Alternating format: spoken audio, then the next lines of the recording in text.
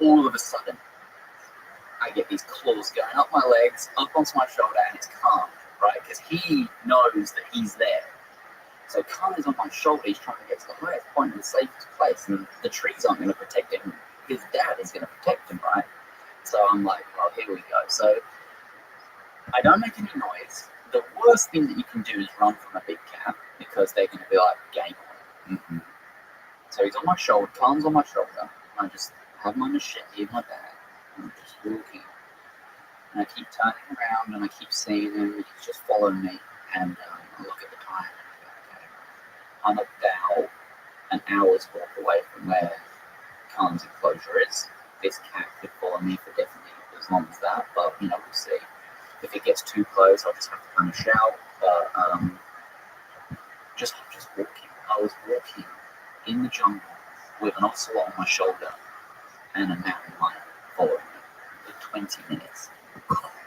And I just remember the adrenaline I had, and I was looking around and I was thinking, he's still there. He's keeping his distance. He's just curious.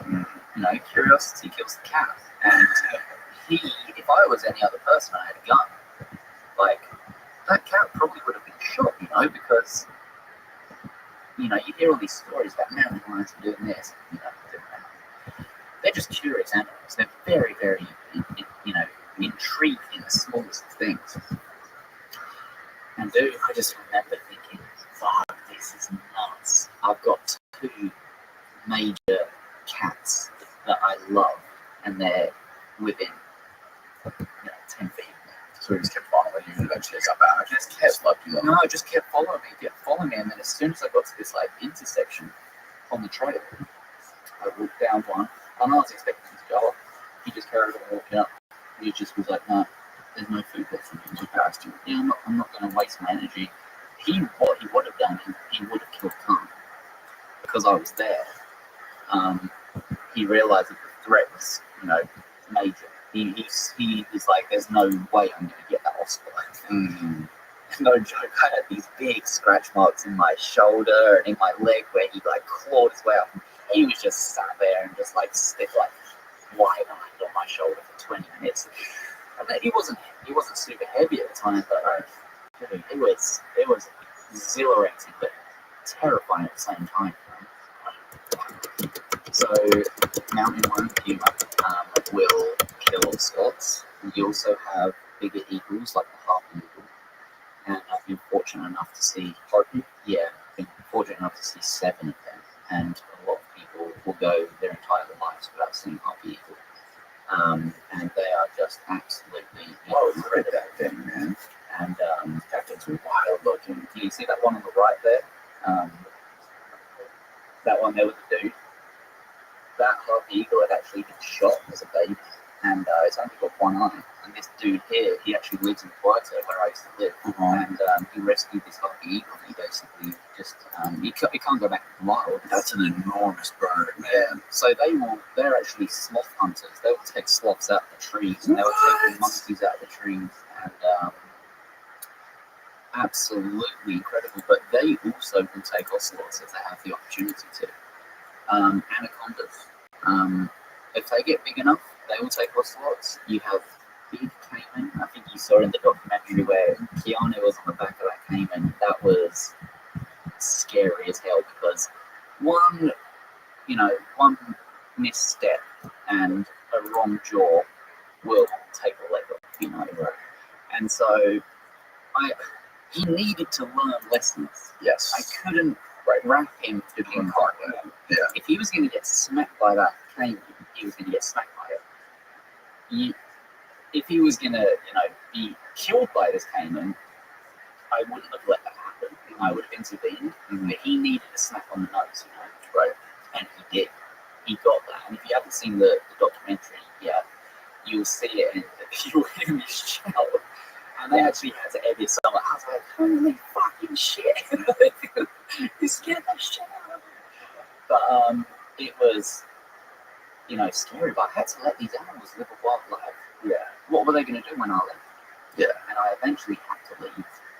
My physical, my mental, there's only so much time that you can live alone in the jungle. You can can do it for a very long time. You can do it, but when you're, alone, not speaking to people, not having conversations, not getting the right medical attention when you're sick, not eating the right diet, all of these things, you start to deteriorate. And I think that, you can kind of agree with me that you saw me kind of like slowly dipping in my mental health towards the end of the Keanu, because I was ecstatic that he was going to be like free, but I was also so ill, so drained, so I was on cloud 9, but the storm was above me as well. It was like this. Were you just scared? Were you dreading the day that he was going to just go out to the wild and not come back and leave you alone? Or what was it about that made you? I was petrified that he was going to go and he was never going to come back. I was never going to get saved by because of death, disease, whatever. But I knew that was going to happen. And my mental state was I was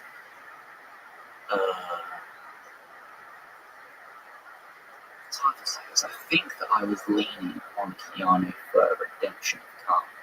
And obviously I don't want to say too much about Khan and everything that went on with that, because one, I don't really like talking about it, and two, I want people to kind of like read into the story a little bit more. I want people to know about Khan. I want to know about how Keanu helped me get back on my feet after Khan. But I did not want to be the failure that I was with Khan, with Keanu. I think that was the biggest feeling of fear inside. Well, it wasn't really all what happened to Khan, right? No. First of all, I had no idea that people set up trigger traps with shotguns on trees. What is that about, and why do people? Who puts those things there? Anybody who wants to try and get a quick meal when they're cruising the river. So they're essentially shotguns that are mounted to trees at a low level with like tripwires. Is that what it is? Yes. So the one that he initially, the one that he had found was this kind of makeshift piece of shit that was a metal hollowed out bar with wood and a mouse trap. You basically put the shotgun shell into the metal bar. The mouse trap is set, and the nail, which is attached to some fishing line, is basically the hammer to set the shotgun off. And so the fishing line basically goes across the top of the what would be the scope, and it's set across a trail so that when an animal or when a human, because I almost got hit by that, I was only about 3 feet away.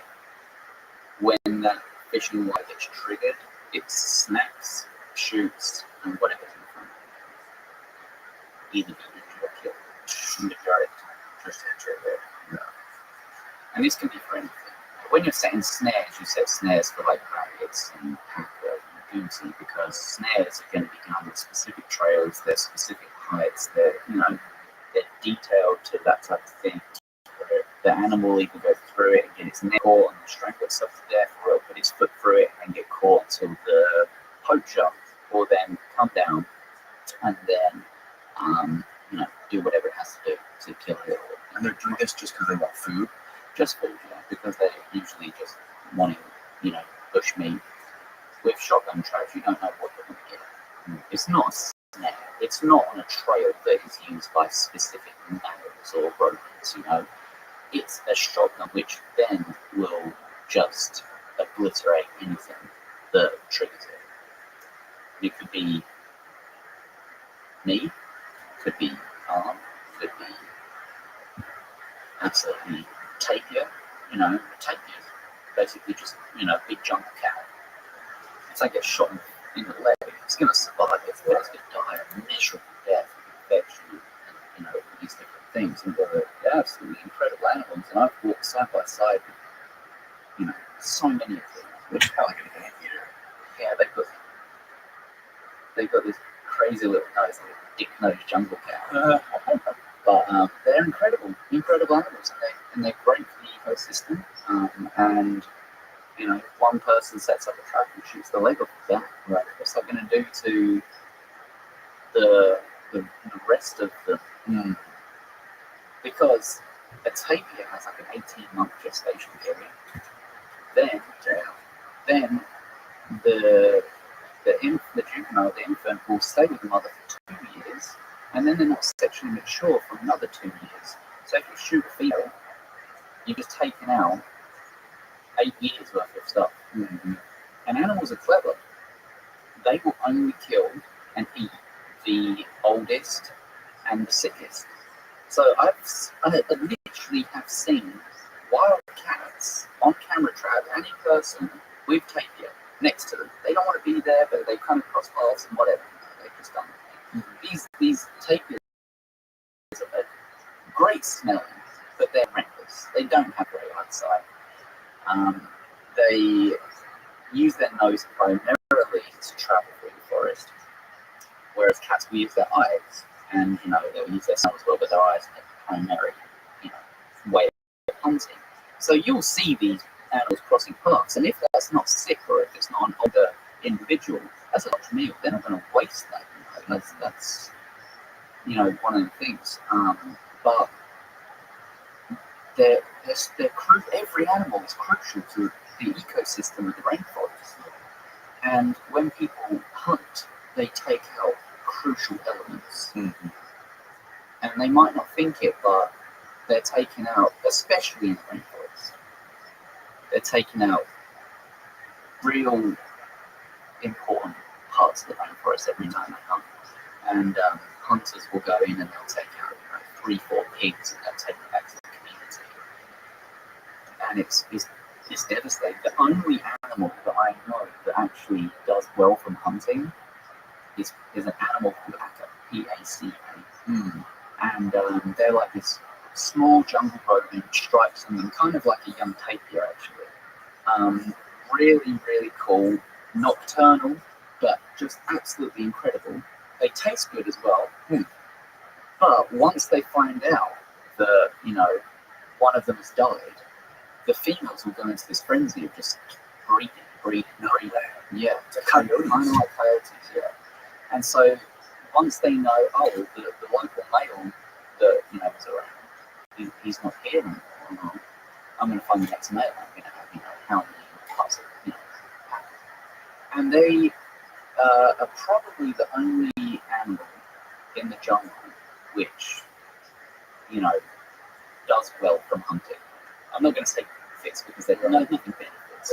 That's ocelot food and that's jackfruit, but they do well in a way. It's so strange, man. It's like out of all of the wildlife in the Amazon, there's nothing remotely close to humans, right? I mean, even in the world, right? I mean, you got primates, you got monkeys, but it's still so far away. Yeah, it's like we don't belong there. No, we are this incredible thing, but we're also the cancer of the world as well. We don't fit in to the ecosystem. Not anymore. Right. We can't. One of the things I actually love is like watching survival shows like a lot. And just seeing these incredible men and women that go out and they try to survive in a cold environment and they just cannot. And they do well. Don't get me wrong. Like there's people that survive 100 days of whatever. But we so need our creature comforts. We so need our homely kind of like comforts to thrive. And if we weren't clever enough to make a table or a chair or a microphone, where would we be? Did you run into any uncontacted tribes down there? I never ran into any, but I know that I was in the presence of some. I found an arrow once, a 6-foot arrow, and I was doing the cart, so with cart, And I remember like waking up one morning to like this boom, and I was like, what the hell is that? And I was pinpointing it to like this direction from where it was, you know, and it was just like, it was like 10 minutes ago, like, and I know the capuchins will like break castani nuts onto the trees and they were doing these things, but this was rhythm, this was time, this was something that I never got an eerie feeling from a capuchin making a drumming sound, right? Because I just knew that they were like breaking something. I didn't realize that, you know, use tools or they're clever. This was like this eerie feeling. And I remember going out off trail trying to find like where this sound was coming from. And I saw snapped branches across the trail. And when you see snapped branches, you know that it's a sign, don't go there. And then I heard, like, and then I never heard it again. And I went upriver about 7 months later, I think. I went upriver and I was speaking to this local community. And I said, I just have this question, like, I know some of your elders here, they speak the language, or they're uncontacted, and I know they're on the river. Can I talk to you about this thing that I had experienced? And they were like, please, like, let me know. And I was like, this early morning, I woke up and I heard this drumming. It sounded like it was on the buttress of these huge kind of like lacuna trees. It sounded like it could have been a monkey, but then like it was like every like 2 minutes on the dot. And it was like very precise and it was very like rhythm. It had a lot of rhythm. Mm-hmm. And he said, did you hear any other sounds? Like whistling, knocking, any of these things? And I said, well, I could hear something like in the distance, but what it was. He goes, yeah, that's how contact and communicate. If they don't know one another is, they'll bang the roots of the trees to let them know in what direction they've gone. Because what they've done is they've used the stream systems, because at this point it was wet season, right? Mm-hmm. So they've used the stream systems, which are a lot higher, you know, kind of kayak down with their kind of like dugout canoes. They probably found something that they had killed, and then they were telling each other like where they were.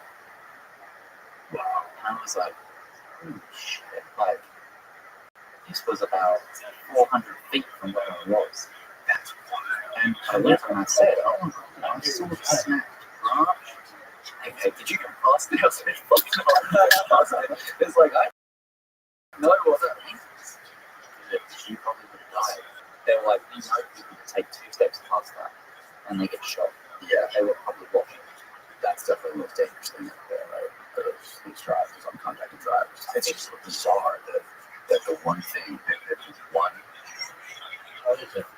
animal species that they will absolutely kill on sight are other humans. It's because we're red. Not because we have machetes and we have weapons, because we carry disease. If we come into contact with them and we have our injections and our inoculations, we have our, you know, COVID vaccines, or, you know, you haven't good for you, but like we have these things in our system and we've taken antibiotics, so we've got past these, you know, infections and diseases. Mm-hmm.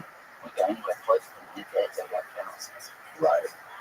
There was a thing in Brazil actually where people were like, you know, the uncontacted would come out and sort of like, look, we're struggling with, you know, with climate change and everything. Like, you know, they didn't say climate change, but they basically said these odd seasons.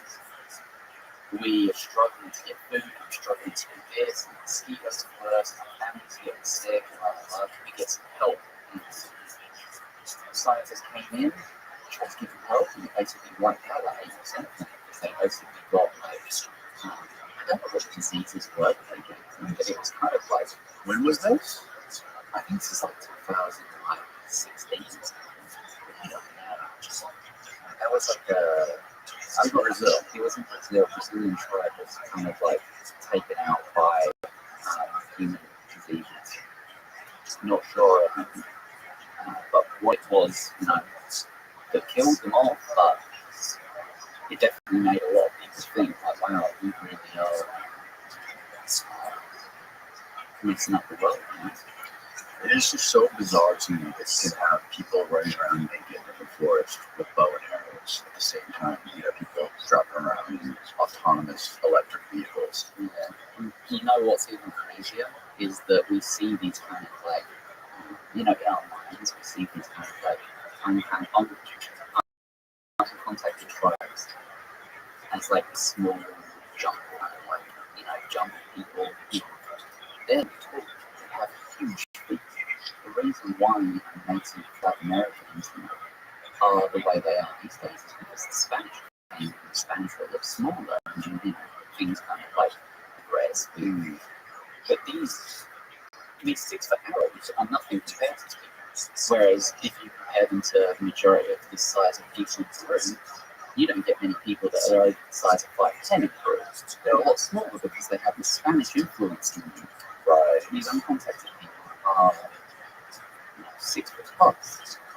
They need to be resilient. They need to be tall to see things. They need to, their feet are absolutely massive. You kind of like there was something as well on a documentary that I watched where the scientist puts foot next to the size of an uncontacted tribe's foot and See, that's something you guys don't have to worry about where you're at. They just don't come around where you guys are in your camps. If they do, I believe they don't see a threat. Where I was with the ocelots is a little bit further downriver. If you go further upriver, there's 2 communities. They actually came from uncontacted tribes, and they know of uncontacted tribes in there. And what they do is they sometimes come in and ransack the place. They'll take their machetes, they'll take their clothes, they'll take everything. And the community can't say anything about it. I mean, they're descendants of the uncontacted tribes, or they're people that broke away from them? Really? And when I was last there were 2 elders that spoke the native tongue. And so when they would be across the river, they would be talking to them. And they were talking about,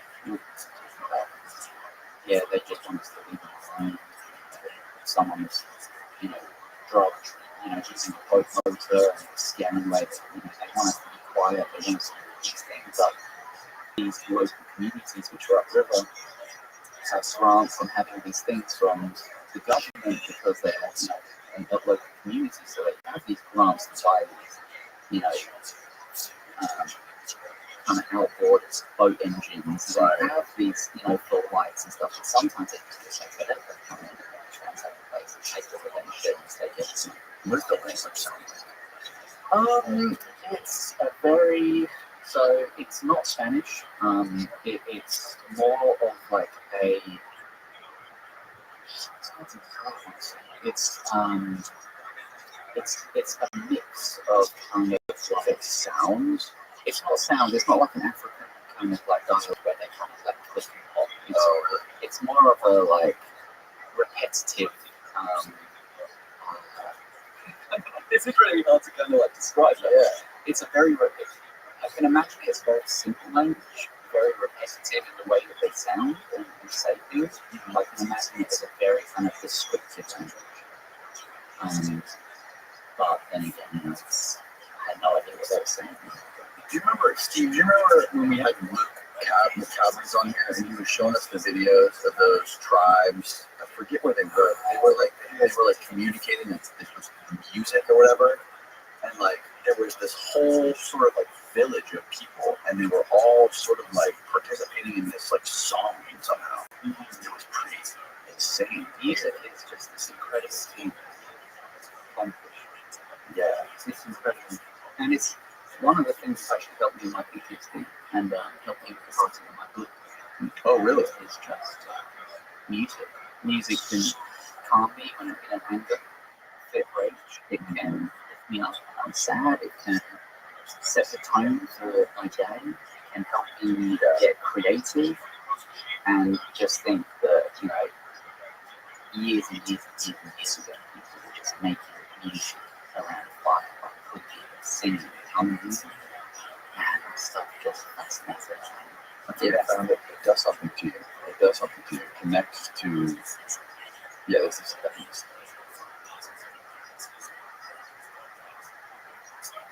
Where are they? South Alpha, South Papa. These guys obviously aren't uncontacted, but That's just beautiful. yeah, It really is beautiful. Like, there's nothing more, sexy than it. It's like this. yeah, I don't know. Brings you to a place where you need to be, or you want to be. You need to help.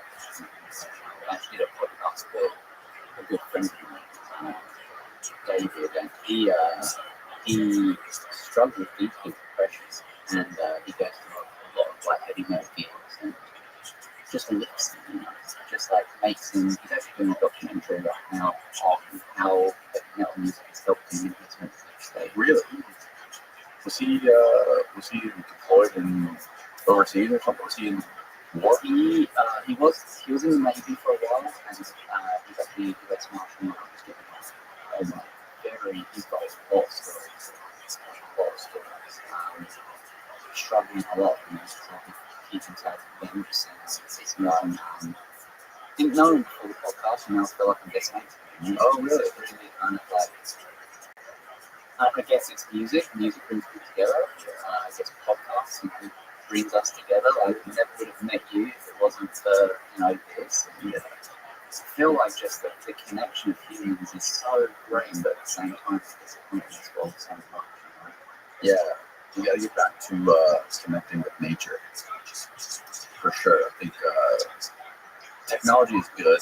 It's definitely good, and we're good at creating technology. But when you lose touch with nature, I don't think that's good. Talking of creations, I actually created a non-profit, and that's about nature. Emerald Arch is a 501c3 based on Washington State. It's our current business.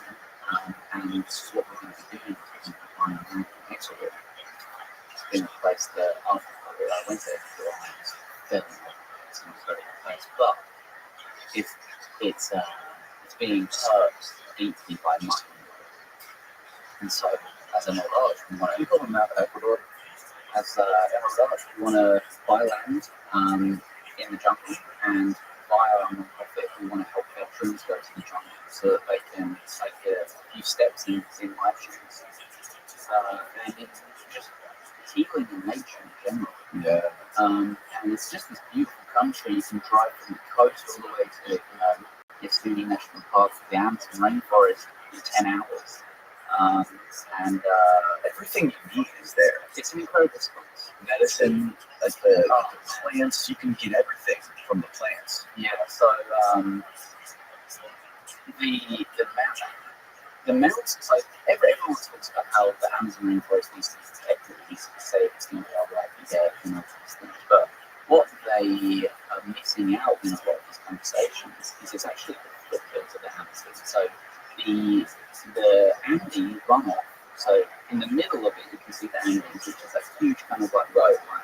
If you go down on the east side of that, and you kind of go into let's go Yasuni, and all these different areas up there. If you go into that, it's actually a tree which are in the elevated parts of the Amazon, which are absorbing way more of the carbon that we're putting out into the world. And so trying to protect all of these little areas which are being deforested because they're in the mountains and they're good for cattle and they're good for all these different things is actually way more important than saving the Amazon itself. Although saving everything is more, is great, but the carbon that the foothills of the Amazon is absorbing is like 50 times more. Really? Because the higher the elevation, because the canopy is so thick down there, and it's just so flat. When you go up in elevation, you have layers which can absorb different.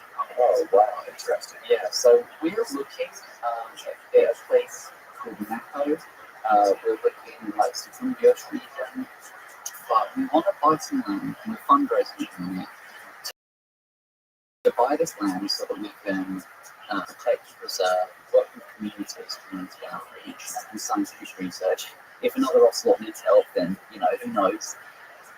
But to take veterans and to take people who are struggling with mental health to the jungle, because I know firsthand that it can save lives. And I know that if you try and protect the Amazon forests, if you try and protect our, our spirit of this world via these trees and via this land, via these animals, we can save so many people. 22 veterans a day in the US on this suicide. If I can change one person's life, I'm a veteran. Right. If I can change 22 people's lives, I've saved a day's worth of suicides from the US alone. And that's not even the UK. The UK has the highest rate of male suicides in the whole of Europe. And is that in general or is that veterans? In general, a lot of them are veterans because, like we work in a factory or they go to war. The UK is such a small place crammed with so many people and not a lot to offer. Male suicide rates in the UK are above what they should be and what they've ever been. And then US suicide rates are continuing to grow. It's one of these things which I think people are just going to try to help as much as we can. It's not just going to be a place where we take tourists. It's going to be a place where there's psychiatrists. It's going to be a place where you can go, you can Google that you're about to commit suicide, and you're going to work through it. Mm-hmm. So you can recruit some of these guys to sort of help with the conservation, help with preserving the rainforest. Absolutely. And I'm also going to work with local people. I don't think that you can do this as a Westerner without the help of the local people. And I don't want to get much of them do the tactical gear, but I think the rainforest and do that. That's an ocelot. Yeah.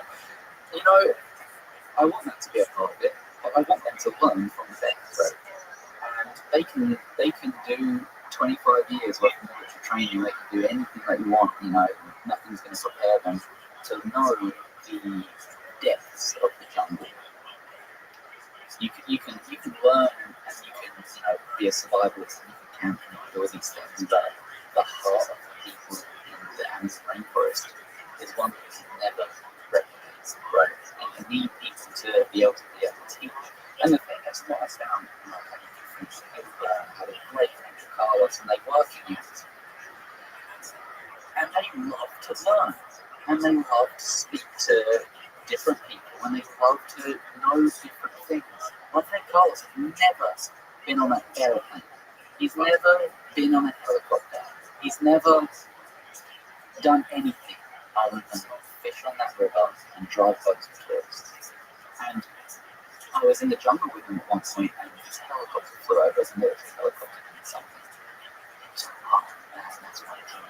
I said, "Wait, you've never been on a helicopter?" Like, just ignorant, Right. So I was kind of joking with him as well, but you've never been on a helicopter? He goes, "You have?" Like, his eyes lit up. I said, "Dude, I was like in 20 helicopters in Afghanistan." And he was like, "Oh, man." And I showed him some photos of me in helicopters, and he was like, "What was it like?" Just you wanted to know. But at the same time, what was I was wanting to learn from him as well. Right. And I would go out in the rainforest, and he would be like, "This is where these crops things." And I'd go, "Oh, okay." And pick one up, go, "Just fucking crazy, why do? Why are you picking one up?" And I'm like, it's just what I love. And I teach him this snake here, it's just this. Thanks for teaching me. I said, "Thanks for teaching me where it was." Give me a big hug at the end of the night. And dude, they're just incredible people. The native people will never, ever be able to replicate that any other soldier or any other person that's never lived there. Going back to when you were working with Keanu and trying to introduce him into the wild, it was crazy towards the end of the documentary. He was like, he would come back, and you were like trying to scare him away and like yell at him and get him to leave. That was sad to watch. Towards the end of that, and leading up to the time when you actually left, how often was he coming back? And did you how accustomed to the wild did he get? And was there still this connection with you that he maintained while 1 foot in, 1 foot out? It's kind of tricky on a documentary to fit, 2 years worth of work or something. So he would go for 7, 8 days. He was on, and I'd just be sat twiddling my thumbs. Okay, next lunch, he's not come back. Sorry, I'll check the phone. It's night time, we're on a walk, and see if I can either see it or find something cool. You got like cameras out everywhere. Yeah. So I was like, camera traps up. And he'll come back, and then he'd go away, and sometimes he'd come back skinny. And it was like, he's not done well. So I would go out with him, and I would hunt with him, and I would kind of look at him, I'd give him a few eggs, and I'd find a rat, and I'd absolutely just destroy the rat, just, give him what I could. And as soon as he would kind of fill up, I'm like, there's one of my Instagram, I just see a photo again, kind of like face to face. He seemed a little bit more clumsy than Khan. At least in the documentary. Yeah, so Khan's kind of like that. But the thing is with Khan was very vocal. Okay. Whereas Younger was very much like, kind of like hit. Right. But we would kind of just lay together and hang out together, and then he would then just kind of, somebody actually did this really cool, and I would walk back. And then I would be like, going by 7, 8, 9 days, and I got to a point where I was losing my mind because I wasn't doing anything with it. Right. So I was like, I need to move on. Yeah. It's way down there.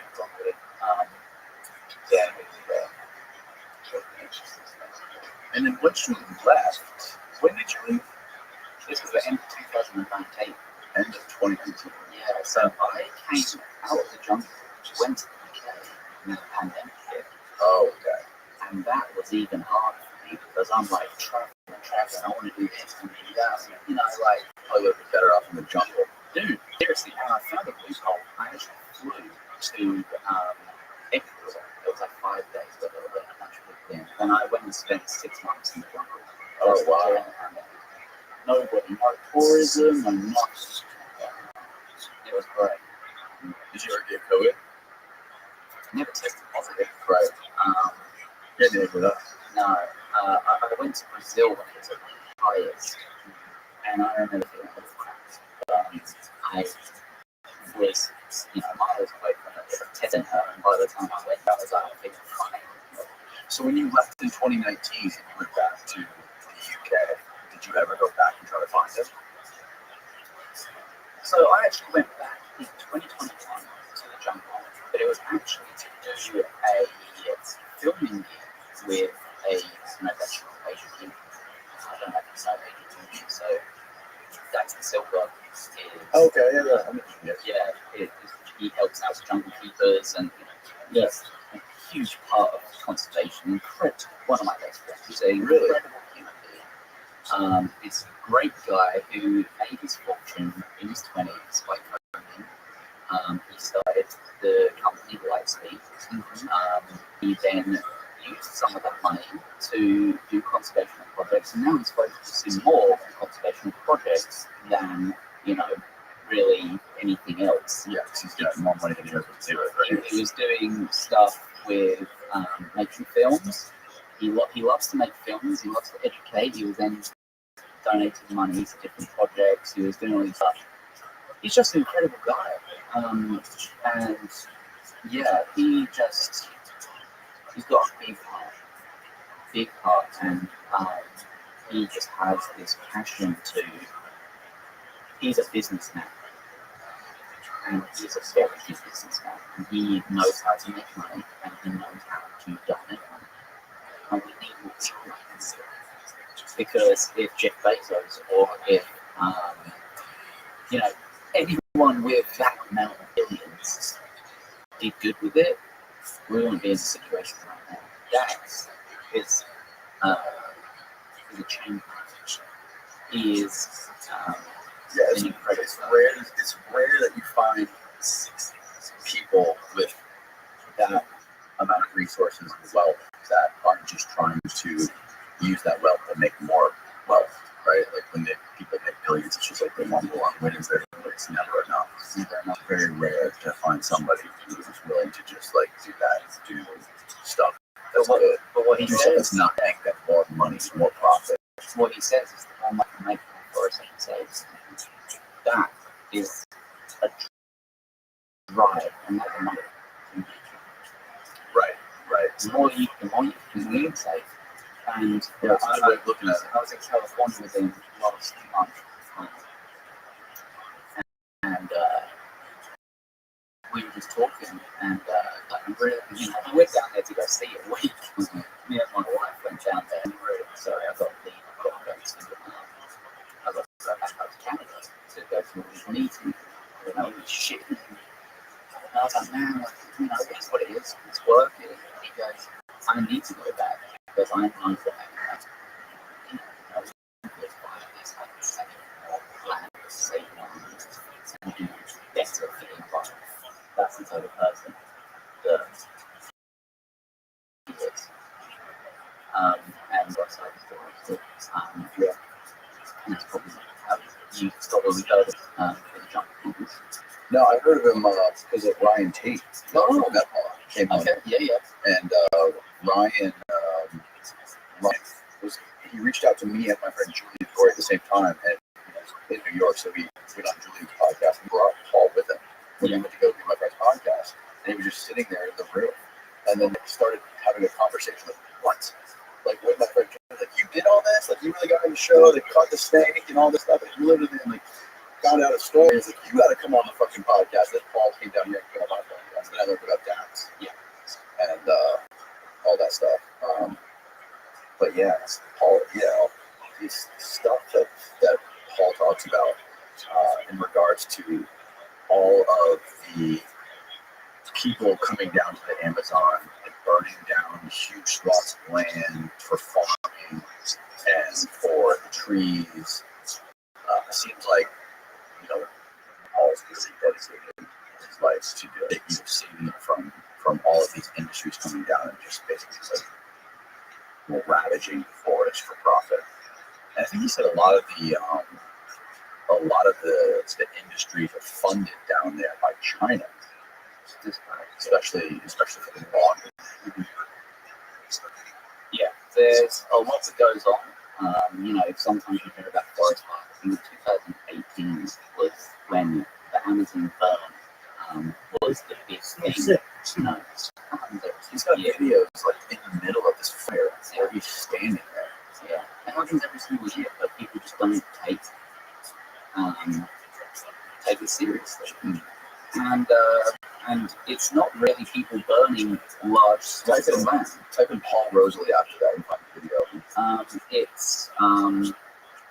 It's people burning small bits of land, right? But then it's so dry because of the droughts that everything else catches fire and it just kills off so much.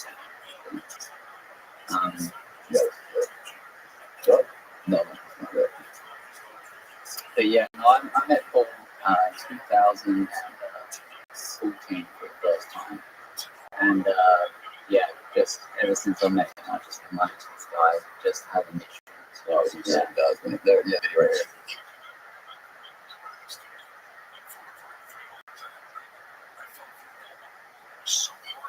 He's such a camera slut. Dude, he is. Man. He's like, I'm just going to take my top off and my nipple going to sweat.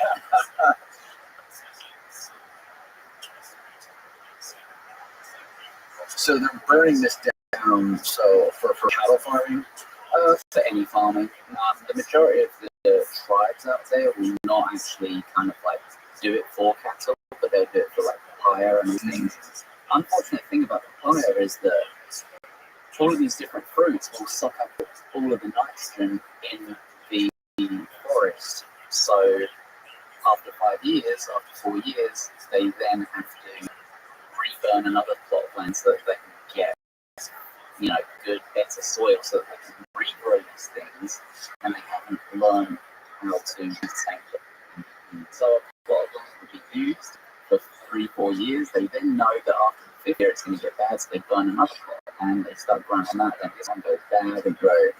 It's just a bad start. So yeah, it's unfair that people are, you know, a part of. It's crazy the people that are doing this are destroying these rainforests. The people that are like boots on the ground cutting these trees down are the natives.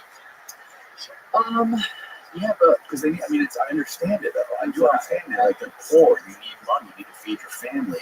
It's the easiest way to make money. It's education. If you don't know what your effects are, what the effects are that you're going to be doing, you know, like it's. But if I'm poor and my kid's starving, I don't give a fuck. Exactly. I want to feed my kid. And that's why I've seen people hunt monkeys, and I've seen people hunt different things, and I've seen people cut down trees because they want to put food on their place for their families. That's it.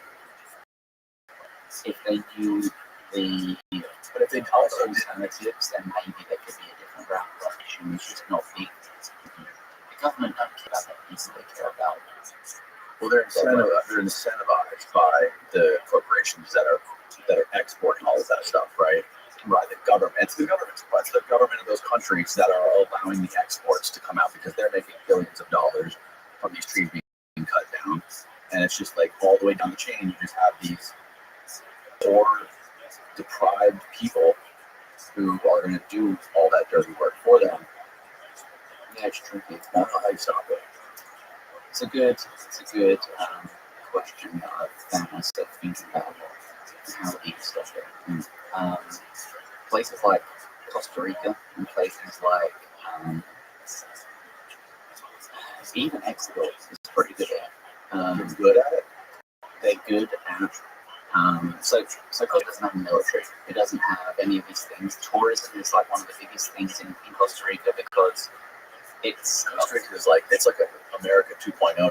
It's great. When I was last there, actually, I shouldn't say that. A lot of the stuff there is owned by Europeans.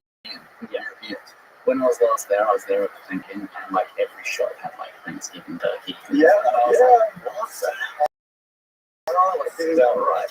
But they use tourism as a way to protect, because if they influx of people that come in and want to spend their money to go see a sloth and to do all these things in a natural reserve, and they have guides and they have these people, then they're making more money from tourism than they are from selling their tourism. Right? What other countries haven't figured out yet is how can we make money from tourism in these huge places. Because Brazil, I don't know how many Costa Ricans fit in Brazil, but I can guarantee it's about 30 or 40 at least. How do you protect everything in there, especially when, you know, that's where they get all their money. They get all their money from beef. A lot of the beef that comes up to the US is from Brazil. And where are they going to where are they going to have them cows? Well, Brazil is predominantly forest, so they're going to have to slash and burn the forest to then have these cows, so that then they can send it to the US, so then they can get money. But if they were able to bring people from the US to Brazil for tourism that made more money than beef, that's when it would happen. And I'm not saying that, go vegan or anything like that.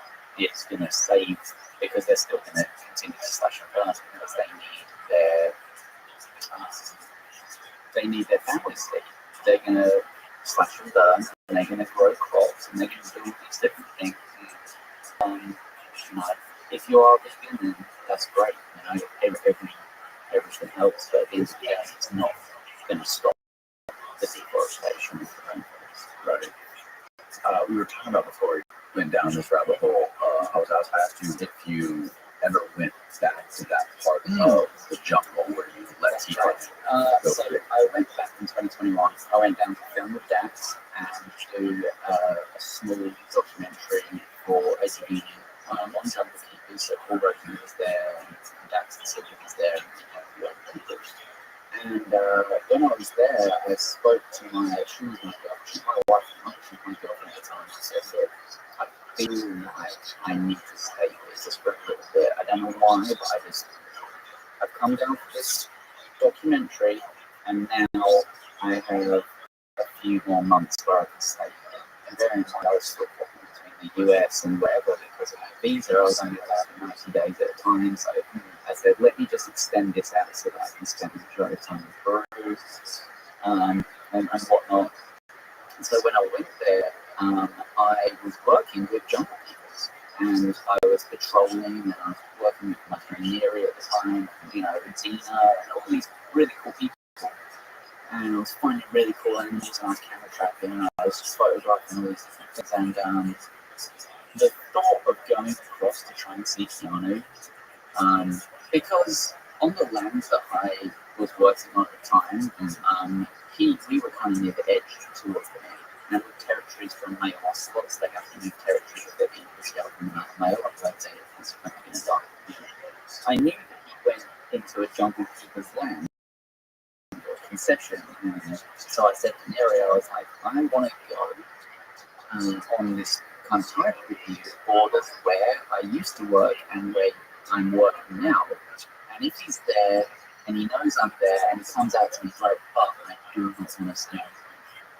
Because if I go there and I start going, start growling towards him and all these things, like, hey, I've got eggs for you, I'm potentially putting you back into this production. That's if he's still alive. So I did everything I possibly could to make him as wild as he possibly could be, so I hope that he's still alive. And if he's not, he has offspring somewhere and he's gone on to do it. I did not want to jeopardize the fact that I had done all of this work and I had said the hardest goodbye I've ever had to say, to then just kill that scab off and be like, I'm back. Like, hi, and he's like, you got any fucking eggs, dude? And I'm like, I'm tired. And so it was a hard decision. I wanted to call out his name so bad. But at the end of the day, I was like, why should I do this? Right? That is for it's a good reason. Or am I going to jet onto it? And I what I do was the one thing. You see people who these animals kind of fly back. I didn't know where Keanu, when I left out, those are ferocious. Like, I have scars down, these ones are so restricted, but I have scars all over my arms and legs from someone, just, if he wasn't happy, if he was, just in a bad food or wanted food, or I got in the way of him, he bit me so hard through the leg once that like there was a trapped nerve for like 3 weeks and I couldn't get it and it just kept bleeding. It was in the jungle, it's a hard thing, and I've had diseases, I've had leishmaniasis, I've had dengue, I've had I've had so many, and I've had all these horrible things, but being attacked by a wild animal, because he at this point he's wild. He isn't just this little kid. Is that him right there in that? This one is that's fine. Okay. Keanu is the pattern of oh, they do the pattern of that. I took a photo. He was sat on that just perfectly on the trail, and I just got up on it and snapped the photo. And I was like, it's really cool. I really like how it's kind of like unique, but at the same time it's camouflage, and I love the color of the orange and the leaves and his orange with color. And while I was in the jungle, I had so much time to think about my tattoos. I was thinking, I'm in my backyard. My stomach is a little bit. And so I was like, should I continue with the rings on the back? Should I get the devil rod? Should I do all these different things? And I was like, I could do that. It's a bit geeky, but I could do that. And then I just remember just continuously looking at this photo and being like, I want to replicate that. It goes from the top of his head down to his tailbone. I have that space. Like, why don't I do it? So when I got back, my big friend Brad, he was like, well, I guess we're doing some spent 6 hours just blacking out. Yeah. I got to go real quick. Take a quick break. Yep. Have you ever seen the videos of people on Instagram that like those big wild cats in their apartments? I think with my algorithm, thank you being wild, I've only come across like a few of them. There's like some I don't even want to tell me like but he's this like handsome looking kind of dark skinned dude that basically just has like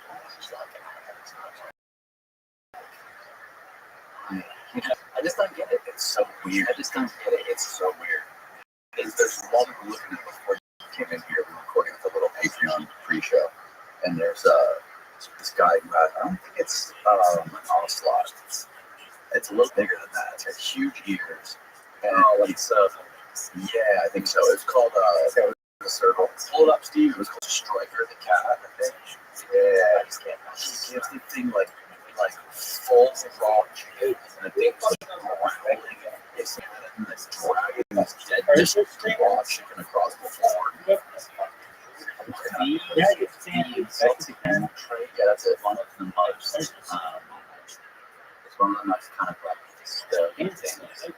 Especially if you kind of like look at Africa and look at what they're doing with ivory and paintings and all these different things. And then when you see like this animal here, it looks to some degree healthy, it looks to some degree like somewhat content, but it's in the wrong place. It's in a fucking apartment. Yeah, it's in the wrong place. It's like, why? And the majority of people that have these animals will declaw them. So they'll take their claws out and they'll grind down their teeth. The ocelots that were captive in Peru, that would be in people's homes, they would rip the nails out from their nail beds and they would grind their teeth down and they'd be just chained up and they'd feed them like rice and whatever. How depressing is that animal's life? Like, it's just. But the thing is, idiots online will look at that and be like, that's fucking cool. Right. I want to get one. Right. And it's like, you are a part of it. Yeah, I was trying to figure out like, what kind of person wants this massive fucking wild animal in their house that it's not anything like a house cat, right? This thing, it's super inconvenient to have this thing living in your house, feeding it raw chickens all the time. Yeah. It's either just like an Instagram thing to like get social media following, or like, well, how many followers does that thing have? It's got billions, I think. Go back to that page, Steve. Click on the yeah, right there. 800,000. 812,000 followers, and that's 812,000 idiots that just vicariously living their exotic animal. Or it could be people that are just like me looking at this, and I'm like, what the fuck is wrong with these people? And I'm sharing it. I'm like, look at them. I said to my friends, like, look at this. How weird is it that these people want this thing in their house, that's hissing at them and like growling at them all the time? And it's wrong. But it's that sense of superior kind of like feeling. Right? Isn't that what it must be? Why would anyone want a tiger or a liger or anything? It's because you feel like you're better than everyone else. Yeah. And it's just oh my gosh, the pumpkins are full of chicken pieces. Eating it raw. It's like real presents. Mm-hmm. Gosh, so hissing at them. So it's so funny. God. So yeah, I wanted to ask you, how did you meet Andrew Euclid? Yeah. So I was down doing the car project, and Andrew came out. He was on a quest to catch so many things. Like, you just wanted to catch him. Oh yeah, just wanted to catch him, film him. You know, this was when like his YouTube days were kind of like sliding off the edge, but he'd just gone through all of that crap with the network, where kind of like getting through episodes and basically so he came out and he was like, I tell you, Harry, don't fucking trust an American, don't do this, they're all fucking, you know. He was a loose human at that point. And I was out there doing the Common Project. He was out there because he had spoken all I believe and just like, yeah, come out and, you know. So I just lived with him for like 3 months. And I helped him film, I helped him with different bits and pieces.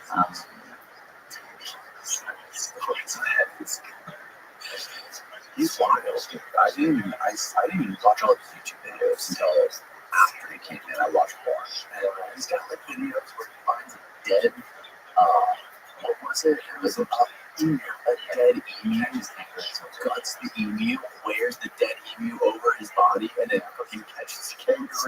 honestly, like, as crazy as he is, he has a heart of gold, and I love him to death. But some of the things I've had to go through with him, like, the first time I went to, so I met him in Peru. You know, we did a bunch of filming, we did a bunch of stuff. Then after the loss of Khan, I needed some rest. I needed to get away from that place of toxicness. And I messaged him, I was like, I don't know what to do. He's like, I'm good. I'm good. So, okay. So I flew out to Australia and I spent 6 months in Australia. I spent about 3 months with him, but for the rest of it, I just basically used his truck. He had to go to Thailand. He was like meeting some girl in Thailand, and he just got his foreskin cut off or something like that.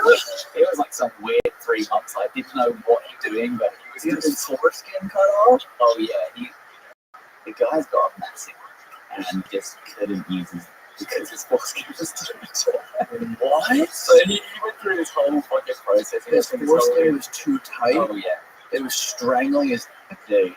And like there were so many times where I'd go into the truck and I'd go get something and he'd just have like a flashlight just like hanging out and I would like drop on me and I'd like a flashlight. Dude, the guy is a sex addict. Oh my god. But he's not just an animal like he's an animal but he dude, I spent so much time with him and we went we did everything.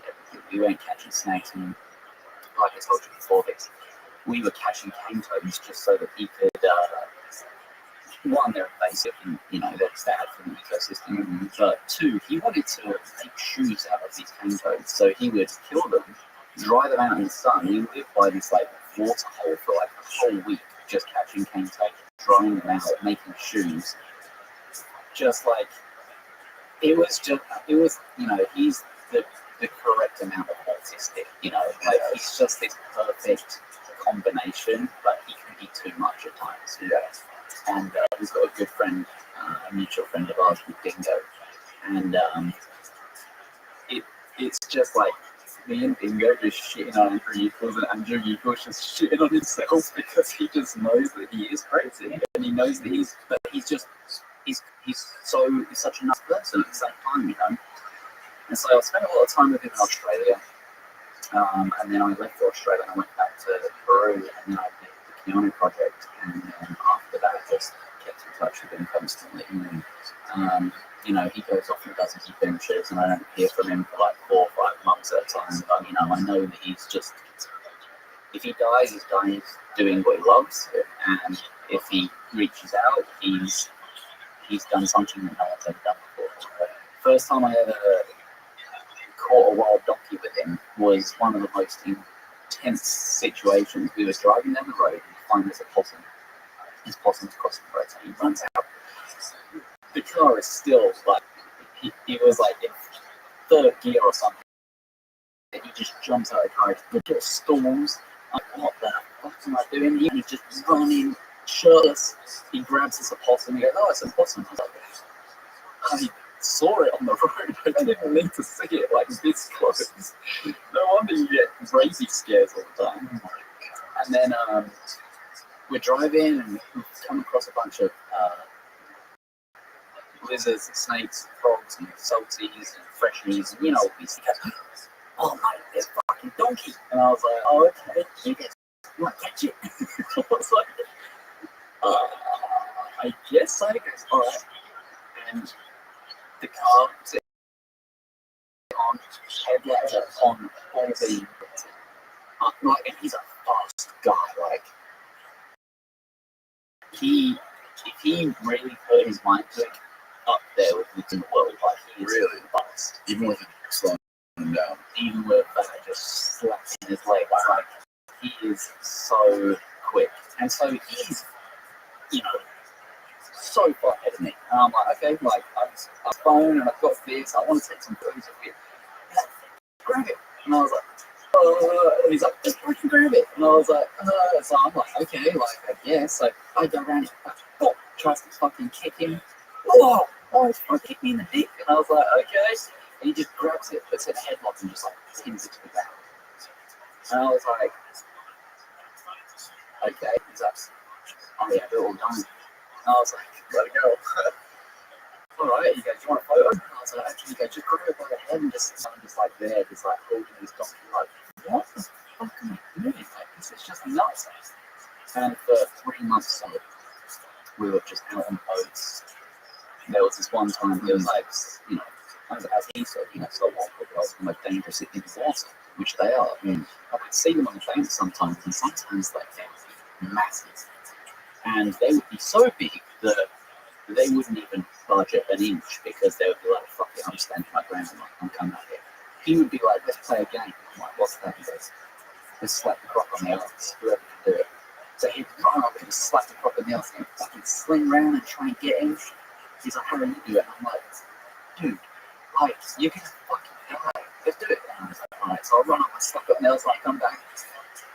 Like, you're nuts. So he's a fucking legend. The story about it that he told me on a podcast about him staying all night trying to catch a honey badger. Yeah, for like 2 days. For like 2 days, no cameras. He wasn't trying to make a video or anything. He just really genuinely wanted to catch a honey badger.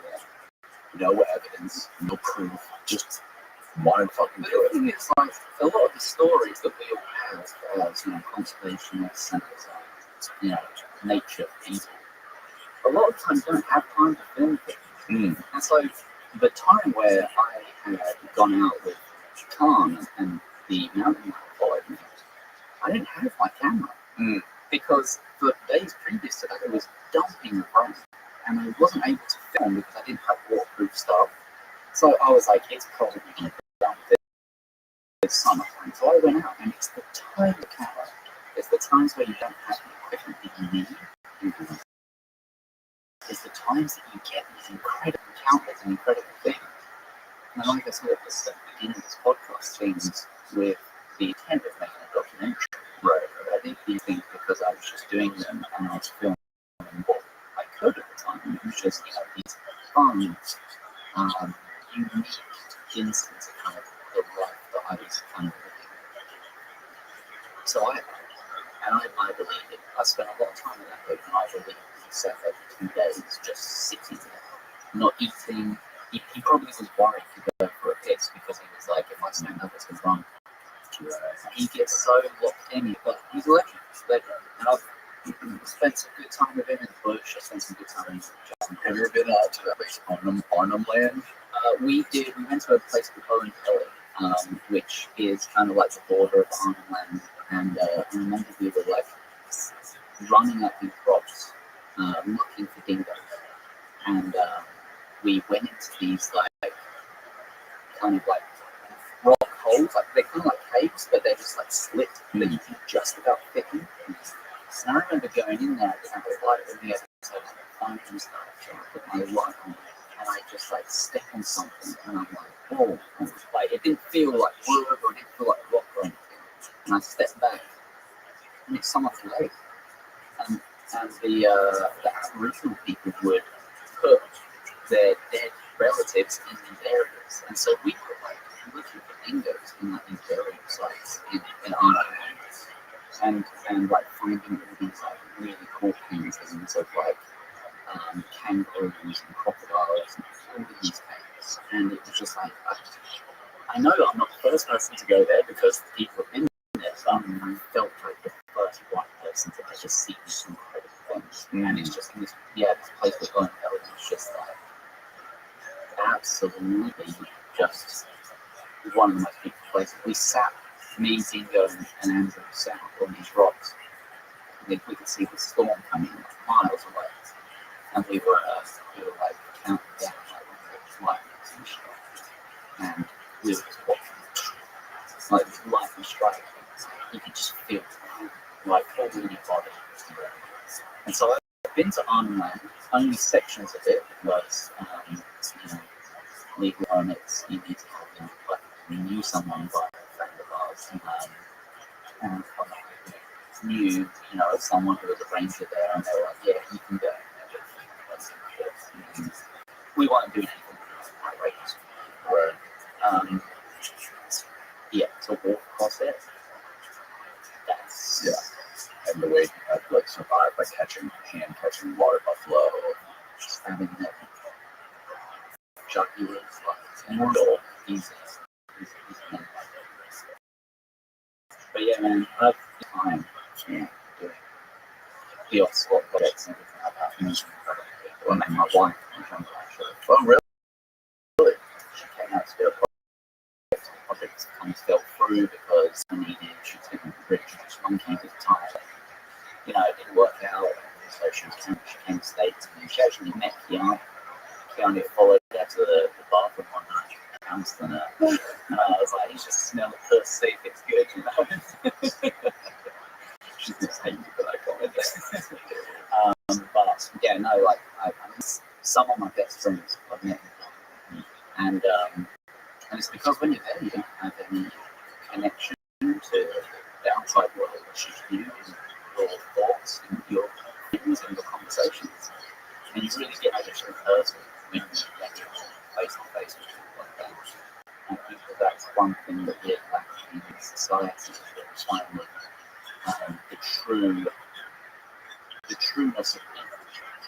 When you're constantly behind the camera, and you're constantly in front of the camera, and you're constantly posting things that aren't true, and you're constantly kind of like trying to be there and it's really in the jump, you don't have anything like presentation. How often do you remember? At the minute, because I got married, I'm in the middle of like an income, so I can't actually go anywhere on my visa apart from inside the US. Oh, really? So I've just been doing a lot of trips, a lot of stuff. Kind of scrolled up and down and trying to do like Florida and some trips that I've been taking. Okay. Living in the Pacific Northwest is pretty difficult for my mental health because it's cloudy all the time, rainy all the time, you know. So move to Florida, man. Oh. People said that this is Australia 2.0. Oh, it is. It is. But I don't know. My wife loves the family she's got there, and I love her family. Fantastic. And they're just Pacific Northwest through and through. And I compromise with her and said, when I get married, if I need to get away from the Pacific Northwest, I can go on a trip. So I go on a guided trip, I can go to, you know, these things. And yeah, I get to travel a lot during this time. But once all of their hotels, but once my visa's through, and I'd like to do these different things, I'll be thought about this thing. I'm planning on doing 6 months in the US. Yeah, but for now, I'm just kind of doing some stuff here. I have a project actually in the Everglades where I'm camera trapping for hunters. Oh, really? I have a project in Peru which I'm helping with a friend of mine who is camera trapping down there. So I've actually cameras down so that I can do camera traps this trip. I actually fly back in 5 days, and so for that, I'm just going to be out catching snakes, photographing snakes. Really? By yourself? You got a guy actually that lives in Henry County who has also spent a lot of time in the Everglades. His name's Sean McHugh. He's one of my best friends, great guy, and he lives and works with the Seminole community in Henry County. He says anytime you come down, stay with me. So every time I come down to Florida, I was going like this, and we go out and we catch up things, and you know, just reminisce about all the things that we've done. And he is an incredible biologist. He's worked with Florida Fish and Game. He's done a bunch of stuff with that. He's now working with Seminole communities. He's working with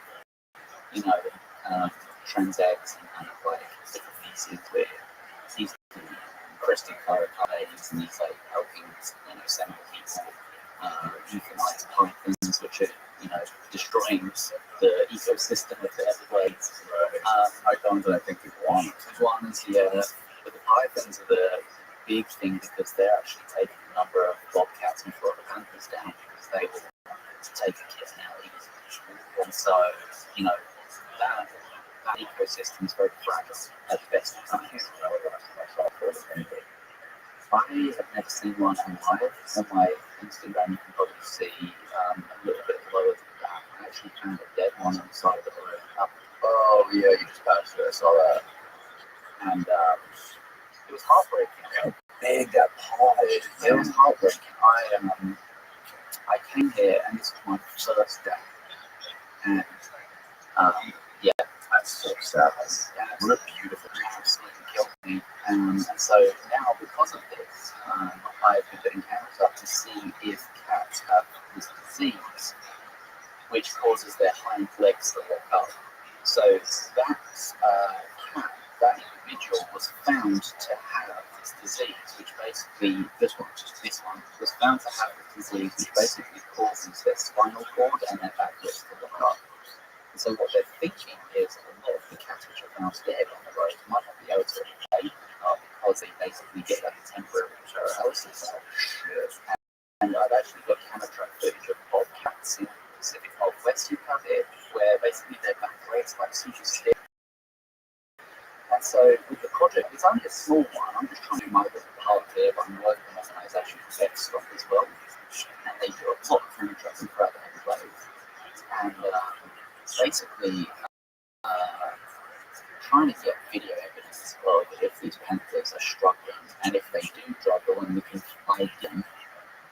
Florida panthers are very hard to ID because they don't have any rosettes, they don't have any cats. So you can't ID one from the other very easily unless it's a female, size, injury, scar, oops, a few things. If we have as many cats filmed these animals as possible, then we're hoping that we can, if one gets hit by a car, did it like this? Does this, What are they getting this from? I couldn't tell you how it's transmitted from one No side. idea, no speculation. Could be in their genes. There's also, I think there's a few videos on this where panthers that I put on my camera traps. Florida panther? Florida panther, maybe. Yeah, there's a panther on the right. Oh yeah, I got my camera trap. I got a video of this female. I just have, this. A lot of people come to the Everglades and want to see a panther, want to see these things. I don't know whether it's my time with these cats in the jungle, but I came down for the first time camera trapping. I put a camera up in 3 days. I got so bad. I knew where to put the camera because I could smell where the cats were. I'm not joking. I could smell where they were. They mark their territories one time, and the smell of a cat's urine is, and if you go to a house or friend's house or if you cook catch, so you know their urine is very, you know if you leave it, carries this smell. With cats in the wild, their smell is just, you can hardly smell it, but when you get into it, you can kind of like, and I was tracking these tracks for a while, and I knew it was true because I could just smell that there were cats in this area, and I've had 5 different individuals walk past this one cat, and there's only about 180 to 200 cats. 180 to 200. That's the roughest. All in Florida. Well, Florida panther is the subspecies of the North American panther. Okay. Yeah. And the main thing that's taking them out is the python. The main thing that's taking out the adults is collisions with vehicles. Yeah. The main thing that's taking out the cubs is most probably the pythons. A guy named Carlton Ward. Yes. He's got some incredible photos. He made an incredible documentary. Pull up his Instagram, Steve. He lives like 5 minutes away from Yeah. me. And yeah, he's been a big shot photographer around here for a long time, and he's a surf photographer. I kind of fanboyed a little bit when my video of the panther was dead on the side of the road was getting all these views, and he followed me and reached out, and I was like, Really? that is something. Even though I do the whole social media side of things, keep scrolling, it really is this incredible thing where someone who is so prolific in what they do reaches out and looks at what I've done. It's a good feeling, even though it's a horrible thing. But yeah, he made his documentary, and he's done some incredible things with Everglades. What is that right there? That looks like a scuba diver. He's probably under the water in the Oh yeah, look at that. What a wild photo. It's a manatee photo. Yeah. But yeah, and there's a lot of things in Everglades which I would happily pay for. Yeah. I would. And oh, I know. That's an expensive trip. But yeah, while I can, I'm here, and I last time I was here, I found this being so decent. Wow, look at the freaking head on that thing. Yeah. But yeah, I've come down here as often as I can because the park like it's state. It's like on one night I went out 2 or 3 hours and I found 11 snakes in 2 hours. I was looking for snakes. My main reason for going to the jungle the first time was one, suicide, but two, to do stuff with reptiles and amphibians. So I lived where I travelled to Arizona. One of my friends, Rob Walker, is actually coming down from Arizona today. I'm picking him up from the airport, and it's going to be in 4 days. Like looking for snakes. He's never seen an alligator. He's only lived in like California and Arizona, and he lived in Germany before that. His dad was in the military. But he's only ever lived in states where there's been no crocodilian species. So he is just ecstatic to see his first alligator. And so, have you ever been bit by a snake? Oh yeah. Really? Yeah. Really poisonous? I've never been bitten by a venomous snake. I've been bitten by a rear fang venomous snake, which basically it can kill people, and there has been cases of people being killed by rear fang venom. But the majority of the time, that venom is used to basically decompose the harder scales of lizards and fish that they eat. So the venom and the toxin that they put into the human body isn't necessarily enough to kill them if you're a healthy person, but if you do get anaphylactic shock, you can get and then with non-venomous snakes, we get multiple times. But I have this respect for snakes, and I'm not going to jinx anything, but when I see a snake, I can kind of tell if it's in a good or bad mood. It's a really weird thing, and so I know if it's going to be in a good or bad mood, I can keep my distance or get as close as I possibly can to it. And with my photography, I actually use like a wide angle, so I have to get pretty damn close because I want to have like the kind of backdrop to it.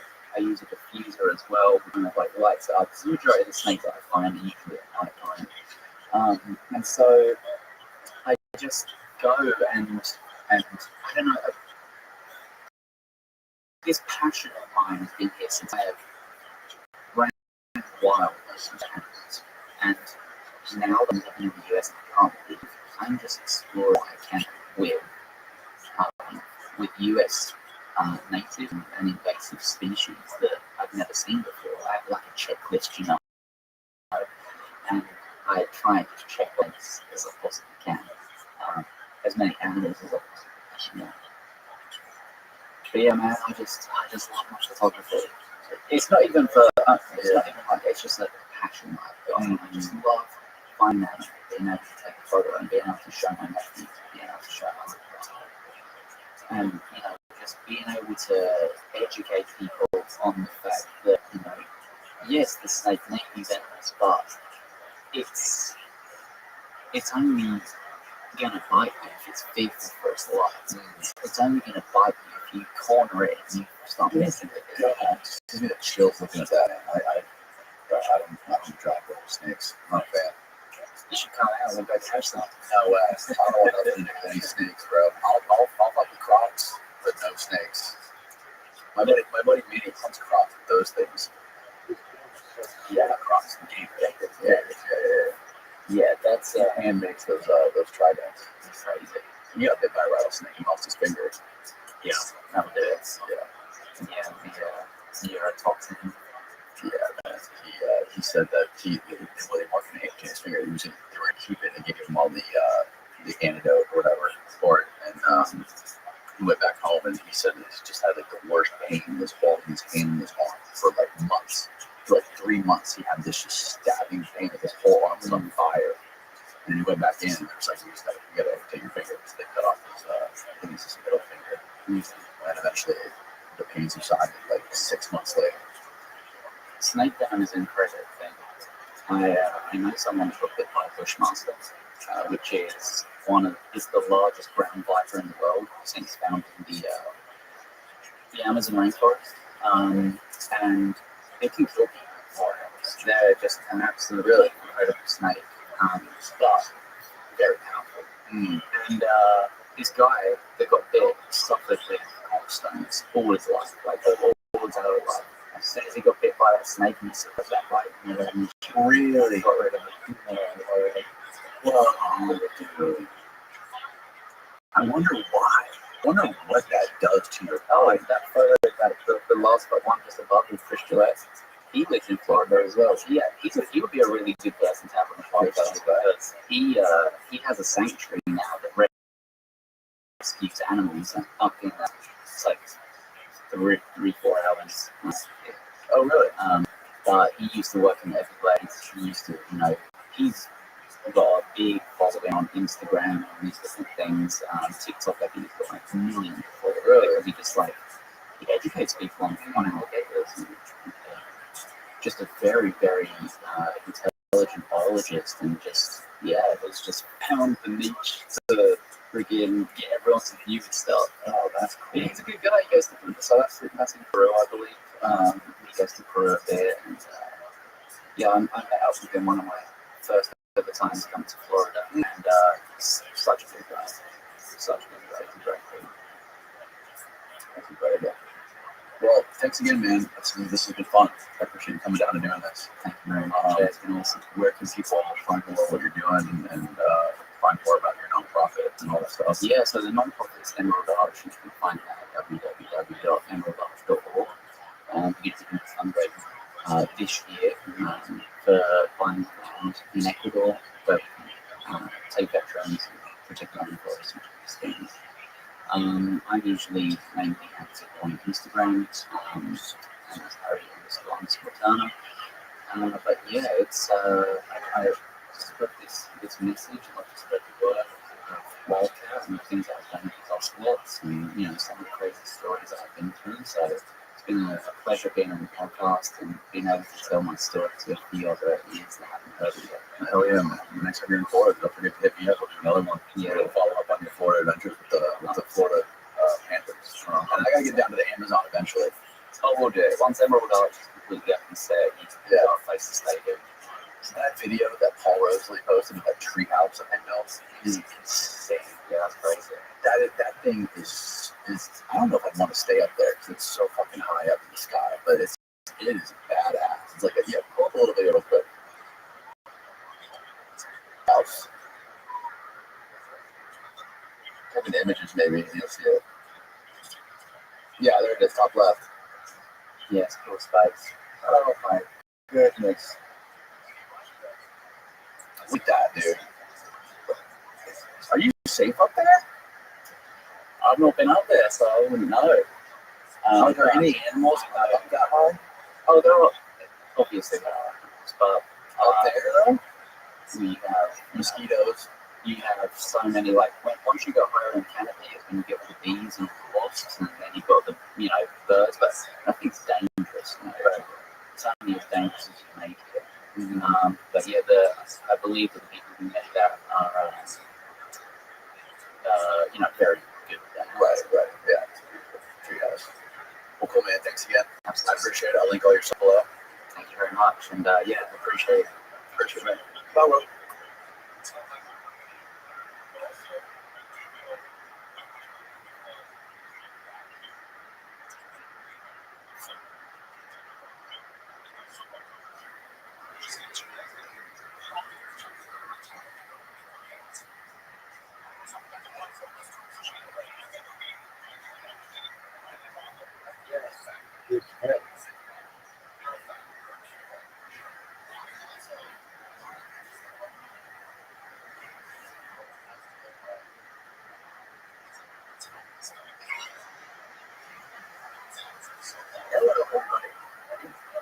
If you don't know who Rick O'Barry is, he is a legendary dolphin actor.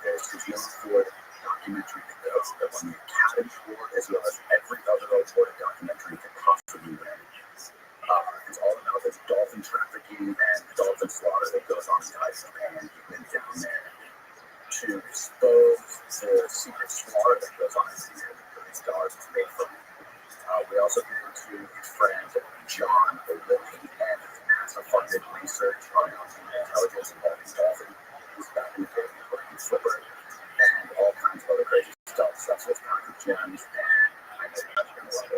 So please hammer that subscribe button below the video if you haven't already. And enjoy the show.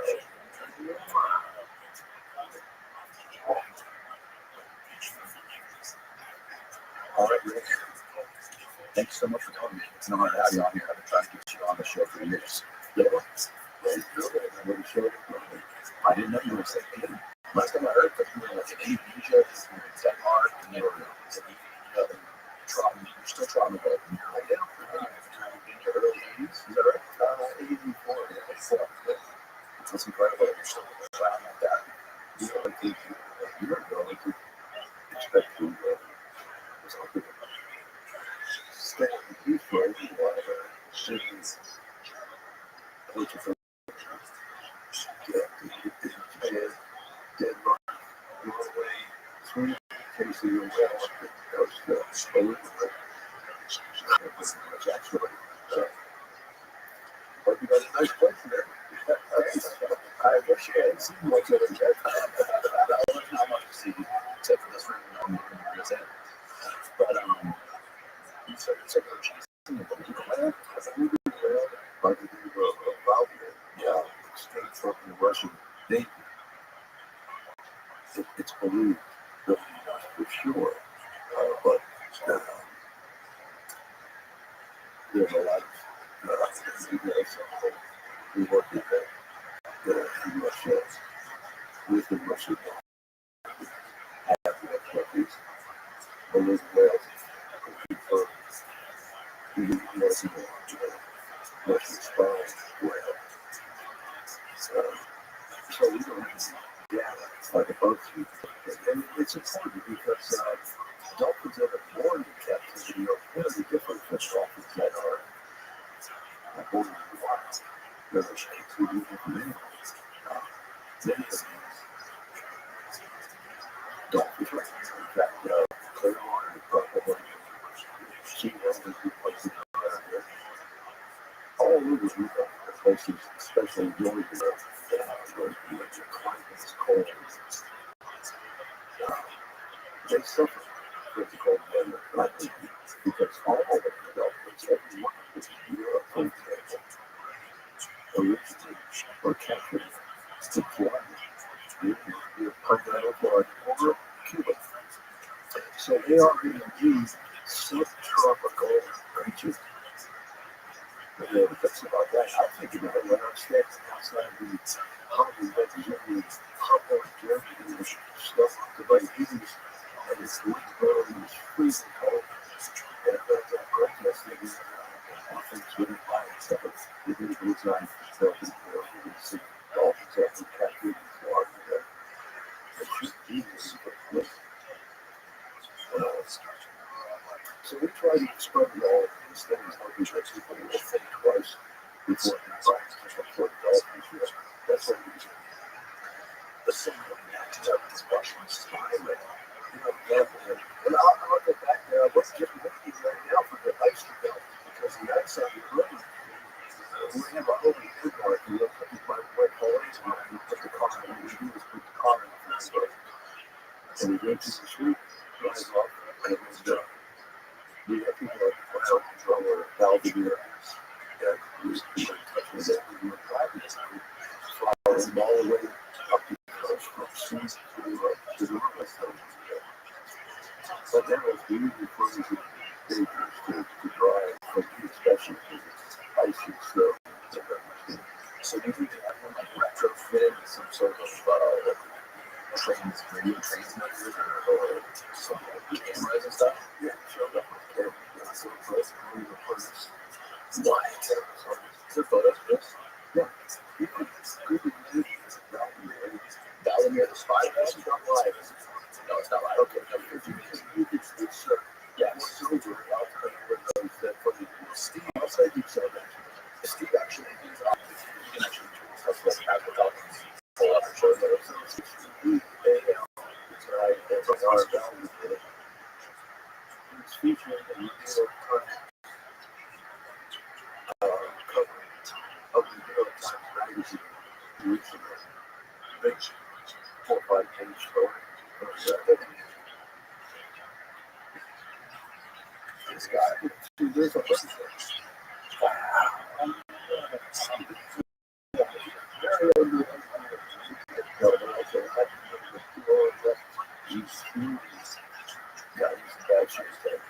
That's when people left.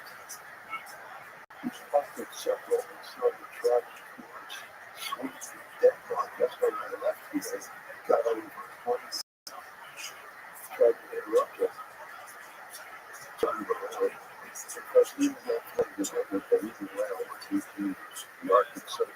Starts having the evacuations from the long direction. That's so sad. Yeah, and he was the president. But the Dolphins have worked with that. Our Dolphins are with us.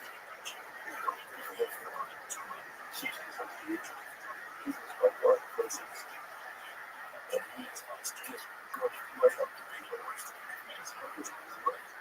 And my fear is it's going to be transferred to the north of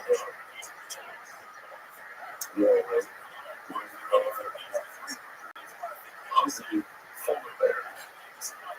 And so it's all right now.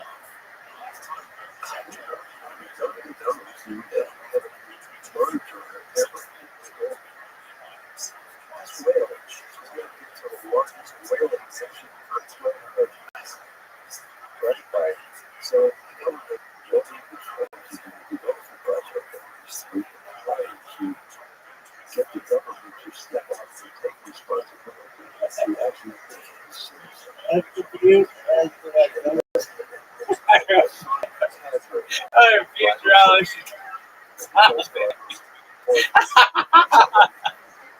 Okay. Bill.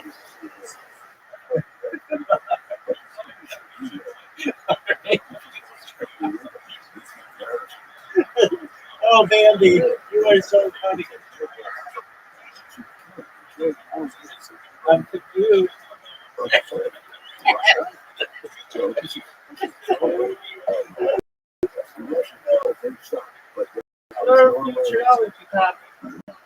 I'm confused.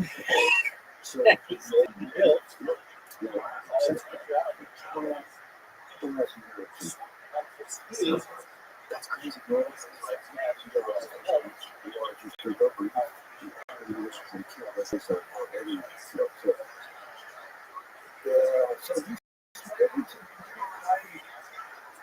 I like for them to stay right there. There's much movement as you can to flash that young regions. So, they don't have to do this. So there are the first floor, that's a these guys are going to this photograph. Actually, this is the first photo of this episode. So that's something. The other one is the free And these people are going to see it as when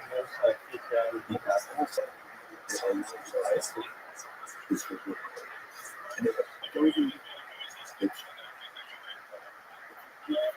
well, I just explained that she's that's everybody should say people shouldn't even say don't give that to just a conspiracy. Wow, what's wrong with that? It's disgusting. What they disgusting. I think it's good, Rabbi. I like you. Sure, that's it. But you make me feel like it's disgusting. They show that other people. So, like, they're raised on farms, right? The farms have had them. It was very large. Right? How does this go, Rabbi? Yeah, they tried that before. This go, Rabbi, you still have a college like It's disgusting.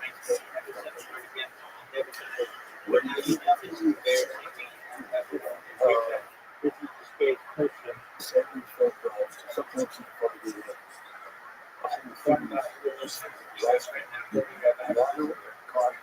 Alaska.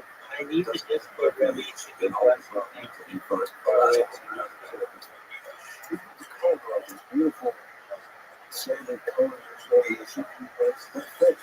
If you saw the color, you buy it in person. That's great. It's actually great.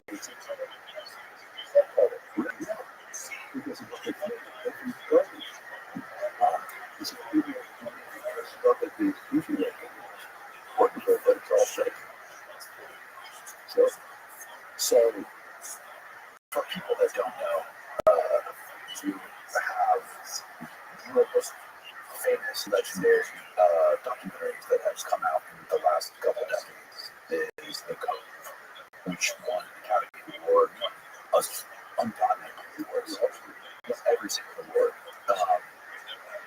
One of the most famous wildlife documentaries that has ever been done. When you are making that documentary, is it something you were a part of from the start, or did these guys just discover you and decide to make a documentary about you? Well, this is what these guys. It's like everything else, like this podcast is year based. So there's somebody there, and that would be used for this project. And how it started, it was from that to the end of it. From the road. Because it introduced itself, it's actually short. I didn't make the go by the way. I write a film, but I did make a short film video with that one Caesar. What would you call it? She's artist, video artist. She's an photographer. Video artist. Okay. That works. I don't know. The script what you see documented. Okay.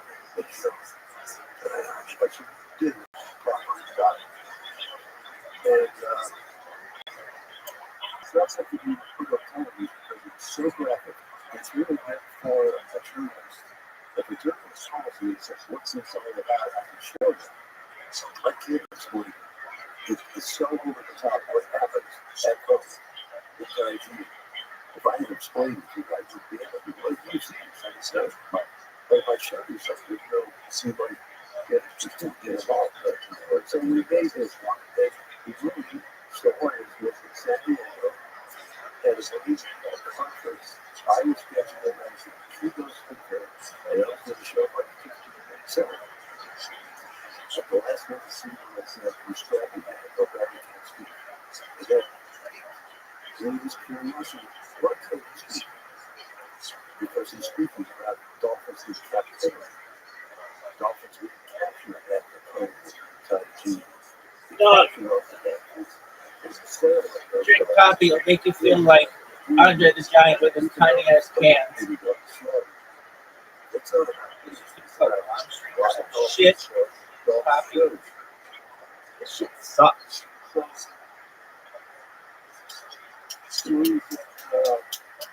Does this even do anything? So he's like, I saw that. It is kind of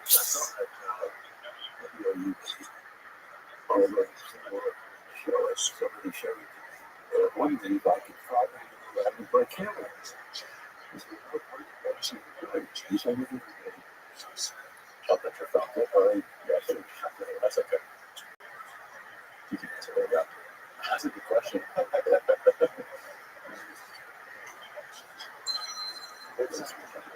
Yeah, that works. Yeah.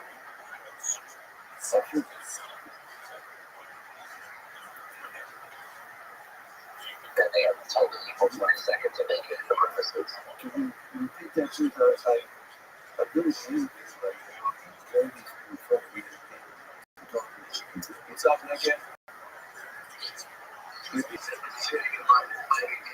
Just terminate on your own. That's wonderful.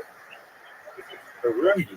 And if they come in at least a bill, well, it's great.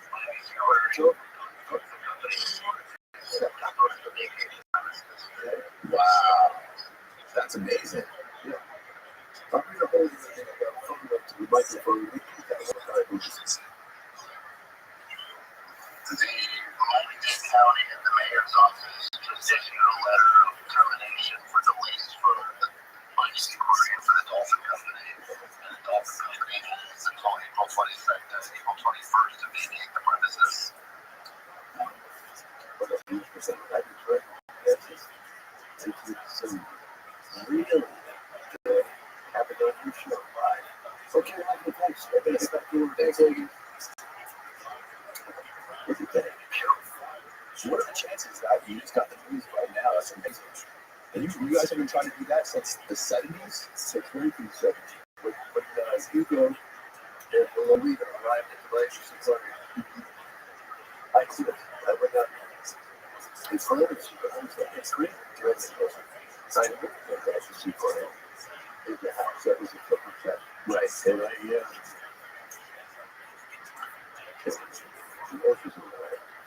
I went for the Hugo. Standing outside the gate. Not allowed inside. Even though I had the keys, they were trying to hide it small because I lived there, right? And I said, "What the?" And Sandy, I was supposed to support it, but decided, I don't know what it said. Cars told me like honking here, and nobody was honking. Of course, people were doing like this. People were laughing at me. Even people that they literally went through our industry. We think, oops, I was going to get every join us. They were laughing. What are you talking about? He's all the activities. Attitudes. Today, it's big street. And all those big groups that get involved. Now I've sort of taken over this issue.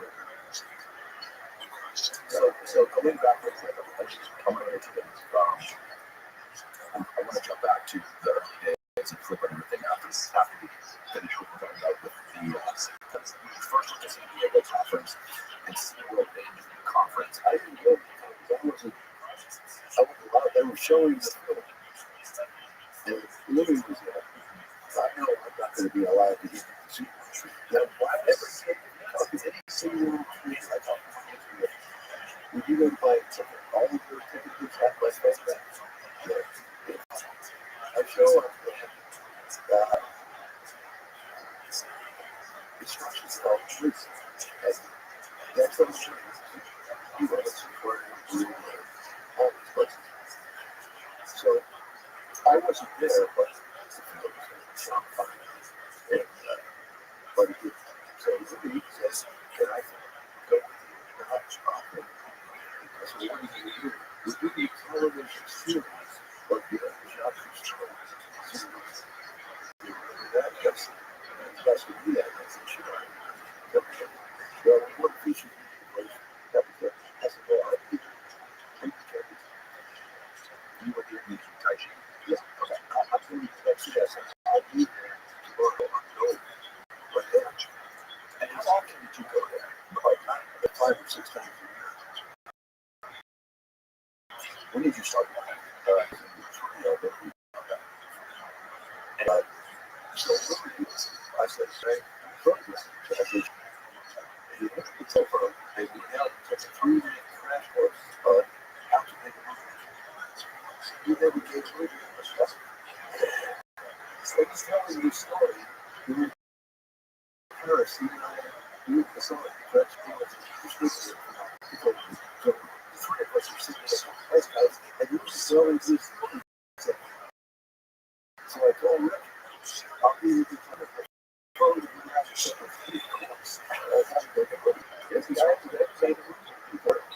first week we went to Canada, and then so I am telling filmmakers, I told my son this story. I just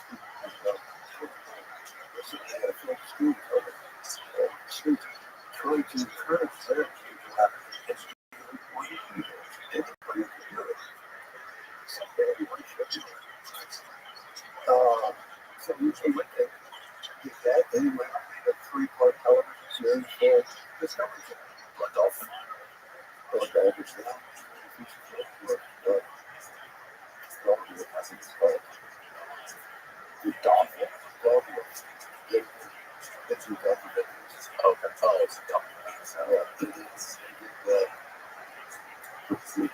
The documentary that we can't do that's called The Rothschild. The boss. That's okay. Right. It's a profile. It's got to be profile. We're doing so. That's exciting. That's amazing. So, you guys met up and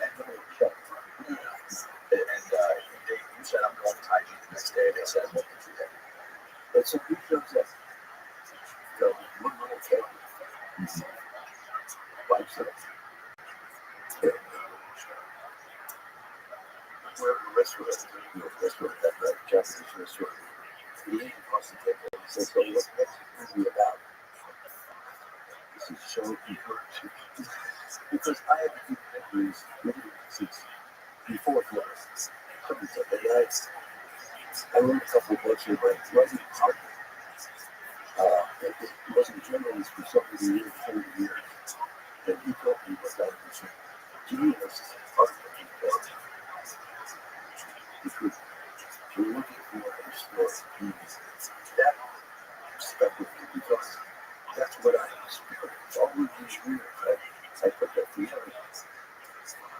You're looking for a story, right? And usually the story is before you do it. Here's a guy who once in a while has just the genius who has a bright mind and every guy can what it is. Yes. So that's why I was excited. Right. You have to already made up your mind what this is. Just follow your heart. You'll see. That's what it is. Right. That's how it goes. What was the response from the people? I mean, watching that documentary, it is quite literally astonishing how many people are aware of you who are tailing you every day, eating your face, trying to intimidate you. Like, it's a very, very high level of have going there, and you are the pain of their existence.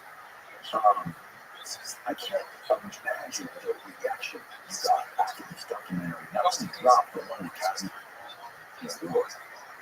What was the reaction from those guys and from not just Taipei, but Japan? And They were exposed like that.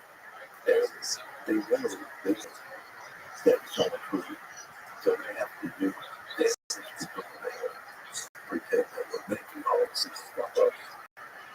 And everything is making so so after the film came out and wanted to apply for more, did you go back to Taipei or did you go back? I never actually I was there always all kind of it goes on 6 months a year. When it starts, it doesn't stop for 6 months every day. Yeah, it's pretty much. Yeah, I constantly going back and forth. I was doing a lot of hiking and everything because there was every city.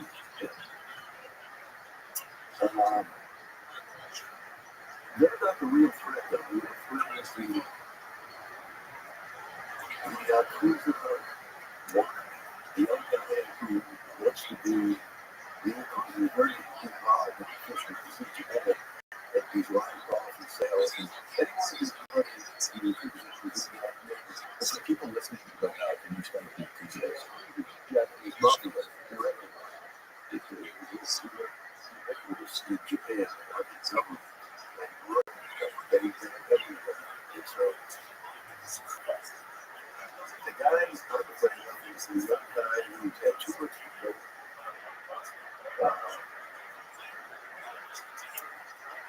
Makes a bad decision and something happens.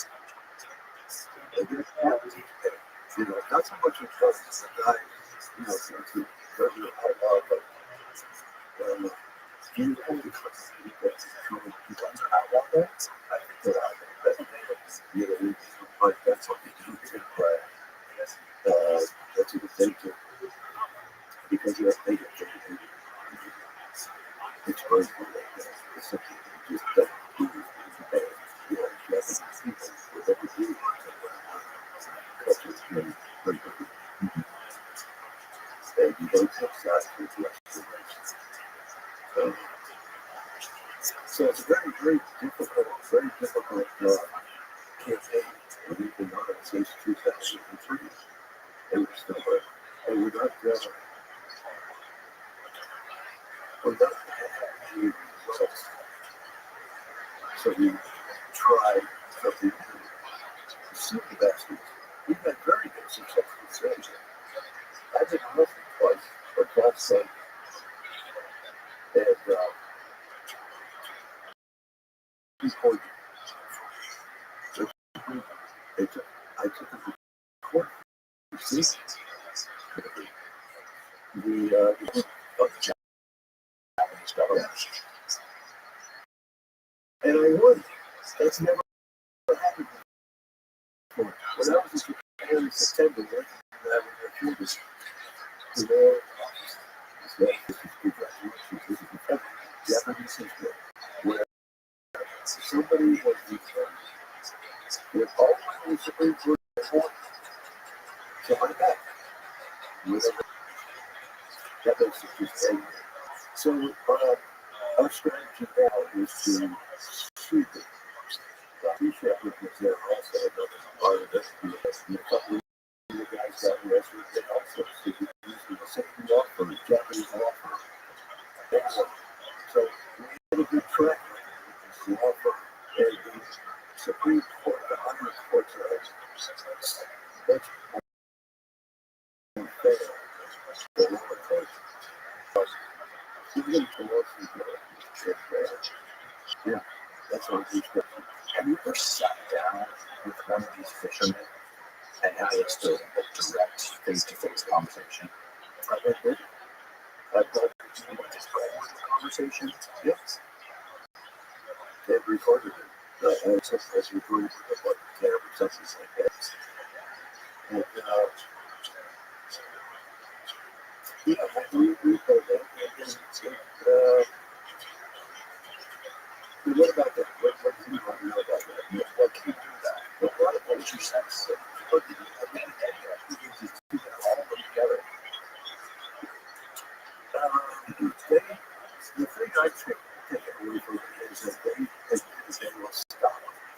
If it's illegal, or if it's illegal, you know cows, you tell me, you know, what's the same? Twitter, so, of course, I'm right about that. Because that's a lot of, it's the way they come, the way we do this. And other enterprise galaxies are being recorded. So when you live stream, and we're live streaming and drones, so it's we're looking for. We're looking for galaxies that we put all that super offer and our next assault will be illegal, of course. There's so many questions regarding the ethics of what it is. And like in the documentary, they're always coming up with different arguments to back up what they're doing slaughtering these dolphins. And one of them was it's pest control because they're eating too much fish. Another one was, you said earlier, you guys slaughter cows, or this guy in people in Australia, they slaughter kangaroos. So why should we slaughter our own dolphins? And Yes, they're right. if there's any sort of legal loophole there, get around, or that you can sort of lobby for to Not the ethics, no, ethics.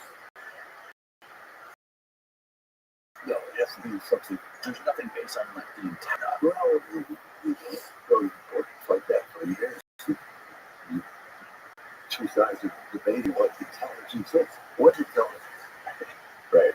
You know, you will never shut it down based on intelligence. They will argue about that. And intelligence, so anthropologists will tell you, is the ability to adapt to your environment to survive. That would make a cockroach more intelligent than us.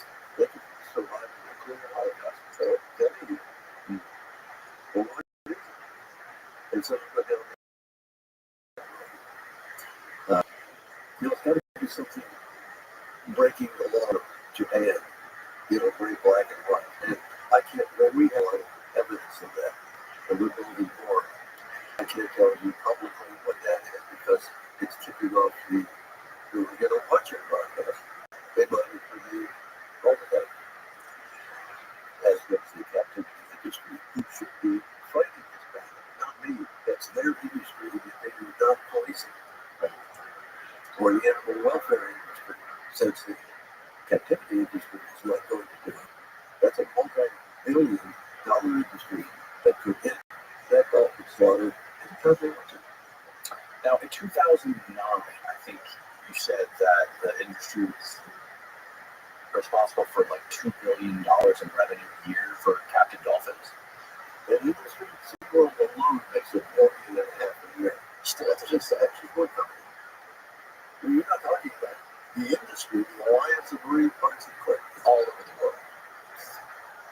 expensive.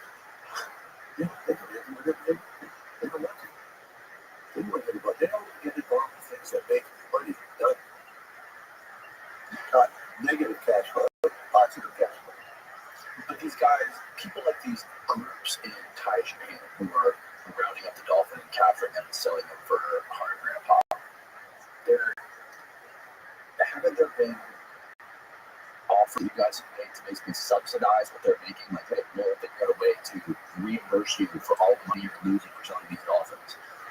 And that would be a fair compromise. And they basically said no. We've had meetings with the mayor, the city council, the police, the Coast Guard, all of them at a table. Huge table at the city hall. Long before the film was made, and they cared about decisions we're going to pass them to take you off. We'll pay you. That's what two folks that were looking at us. We will pay for lunch, but I'm bluffing. Sometimes it works. I'll find money later. So we told them we would. We'll subsidize the lunch. These guys stay for 1 year and don't go to the Dolphins. Continue doing what everyone else is doing, but Dolphins. So we'll give it the same money. And that was translated around. Yeah. The answer was, it's not about money. It's about pest control. The dolphins are eating too much fish. Right? And, so let's kill all the dolphins. Yeah, that was the answer. Whether it's true or not, it was just one person at that table's 2 cents. They didn't go for the subsidized. Yeah, it seems like that's just an excuse for something else. Whether it be like that, the fishing has been their lives for so long. It's a lifestyle for them. It's a culture for them. It's not cultural. That's one of they say that over and over again. Some walk away and it's become the truth. The truth is, it's never been their culture. Commercial factory whaling has never been their culture. You can see the boats. They still have these antique canoes where the whole tribe would go out and they would hunt one whale and bring it into Nigeria, and they would live on that whale for a long time. They would hunt dolphins for dolphins.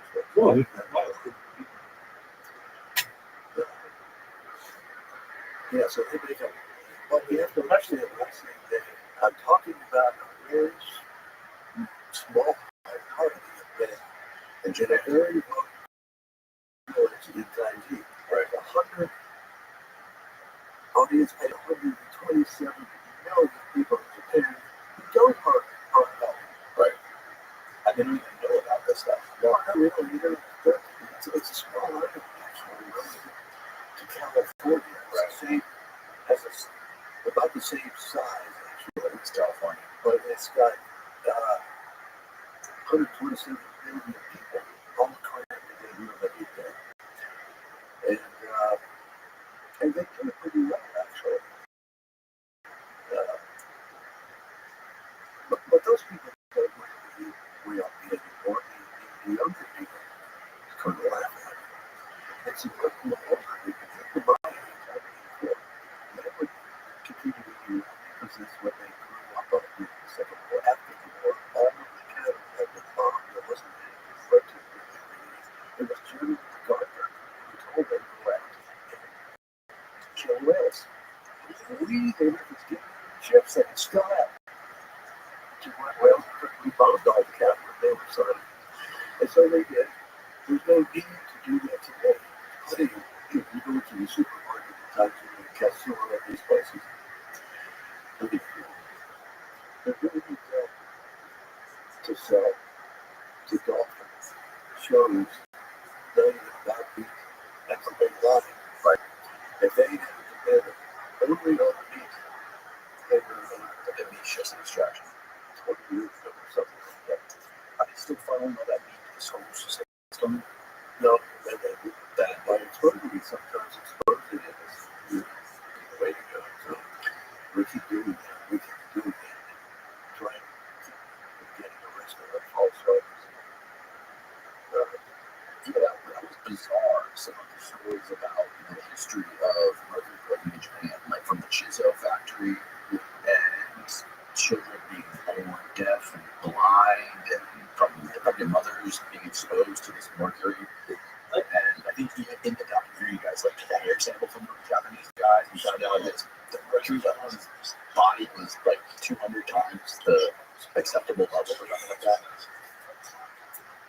yeah, it's big problem. Yeah. You guys are going out there still every year, right? You know, we do not as much. We're trying to get our Japanese colleagues to be the face of it and stuff like that. And yeah, we replace those stuff there. Really, it's up to the Japanese people working, but it's very simple. How much they do this. How many operations around the world do you think are similar to what's going on in Taiji? Which is as far as like using a big metal rod to round up the dolphins at the sea and bring them to the swamp like that. So,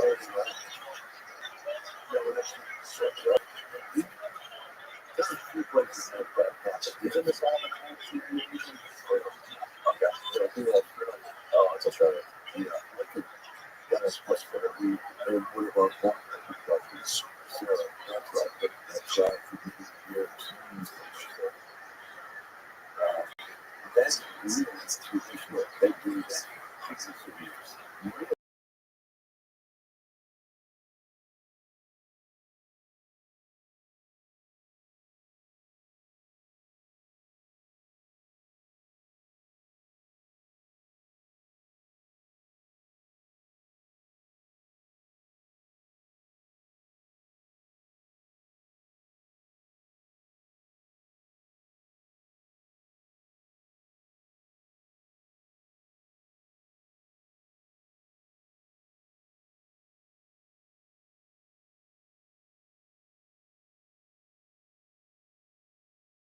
That's a good question.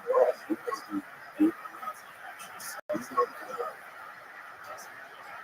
we have a colleagues who are Indonesian. So Westerners are going into places and telling people what to do. It's kind of wrong. You got to do that. Yeah, we don't have a good track record. So it's not like we sit at the right things.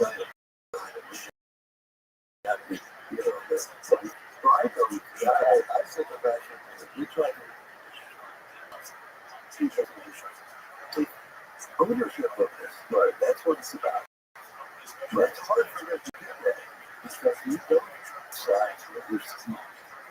You don't take sides with Western. You don't do that. You don't criticize your other.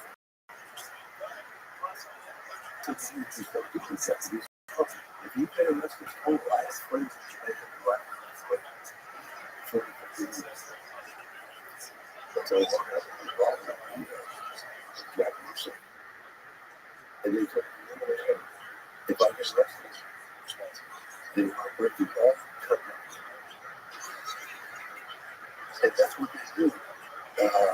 If you get arrested, even if it's for the right reason, and by the way, I've been arrested many times. I mean, like every time is by design, but every time, except when it was never an accident. No, even then, it was a little bit. I mean, I was my life design that arrested me by false charges and control over it, but it's a good course of work. So, then, What was the false charge? Let's see. Well, the first time I was arrested, I had just arrived in Taiji. It was a jet lag. We took me on down to the train. By the time we get to Taiji, we get exhausted. But I got to Taiji. I also trained back to the restaurant. It was opening day of the Dolphin first. So a lot of Japanese airports.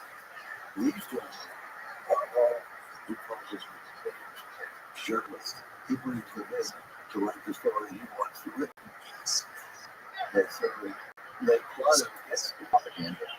Well, they told they saw people in Mexico. I had half a glass. I don't even drink. So I had a half a glass. They just left the government car and the dragons come up to 5 minutes or like, no, almost not a lot to it. A couple of cop cars and cars waiting for me to see. Gave me a little test as a pass. There were dozens of people, all of the media talking about the police out. But it's a very serious crime to pay anything, right? You know, they do their salary. And what's trying to do are out for a while. And so I passed the test at a fine. And they said, let's see the driver's license. No, my passport. I couldn't find my passport. I said, to the hotel, because I'm working, well, I'm out the hotel. I said, I'm working there for you. I'll be running the list. They're not taking the passport. And so I went to jail. And they found my passport. It was actually from a car. They had a no. That was the first time I September 1st, it was rejected. And in the direction, as soon as I put my passport in the computer, the red light shows off with the passport every time. And people behind me, you know, it happens every time. They take me to the back of the but if you don't know the resident, I down the bed for you and try to say, okay, cut me up for hours. They tie you up. Not look on top. They want you to display the head and all that stuff. Right? So you just get comfortable. Yeah, I think it's a culture. They always let me go. And I'll be a cell one of the business with several people purpose. Wow, a fishing, a small group of people. This is a token. This all stems from a small fishing village. Yeah? It goes so far up the chain. Yeah. Yeah. So they really care about this. But it's hard. It's a higher level of the government. If you feel shut this down, if you friend is going to you can go to shut things down. I don't know what the best for the same reasons I don't know. But I assume that's what they're every year. They can throw them and keep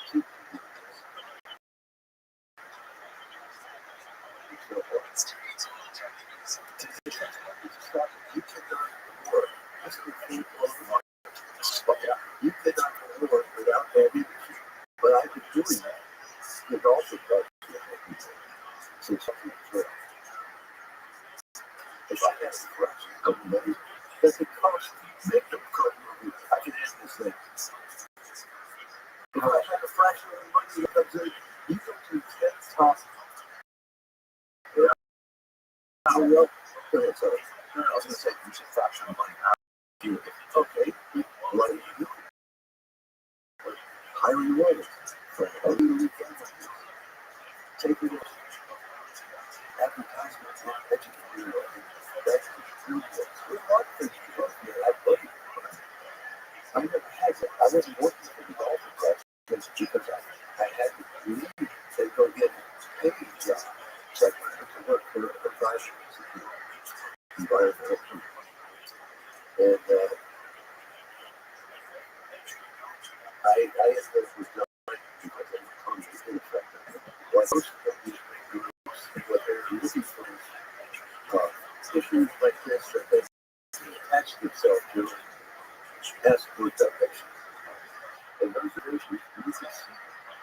If you go to 10 top groups, they're welcome to person. They have to publish their taxes. So, the first thing is what they have $300 billion seized in a thing called the reserve. The know what they have this right to do everything we're doing. Plus they're retired, they just have this extra. It was 10 or 20 groups like this. There's hundreds of them. They have why are they doing this? What they can do? Right. I don't have to worry about the sports. We give you a budget. I have credit cards to look out of it. I can buy airplane tickets like food, hotels, like everything. Fight. I was sorry. But they did it. You can see it happen. So I've got to become really disgusted.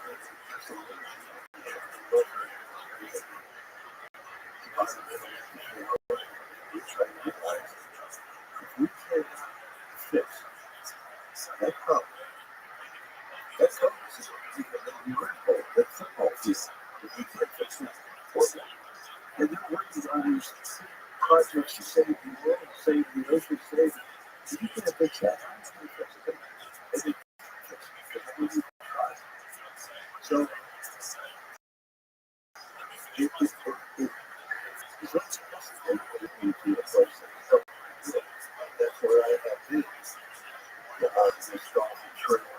It's like the realize the issues there. It's kind of like these guys.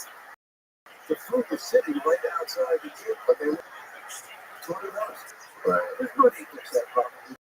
It's not that thing. But nobody wants it. Nobody does anything about it except selling this shit and send us money. That's the problem. It's a practice work. And the people who have it are out looking for other opportunities. They're not actually spending the money on it. The war. Everybody's listening to that.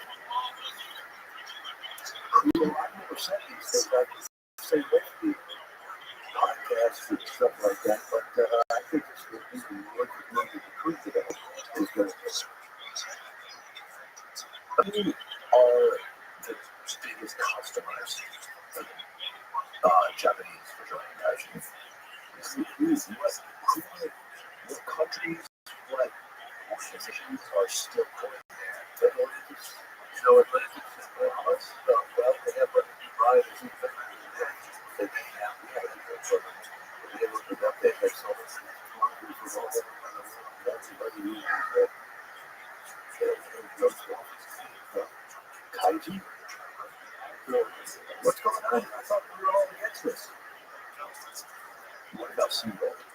Well, they keep nothing from the Solomon Islands. Same thing, doesn't drive. So you know what? So SeaWorld is still pushing dolphins in Solomon Islands. Well, they're not putting into the Ocean State where we stopped that. They're going to get great. They're having to do with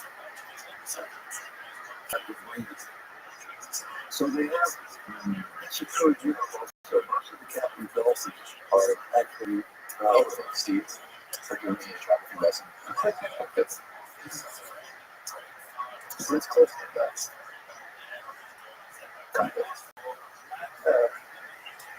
Same part of the world.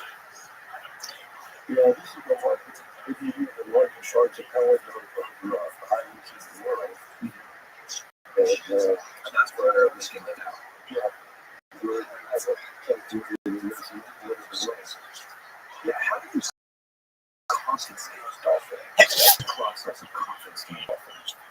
They do really different things in America, Europe, large.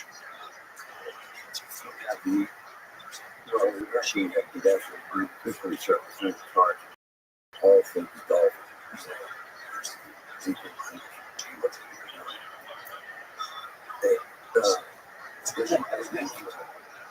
It's the forest department. The forest department is in charge. They probably look at all the while. So they can watch this and take it away if they want. You can do that. That's some of those problems. Everybody needs to do camera. So it's problems. But we don't need to very different. That's why we're having success. The biggest thing is also the biggest thing. She's the biggest thing.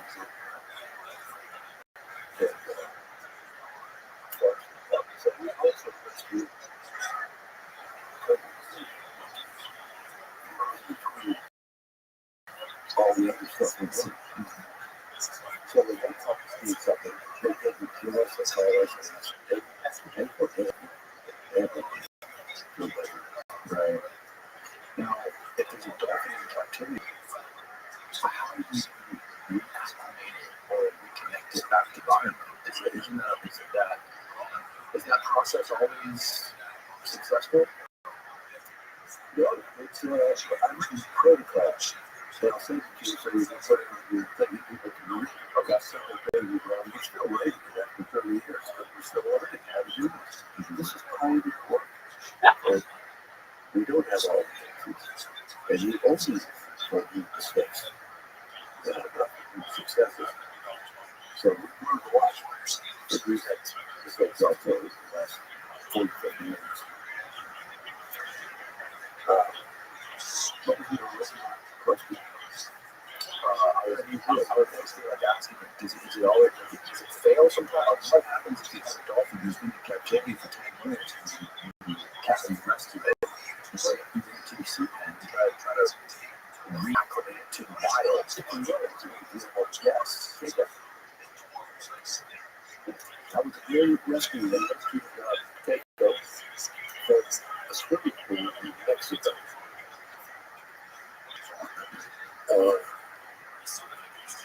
This particular area, she's never had reached a subtropical climate. Right? We hope that you see where ready to support these places and cool. They don't care about that. Tropical animals such as roots of the American Florida, captured dolphins, hot island Florida, so that the countries like freezing cold and to islands, tropical at least. But yeah, so into so there was a Rothschild in Mexico, and I used to get rescued people from the swimming pool.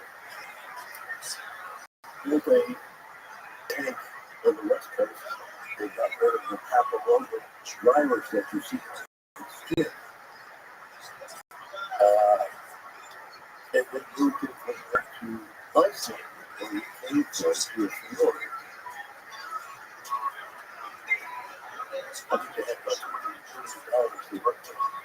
Wow. Yeah, $2,450,000. A lot of money for one. Able to be released, but yeah, not making much money. But you spend $20 million on a salary, 6-figure salary, right? Exactly. So when I was in the homeless when we do this rescue work, we try to make sure that the right business in Guatemala, same thing they did here in Guatemala, we said, Colombia, Peru, Peru, South Korea, Indonesia. I always try to keep it down to $30,000 so we can prove it's more cost effective to rehabilitate them and let them go than to keep them at warehouses for the rest of their life. But when you find these guys from SeaWorld, for example, the last two in Turkey for the World Food Harvest, that cost almost $100 each. Sometimes when we do it, it doesn't cost. The first one we did, it cost $600 from National Island, like Cuba's Candy, is limited to the harvest. So exactly 7640 west. There's a group of dolphins we can see from the top seafloor from land and water like a yoga. That cost us $600. Not too much ago. And not 800,000 just laying the seaplane right on us from the dolphins and something like that. They had a lot on top of it. Right in the brain. Yeah. But that work is a dolphin, right? And they may not. There are some ideas. Except sometimes they don't want it. There are many dolphins that are so friendly. They choose to be awesome. Some kind of like that myself. But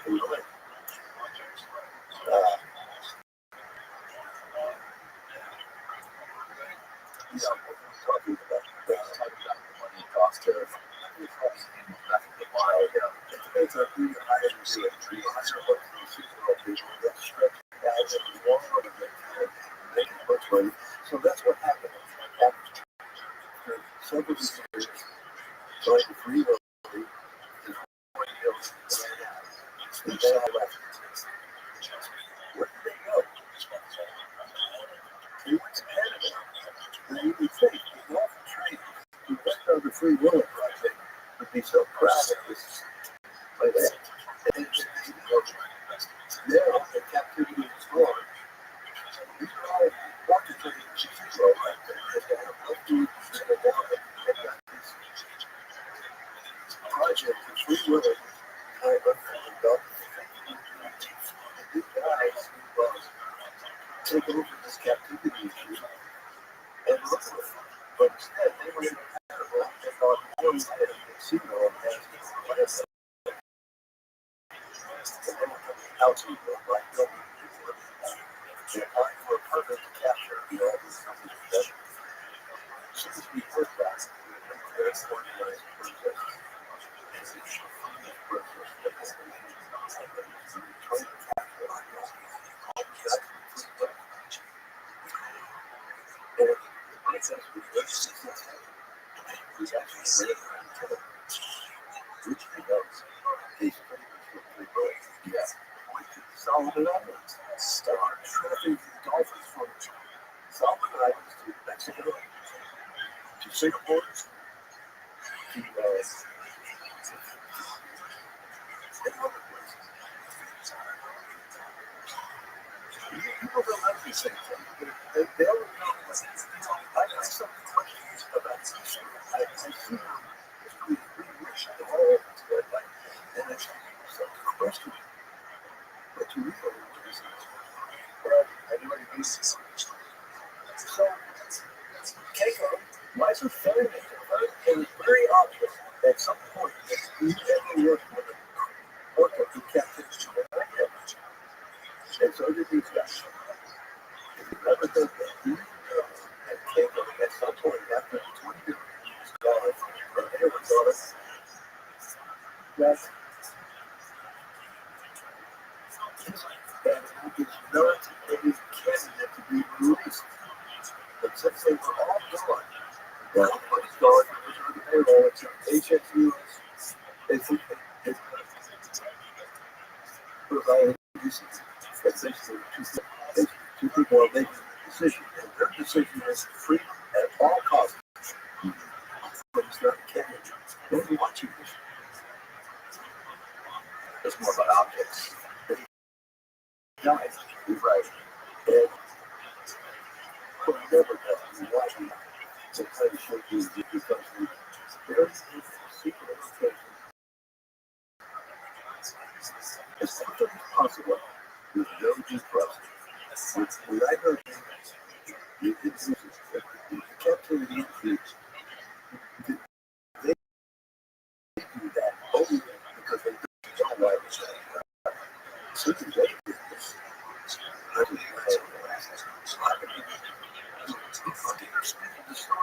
Everybody who knows it really wants so they can spend it anywhere. Right. So why is the option then curved over like that? Their theories are money is like electric gravity.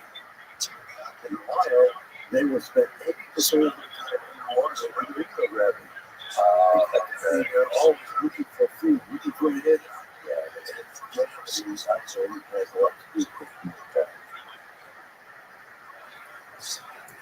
Yeah, the light stuff follows. Yeah, that was the best one. That's so easy. And the animal that's it. Come on. Why did he die? And they'll have some cross that come out there and continue some story that's not true. And I get in trouble with because I help them. Some of you are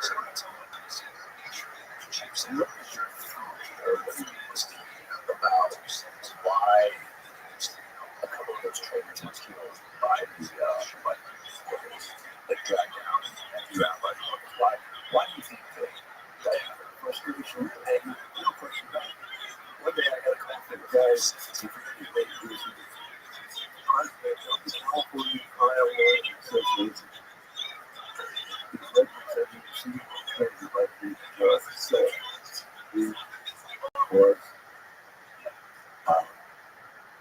riding on the back of the door, like the soaps in the water during the show. He's actually riding backwards. He's just backwards like this. So the show is another like a leaf something lands directly across the boat over his body. He goes, oh my God. So this guy died in California. What he needed to do. Well, what's the coming? Yeah, that's right there. Play that. You see? Exactly. Okay, I see. Is that not what you No. So I went to see him. He actually to say that because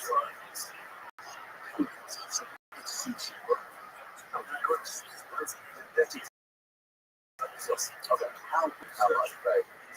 $1 million, so like, his going, this is nobody who they was, so anyhow, let me go back to this. They're going to show the video. This guy gets slammed. That's it.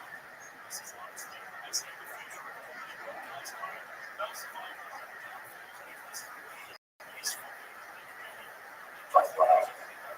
Oh, here it comes. Riding on the dorsal fin, going backwards.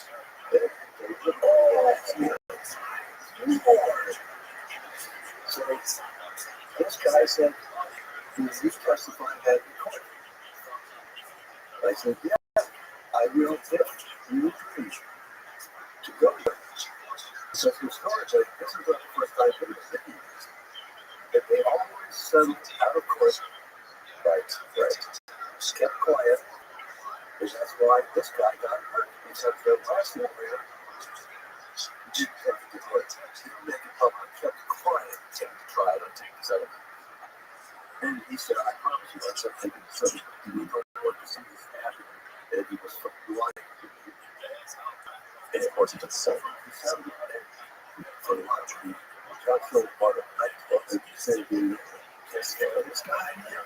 He survived.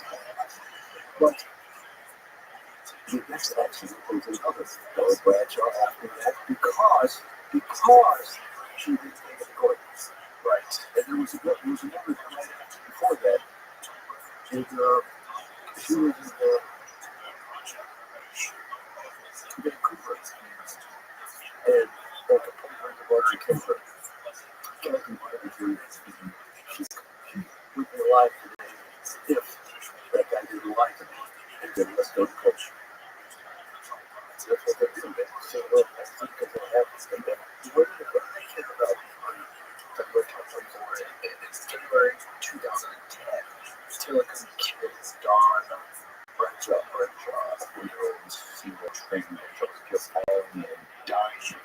Shane, the veteran trainer, was running Tillicum as part of the post-show routine working around her by a ponytail over the wall. Whatever happened to Tillicum after that? Well, that's a lot of ways to say that. You early stuff that It's Wikipedia. SeaWorld split it. It's her fault. She should get half the ponytail and tell people don't get her. It's just not true. Right. So what happened to Tillicum after that happened? Did they decommission? They put it in isolation and small tank. We need to play the punishment. I'm not taking the dog. I can right up to the back of the Right. So now, you were saying earlier, is because the U.S. no longer imports whales or dolphins, right, from anywhere around the world. And this is I don't have the laws in front of me. Lots of different laws, but they have to make it work. They can capture them. they just do it secretly, probably, like it's frowned upon, so they just try to keep it out of line. But they have loopholes like this. To really like Canary Islands, all of the York is they're actually coming from SeaWorld to not own Canary Islands. It's called Laurel Park out there. Where white girls and white boys which is like they're actually from SeaWorld. They call them but they never come back. So they do it so I can get this delivery. The industrial takes from captive breeders. Now, the thing is, these animals that you asked about the what's it called? The Koban range. Yeah, whatever it was. Really, you're not supposed to have dogs in captivity unless it's an educational experience. Right. But that's the loophole that we present. This is it's educational experience, but it's negative educational experience. It's a form of bad education. So they just take advantage of the fact that our system is the way it's set up. So the lobbyists lead and the politicians follow, and they get whatever they want. They have carte blanche because the system doesn't work. You take the National Breed Fisheries and APHIS, these agencies that are protecting all dolphins are under their care. But who is above them? What branch of the Department of Commerce? Look at that word, commerce. They don't protect them at all. That's not their job. Their job is to regulate. In other words, if you want to say dolphins in Europe captured in Florida, they were rubber stamping it. 98.4% of all permits to capture dolphins in any way you want to was approved by the Commerce Department. Right. The only agency that worked on the whole thing about money. And the government to how do you profit from it? Billions of dollars. They pay taxes just to use the money. Where does that money go? Goes to the government.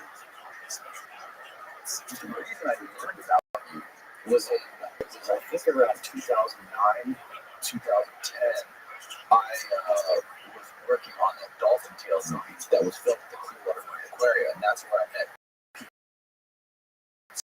Ruby, who is the other legendary, amazing film all the Pirates of the Caribbean movies, and he helped Lincoln Film Show.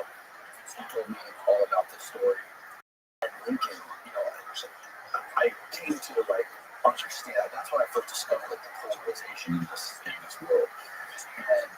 And there's a lot of people, I think Jack Hanna, a lot of people who debated about this on TV a long time ago, that say if you take a place like the Clearwater Marine Aquarium, which has dolphins like Winter, who was caught up in a crab trap, and the boat basically mangled her tail, they had to amputate her tail and kept her alive.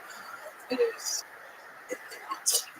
anything to say about aquariums like that are keeping animals that are injured that need to be rehabilitated who die the other way, or the way the state is involved and die. What they're about the rescue animals, doing whatever they were absolutely correct. That's good work.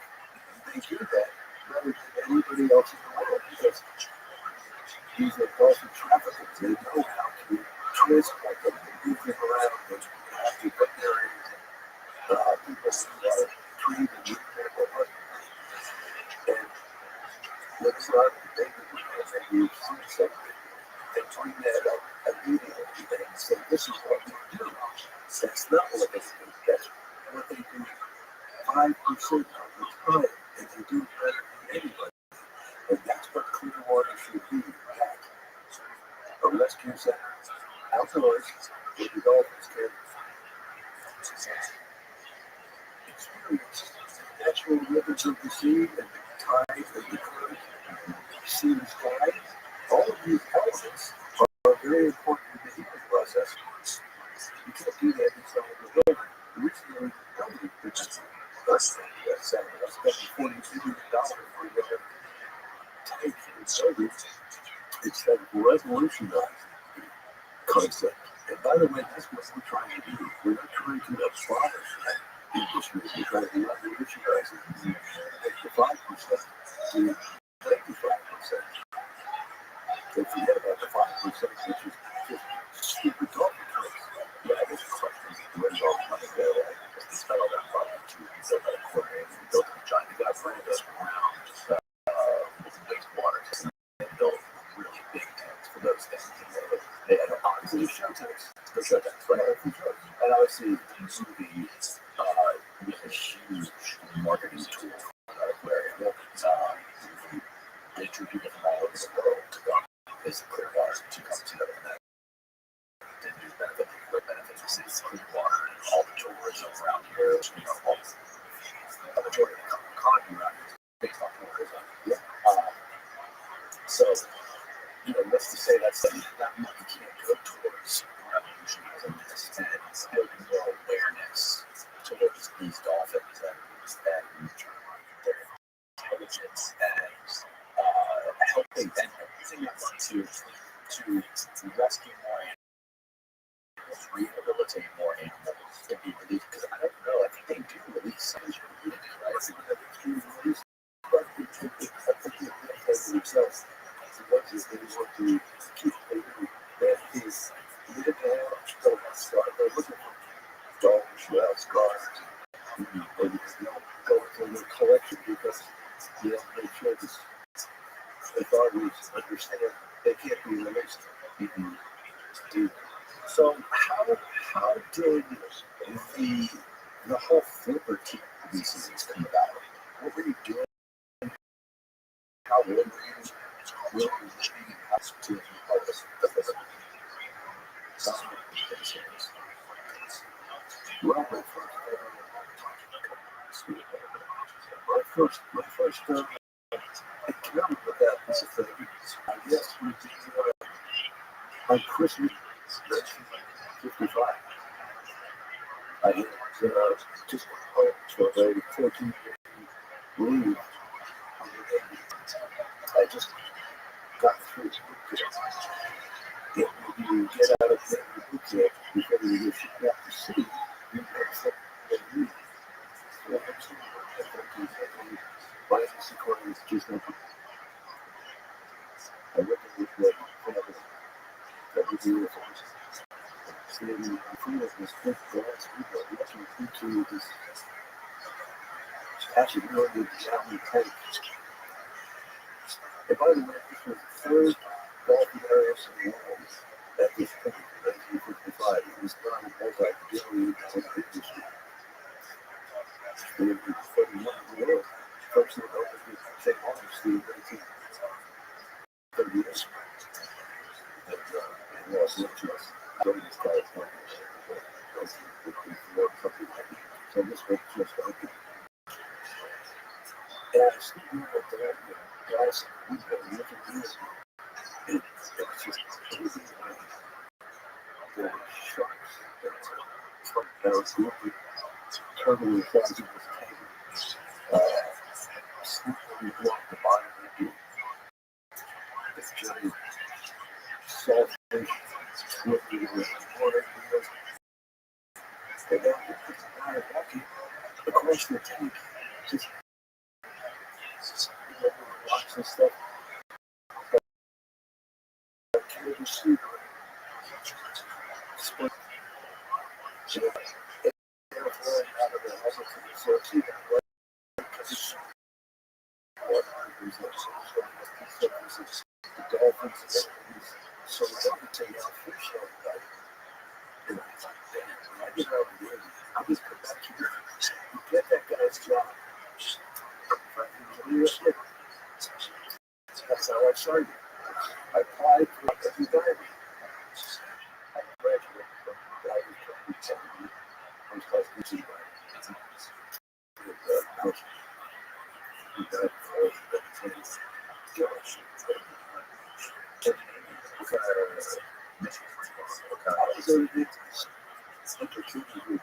The last 2 years, I was destroyed.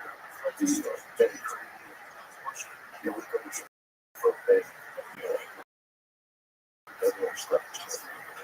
We got no shoes. That's something. They go. We all sweet up something.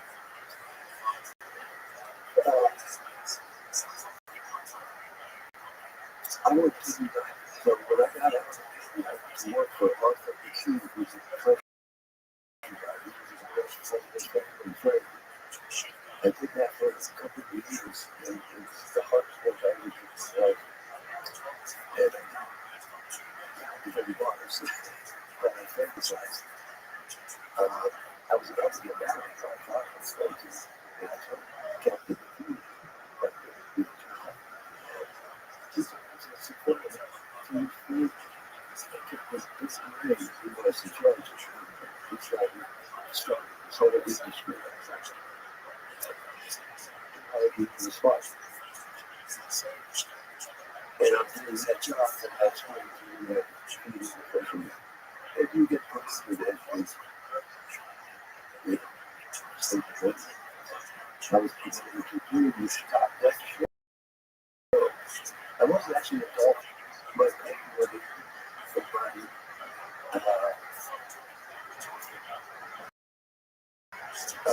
my job description was dolphin trooper, and it was a training dolphin.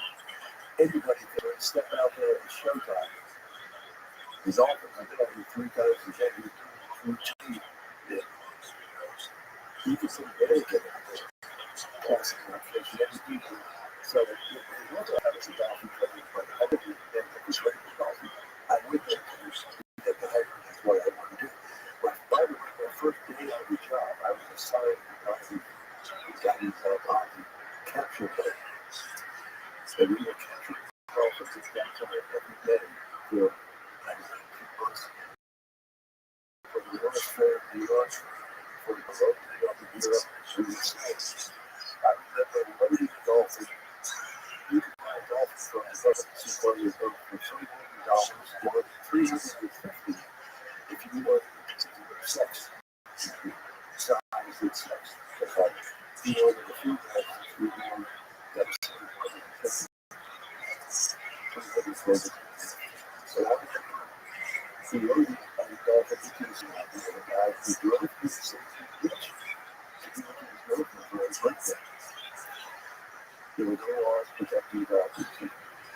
Finally, there was a 1972 Marine Mammal Protection Act, which is called Marine Mammal Protection Act, because that's who you protect the corporations, not the animals.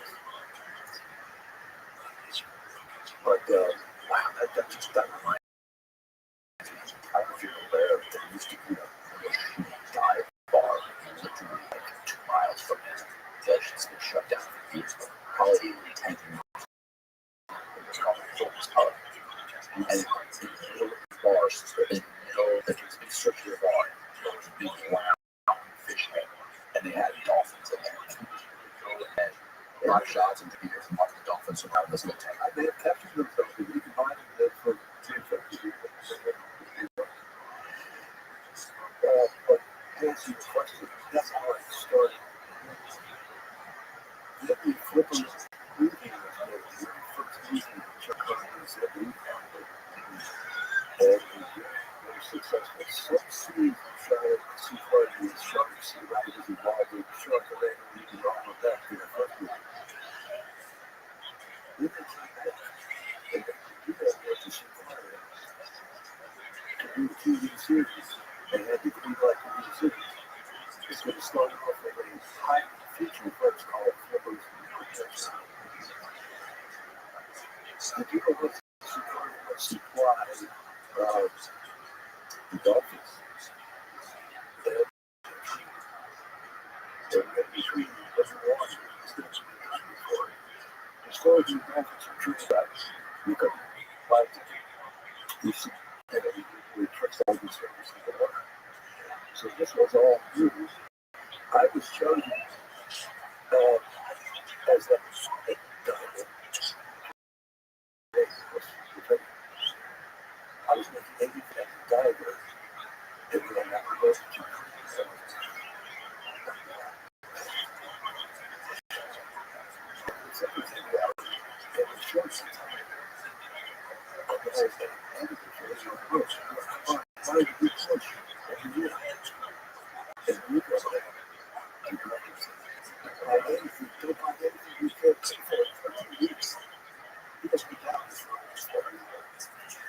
so she played this supply 5 dolphins actually. They decided on the females. They decided on the females. I was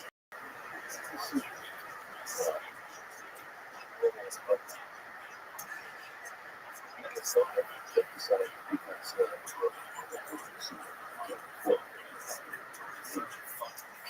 It's been bad. I had catch you up in this day when I was on the road. So they were all in the rail to and he takes somewhere on the rails. We didn't have to go catch it. That's everything. So when we went by, so he was kissing it. So that was the piece of everything. So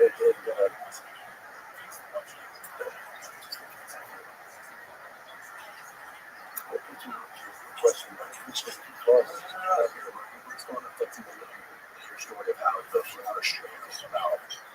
okay, so I was there was a guy when I was doing the show. I remember his name so chronology, but when I was doing the show, the whole movie was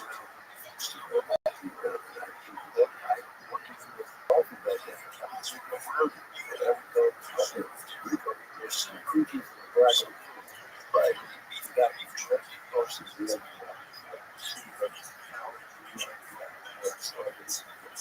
but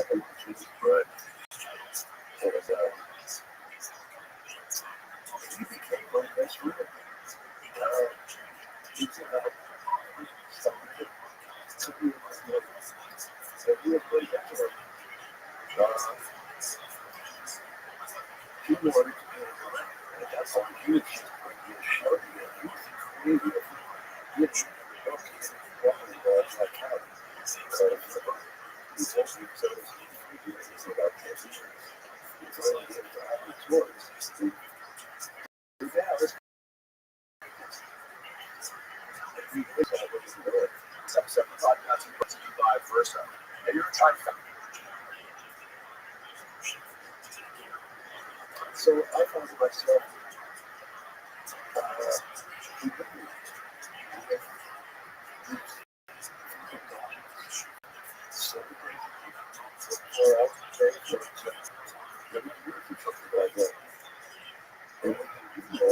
it's very different than the job I had before, where you go in the morning, you do the show, you got the weekends off, and it's like it's 8 o'clock at night, you post it all together.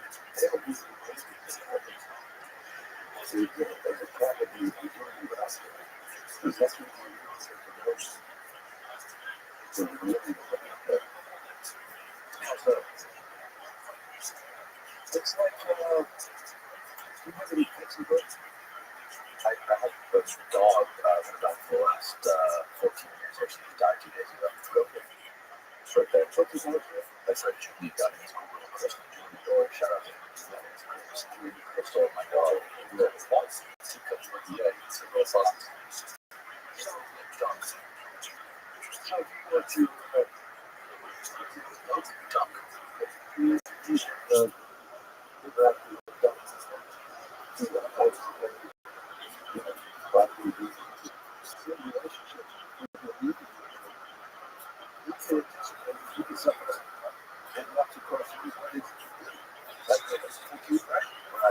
That's what I'm talking about. That's how to express that. Like that. So that's dolphin.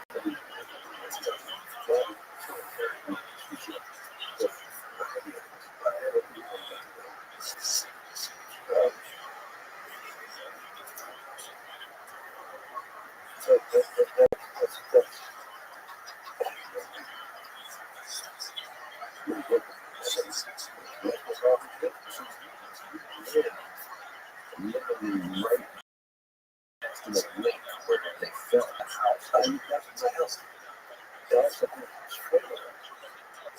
So there was a fast food area where public's not allowed.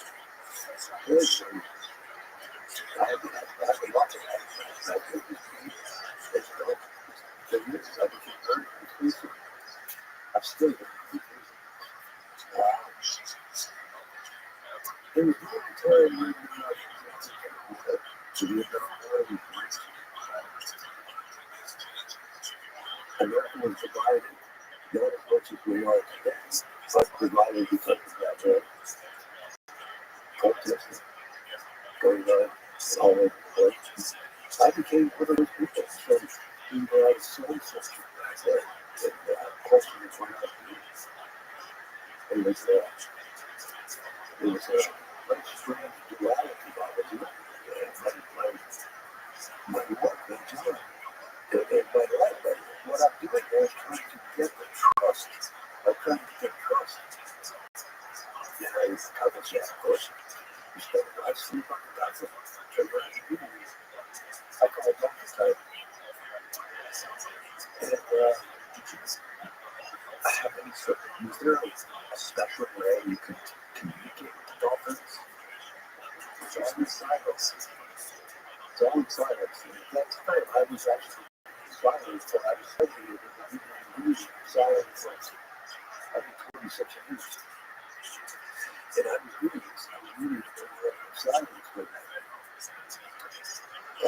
A lot of I didn't have to but I would drive my portions of that and walk to get the carts would come fast. That's when they were after the first couple of years, they had so much stuff. Trees, they left and I surfboard, they the dolphins. And my friends, second couple of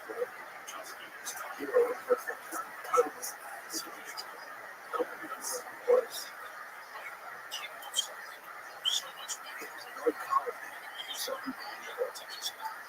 so that's what you saw. The band called the Love Street Food. You were looking at before my time, right? Oh, of course, yeah. Okay. If you see the person there, it looks like you see that. You guys put a great time like that. That's good. Okay. It's all just, if you're all these friends, everybody's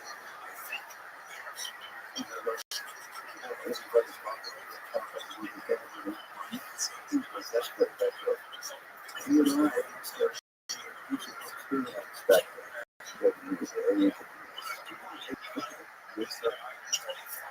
That's okay. We're back there. The coffee.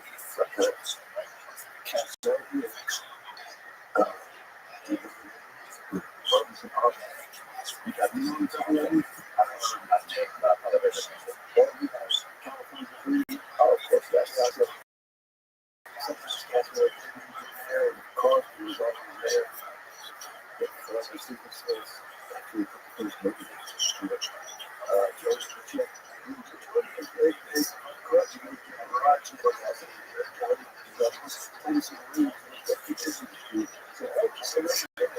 So coming out at night, you typically check so that's LSD. But you gotta take LSD. Well, are you asking me LSD? No,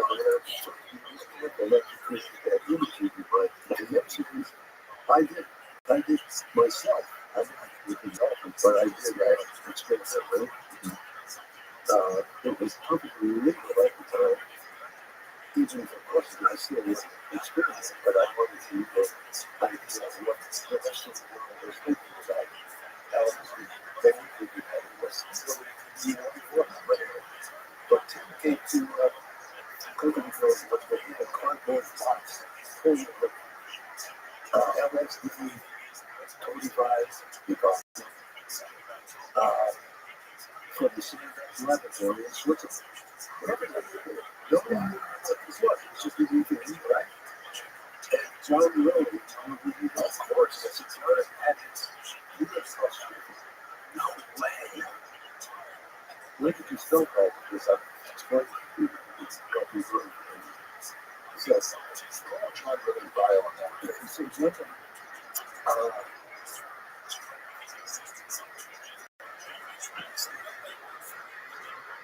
so yeah, to answer your question, no, nobody. Yeah, this guy right there. Yeah, he's the guy who did isolation tank, the sensory deprivation tank. And I used that one in his house in Delaware. He's out of the state where I was saying that I had the isolation tank. And he was obsessed with dolphins. Obsessed. He was a great asset to create a dedicated intelligence because they were versions they were sure at some point with everyone else that food intelligence that you need to code to communicate. John never read it from that. I probably can't do those dolphins as well because there was something that came around to support it. It was a couple of girls in the old bank building. The early bank building had 3 or 4 of these portable swimming pools. You see, they were inside the bank. Exactly. And he had dolphins in there. They were destroying the taking the scope off and putting wires into the brain. There's all of this stuff. Very interesting impression. Well, if I said we got at that point, when he was reading it, nobody knew that dolphins were automatic, that they were not automatic like us. If you keep reading, they died every breath, but for tirelessly. Like you, they rest, they switch different atmospheres of the brain back and forth to rest. But they don't see every breath, they never fully unconscious.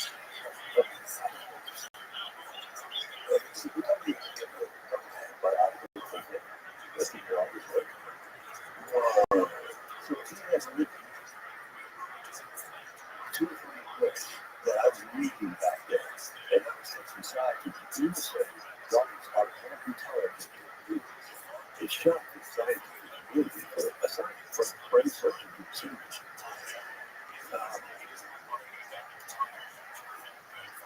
no way they're more intelligent. Well, that's the thing. He said he was more intelligent because reference law, just evolution, they have been 65 million years. Let's just say that the graph is the size of this table. Sure. Let's see 65 million. We have about 2 people.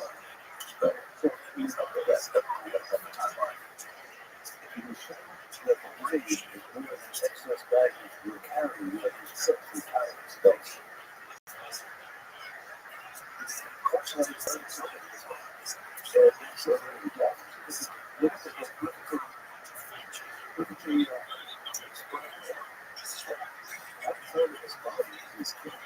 it's a larger sense of play.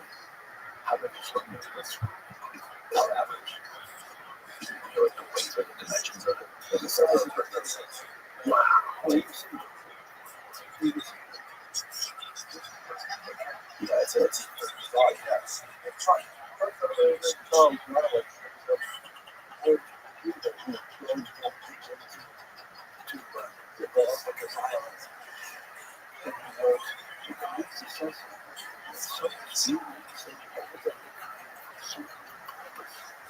It's kind of like that.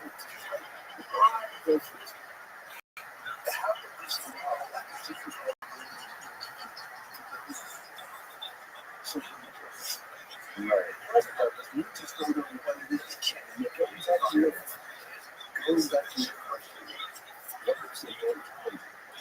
This is what John was. That's what I thought.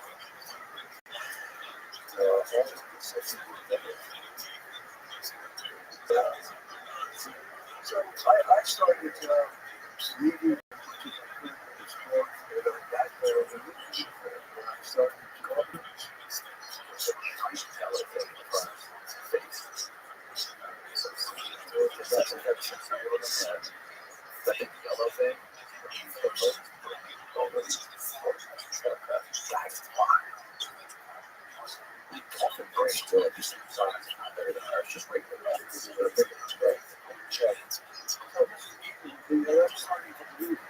At the same time, I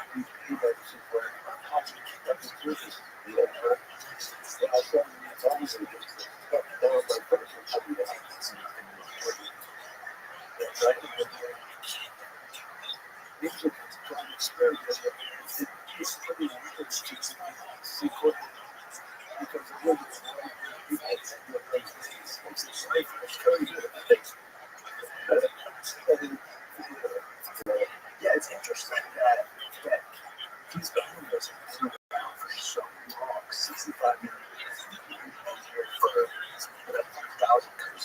But so intelligent, right? Maybe they're more intelligent than we're close. And are you aware of the stone state hypothesis? How, like, there's multiple views on how we are evolved, right? Because there's nothing like us on Earth. There's a massive gap between us and the next primate, right? It's like, why is there such a big gap, evolutionary gap between us? You know what I mean? And how do we come up? How do we just pop up out of nowhere? This intelligent animal that can manipulate its environment and build all these crazy things and create artificial intelligence. Have you seen what you did safety music? I haven't watched it yet. Everybody needs to watch it because they're actually showing you some really questions. We talk about there's like a bunch of ideas about that being spermia too.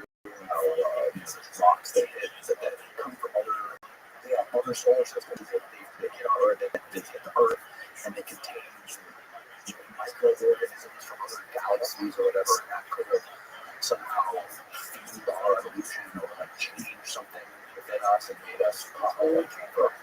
Right? Which is the purposes. Yes. And they're saying this, we are actually the experiment. Yes, that's one of the ideas. The other one's about the mushroom. Jumped 10 times the size.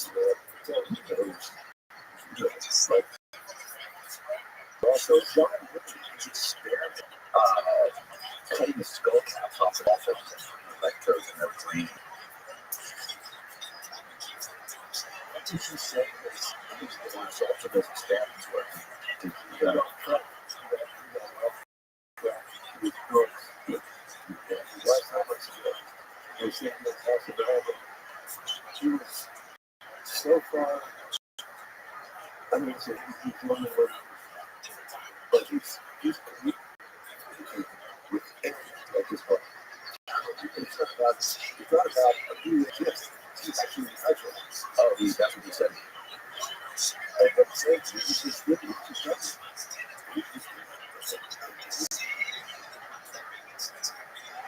I couldn't understand this. When I first met her, because of the girls, and he came up and inquired if he was very straight. I'll use that word. A white doctor's coat with a tie, short haircut, and scientist. After the came in, he wasn't a different person. Now he's police involved. He's going to the U.S. Bank. So putting him in the the last office we had, Tuesday, they went to the general road. They got to get the meeting because they went to run so they could be different than the office. Taking the office just to do that. But John agreed that when they were captured, these three members who developed the communications work, he was at the first. So they were stuck at the Dolphin Research Center having fun trees for about 4 or 5 years. Probably just really hard work. And these people got together, they hired him. He's got a helicopter look at us with to Georgia to National Geographic document. They said, I think it was the very first Explorer series. I think they never take you to go into second break. And that's the last there's this, I'm just talking about this on a podcast the other day. There is a new artificial intelligence intelligence company, or it's an organization that's developing. It's called Interspecies IO, and they're using artificial intelligence to communicate with dolphins and to other species. So what they're doing is they're using artificial intelligence to record the sounds these animals make, and it's supposed to be able to decipher it so we can understand what they're saying. So essentially, using AI to communicate with animals, understand, possibly communicate back with them. It's what it's all. Yeah, this is it right here. It's the think tank. Artificial intelligence think tank. It goes back to what John Lewis was doing. It's all about understanding human intelligence. Anyway, so you guys are spending time trying to, play music, you're communicating with the animals, you're spending a lot of time with the animals, and you're sort of catapulted towards sort of like set you for a loop and it changed you and made you. At what point was it flipper? That before it ended.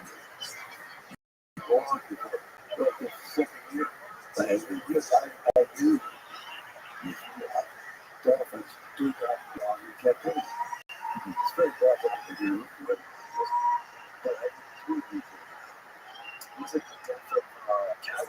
Yeah, because it was a death that forced it. You know, I had a coordinated reaction to suicide. In general, they are self-aware. Yes. That every earth is a conscious effort.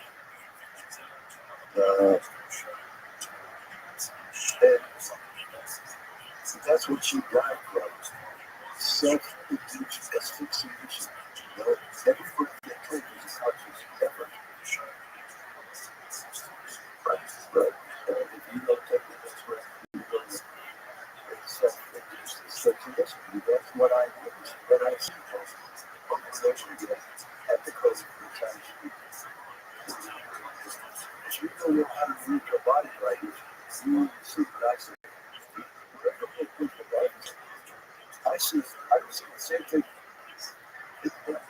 I see what's really going on. And I see dolphins. It's just so the words on the surface, but I see the Lord. I know what's going on.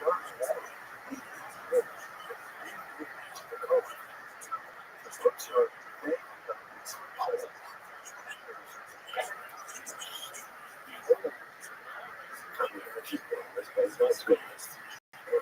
the only left you keep up.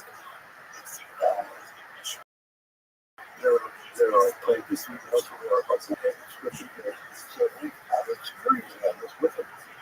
And we really need to discuss see it. And a lot of them are watching you on stage. They keep up the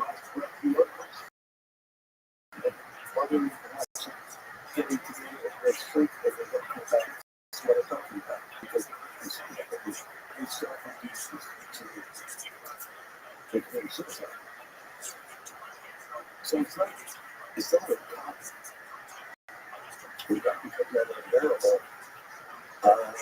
If I knew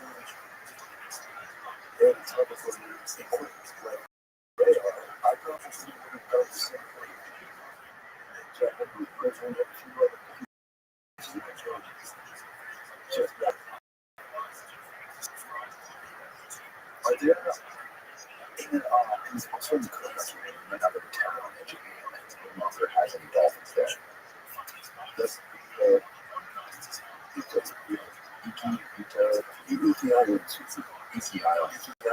Island, yeah.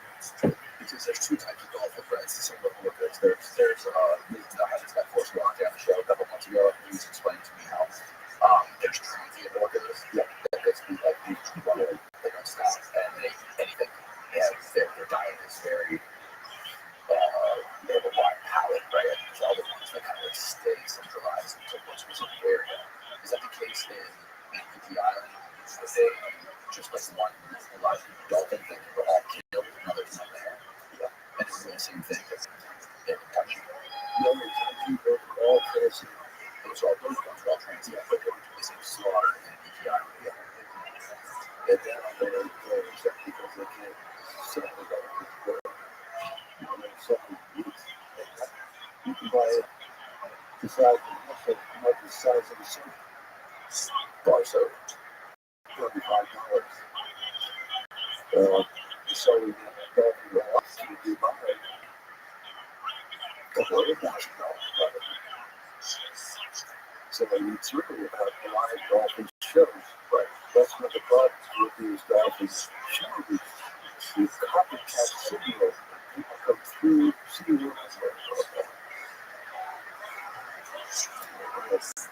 they watch these dolphin shows.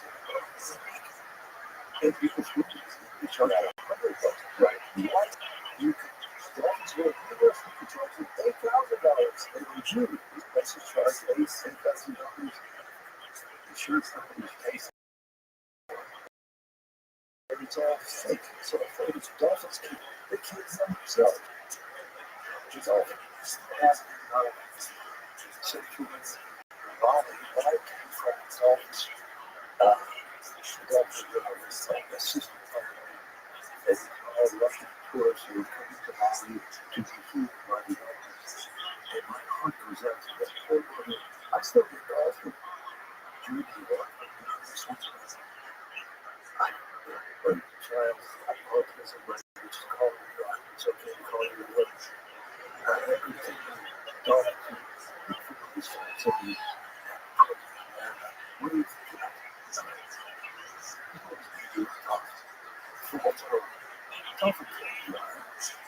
you got the alliance of moving parts. They know about all this, and they allow it. Because Disney does it, and dolphins from programs, dolphin research center, dolphins plus. I came up with the idea that dolphins can hear us. Well, I work to see where people pay $5. You sit in the seat, you know, putting the show for them, they're playing basketball, blue jeans, blah, blah, blah.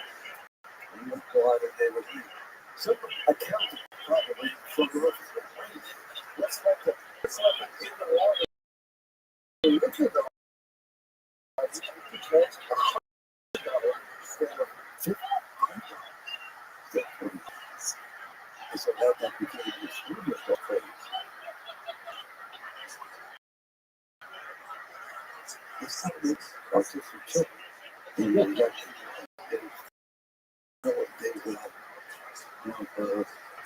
psychologists out with guys, some doctors got a degree in psychology. He started this course go for the therapy. No, you can't do security first. You can't go to my house. It's supposed to be partners with it. And I listened to it. And I tell him just whatever. This is what's my. And I just would talk to him. And he just labels me as a social because I never come to people to discuss this is what we really discuss. Bradford, assistant therapy. It's fun.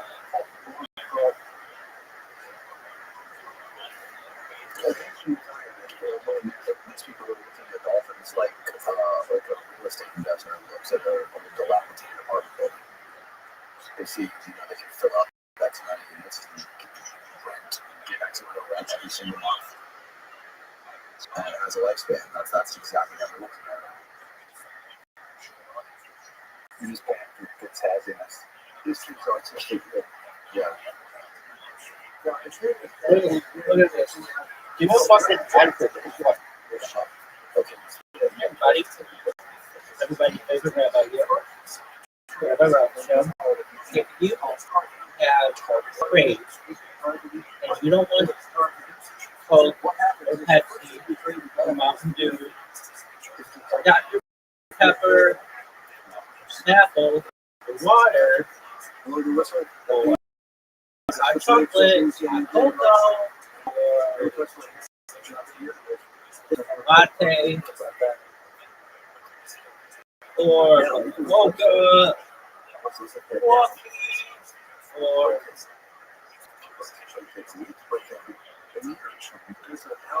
Year one or Lad's drink, aka Pepsi, or Mountain Dew Code Red, or toilet water, or purified water, or fluoridated water, or alkaline water, sick fire water. You don't want beer or wine.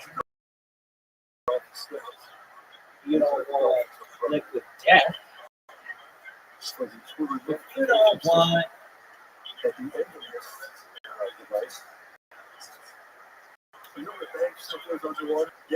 vanilla Coke. You don't want beer. You don't want smoke. You don't want A&W or bars or gas. Or not your gas. Or Mike's Hard Lemonade.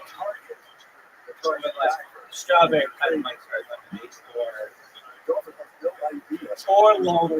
You don't want cocaine in a can. You don't want Red Bull or sugar-free Red Bull or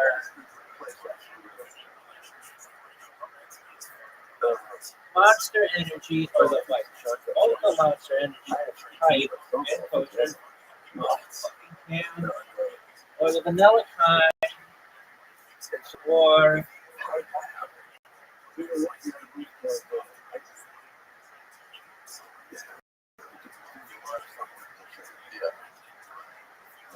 third Jolt or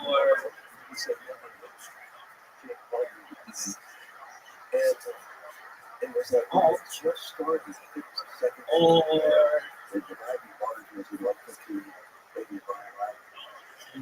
Nas. And if you don't want any of that stuff mentioned in college, you don't want Jello Juice, you don't want Mad Dog 2020, any of the flavors.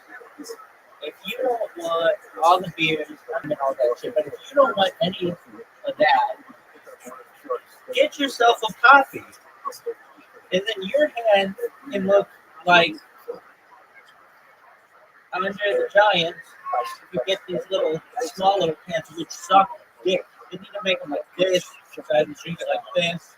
I just drink it out of the fucking 2 liter. Do they make coffee? I don't know. Get yourself a coffee if you don't want any of that other shit.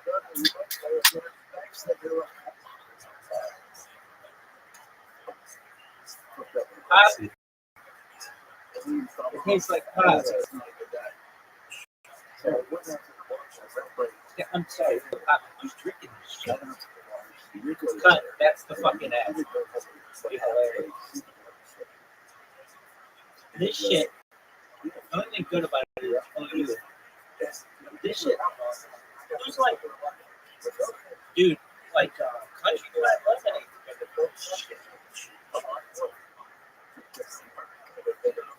Who do they have a taste test? When it's even first administered, black, great. It's a really good hat. So you do it like Andre the Giant. Oh, okay.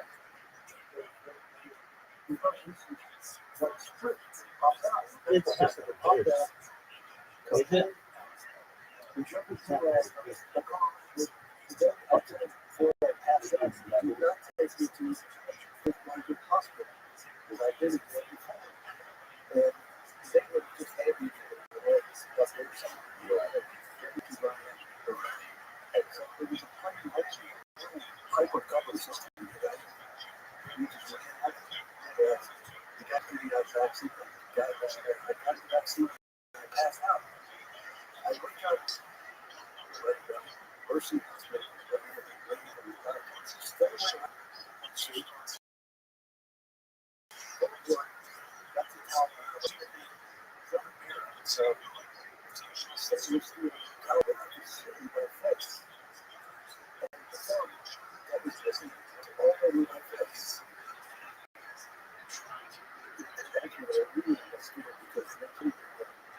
not very show.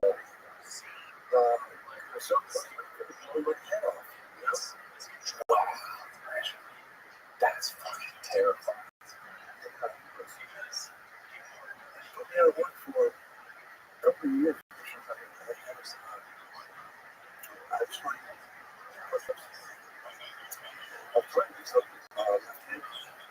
But then it was like something else. And then we said, hey, I didn't fuck with one time. But I got to get called to the job here in St. Pete Beach at the Dawson's Hotel. What kind of job? It's a job in a very good music video. And now it's like a top thing. To get from the tuxedo on the road to St. Pete. So I go to Miami Beach and I'm talking to this guy. He said, have you ever done this before? I said, like, you got to do that. After we go to the helicopters, that's bad. People are shooting at us. We got the job. I went home. I told my wife, hey, we actually was in the house. And we thought, I had never done it. Put it like that. She said, yeah, of course. So I just keep going else. We got to put it on the show. We have to do some such. Next thing you know,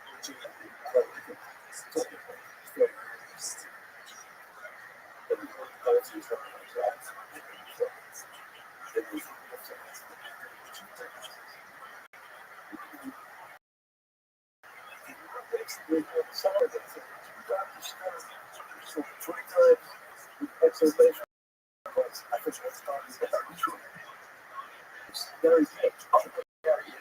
That's right. This is It's all fucking wrong. so next week I got to do the job and outskirts.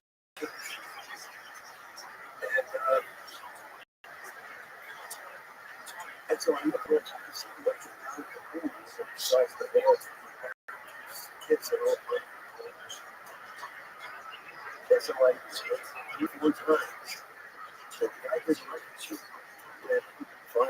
Well, it wasn't fire. It just didn't happen.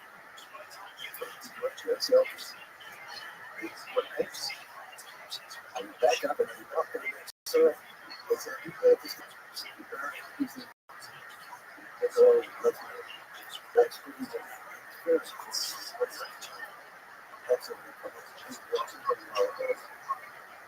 off like this. I'll show you what happened. So whenever I say things that I got to live, I have to people as a so I always have to keep videos. That's gone. Yeah, That's great. And then one of the people we came down for it, and I was telling them this story. And what after you told me, and she said, what's the name of it? I said, I don't know what story it was. It's like, what's the story? Somehow she found it. It's called Same. Raiders for Lovers or something like that.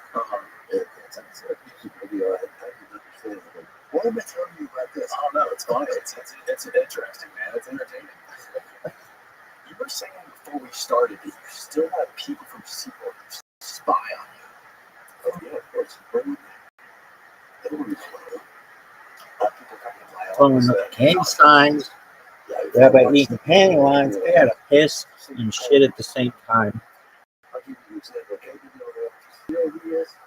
No. Anyhow, oh yeah, well, I'm sorry.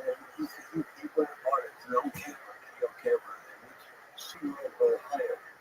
And they were very empty video at the heavy pool, which is a very abusive, looks abusive. That's where everybody goes to golfers and Jesus and we're all fresh. That was powerful. It was so powerful. We had the press conference in San Diego, which he was. And Steve Busby, just before the press conference, he says, I don't know what happened. Some people must have broken my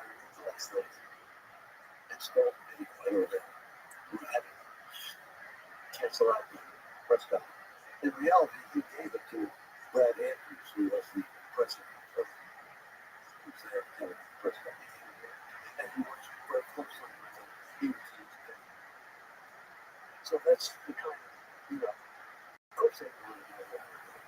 Right. Anybody can volunteer. Same is true with the Japanese police. Why would they not volunteer to help us enjoy us in Taiji? Easy to do. We don't know what it is. This isn't about these secrets. We're not going to lie and these secrets. We just don't look and we don't care who you are. Because it's an everyday thing. Yeah. Yeah, I've come in contact. I don't come in contact with people that much anymore every day. Right. What are you doing right now in Bali, Indonesia?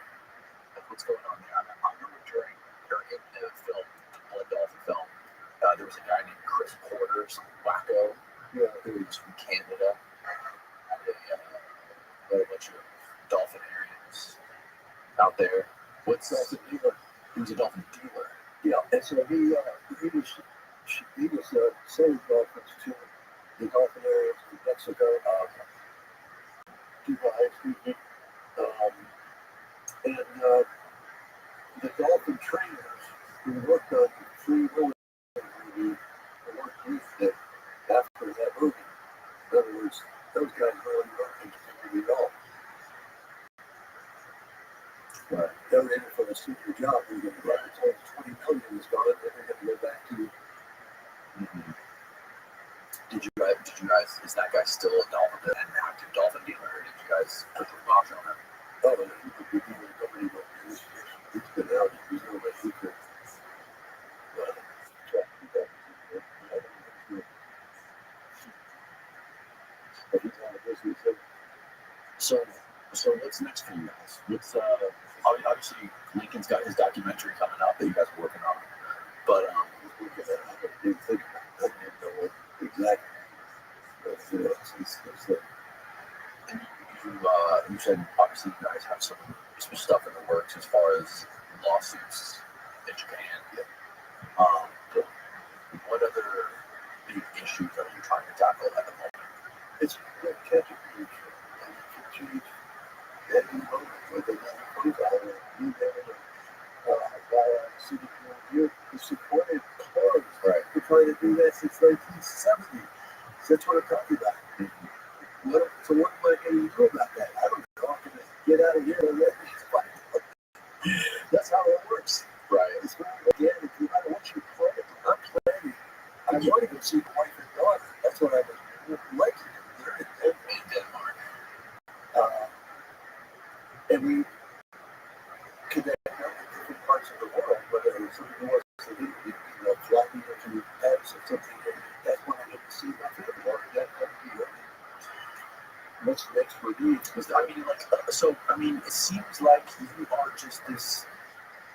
You're sort of a vigilante that goes after these captive dolphins. You try to take them and you rescue them, and it seems like you kind of get one piece at a time, right? Like, are there any? I mean, I don't know if you want to give stuff in public, but like, are there certain parts of the world that you are more focused on than the other than Indonesia?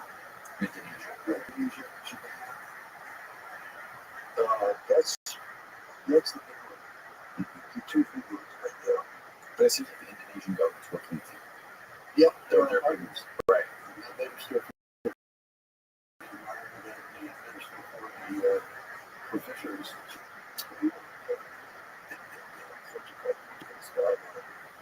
Radar right now. They have 35 dolphins in Portugal. All of them are born in captivity, except for two. They were captured party that was there are two boys that come back to Thailand. So everybody search for a big search for somewhere in Europe or somewhere in Portugal.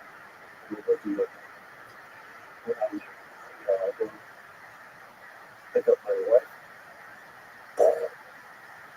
put the car up the ferry boat and go to Norway and check out the whales, and then from Portugal get back to Norway. By then, we will have to return to Indonesia. We have 5 dolphins. We get a phone call that we will come on back.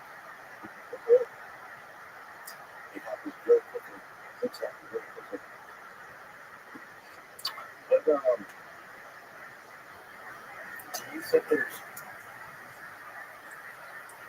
any one end all be all solution to all of this. Like if the president of the United States said, we're going to make you in charge, we're going to put you in charge of all this, you're going to make the final decision on all dolphin captivity. Obviously, we can't control the entire world, but we kind of do.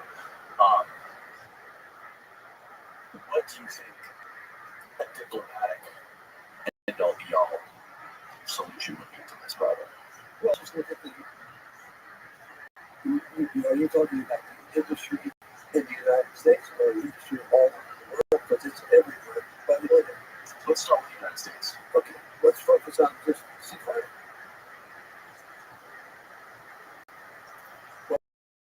What do you do about seafood? Right now, it's close. The whole lives have in the mouth.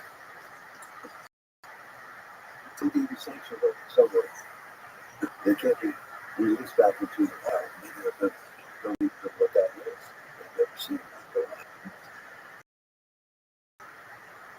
I think the majority of captive animals are psychotic. We never do sexual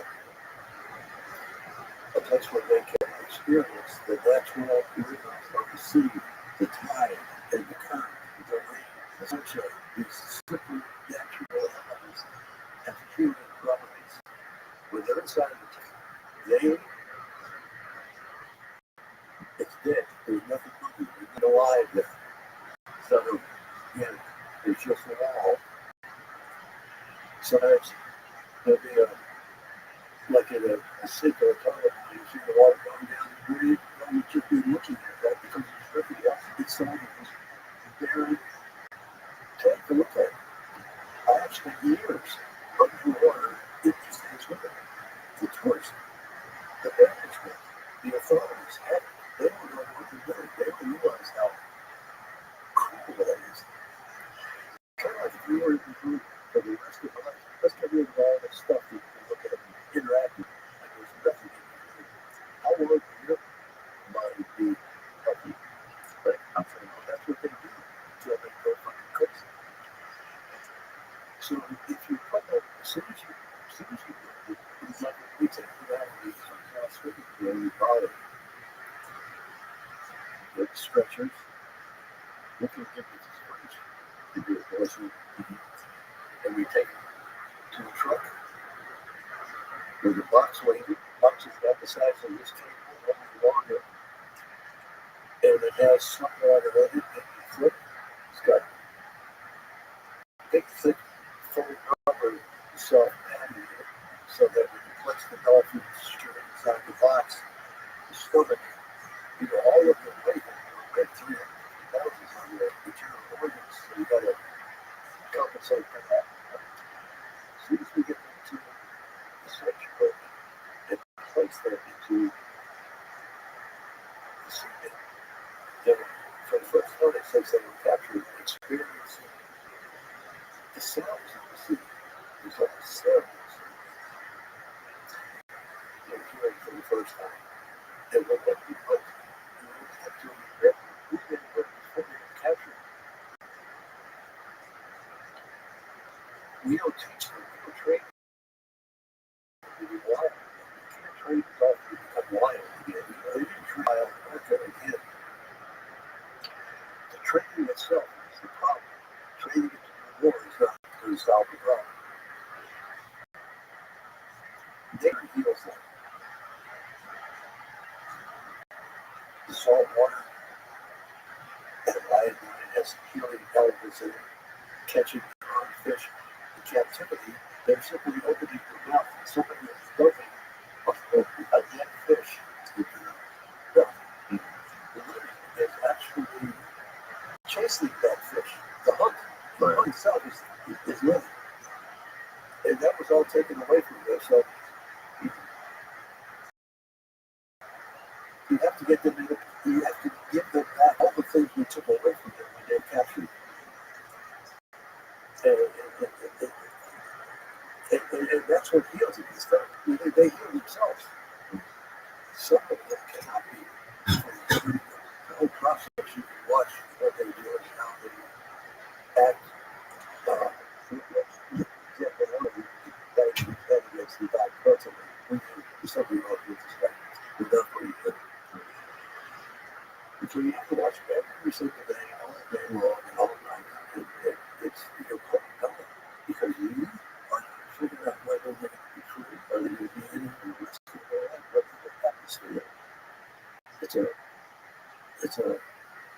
huge responsibility. But take it very seriously. I'm looking at it from a capitalist perspective. How do you incentivize corporations to run away from billions of dollars and put money into something like this that doesn't generate any sort of profit? I don't like to be with that. I don't have any expectations of the government fixing it. I don't deal with it. I don't listen to it. I don't pay any attention to it. The customer or the customers. The only way, and I've thought about this, it sounds pretty simplistic, but the only solution is for people to stop buying tickets. There is no other source. They're never going to stop. It's not going to happen. You can waste your time doing that, but it's based on supply and demand like any other product. You stop buying this, Bud Light or whatever it is, they're in trouble. It's not acceptable too. So our work is really about educating the consumer. So when we're doing a release, that's why these adult releases or sanctuaries are so important, because for the first time, the audience, the people who buy tickets, are seeing this process and learning for themselves. Oh, yeah, I get it now. I get it. We get it from the propaganda that the owners telling everybody on the chain all the way down to the trainers. Because I was a trainer supporting. I know how it works. In order to be successful, a trader has to become a professional liar. You have to lie to customers every day when they ask you questions. You have to lie to the media. And you must lie to yourself every day. What do you lie on? Three things: education, research, and conservation. That's what we're doing here. Right? Well, they are at 5%. Yeah. Those rescues and stuff. Right. Yeah. Great one. That's a good idea. That is 5%. Right. And all of the dolphins, everything you see, the Kaiji, that massacre is directly connected to those people who are selling tickets to their dolphin because it's the copycat system. And it's fuel. And they don't use their own industry. So fuck those people. I don't give a them. Right. They don't like me. I don't have a pathological need to the left. So I'm okay with that. Do you maintain any relationship with any former dolphin trainers that you used to work with or that are currently involved in these operations? Do you ever talk to them or do you ever have interventions? No. I've been touching with a couple, but they've left. And I can't fathom how a person who want to dedicate their career to spending time with these animals, you have to be passionate about this topic. And you have to be, if you're a trainer, don't you make some sort of a connection with these animals? And then how could you find that person? It's not real. It's not real. It's you out of the animal with the dolphins. Yeah, you walk away and go home and live your life. Yeah, you try to get them to be afraid that it's Stockholm syndrome at best. Right? At best. I was going through the Stockholm syndrome in reverse, where I would let people come around the dolphins.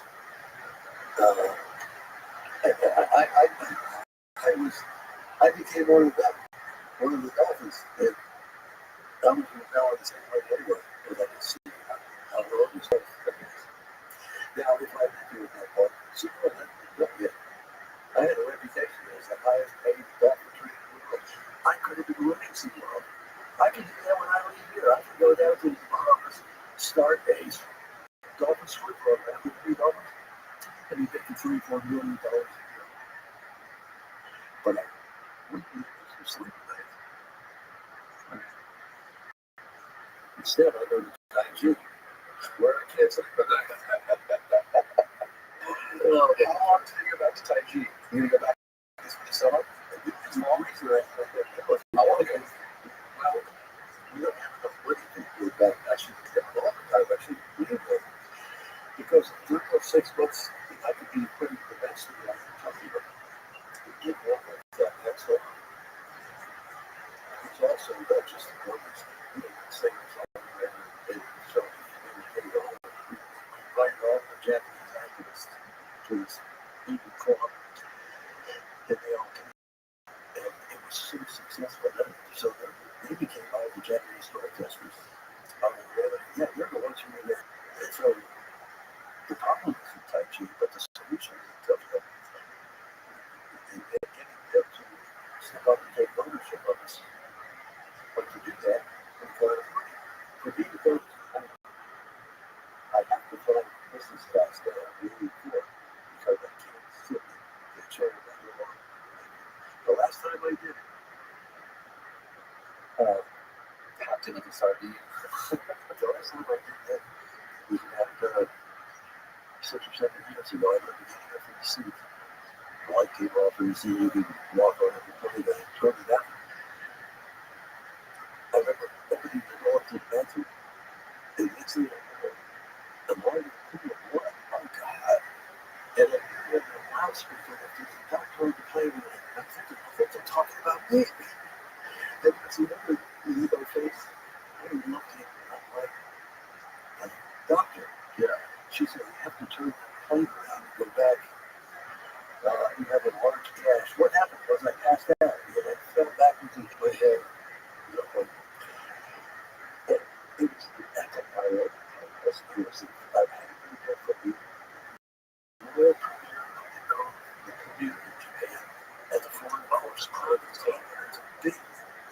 I said, don't turn this plane around. I have to be there. She said, I said, please listen to me. Please, sir. When I get into the place I'll run. Switches and blah, blah, blah. Trust me, I'll be okay. They didn't turn around and ask. When I get to Tokyo in the wheelchair, I come to take me there. It says too late. You can't slow up behind you too long. They let me know. Now it goes. But they shave half of my head. Okay. Now it goes to the community.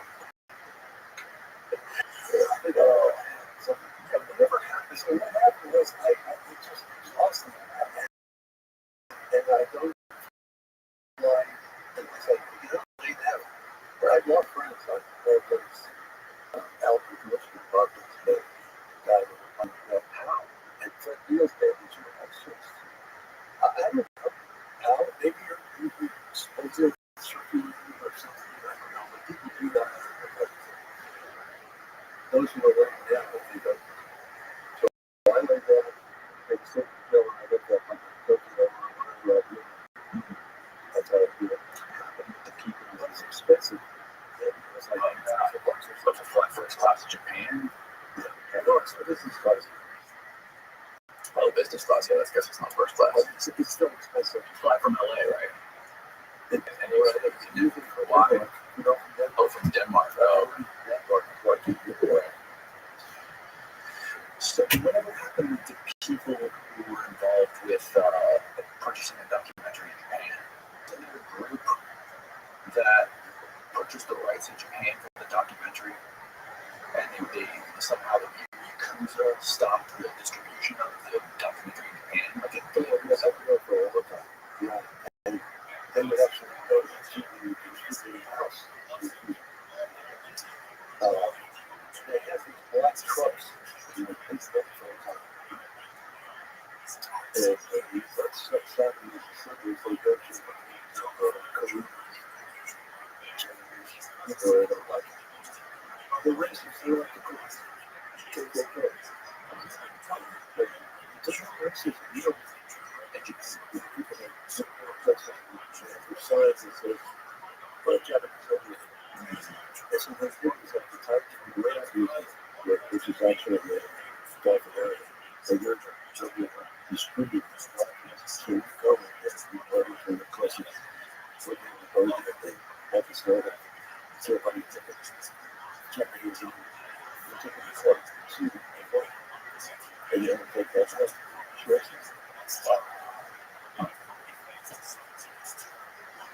So that is also to bring stuff. There's a court suit. Right. Yeah, well, that's hopeful. But the court, the Supreme Court system in Japan is working with you. Successful. Where some people that are listening to this, where can they get in contact with you? Where can they do anything to help develop a project and what you want to get done? Project.com. They take action. Let's take action. Well, people, they can donate, they can go quickly, or physical. Some shop, like you should take action. About the people get process. You say what?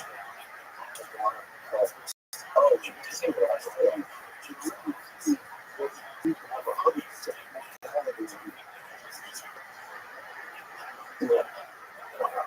So you can adopt a dolphin, so you can basically pay to have a dolphin rescue. Okay.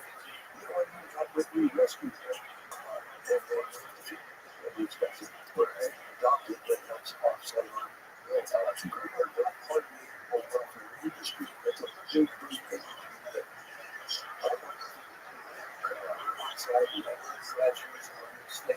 We gotta get you on more podcasts. Why don't you do more podcasts?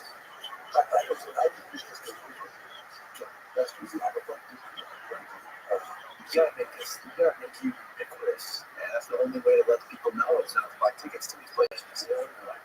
I'm just tired of doing that for 7 years.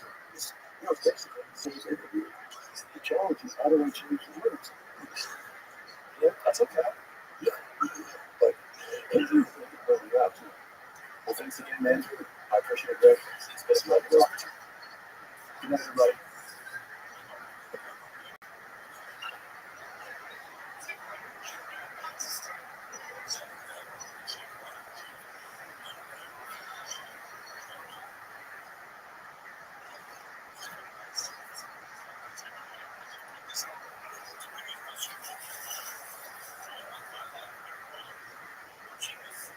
Hi, everybody. Just want to say huge thanks to all the new subscribers to the show in the last few episodes. And if you're new to the show, or if you even watched a few episodes and you haven't yet subscribed, please hammer that subscribe button below the video. It really helps us a lot, and we've been getting a little bit of a nudge in the algorithm. The high priests and priestesses of YouTube have been showing us some love. Thanks to you guys. So, if you're into paleontology, the future of AI, or next events, and even UFOs, we get into all of that on the podcast. It's one wild ride. So, without further ado, enjoy this insanely fascinating conversation with Michael Dark.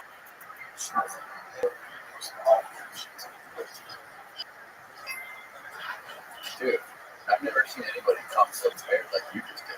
I said, what was that? If you just scooped into your mouth before we did this, white vein, white vein. Yeah.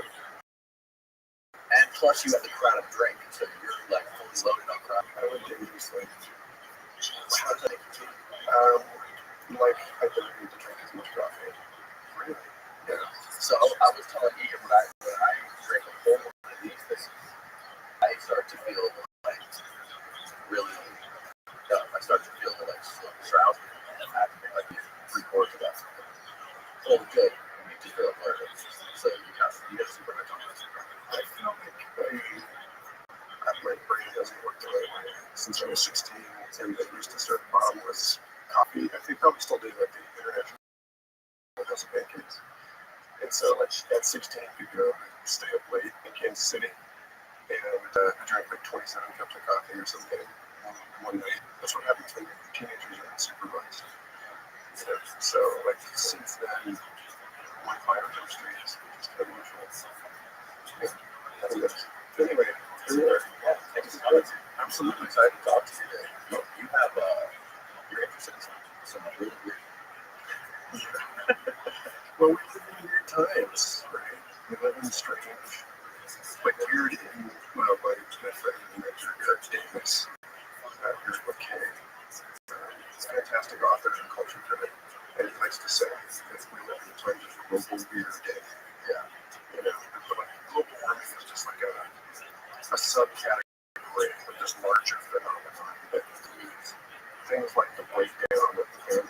real and virtual, and the way that like our hyper-connected technological infrastructure has made it so that memes ripple through the population faster than ever. So like we're kind of all on the inside of each other's heads all the time. And so like weirding in that sort of classic British Isles like WYRB sense is to twist. It's like to weirding something is to twist the outside and the inside together in a way that is like relieving one's fate, And so something that's like the phenomenon that my friends and I are all principally preoccupied with is like, what is digital technology? What are psychedelics? What are the all of these different long-term trends doing in this moment that is dissolving the more conventional categories of inside and outside, of self and other, being located in a simple address and spaces versus a more complex address like we now, where it's like, where are we exactly? Something that happens on the other side of the planet affects us in a way that it didn't before. So yeah, I love that stuff. Your title is paleontologist / futurist. Does that It isn't very started, and did that like I did professionally for my teenage years. Dinosaur Next One with Robert who was one of the principal paleontological consultants for the book and from Jurassic Park, and took me under his wing as a kid, and engaged me in a kind of like Socratic learning for years and years. And then, right when I was about to get out of school at the University of Kansas and pursue paleontology as a doctoral student, I read a couple of papers on alien communication and the evolution of intelligence language that got me interested in like really, really big questions about the history of our planet and what evolution really means and all of this stuff. And these are questions that you can't really pursue easily through a study of vertebrate paleontological record. And it was like this, it's beautiful to be out in the Badlands and digging up stuff that nobody's ever seen. And there's a kind of major mysticism and kind of meditation on silence and wildness involved in that work that I fell in love with. But then I fell in love with these other questions about the evolution of consciousness, and then fell in love with the woman and my partner, who was still had a couple of years of school left to do. So I got kind of stalled out, decided I didn't want to go to grad school, and then I wanted to figure out where I wanted to find a grad school where I could pursue this other stuff. And there just wasn't a place for it, because these kinds of questions in the biological sciences are only addressed through basically like complex systems science, which only very recently actually were there any complex systems grad programs anywhere in the United States or anywhere. And so there was nowhere to study it, and everyone was like, don't do this. You will become the bane of any organization that tries to take you on as a student, because you're not supposed to be asking big cognitive questions. You're supposed to be, doing these little tiny, your grad advisor gives you some specific thing. Yeah, it's all very siloed and sort of disciplinary fragmentation. And so I was like, well, this is dumb. Like, I'm in love with these questions. So I guess I just have to go pursue them on my own.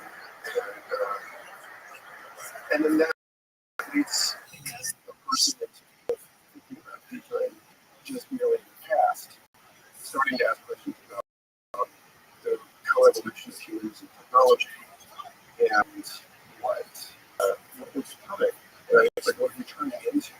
And how does that relate to major evolutionary transitions that have happened over the past, on the planet, the origin of cellular life or multicellularity, or the atmosphere as a kind of artifact that's creating relationships between plants and animals. And so, all these big questions go through the lens paleontology come out on the other side as practical inquiries into how do we navigate the transformations that our geosphere, biosphere, technosphere are going through right now. What does it mean to be a person living through this stuff? Those kinds of things. So, Do you ever really want to get dinosaur things in the water? I haven't done one in 20 years, but How many dinosaurs have you done now? It's hard to say. Because you don't know if they're kind of bones are from the same animal. Right, so you don't always get that legit dinosaurs, you just find random surrounding bones. No, that's gross Hollywood misrepresentation of the actual. You don't just get to sit there with a toothbrush and just like in Jurassic Park, and just like, oh, hey, look, there's a whole thing here. It's not like that at all. It's like some sites are like that, and they're very rare in the world. Like the Gobi Desert, like the living dinosaur corpse, or something like that, where the whole animal was buried in a sandstorm cliff, and so you just get this perfect skeleton that's coming out of the sand. But then a lot of places, like the Allosaur quarry that we dug up in Wyoming, was an Allosaurus nest that had been buried in a mudslide, and then it's over years gas from the rotting corpses. It's an Allosaur. It's like a kind of an ancestral relative. It's not a direct ancestor. It's a kind of like a smaller Tyrannosaurus. They were the ones that were hunting Stegosaurus and Brontosaurus and stuff in the late Jurassic. And so they've got they're really beautiful animals, about 30 feet long. They got 3 big claws on each hand. And the site, yeah, there you go. This site showed the behavior of Allosaurs as family creatures with advanced parental caregiving, because you can see the way that the parents were bringing chunks of dinosaurs back to the nest and then letting their kids feed on them. And they actually, Bakker actually found the hip bone of an Allosaurus that had been fully damaged by the spike on the tail of the Stegosaurus. And this animal should have died from its wound, but then was clearly nursed back to health because the wound had gotten septic, and you could see an abscess on the bone. But then the animal survived and did not start being healed. And like the inference that you can draw from finding a fossil like that is that its brothers and sisters, like mates or whatever, were bringing back food for this animal to eat while it nursed itself to recovery. And so you have this 144 million years ago, you have these really advanced family behaviors that we've kind of taken for granted as something that only humans do or something only mammals do. And it turns out that dinosaurs loved each other and took care of each other, and helped each other learn cooking bones and stuff like that. So, but that site was totally scattered.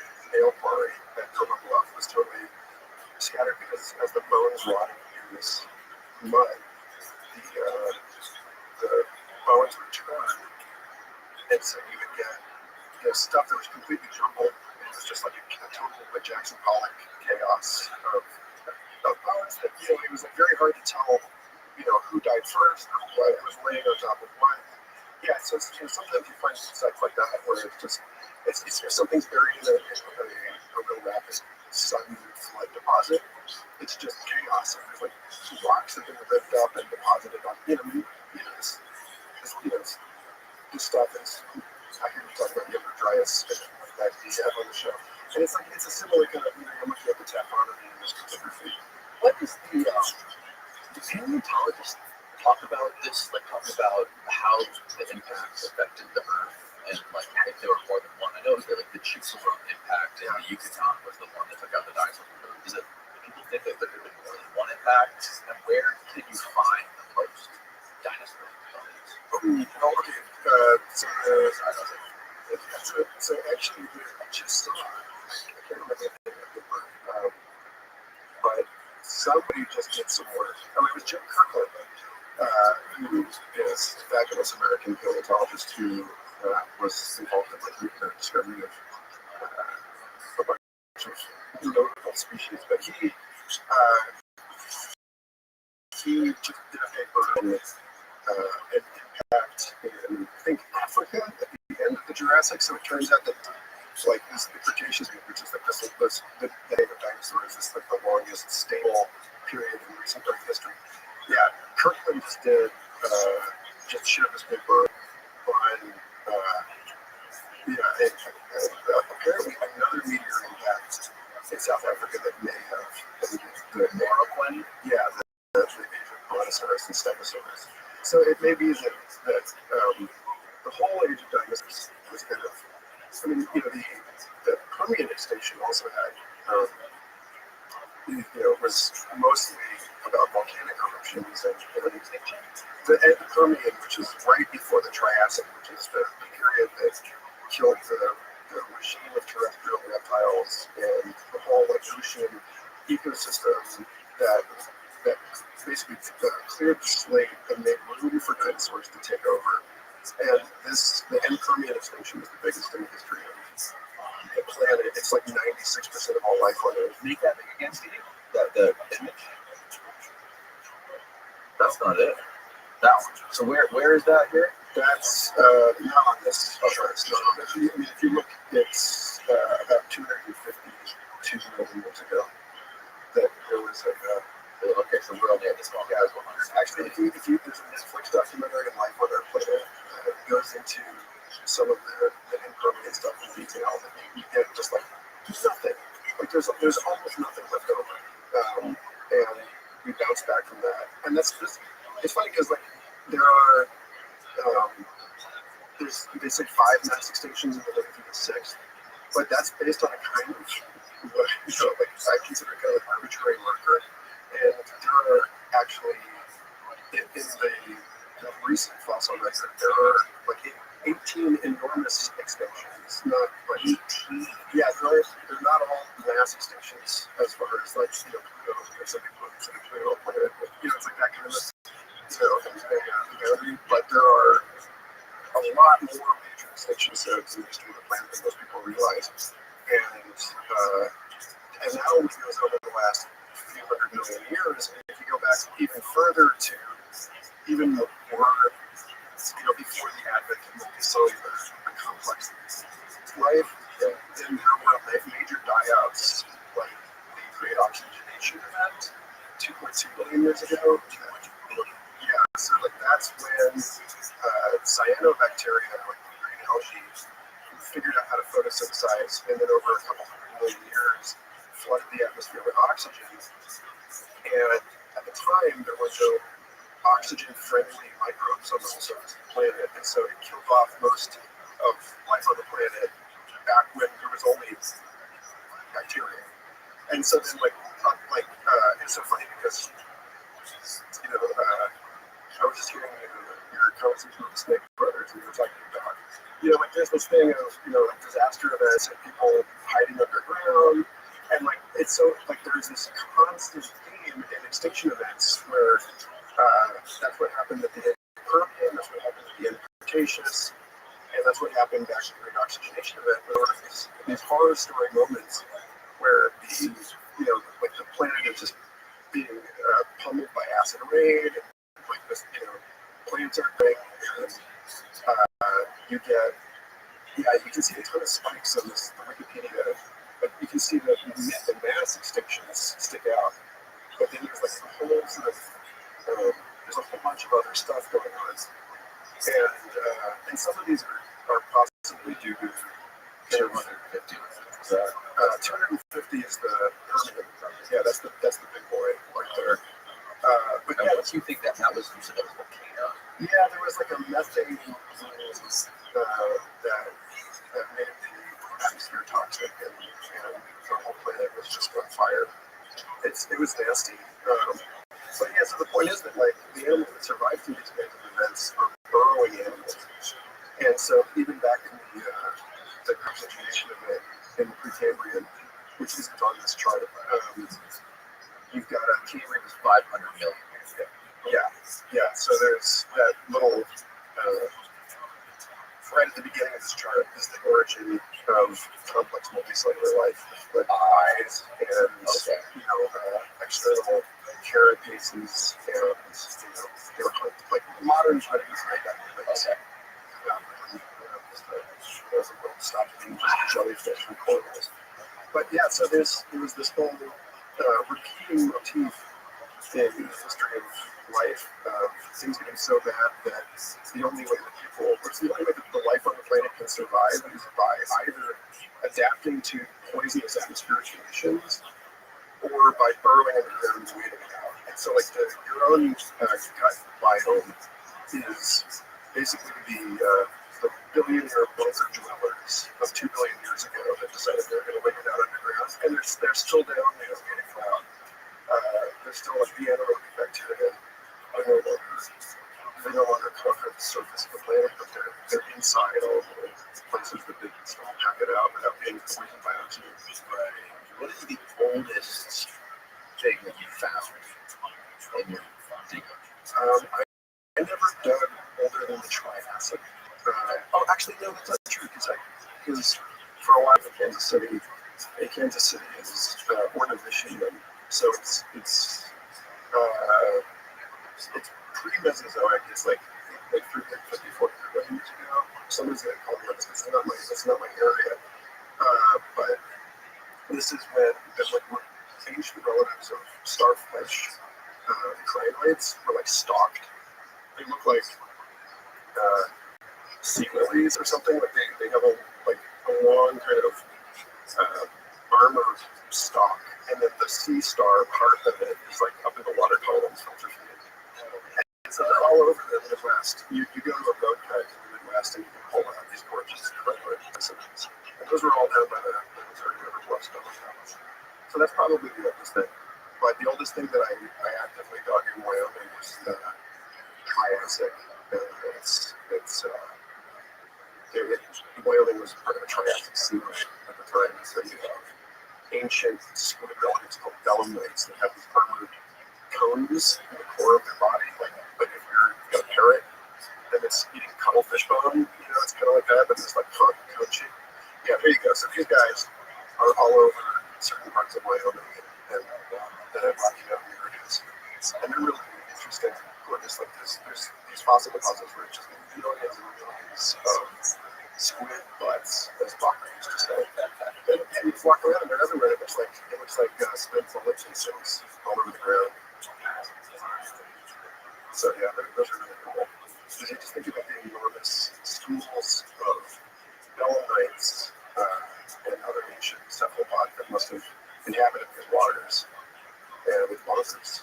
They're just, the amount of biodiversity that has been the norm for our planet over most of its history is just beyond the conception of somebody living in the modern world. Like 100 years ago in America, the sky was dark with flocks of birds, on a regular basis. And over the course of your life and mine, you've killed off something like half of the soil birds in North America, and half the insects. And it's just insane to think of, like, even the amount of biodiversity our parents grew up with is beyond our imagination.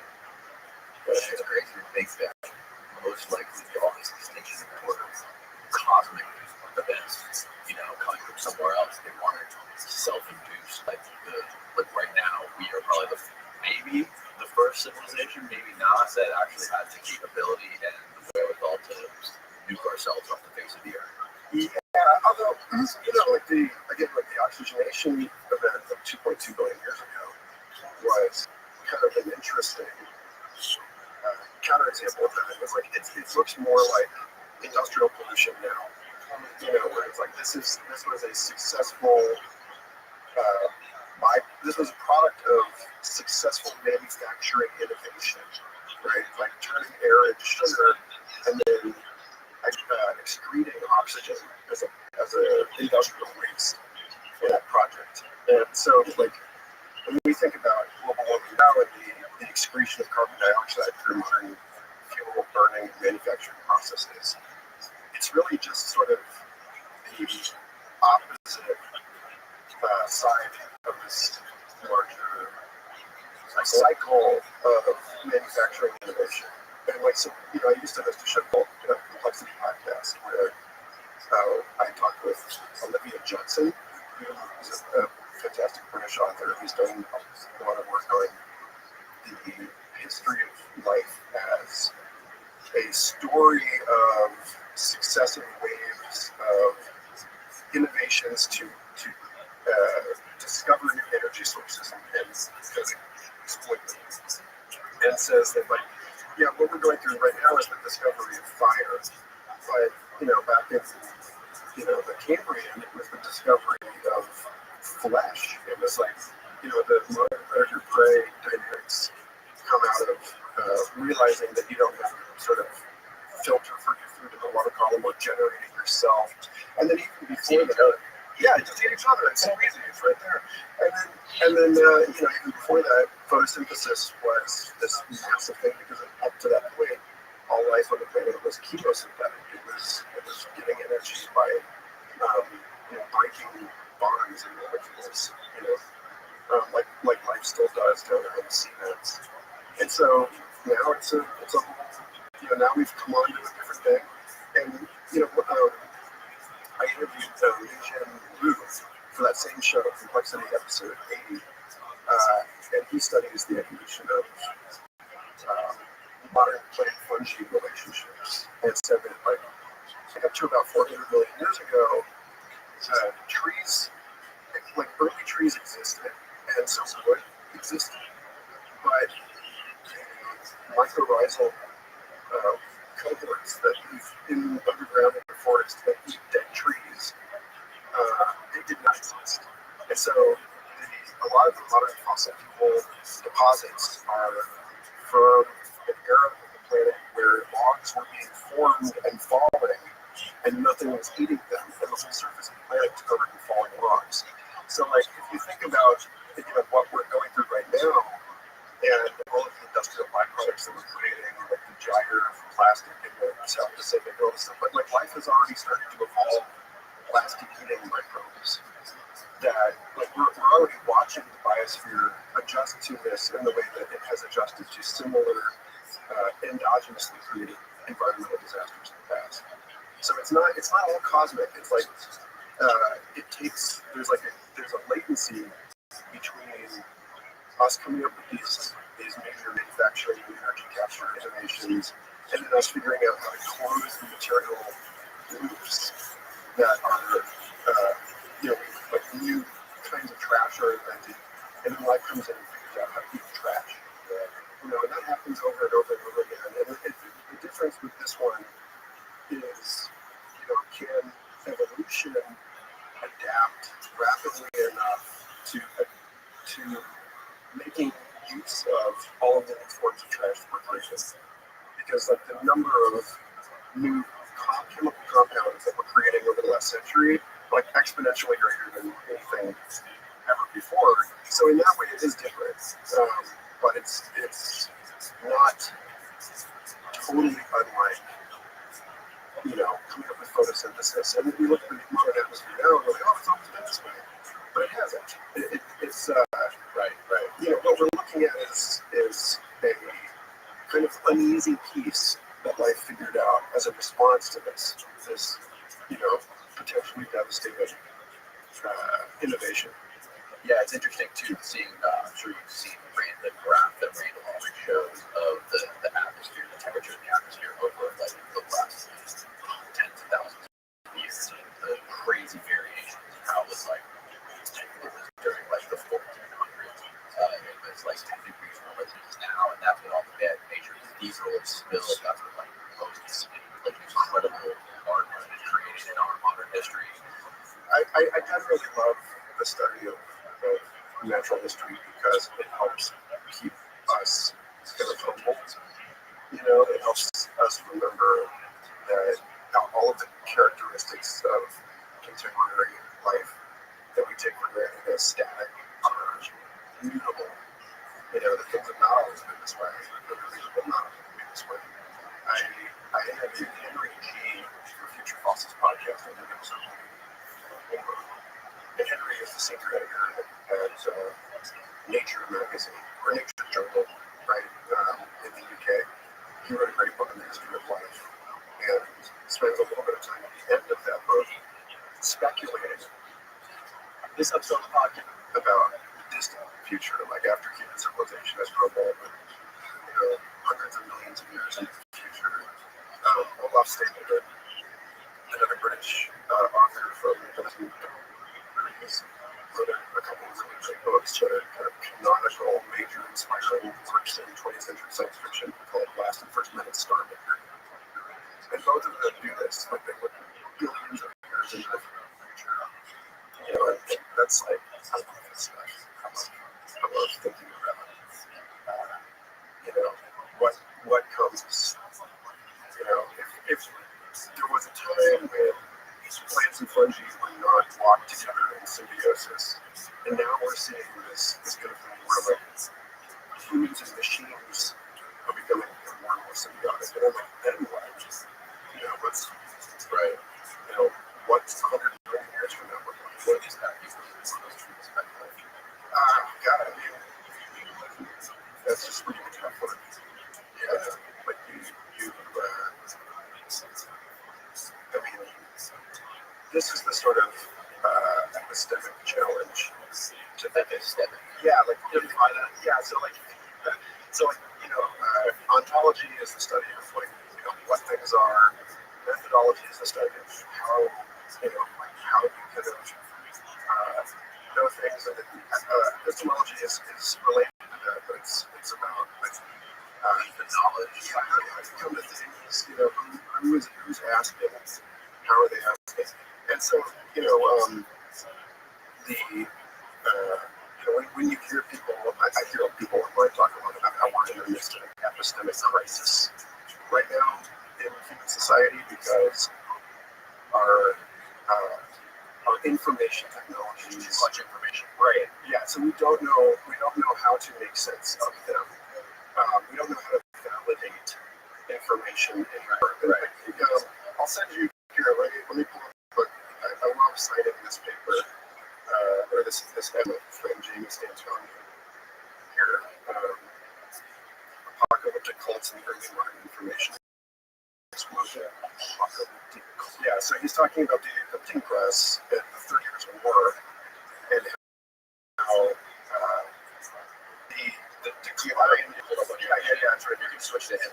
Yeah, that the loss of authority, the legitimacy crisis that the printing press posed to the church was created a vacuum into which flowed all of these different apocalyptic cults that were spreading their own versions of the Bible through self-printed pamphlets.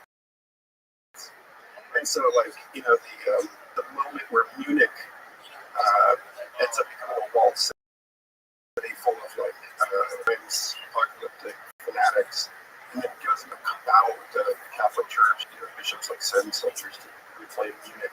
We're going through something like that right now, where the amount it's taking to create new information, I don't know if you've noticed, but most scientific papers now, people are publishing stuff to archive, and then it's there. Archive.org being this sort of preprint server run by Cornell University, where all of the machine learning papers right now are going straight to archive before they make it through peer review.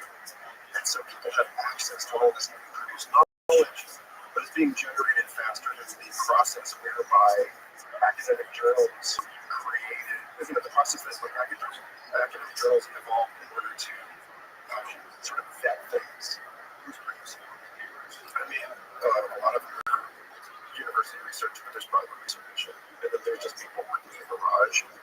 And just with COVID, here I'll pull up and why are they publishing us direct to archive.com? Well, archive.org and ARX. I think this is where it's the process of science has changed somewhat over the course of our lives to so that there's this additional.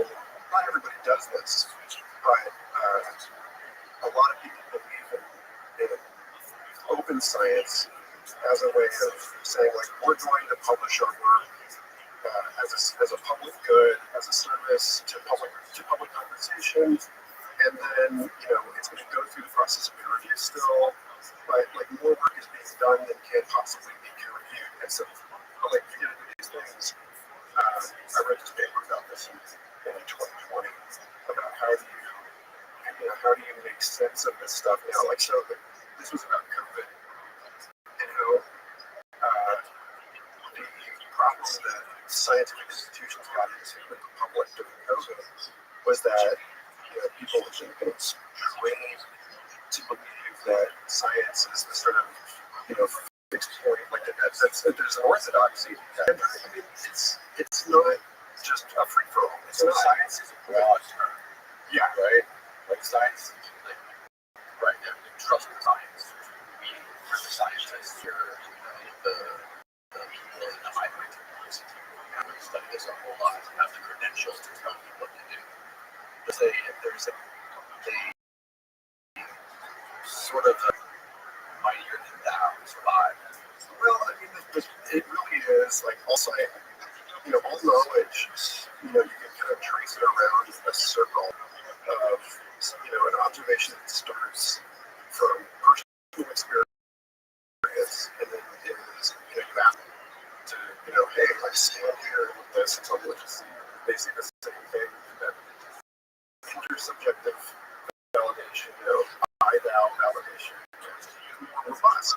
And then just I saw but then like maybe the two of you grew up in the same house, and so you're biased in the same way, and so then science, as most people understand it, is this third person validation where you bring in some different set of experiences, and they're gonna you try to find, you stress test these claims as hard as you can, but there is no fundamental, there's no moment where you have like the replication crisis going on right now in psychological medicine has a lot to do with the fact that the mechanical, like the action of different,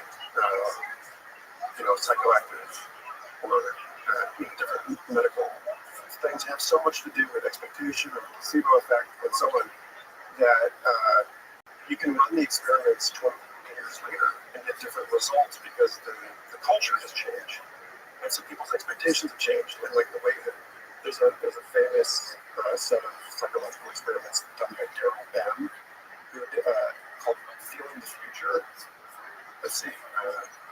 So Daryl reversed the time series on all of these famous psychology experiments. I think 9 famous psychology experiments, and this piece is basically saying we took for the past before the future, but if you reverse the order of these experiments, you can see that people are you get results that are as statistically significant. If you have them select something before they actually see the slide or whatever, so he was saying, like, look, according to your own standards, the field of psychology needs to admit that we have some sort of precognitive ability, and people went insane over this paper, and it was the result of an ongoing debate in clinical psychology, or in experimental psychology, about whether the discipline itself is flawed, or whether we claim that he was very excellent.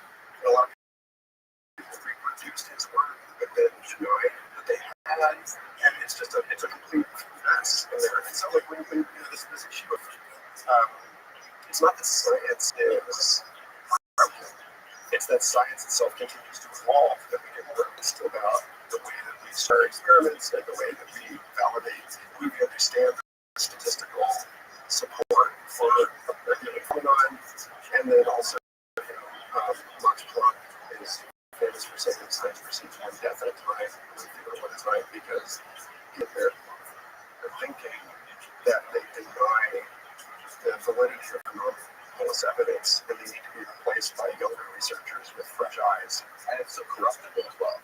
I mean, everything is. I mean, I don't want to single science out here because there's a problem generally. I interviewed T. Wen, a University of Utah philosopher, several years ago. Let's see, where is this? Oh, it's so strange. T. Wen and I had a very interesting conversation about expert identification and how basically, like, if you're not an expert, in a field, then you can't actually validate what an expert is saying, and what it takes to develop expertise is always longer than the amount of time that you have to communicate something, like a complex idea. Um, and so it's not just climate scientists versus everyone else. It's also, geopolitical experts versus everyone else. It's also plumbers versus everyone else. It's like there are kind of an unspecified, kind of theoretically infinite number of things that you can be an expert in. And as knowledge becomes more and more developed, as a body of knowledge becomes more developed, then the amount of time it takes to learn some of these fields means that there are more kinds of expertise. It takes longer to acquire that expertise, and so we're on the surface of this growing volume of information that is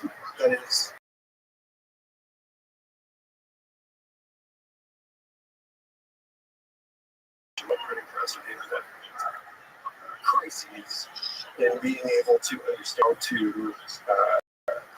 how to articulate the knowledge and bring it together and unify it. And so Simon Dideo, the Carnegie Mellon professor that I interviewed years ago for Complexity, talks about this. Let's see if I can find this.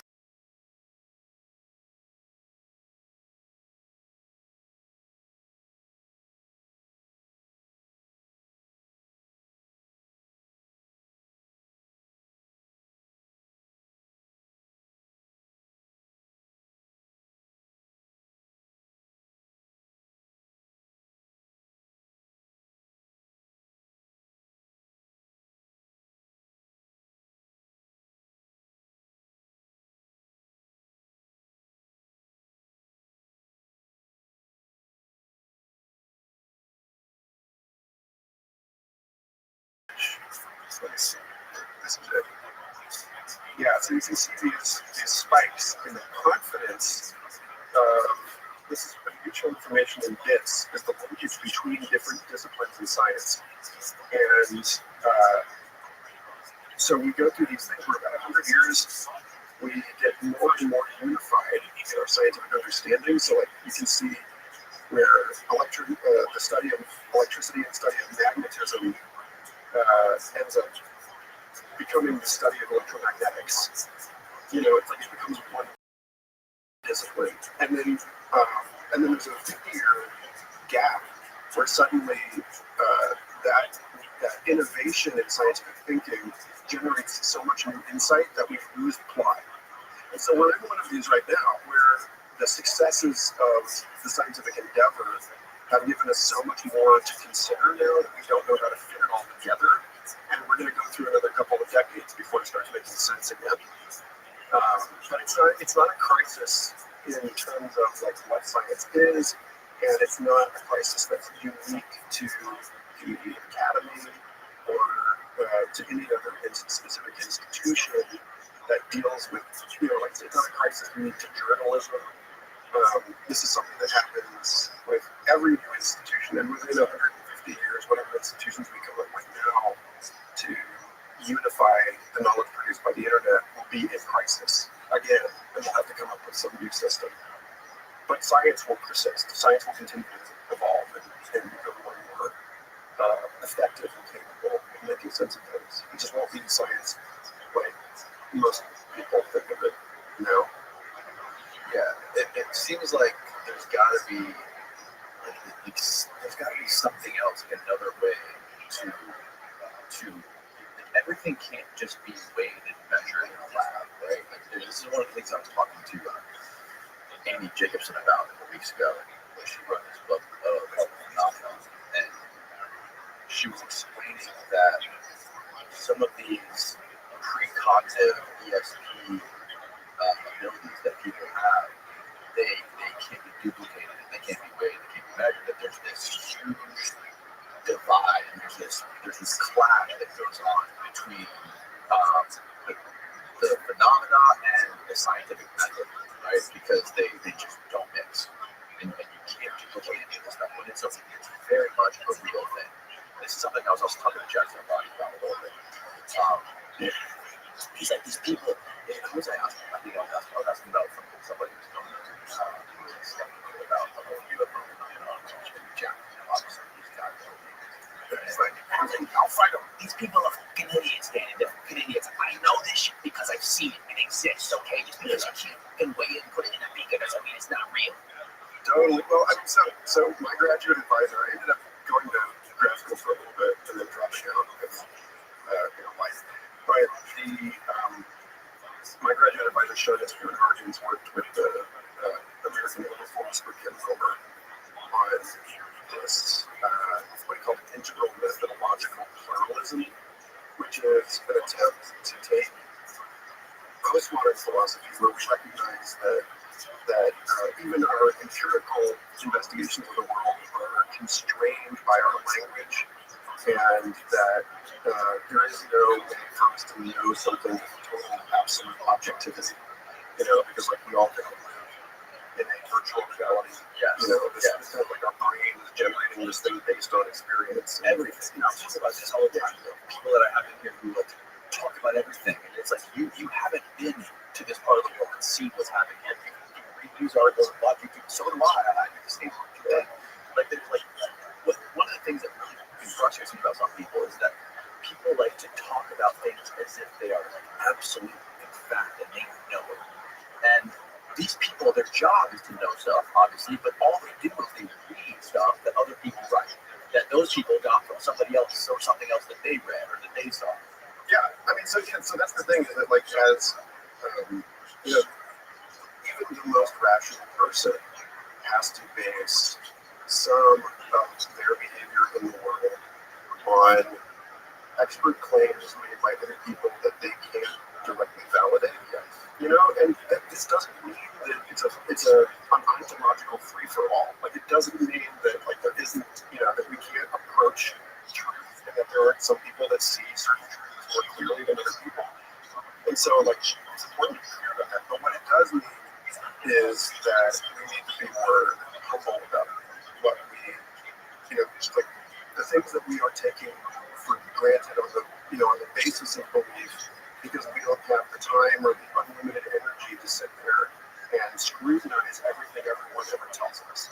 And so, Harkins and Wilber wrote this really cool piece for the Oxford Handbook of Religion and Science several years ago, unifying this. So, like, I don't know, is this up on the screen? Yeah. So, like, here is let me see a good example. So this is a piece that's showing, or a chart that's showing what done with Ken, where like you can see empirical science fits into one corner of this chart where they're looking at the exteriors, the descriptions and behaviors of phenomena through the lens of singular entities. So this is like animal behavior, this is like cognitive science. But then there are other ways, there are schools of knowledge, like phenomenology, which is concerned with the interiority, the felt sense, the qualitative claims that can be made about your own internal personal experience. And then you have, different sort of ethnic studies and the study of meaning and language are the cultural sort of interior plural dimensions of experience. It's like what you and I agree a cat means, the word cat. And so on. And so like you can take this framework and you can start to say that, for instance, Zen meditation as a technique does obey the scientific method in that they give you an injunction, they give you sit on a mat for 20 years observing your breath, and then you will have an experience that an expert in the field can tell you you've had this experience, or they can tell that you're lying.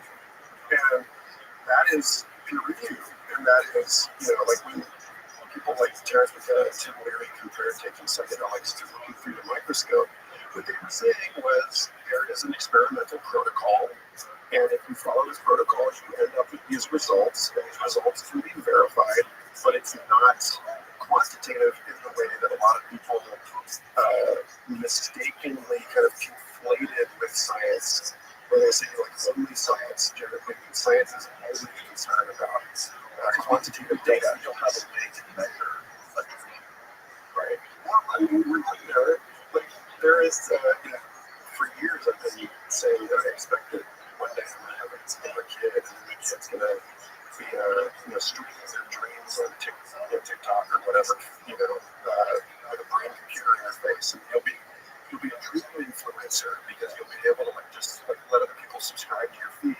And then just a couple months ago, this found a way to use machine learning to translate the visual cortex activity into images. And so you're able to see what somebody else is dreaming. Yeah, this is a recent thing, but I do what I can to stay on top of AI research, and this is a big deal. Who did this? Good question. Let's see. How do they produce the images? Is it video, still images? Machine learning. Yeah, no, you can pull. Let's see here. Deep dream is something else. AI recreates what people see by their brain scans. This is not the most recent research. But this is preliminary research to the stuff that I'm talking about here. And so this is a year ago. It's way better now.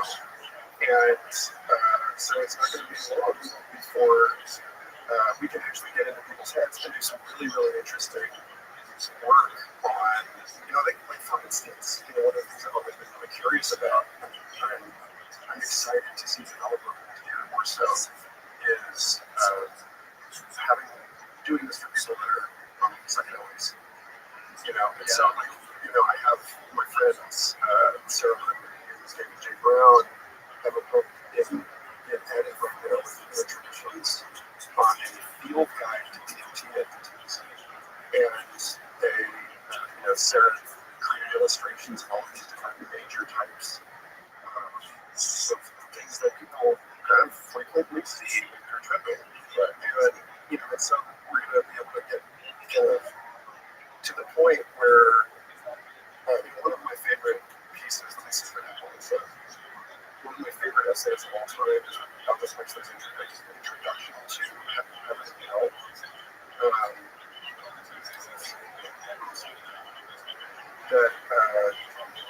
So let me just read you this quote.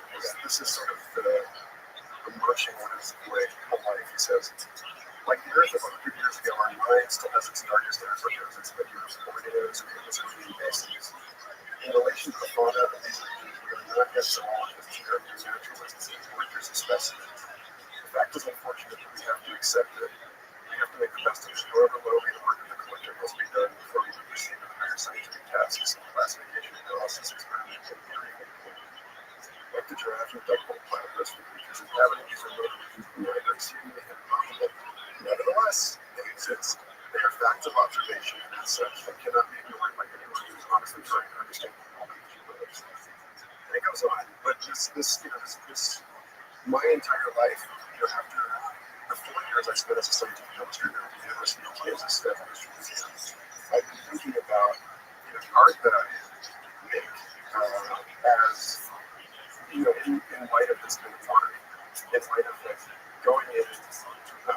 My buddy Android Jones talks about this too, about visionary art, which is the American tradition that came out of fantastic realism in Europe, came out of surrealism, so there's a direct link between Dali and Fuchs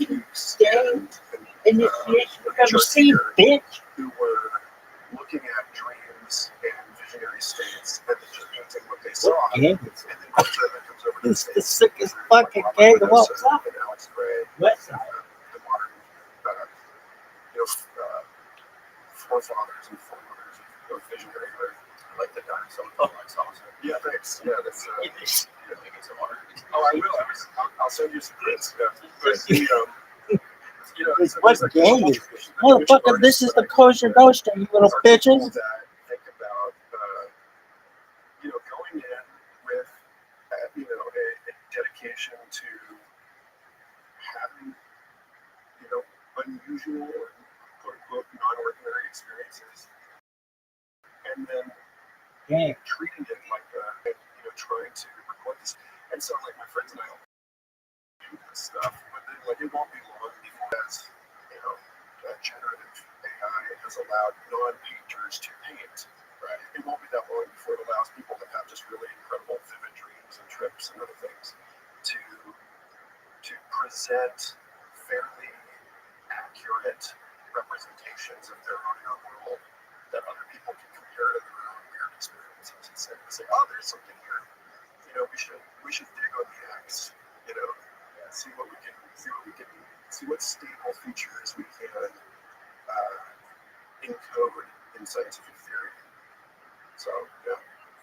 There was an article, I don't know if it was a podcast or something, or if this was one of your essays that you wrote about how, like, the role reversal between creativity and AI, how we're, like, switching the roles. And, like, AI is sort of, like, turning us into blobs. And, this one? yes, I think it was that I read this morning. And, you know, it's something that, one of the things that I've noticed recently is that, like, when it comes to the medium at which I publish this podcast, which is mostly YouTube, we get most of our audience on YouTube.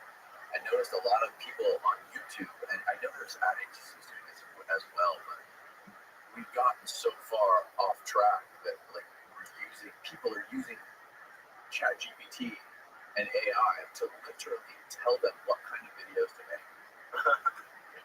Giving them all the footage and all the frames for their videos, giving them the music, giving them the thumbnails, giving them the titles. And I know ad agencies are even using this stuff to, like, tell them where to put logos on commercials, how long commercials should be, how they should be narrated, and all this stuff. And it's like AI is sucking all the creativity out of not really out of the human mind. It's like we don't need to do it anymore. So it's like, let's just let AI. It is weird. So yeah, this piece that you're talking about, improvising out of algorithmic isolation, was commissioned by a friend who wanted me to write about improv versus surveillance capitalism. Right. You know, that's what we're talking about. We're talking about the attention economy and using stuff like gaze tracking software to tell how long somebody is looking at, it's whatever. And then they also have to zoom on Instagram. If you zoom in on something, they'll, like, start giving you more of that person's shit. Yeah, exactly. So like, all of this is, the stuff that grew out of creating an ad revenue model for the web is, it's like, I want to link that piece to two other pieces. Let me see. There's this piece I wrote called The Evolution of Surveillance, talking about this in this way, talking about augmented reality and spatial computing and so on. When you say surveillance, you're talking specifically about like the way ad agencies target people, target ads to them and stuff. Well, it's about behavior. Like, behaviors in general, right? Like, the more cameras we have, the more keystroke logging we use, the more gaze tracking we use. It's about trying to model behavior in order to either intervene and shape the way that people are behaving, or in order to predict them such that you can sell them things more efficiently, etc. And this is, the point that I was making in this essay is that this is not actually new, that, like, all of these new sensory and behavioral modeling innovations that we're making with digital technology are an extension of this longer arms race between predators and prey that goes back at least to the evolution of the mind, where it's like suddenly you have this whole new dimension where you're not just sensing a prey animal or an organism along a kind of chemical gradient, and you can actually see something at a distance and watch it turn to avoid you, and then you can chase it. And that's something like that is going on right now, where Cambridge Analytica knows your Facebook browsing behavior so well that it's able to predict you more effectively than your own spouse. And like this kind of stuff. And so what's happening is that in this piece on improvisation, the evolution of these surveillance infrastructure, the algorithms and the camera networks and all this stuff, is modifying people's behavior in two different ways. One is making people, like, living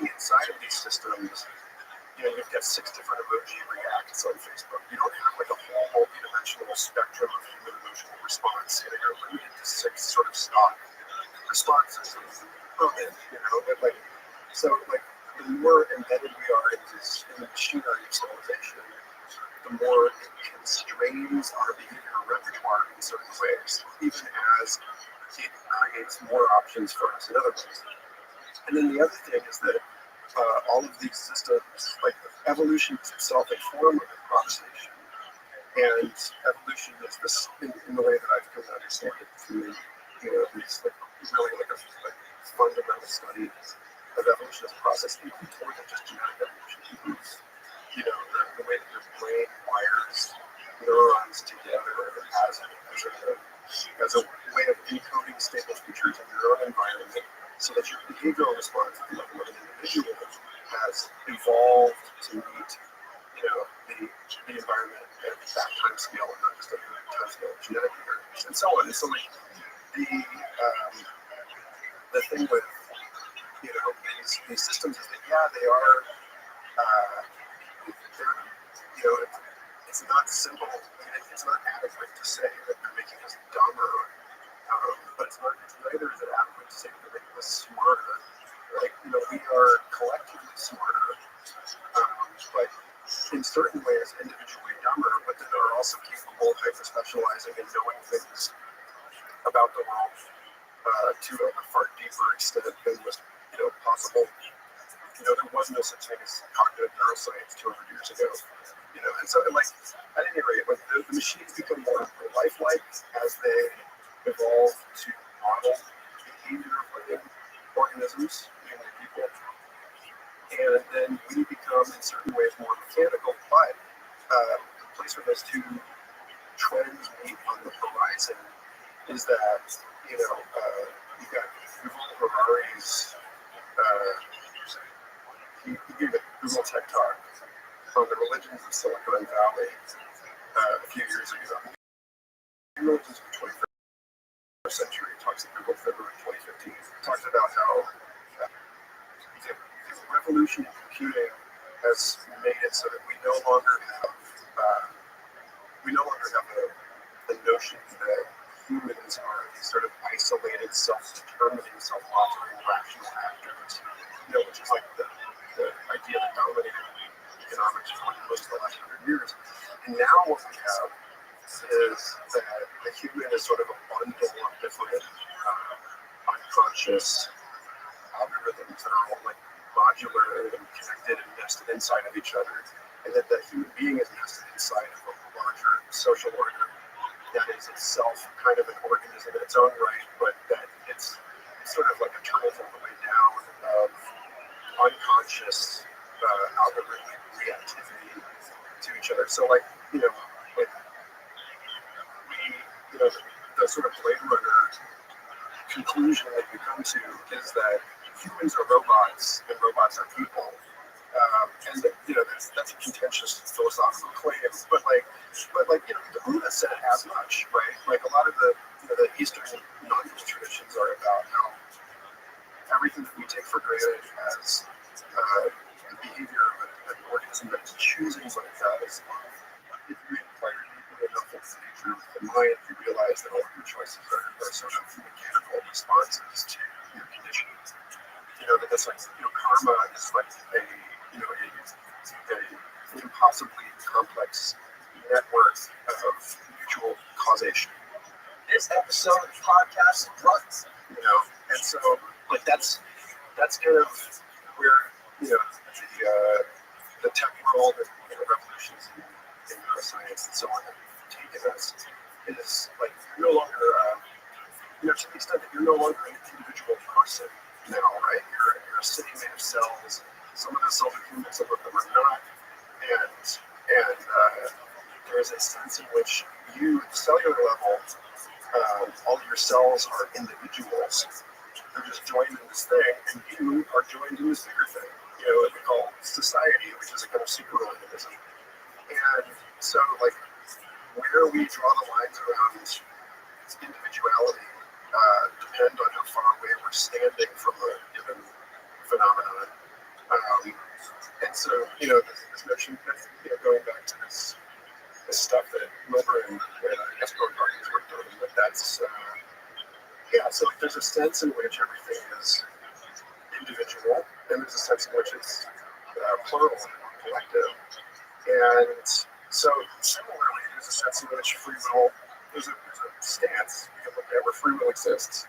And if you move, then it looks like everything is just sort of blindly, deterministically causing everything else. And the question of like free will is a question about the philosophical stance that we want to take on emergence. Like, is emergent behavior something that actually exists, or does it just appear to exist because like we see order in a new way if we stand and look at it at the beats of the cosmos from a different perspective.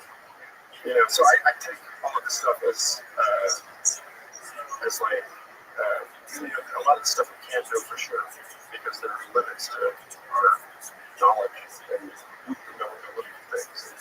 So it's like, well, we're probably better off assuming that it's both. It has efforts to try and like pin down reality in one way or another, saying like, oh, this is something purely objective or purely subjective, or choice does or does not exist. These are methodological artifacts. Like, are you a noun or are you a verb? Which one, why does one have to be more true than the other? Anyway, that's okay. Do you often take DMT? No. Not any. I mean, everybody's got their college years. But, how is it done? Okay. I'm a wild. Is that, did you get into psychedelics after you were in all the college and stuff, and did psychedelics sort of like catapult you into all this? Definitely part of it, yeah. I mean, I think the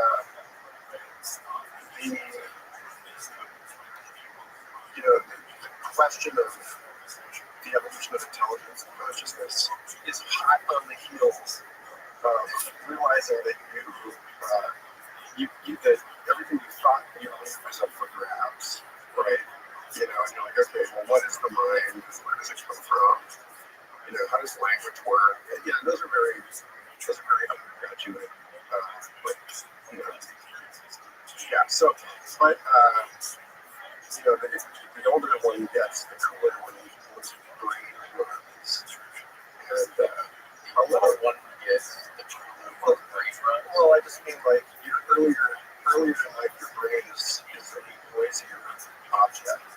Yeah. Children are really like distracted and playful and creative, and then as you get older, University of California, Berkeley, child psychologist Allison Gottman calls this the explore exploit tension. Whereas like as you get a bit older in life, or as a system ages, even the systems become more conservative and more risk averse. And then at some point, you can kind of go back. Let's put it in this. I read this on this a while ago. The future is noisy. Talks about like there's a curve to life where as your senses start to fail you in old age, you become more childlike. Yeah, more of a dreamer and more playful. But yeah, there's like the relationship. Yeah, I like this exactly. The relationship between the notion that comes out of DMT research that the basically waking state is a kind of dream constrained by the wiring of the brain to its senses. And so like the more signal you get from the outside world, the more your signal to noise ratio goes up. And then as your senses develop or as they fail, that ratio changes. And so like different there are processes, like if you think about that kind of art, there are moments in the process of this production of scientific knowledge that are high noise, and then there are moments that are high signal. Like when you're collecting data, you want your noise to be as low as possible. But when you're trying to come up with a new hypothesis, you want to turn the noise up. And so again, this has to do with like the way that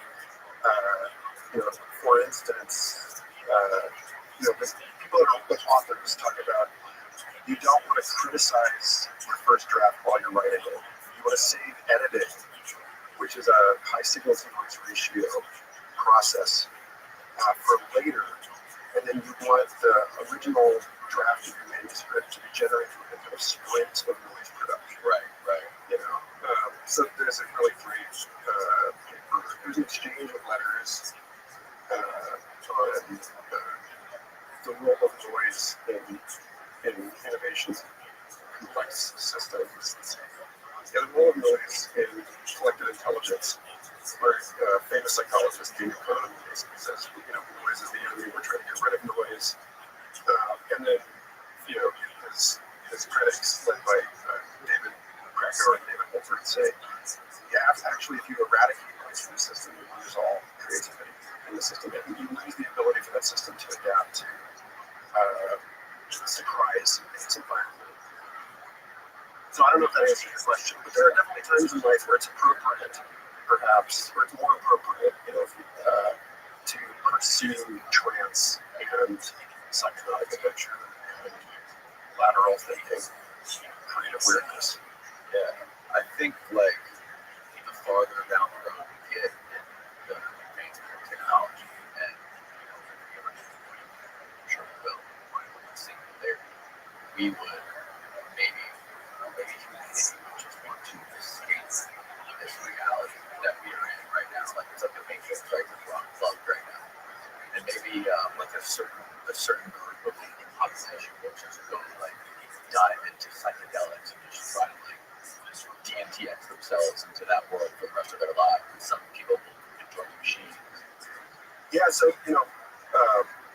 our buddies, Ian and Patrick at Nonautics, I'm on the advisory board of this organization that wants to start doing work in other kinds of fundamental psychedelic research.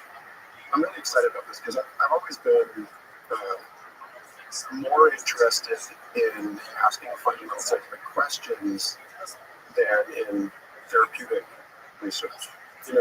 Obviously we're in the middle of a crisis. It's very important that people have access to the best possible tools to maintain their mental health. I know a lot of people who have benefited from therapeutic encounter with psychedelics, but when it comes to asking questions about the nature of reality and the greatest mysteries that science can ask, then it seems obvious that we've left a huge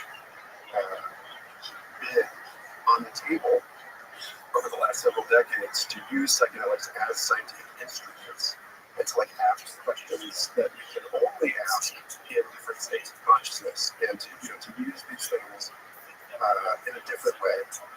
I've been pursuing that line of questioning on the show for a while.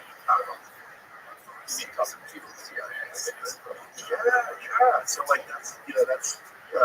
that's an interesting case, right? Where the CIA is not constrained by the same sort of socioeconomic concerns that academic research is, right? Right, exactly. You got Chris Monte on your show advocating for enhanced interrogation because it's practical, it's how you get results. And so that's the thing, is military research has a lower barrier to being, it has more willingness to pursue something that might work. Blue sky research. Try. Whether we understand the mechanism for it, maybe not use this knowledge. Right. That's an interesting fact about the Cold War, is that Russia took a very different approach to physics and psychology research behind the curtain, and was not as bound as American academic research to try and understand how to try and pose a mechanism for stuff like telekinesis before they would actually go ahead and look at it. It's one of the most interesting stories from American science over the last years is the story of Princeton Engineering and Research Lab. I talk about it in episode 186 of Future Fossils and Manifesto for Weird Science. By the way, I love this podcast. Future Fossils. Thanks. Yeah, it's that paleontology interest. It's that whole thing. Yeah, the whole span in once. But the Pear Lab, Princeton Engineering Anomalies Research, was funded by, I think it was Lockheed He's either lucky or maybe I'm going to catch myself on this. But they, oh yeah, here we go. Full show notes. But yeah, they got a grant from aerospace because aerospace wanted to know whether the brain as an electromagnetic phenomenon was influencing the sensitive electronics inside a fighter pilot cockpit. And so the dean of Princeton Engineering got together with aerospace and said, okay, let's check this out. And spent 27 years pursuing research into subtle but statistically significant effects of human intention and emotion on both electronic and mechanical, ostensibly random systems. So, like, there's that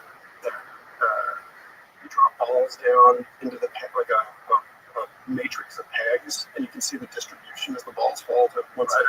You get like a bell curve distribution, but they found that you could have people sit in front of one of those and wheel the balls to the right or the left, and that you could do the same thing with pseudo-random electronic number generators. And so some people were better at this than other people, and this is a skill that could be trained. Like that you can actually have a small but statistically significant impact of willpower on the outcome of things like dice. And they ran hundreds and hundreds of experiments with thousands of subjects over 27 years and ran metastatistical analyses on these results and found that basically, they anticipated all of the criticism. They were fiercely attacked even by other departments inside of Princeton Engineering. And so they had to tighten it up. And, like people like Russell Targ and Dean Radin that work in parapsychology understand the enormous pressure that they are under to be as rigorous as possible. And so you see things like Larry Dossey's work on the healing power of prayer, where they've done triple blind research, where like the people that are they did triple blind research on prayer and fertility, where the people that were receiving the prayer and the doctors in the fertility clinic, none of them were aware that this was being done. And so like they know that there are higher, that they have to, pole vault over a higher bar. And often a lot of the parapsychological research is cunning methodologically in ways that normal research doesn't have the responsibility to be. And so Princeton Engineering, found that, they were like, look, in order for these results to be insignificant, we would have had to carry like something like hundreds of millions of negative results. You do it. Like we would have had to hide more research that we never had time to conduct. And so, so there's like, but this is a case where they still don't know why it works. And so, or at least they don't. Maybe the CIA people do. But they didn't lead with, well, we don't know how it works. They led with, is there something here? And if there is something here, at that point we can start. That's how science should work, right? It's like, yeah, exactly. Check an anomaly, and then you start to create hypotheses about what they're actually doing. When you have limited money to research it, and you don't know what the outcome is going to be, you can discover. There's no way what you can discover. I just had a guy here last week. He's a professor of history of religion, and from Texas, Jeff Frankel. Yes. Yeah, so Jeff Frankel was the PhD advisor for Eric Davis. Okay. And he's interesting. He was explaining to me how as aerospace gravitational propulsion in the air, that my mom had asked him to meet at MIT and talk about religion and the history of Catholic guys, like why, like JPL, I think they're from JPL aeronautics propulsion guy is interested in a professor of history of religion. Like, what a crazy combination.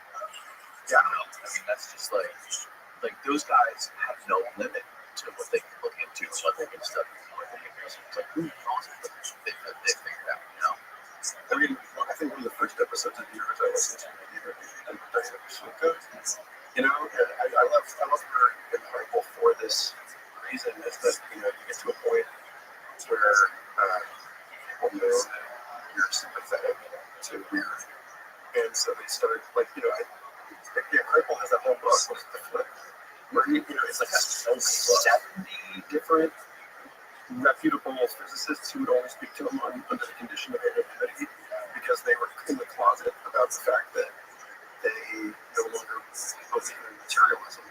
That they're idealists. They believe that consciousness is primary and that matter is like an optical illusion of consciousness. And this is something that, you go back to, I just interviewed Neil Peace, who's a NYU pathologist, who wrote a book about complexity science and non-duality. That's the next episode of Future Process, and she talks about this, about how a lot of physicists, even among the quantum physicists, Niels Bohr famously was one of these people that decided that the metaphysical implications of modern physics are that consciousness is primary, and this is hugely debated still. But like it's one of these things that, as Neil talks about in his work, is obvious to someone who has done a certain amount of phenomenological research into the nature of their own minds, and it's completely unobvious to everyone else. And so, looping back around to this conversation of what science is, you have these incredibly strongly convergent, robust agreements about the nature of consciousness coming from different schools of inquiry, Western Christian esotericism, Advaita Vedanta, Hinduism, Kashmir Scientist, Judaism, Zen, Buddhism, etc. All of them are saying something similar enough that it sounds like it's the same thing about the actual nature of reality. But the amount of work it takes to get to verifying those claims is equivalent in terms of the time and energy investment, and equivalent in terms of the need to be supported by a community of expert practitioners to something like making claims about the mathematical basis for wave particle complementarity. Like it's like you're asking a lot of someone to be able to be both an advanced physicist and an advanced meditator. And so it's like therein lies the tension between people that are claiming that matter is the basis of reality versus people that claim consciousness is the basis of reality. Yeah, there's a lot of Christians. Yeah, it's like, well, why not both? Working on those. Right. I want to get back to what we were talking about, the people that were trying, you guys look stuff like similar with Andrew Galmore trying to do DMT world, like making the extended state psychedelic trips, figure out what that is. What have you found out about that that you just in regards to this study? Well, yeah, so, one of the big things I'm excited about working with neuronautics is that, so a few years ago I gave this presentation at the Diverse Intelligences Summer Institute, which is a really fascinating and transdisciplinary congress of people working in all different fields of research, machine learning, animal behavior, human cognition, evolutionary biology, and then they have storytellers. Also, it's not just scientists; it's also authors, and artists, and philosophers. And so, my friends Jacob Foster and Erica Cardinal, who are at IU Bloomington, run this program every summer at the University of St. Andrews in Scotland. And it was during COVID, so we had to swim up. But I got to participate a couple of years ago and gave a post-approval working group that was interested in questions about what they call agnostic biosignature detection, or like in astrobiology, the notion that we're looking for life on the basis of a certain idea of what life is. Yeah. That life is carbon-based, or that life requires water, or like all of these things. And it's that radio signals. Right. And yeah, exactly. Like in all of you've had Gallimore, Andrew Gallimore, talking about the transcension hypothesis and like all of this interesting stuff about in what way astrobiology is like the perfect and origins of life, which is very related. are disciplines in science that stare right down into the barrel. They're looking directly into the abyss of what it is that we think we know, and how can we challenge those assumptions to dilate the aperture of our inquiry. Right? And so, like you can find the slideshow. Diverse aliens. These are my contributions to this larger presentation, this first presentation, on how not only are there hard limits like this fantastic 1999 paper that Lockman and Moore wrote on the physical limits of communication, which says that any optimally infinite electromagnetic communication is mathematically provable as indistinguishable from black body radiation. So, like, this means that if an alien civilization is smarter than us and wants to encrypt its radio communications, we will never know, because it will look to us like the noise, like it'll look like cosmic background radiation to us. Right? And so there are all of these, again, like these are fundamental epistemic issues in life detection. And so, there are things about SETI, right, which are just kind of hilariously weird, like the fact that we are looking for, it's been over 20 years, it's been 25 years since this paper came out, and yet, the dominant paradigm of biosignature detection is that we are, looking for waves, like rays that are being passed from alien to alien, and for whatever reason, we are systematically ignoring the people like Chris Bledsoe, right, like the Bledsoe family, who are, who are saying, well, I mean, no, a lot of people are paying attention, but it's interesting to not pay attention. It's really interesting. Tell me more. I don't even watch the podcast or not, but he's like surrounded by students. Yeah, so again, those questions of like, at the same time, NASA, astrobiology, which is a fantastic group of scientists, is not paying attention to them. And why is that? Well, I'm not open to a couple people that are really deep, but according to him, a couple of people, at least one guy who was like very, very deep, like into NASA, his life was like very, very interested in it, especially a lot of time with the guy who likes to stay. He was a novelist. It's called Tyler D. Yeah, Christ, that was got him. Yeah. But so like years ago, I went to an event at the NASA facility in California, and we started held by for years, celebrating the first orbital human, mission. And afterwards, I talked a little bit to the NASA film crew that was on the attachment to document this party and helping make it aircraft. And I was like, so you guys are seeing some stuff, right? And they're like, oh yeah. But there is but you can't write that stuff into a line item for the NSF grant, right? Like that funding on that kind of stuff is coming from a different different pocketbook. And like I know a ton of people that work in astrobiology that are actually significantly more open-minded about this stuff and where we could be looking than they are academically allowed to be. Like Diana talked about, like that she has to maintain a kind of, a performance of academic, like an ironic distance from her research when she's talking to other religious scholars. That she can't talk about what she actually thinks is going on. She can only talk about it through, a kind of anthropological curiosity about other people's weird beliefs.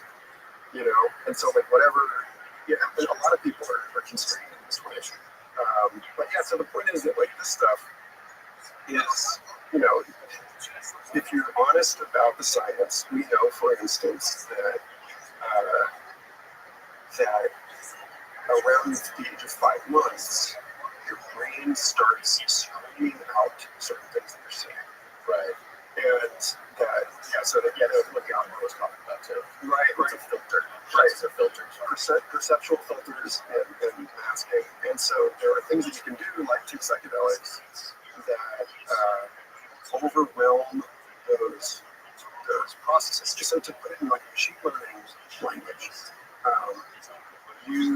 your brain running prediction algorithms that are overfit to training data and therefore fail at predicting out of sample data.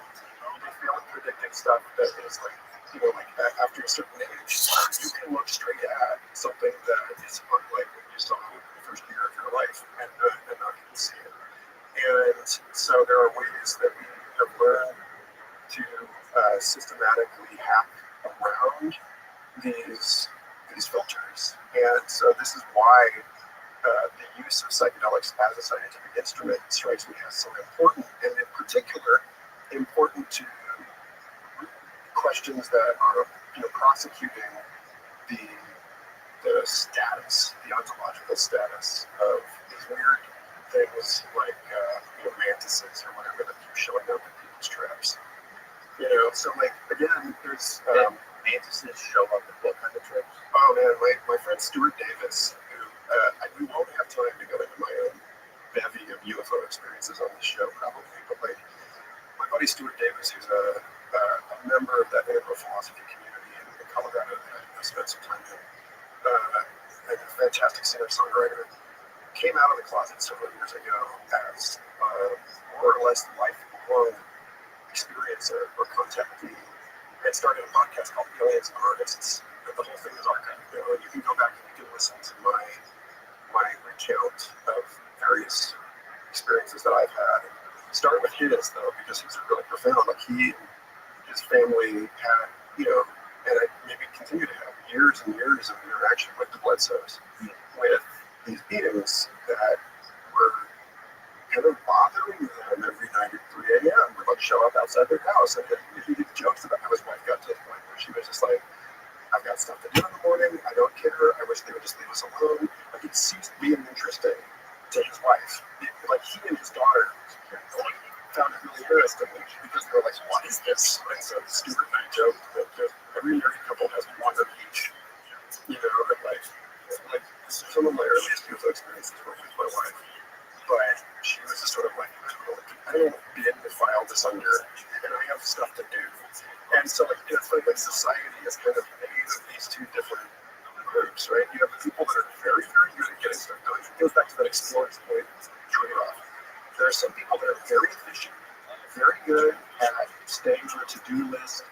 They run the world. And then you have the artists, people who are brilliant when they can't get funded. You have people that are highly creative because their brains are very noisy, they're distracted, but they're paying more attention to the stuff in the periphery. And like the question is, how do you get these two people that have completely different heuristics, they have different values for what qualifies as a worthy, is something worth pursuing or not? And the lateral thinking weirdos are the ones that tend to make the observations that precipitate scientific revolutions.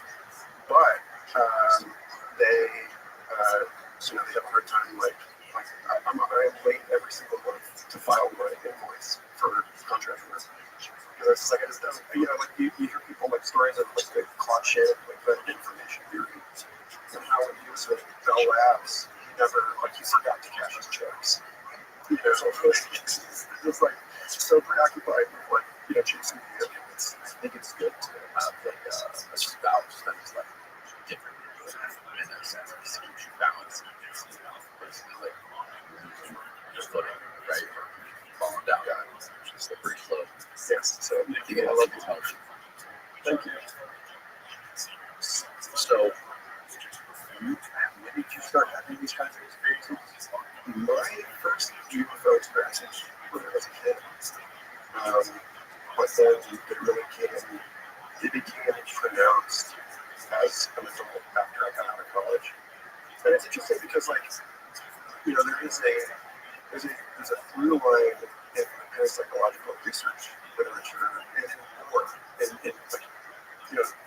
going back hundreds of years, stories of poltergeists and other weird sort of haunting phenomena that concentrate in the homes of emotionally disturbed teenagers, or people that are at points in their life where they're in an epistemic crisis. They're in a crisis about what do I do with my life? Who am I? What is this? Maybe there may be trauma involved, humans where the story has been disrupted. What Doug Rushkoff, another big inspiration of mine, calls a narrative collapse. So these moments, like 30 years long, what we're going through right now with disinformation in the post-truth era, where, again, like, it's like the internet is a psychedelic that is operating on all of human civilization at one time. Like, rather than you take acid, actually, let me show you this tech ethics psychedelic parenting. This is a talk I gave a few years ago. Oh, nice. Yeah. So, let's see. Yeah, here's the slideshow. Where do I? Oh, yeah. So this is from that famous LSD psilocybin functional connectivity study that was done in London. Where this is, the graph on the left is your brain in an ordinary waking state. The graph on the right is the functional connectivity between brain crosstalk between brain regions after eating psilocybin mushrooms. And then you look at something like this, and this is the map of the World Wide Web taken a few years apart. And you see the same kind of thing, like as our information architecture develops on the planet, it's doing something to the human systems that looks like when psychedelics are doing the brain. And so, like, the fact that we live in a post-truth era is like at planet scale what's going on in your own brain when you're tripping, and you don't know how far something is, but you use your reality story. And so, yeah, so this is really, I have always considered, for reasons that include the fact that, like, the evolution of computing technology, the evolution of biotechnology, the evolution of entertainment media, and the evolution of psychedelics as a technology over the last 150 years are basically the same story. Like Doug Engelbart, who was at ARPA, a principal player in the Foundation for Personal Computing and the Internet, was a member of the Institute for Advanced Studies LSD Trials in 1955. Steve Jobs and Steve Wozniak both took acid famously as they were developing the Apple computer. You go back and Terry Mullis, who died just talked about, like, we have DNA lab techniques to produce DNA from this generation for which he won the Nobel Prize because he was a psychonaut. And so there's this weird thing that this is another piece of my fondness. The reason I tell people you should fund products is because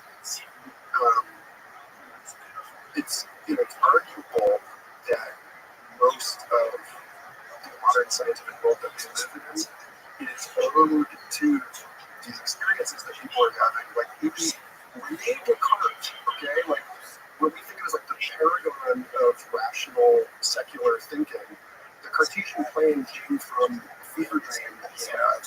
I think it was in the Prussian. I can't remember the exact word. He was a foot soldier, and he caught a fever and had this dream where an angel came to him and gave him the Cartesian plane and said, use this to conquer nature, basically. Because, like, you've got Kekulé and the benzene ring, and like all of these famous scientific breakthrough aha moments,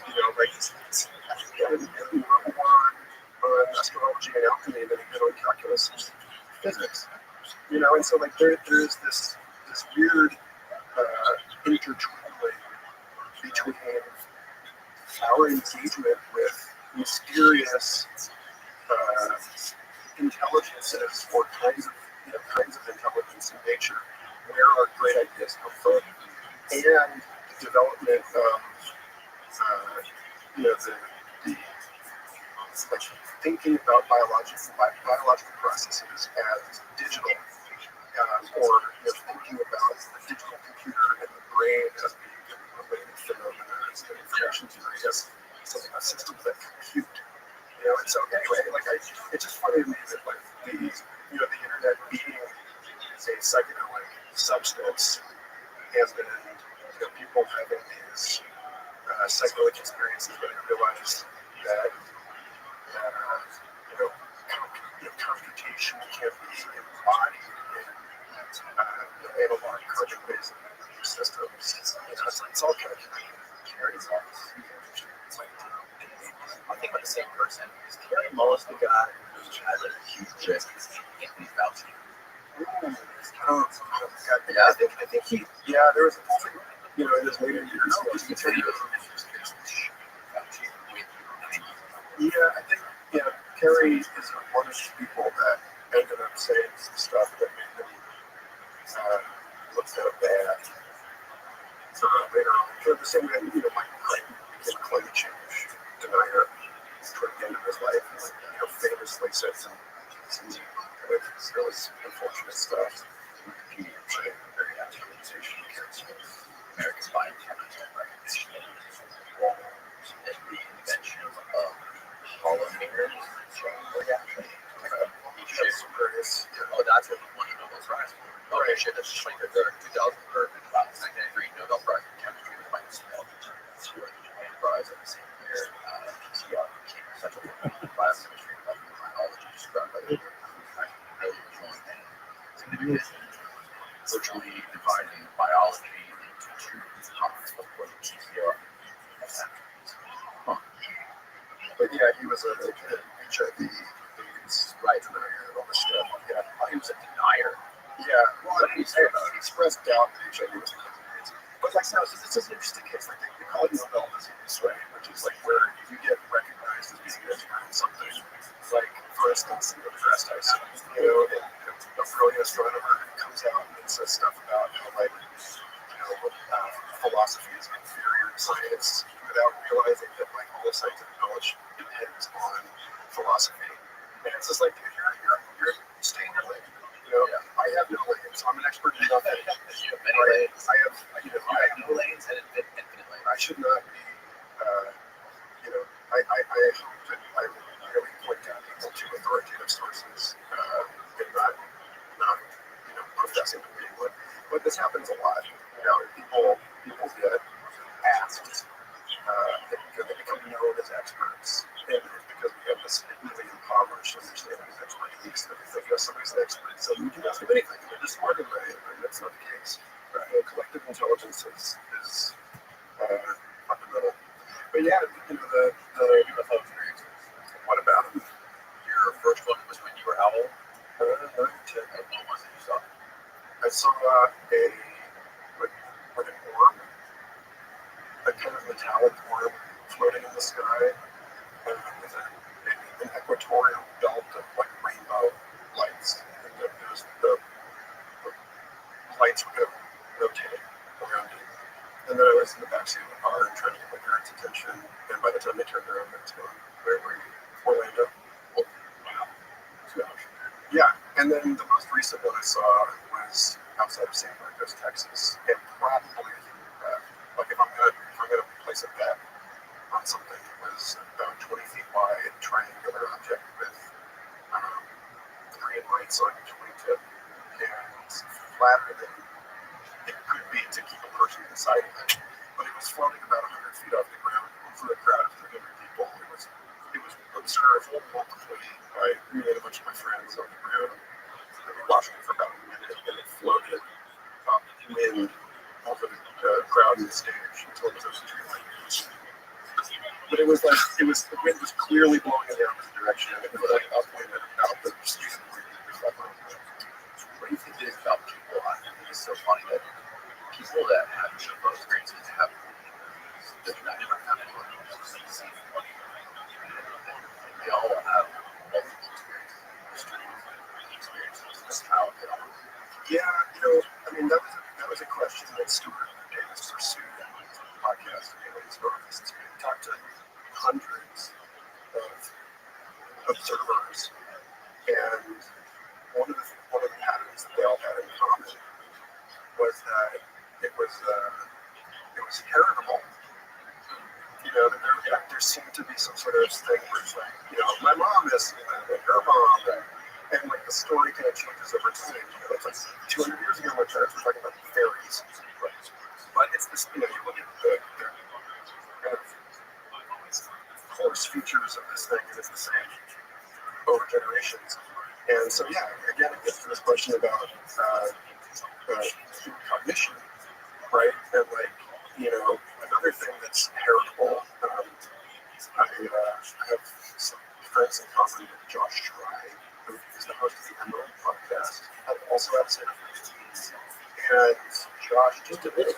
That's 2 episodes featured on Sears through societies over time.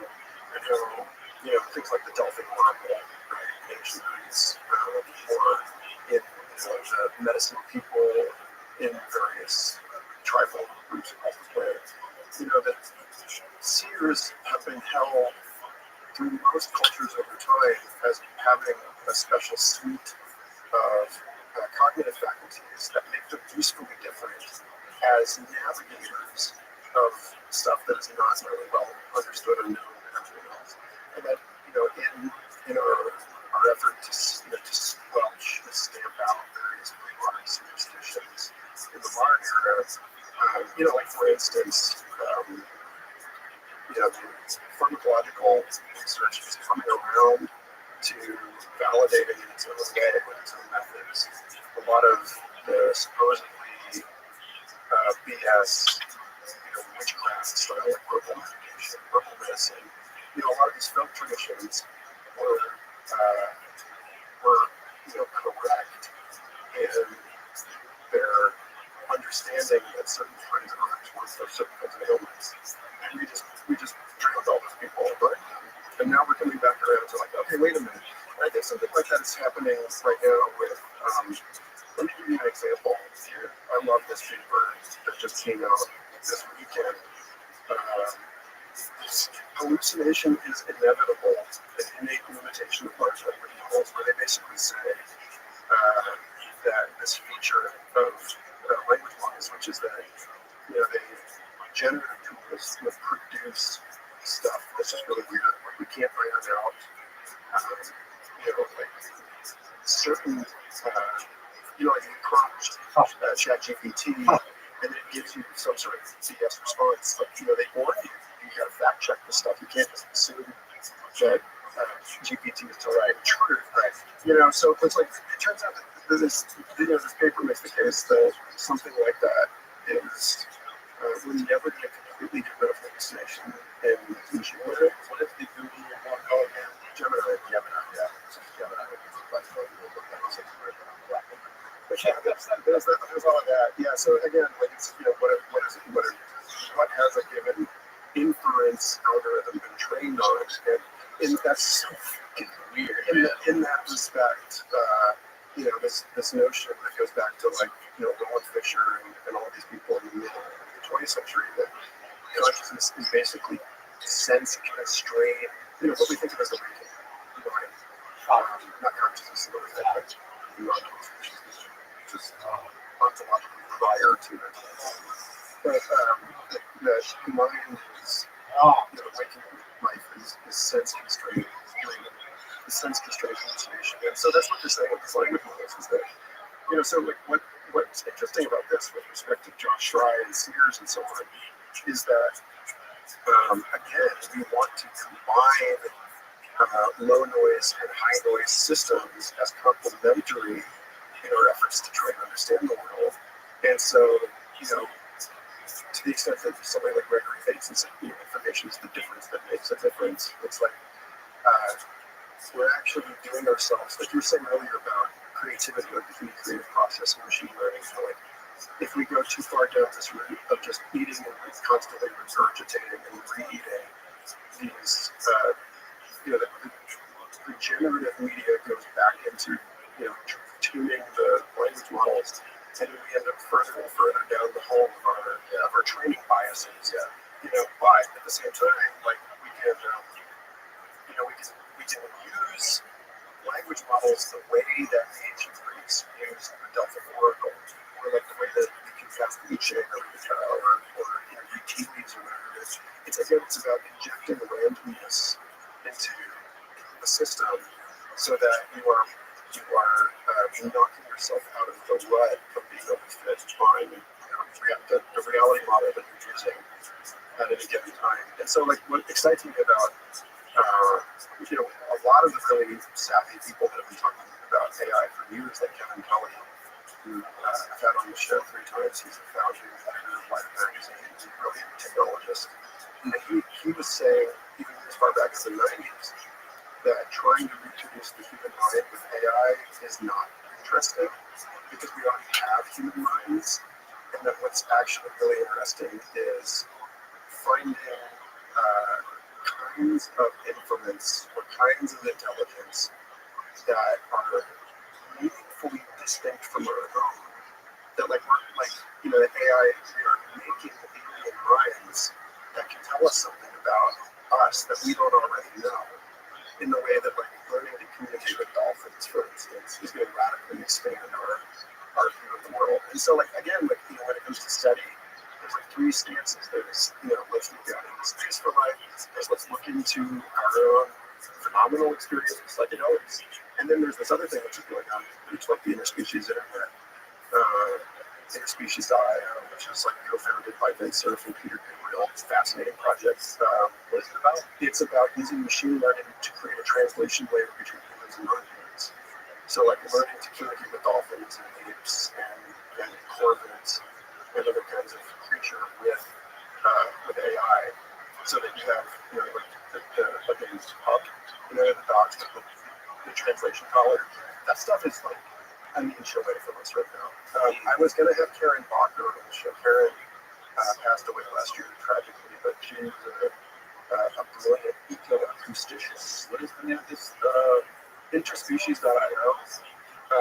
But yeah, Karen worked on using machine learning. She wrote called The Sounds of Life, about using machine learning to decode the communications of everything from like whales and turtles to coral. It turns out like all kinds of life use sound to communicate that we didn't even realize until just a couple of years ago. And so yeah, there's this whole explosive field right now of ecoacoustics empowered by AI, so that like within a very short time, we're going to be talking to all kinds of non-human animals.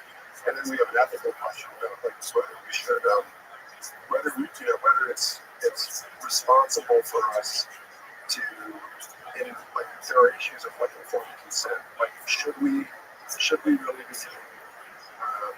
be in the position to sell dolphins Instagram ads and stuff like that? That seems like a really bad idea. They're like children.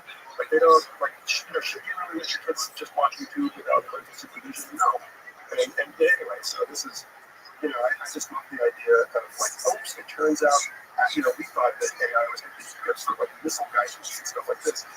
The real future of AI, the really interesting thing that is going to turn out to be most useful for is helping us reconnect to this more sort of diverse relationship to mind and intelligence that makes our explorations of the cosmos inherently plural. The last thing I think I pulled up that I wanted to show you at this talk I gave a couple years ago about pluralism, and it gets back to this. There's a ton of good links in here.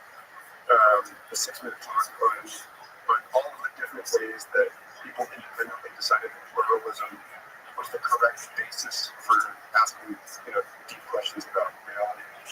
And so like, again, like there's a ton on the table right now, like what we stand to learn if we do manage to kind of like reliably open discourse with different forms of non-human intelligence, be they terrestrial organisms, be they machine intelligences, be they interdimensional ET type things or whatever. Every new, just like I guess like the way to put it is like the term alien has not always meant the same thing, right? Like there are people that call people crossing the border through Mexico aliens. Alien just means beyond the horizon of my own sense of self, right? It's an adjective that we apply to the things that are exotic to our own understanding of the world. And so alien used to be people living 5 miles away from you, and maybe in another few years, alien will be, something that currently lies so far beyond the scope of our comprehension. We will not consider, the octopus to be a form of intelligence anymore. Because we will have been brain linked to octopi through, range computer interfaces for 100 years. So it'll seem like your neighbor, in like the latent space of possible minds. That's great. I mean, imagine, even if the work that the interspecies IO people are doing with using these models to decipher animal communication, imagine if we were able to somehow link the minds of people from different parts of the world or different countries. Like I just can't imagine how that would upset the balance of nations around the world if it wasn't just like you don't just have like these people at the very top of the pyramid communicating with each other and people below just sort of like are just passive, right? If this thing becomes ubiquitous and people like you and me are able to tap into what people are thinking and communicate with, people in other cultures who speak different fucking languages around the world. I wonder how that would change the global balance. It's like, that would make think about superpowers and military might, like how that would make that possible. Because it's right in the middle of it. So one is that I have future fossils Rothschild, kind of a famous Renaissance futurist author. I used to write for his blog at bigthing.com, and he spent a ton of time on this question in this book that discussed about a year ago. The forces uprooting us. He's talking about how the increasingly interconnected global economy is dissolving national borders, and a lot of what we see as this sort of counter force where people are like nationalism is having kind of a balloon right now, but it's because the actual larger historical trend is in the other direction. And I am I'm not as unrepentant a globalist as Barack Obama is, because I also see the way that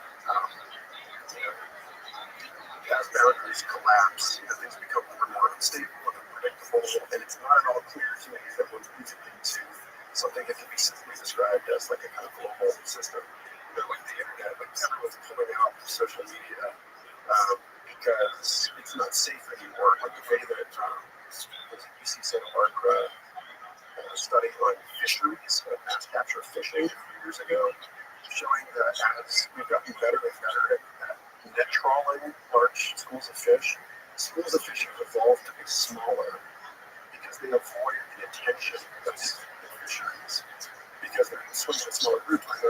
It's a connection that we marginally good on fishing costs.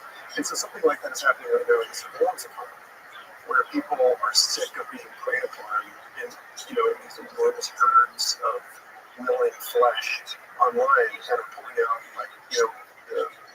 the new social media experience is one that's much more campfire scale than global scale. And so as forces pull in other directions, right, opposite the direction of time. The point that Rod was making was that as things have become more and more globalized, voluntary military participation has dropped profoundly.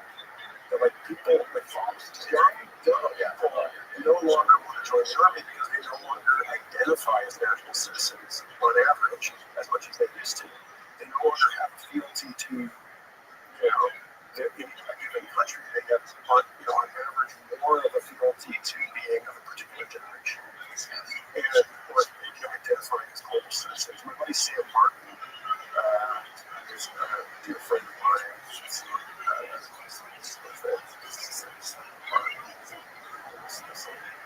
He's working on projects, citizenship, right?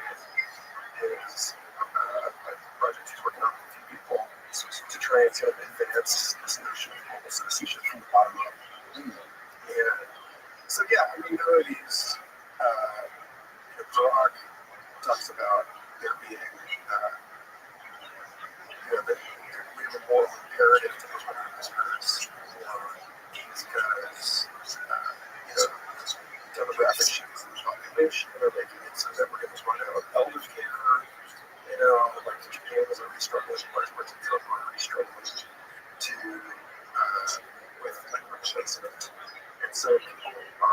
out of options for domestic labor for the elderly.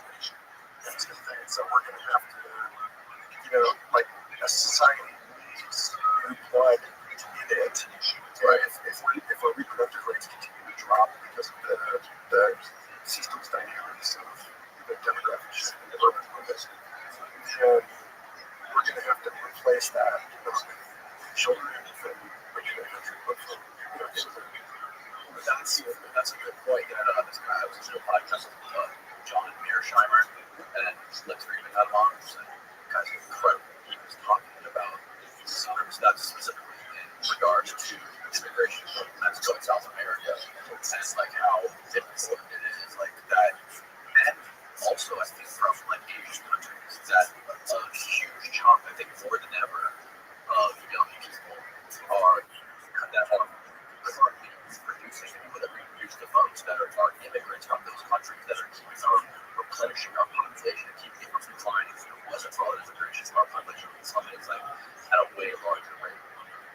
Yeah, and Parag's observation is that we are actually, like a lot of people think about this sort of hockey stick exponential curve, but most complex systems have a negative feedback built into them somewhere where you actually get what we call a signal curve, which is like S-shaped. And you reach carrying capacity, and then things check that. So, like, it's not that we're going to, like most people with a basis in ecology are less concerned about, a system, doing some sort of insane thing where it just, this is a complicated topic, but like, there's the best, perhaps, introduction I can think of to this topic is the conversation I just had with physicist Jeffrey West and Howard Berkeley. Evolutionary biology is my first option. And they look at this innovation, technological innovation, and they say basically, like we were talking about earlier, about innovating and discovering new energy resources or material resources for manufacturing, and that it creates a crisis. It exports some new kind of externalities, and or it exports, in making a system more predictable and more controllable. You export chaos and disorder, and in that chaos and disorder, it doesn't just disappear forever. It eventually comes back and bites you in the ass. And so you can look at the history of technological innovation as a history of constantly kicking this catastrophe a little further down the road, but that the crisis comes back even faster as the systems become more and more complex and unpredictable because they're generating more and more novelties. And so West talks about the finite time singularity, which is this moment that we can no longer adapt with innovations at the pace of the new kinds of disorder that we have to understand, predict, control, and manage. And so, at that point, West is predicting, something like the collapse of civilization. But one of the things that we get into in this conversation is how it may be actually that we just hit a wall and that things don't collapse, that they kind of just taper off. And so, Parag says the same kind of thing. It's like, what were we thinking? There are all of these checks and balances that come in, like, people can't afford to have kids. So, like, reproduction does not just continue to grow exponentially forever. You get to a point where you can't afford a house and you can't afford having 3 kids. And, like, that's the millennial experience, right? Like, the millennial experience is we're actually starting to make choices where we're not just mindlessly pursuing an exponential growth curve anymore. The check. Well, the assumption that we're just going to keep growing forever. Like, eventually, like bacterial culture growing in a petri dish, it's the wall of the dish. And so, like, this notion that comes from the Common Road limits to growth, like this famous paper in the 1970s, talking about limits to growth. It's like the assumption that that's going to hitting the limit to growth or overshooting the limit to growth necessarily results in some sort of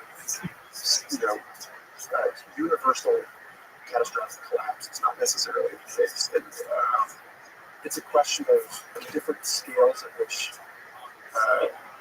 all of these different things are unfolding. There's a time scale to each thing.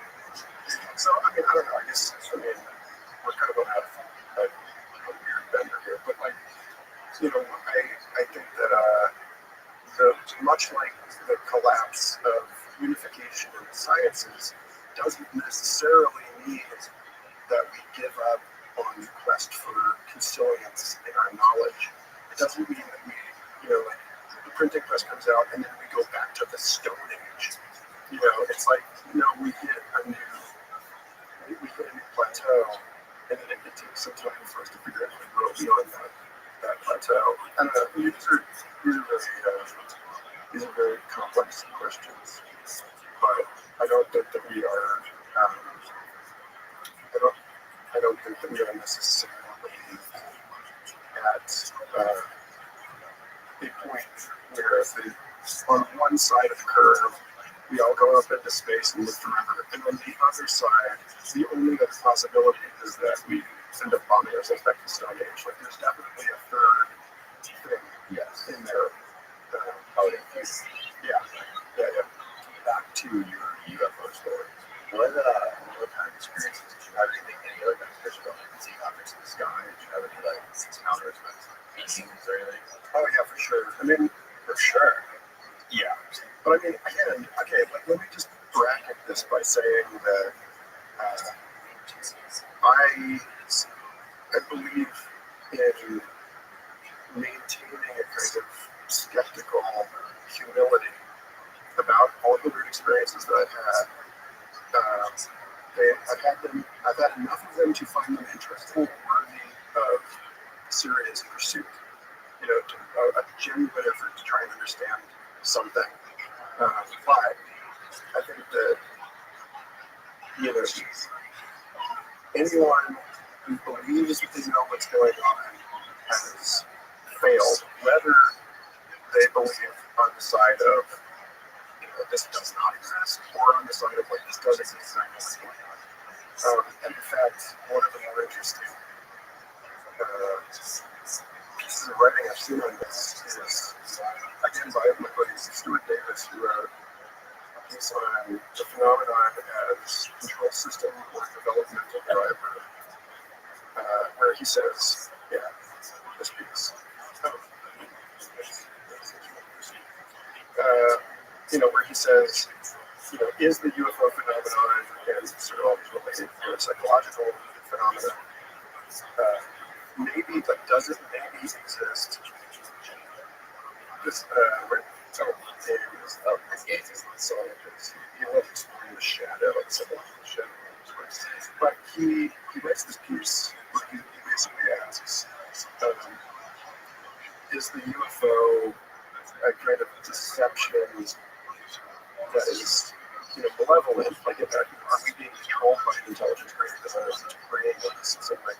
Or is it a call forward into a higher logical order? Like, is the fact that these things are so hard to define, or that they seem so elusive or slippery, that they escape our attempts to nail them down into, an easy category? Is this perhaps actually the feature? Again, is this not a bug of what we're observing, but is this actually the point that we're being called to reconstitute our cosmology at a higher logical order that is not merely sort of a duality, a dualistic kind of thinking? And the last thing I'd say on that, before we get back to story time, about my UFO experiences, is that I talked about this with Sean. Sean has been our newsmaker about future fossils, and we spend a lot of time, because he looks at how 200 different cultures and academic disciplines have investigated the UFO phenomenon and the conclusions that they've come to. And one of the things that he basically says is that the through line on all of this stuff is that, and Jacques Vallée talks about this, and many others, that the through line is that it seems to be, Carl, have you heard about this? If it's a this phenomenon, it's that space it irrigates the modern boundary Man, that's a pretty good bag of feeling. and the rest of reality. I love you. And that, that there seems to be a sense in which I know, right? I was just the about horizon to of our send understanding out this is never made one not a is thing of the country. sort of the Unforgettable. psychophysical nature of things. And so, how can we Yeah, this do lady. better science, with this, kind of like an interior setting, a noetic setting? How can we do science that helps us adapt the philosophy of science to a networked digital era? Like, how can we update the philosophical underpinnings of scientific inquiry so that we can adequately deal with issues of pragmatic complementarity or the challenges in reproducibility for psychological experiments and so on. And so with all of that said, there is a sort of sense in which these experiences pollute or challenge or compromise our attempts at objective material description.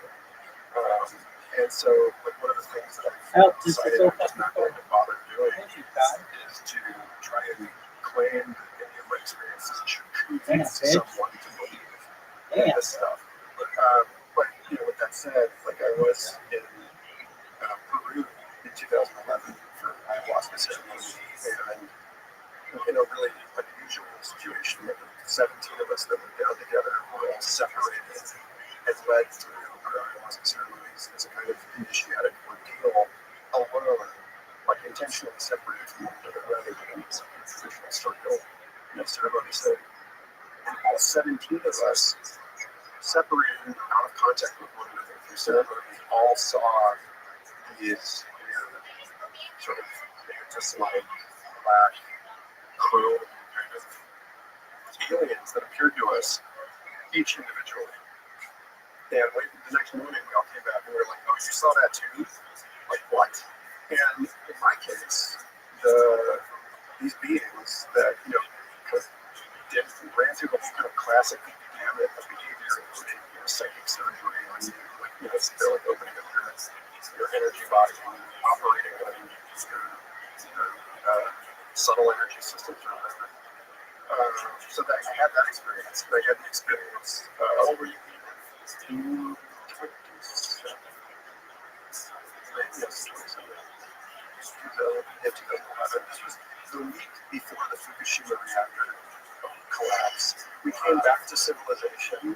Like, we came out of the jungle and went to a hostel outside of Puerto Maldonado, and the first thing we saw on TV was the coverage of the reactor meltdown. So we're like, oh, just like the whole thing was like, it's like you go through the experience, but then the work really starts with that. Right? And so like that was the joke out of us, and we were like, oh God, right? We live in the world, now, where is the boundary? Just cesium 37s in your tuna. But like, so that's another weird thing about this phenomenon, where it is an intense correlation between the UFO phenomenon and nuclear technology.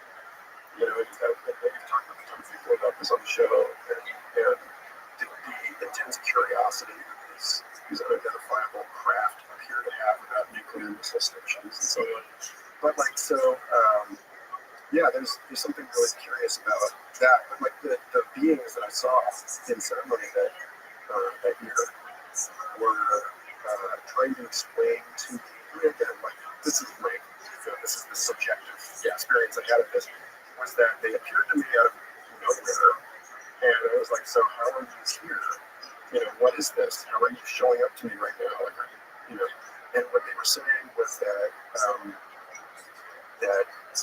there are different substrates on which life can emerge, or from which life can emerge, and that biochemistry, organic biochemistry is one of them, but organic biochemistry represents a specific strain of temperature and pressure, But I give up. other pressures in other states of matter, and that their form of life occurs in plasmas that are, like ionized gases that are so hot and so electrically charged that organic life cannot develop from them. but that they can generate basically like magnetic holograms, and that the kinds of interactions that are necessary for life can emerge out of the substrate of those holograms. And so they're basically like, well, you actually have this too, like the living biological systems on the planet as we conventionally understand them all have this energetic component, which is, if you look at the work like Urban Laszlo or Rothschild or some of these other people that have tried to understand a new biology, a lot of them puzzle into the notion of electromagnetism and quantum vacuum holograms and so on. These kind of more non-local and seemingly predictive biological dynamics. But the thing about they were saying is like, well, we have like a material body. It's just that our material body is the plasma, and you have an energy. You have like a plasma body, but that's not where evolution has tuned your attention, or has tuned your organization as the encapsulation of the incarnation of an inference of model of this environment. Like you live on a slow, cool planet, and so the focal point for you as a living system is on this the material, the chemical substrate. Whereas we are too hot for chemistry, but we are holograms made out of the magnetic interactions of heavy metals at the center of the galaxy. And so, like, we can appear to you through the nonlinear interactions of our sort of soul's body and yours. But this is where we don't occupy time and space in the same way that we do because of the fact that our experience is centered on a different the emerging interactions of the different phases of the world. I was like, oh, okay, all right, cool. Noted. Yeah, noted. So like they were basically like, look, there's nothing supernatural about this. There's nothing. This is the same physics that you have. This is the same. This is the same substrate for biology on a very general level. But like you can't, like your eyeball dissolve instantaneously if you try to like actually physically co-locate with us. And the only way that we're able to appear to you is kind of like remotely through this spooky action of distance or whatever. But it seemed like they were far more advanced than we are technologically. I mean, or what is technology? More enlightened than we were they superior beings? And this communication happen in the personal world, but can they somehow experience us in the same way we experience them? I mean, so I wonder about, technology again. I tend to think of things in a very, very general way where, like one of my favorite papers is this piece, Multiple Paths to Multiple Life, my friend Chris Kempis led a few years ago. And there's a great oh yeah, but they're talking about, like, we tend to think it's layer one here, life as a space of material possibilities. But then there's layer two, which is a space of physical constraints. And then there's layer three, which is a space of optimization principles. And so, like, this is a space where, you have convergence on certain, like information theorists are going to argue that life could exist, like the blockchain might be alive, or an actual constitution might be alive, or memes might be alive. And memes, like again, Jacob Foster, the friend of mine who co-leads the Diverse Intelligence Summer Institute, gave a great presentation a couple years ago on death metal as a kind of parasitic organism that exists on the substrate of human brains. You're just giving death metal as a joke example, but like ideas are information patterns that propagate from one human brain or human mind to another. sense in which you can argue that something like a God in a more kind of modern information theoretical sense is a pattern of neural firing activity and behavioral activity that we see in like entire groups of human beings and in our relationship to each other through various technological media. And so, like Batman, this is something I talked about with Sean in episode 150, Future Fossils, that this is like Neil Gaiman, American Gods, like this story about, what are gods really? Gods are ideas that people have and enact through their behavior. So like Batman is like a thing. Batman has a physical footprint of merchandise and, the information of like Batman movies or on Netflix servers or like this kind of stuff. And so that's a thing. That's a thing that exists in space and time. And we're going to philosopher Timothy Morton, who's at Rice University with Jeff Michael, typically calls them hyper objects. It's like it's so big that we can't really see it as a single thing. Like climate change is a thing, but it's a hyper object that's embedded in. And so we can only catch glimpses of it. And like the UFO might be a hyper object.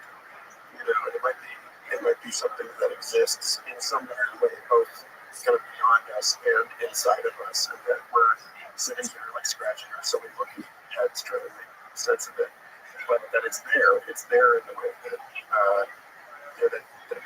Christianity is, that Christ, historically may have been a physical person, but Christ is definitely a real thing, in that enough people believe in Christ, and Christ influences their relation to actual behavior in the world. And so like what is an idea? What is a technology? What is what is life? And are we basically ideas that are are we like memes that like 19th century as natural history illustrator Ernest Haeckel is like the legendary science illustrator of all time. He has a great documentary about his work called Proteus, where he talks a lot about his study of biological form as a study of the ideas in the mind of God as kind of like Platonic. But the physical, like biological organisms and like the various forms that we see in nature throughout the tree of life are like ideas that God is having, and that God's brain is like physical reality and so on. But I think that's a really elegant, beautiful system for the contemplation of transcendent notions. But I don't know how to answer your question about like are they more or less advanced, because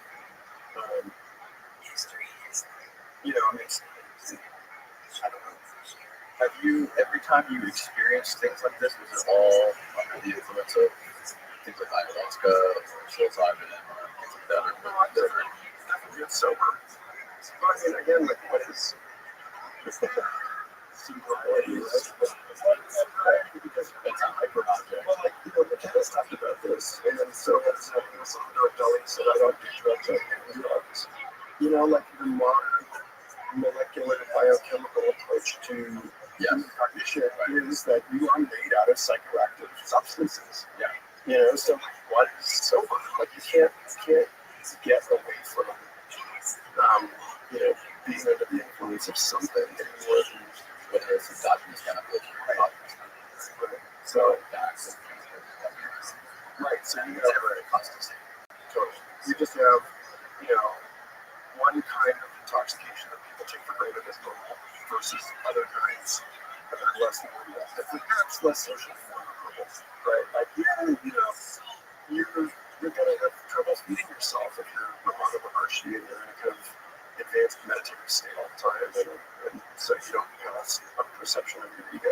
With a Chipotle Taylor who had my stroke of genius, she had a left hemispheric stroke. She has a famous TED talk about it, that she had a kind of non-dual samadhi, like That's, she had a moment of awakening. Where her boundary around herself dissolved, and she didn't experience herself as separate from the cosmos. But she also kept forgetting to call 911. She was just like so, like captivated by everything that she forgot that she had. She was in the middle of an emergency, So again, like there's got to be some kind of utility to certain kinds of intoxication that allow us to see things differently. But there's a reason for probably fewer artists per capita than there are bankers or whatever. Like on average, we need to remember, you have to remember to eat. Yeah, it's similar to Jeff Marshall wrote a book, Changes in a Flash, and that one that's about this lady who was she has struck by lightning. And then she basically like recounts this whole experience of like after she got struck by lightning, she was going to church with her kids. She went inside the church, the doctor who was Jewish church, so it was full of synagogues, yeah. And they were all doctors. And came and helped her, and then she turned around to go back outside, and she saw herself laying there on the floor, on the ground, like dead. And then she followed some light into some other garden. She claimed she saw, she personally involved the light in this garden, communicating with her dead grandfather for like 2 weeks straight. And she decided to go back into her previous body, her previous space-time. And then she recounts all of this, and she had like all these precognitive abilities after this, and she could predict things, or like knew people were going to die, they were going to die, and all this crazy stuff. And all these, I see just like such a pattern between these UFO experiences and your death experiences. It makes me like curious to whether it's like the Streber or Bledsoe, like all this stuff is just inside me. Well, it may just not be that inside you means what we think it means. Yeah, right? Like it's, this room is inside you in some sense. Like again, like this is why I love the methodological pluralist approach to this stuff. It's like, okay, in one sense of the word inside, this stuff is arising in your awareness. And in another sense of the word inside, you're sitting in the room. So this is where this is happening. And those are two different ways. We're using the same word, but they're meaning two very different things. So I think a lot of what we're dealing with right now is a demand for the evolution of our language. That like, but we're gonna, in the same way that my interest in all this stuff kind of arguably came out of reading a paper about where syntax comes from. That's where it started? Yeah, the evolution of syntactic language. This paper led by Martin Nowak. There's a recall of all these podcasts that you've recorded and all these papers that you've read. Thanks. Gobble no trumpets, folks. Gobble crowd them. Yeah, but so this piece, Nowak and Rothschild.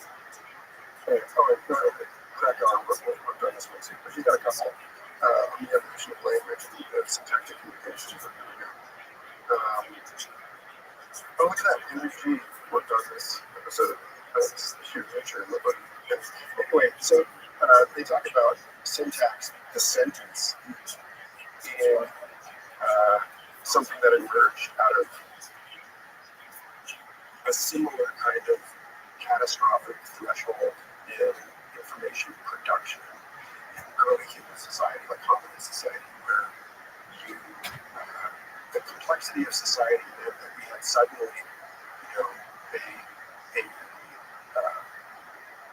exponentially more things to communicate to one another that mattered to the conclusion of our behavioral coordination.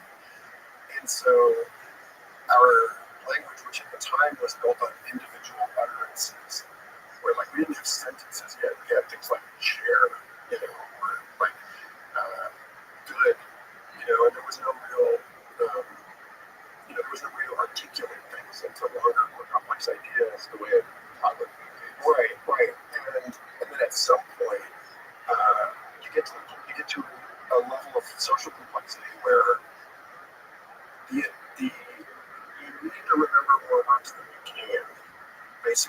And so at that point, we go from a dynamic where you learn by adding new words to a dynamic where you come up with a handful of simple rules where those words can be combined to mean exponentially more things that you can actually remember. And so, like, this is this has implications to the origin of life, because what we're talking about, and what my friend Sarah Walker, who's a NASA-funded astrobiologist at ASU, talks about, that life is basically life can be defined as the processes whereby systems generate a greater possibility space than the actual space of things that can happen. So, like, the notion that we are evolving into a deeper and deeper embrace of imagination and possibility is actually, like, fundamental to what it means to be alive and what it means to be intelligent. When, like, people talk about life as being like highly improbable, like the number of ways that you can put molecules together to make something, and only some of them will actually lead to a reproducing cell, and vastly more of them won't. And the question of, like, well, how is it that we do this? The famous sort of critique of it's like a junkyard blowing, a tornado blowing to a junkyard, assembling a working 747. It's like, it's actually substantially worse than that. But you have people like my buddy Bruce Gamer, or like the quantum biologist John J. McFadden at the University of Surrey, who have interesting arguments for basically not only life being, seemingly circumventing enormous improbability, but being inevitable because the grain of our cosmos is toward an expansion of what complex system scientist Stuart Kaufman calls the midges impossible.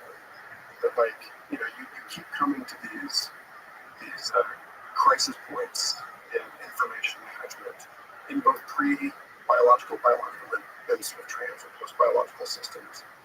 And the solution is to invent a new syntax, a new order for articulating and recombining the parts that allow us to model the cosmos with adequate complexity in order to continue surviving it.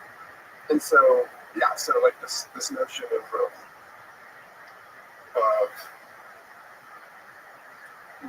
us being at a point now in the history of the planet where subject-verb-object syntax is no longer adequate to describing the reality of our experience, such that we can say things like, I am in the room and the room is in me, and for it to make sense intuitively rather than it to sound like a nonsense statement.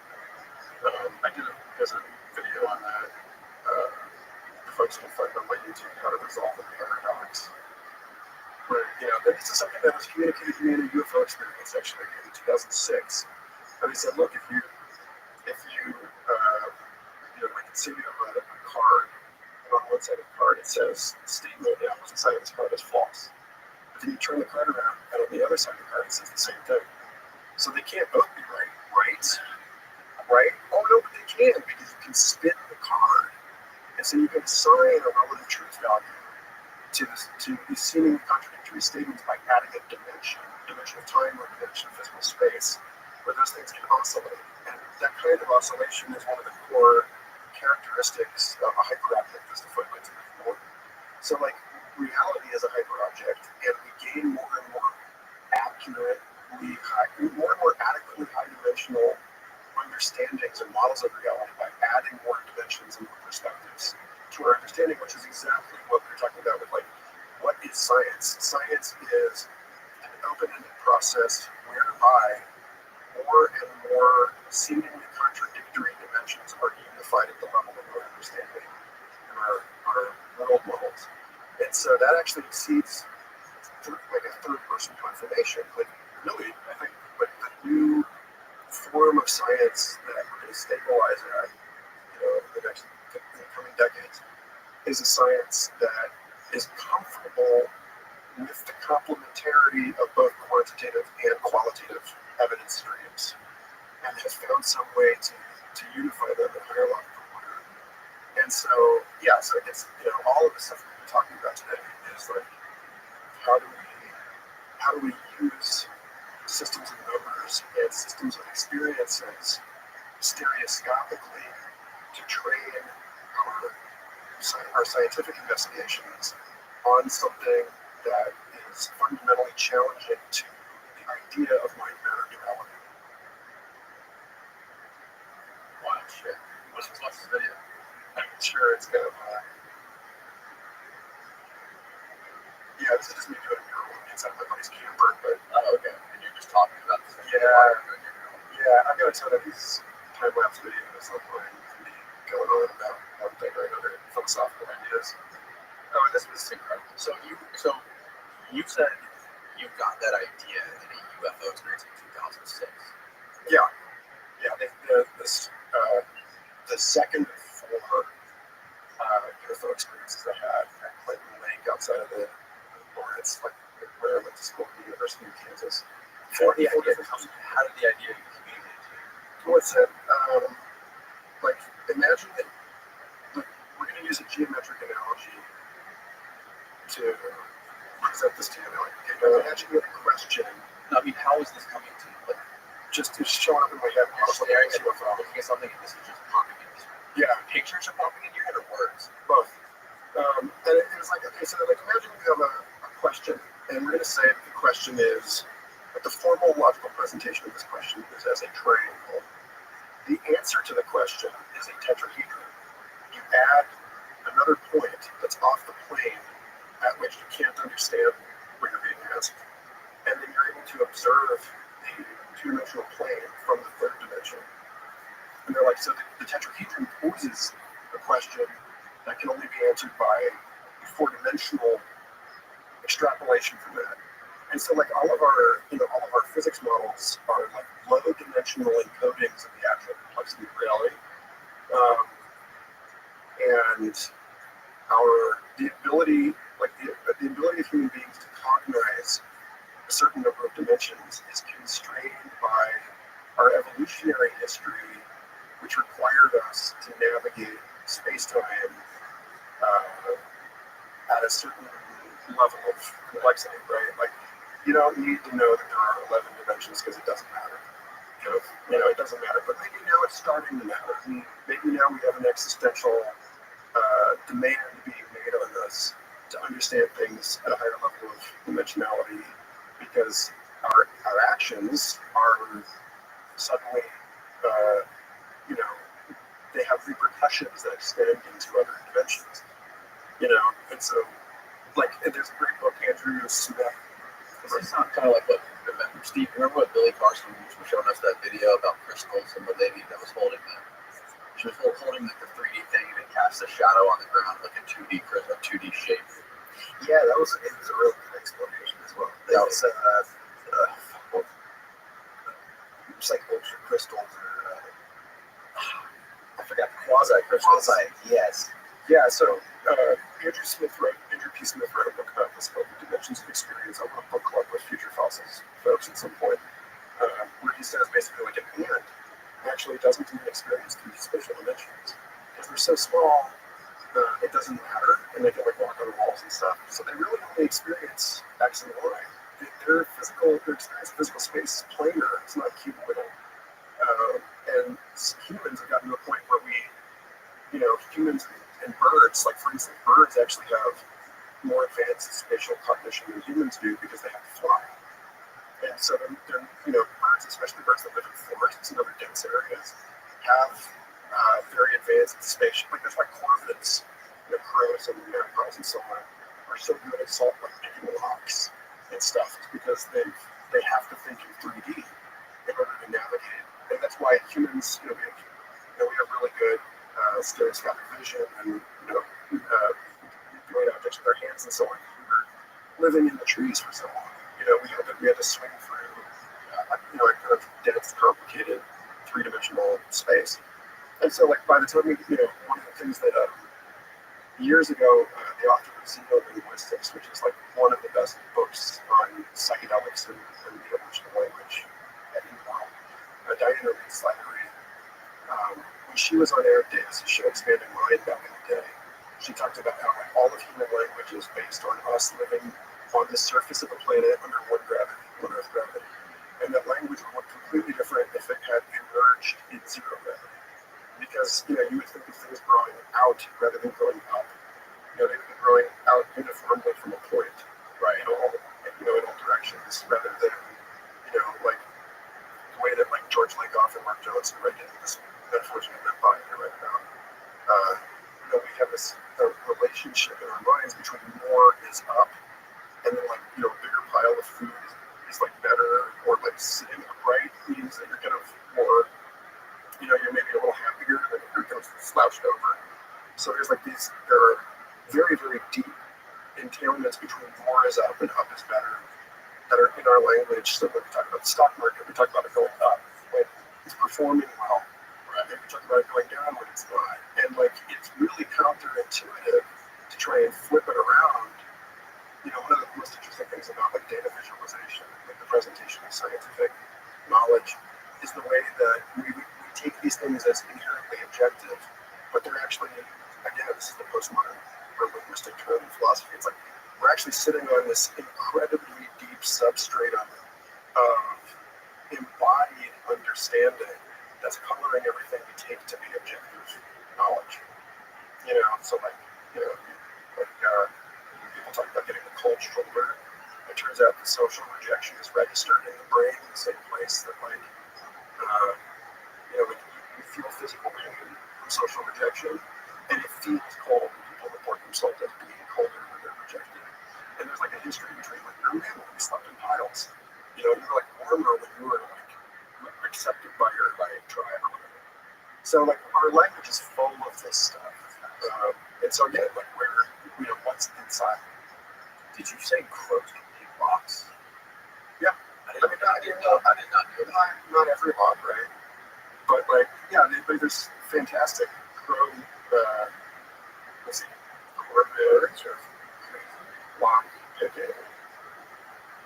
Even like the homing pigeon. Like we still haven't figured out how the homing pigeon. Oh, it's so strange. Yeah. Let's see. Oh yeah, here we go. Lock picking ravens. I mean, and they will work together. So how do they do this? I mean, there are all kinds of experiments into this. The crow, raven, magpie cognition. But they'll work together. Like there are certain rocks that you can only pick with two partners working on the same task. And so they will figure it out together. It's bizarre. And what perception is the ability? How did they evolve to be able to do this? Speculate. I mean, it's like intelligence is just basically none of us are smarter than we have to be, and none of us are dumber than we need to be.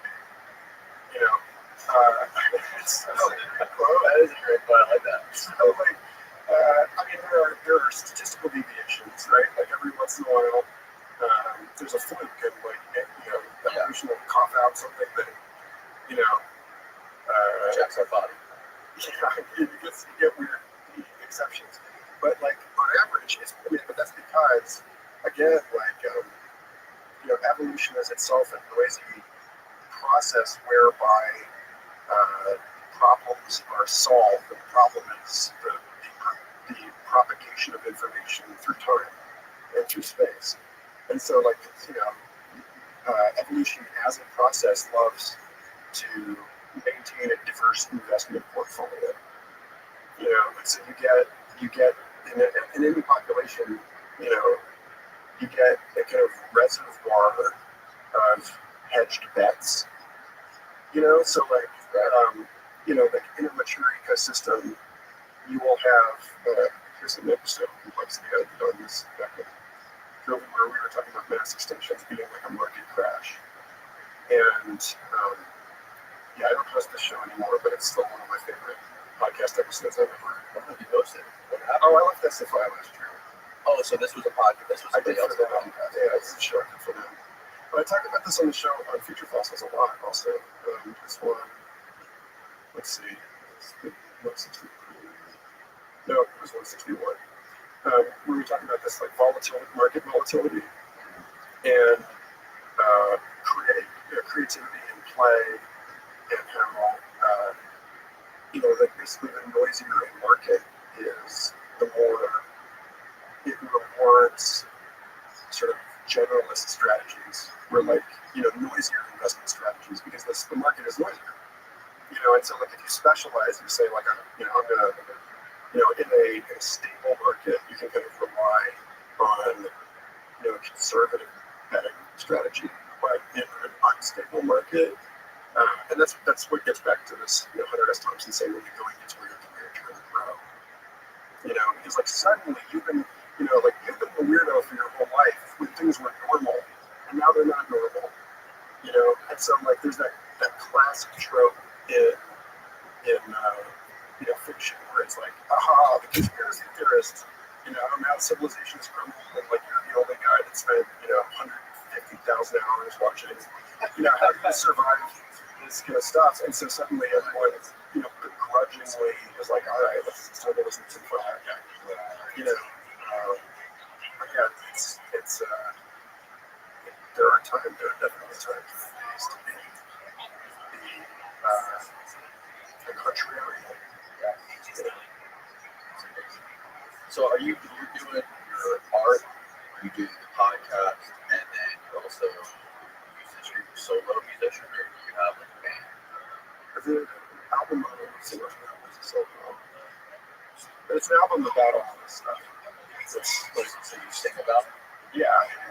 It's an album about my UFO encounters and the phenomenology of finding your DMT experience, what it's like to erode the boundaries of selfhood through evolution and technologies, and why we should be careful before we start to consider dreaming ways to create creatures, because they can put out whatever you're dreaming about. Like, is that really a great idea to smash the boundary between your dream life and physical reality?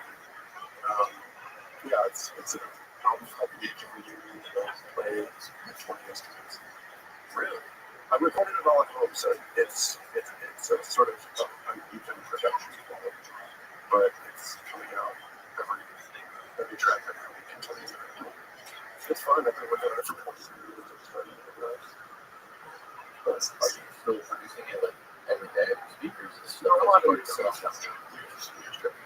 Yeah, I'm on new stuff, but it's all of this stuff was stuff that's like it's fun to research this stuff academically, but then it's also fun to wire through in practice. And like for me, electroacoustic musician in particular, taking this acoustic guitar and routing it through a bunch of effects pedals and sampling yourself and remixing yourself is kind of like a garage laboratory for studying cybernetics and sharing, the processes. Let's hear it. What's it called? Let's pull up that way. Oh yeah. There's look up transparent on YouTube.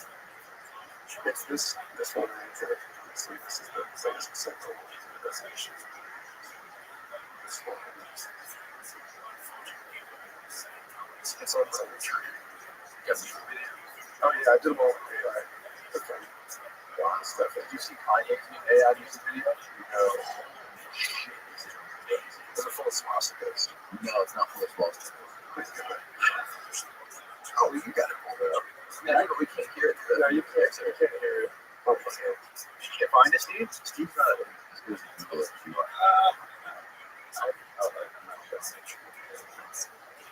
Yeah. This is the one. So this is a song. Oh, what? You sent it to go up? So did you buy it? You get this? No. Oh, okay. No, I am gonna put this out in the play at some point. But I haven't done it yet because it costs so much money. Oh yeah, this is There it is.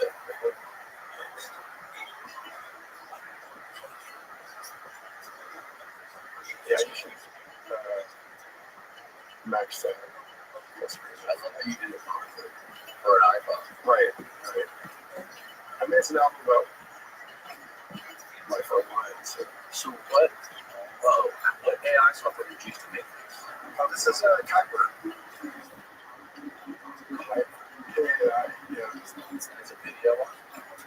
yeah. People like the music and their lyrics and Oh shit! so this is like, yeah, it's a video based on like the actual sound and lyrical content. Did you ask it to go vertical and not widescreen?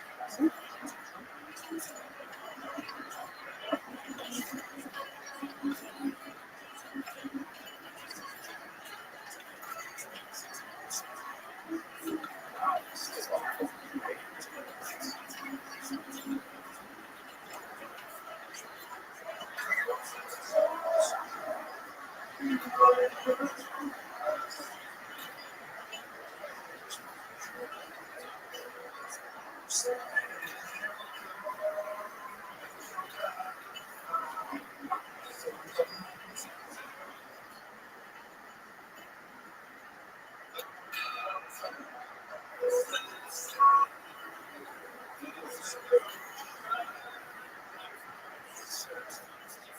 So I imagine if you put your voice to this, then yeah, you just sound exactly like this thing. Just get this story to somehow.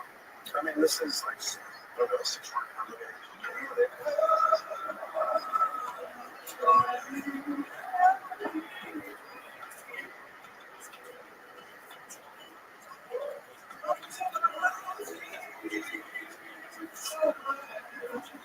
I was going for like a HR submissive frame kind of vibe. You know, yeah, scary but pretty. That's the nature of what it's scary but pretty.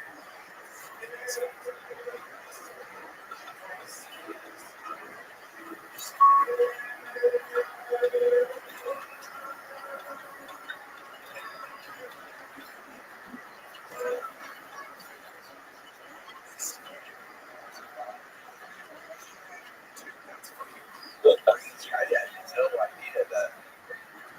I didn't know about that. AI software that can do this kind of stuff. Oh, there's tons of it now. I got a lot of friends dabbling in this space.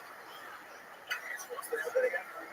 This one is a hybrid. I mean, you can do this with stable diffusion. You can do this with, I mean, Adobe is working on some great stuff for this.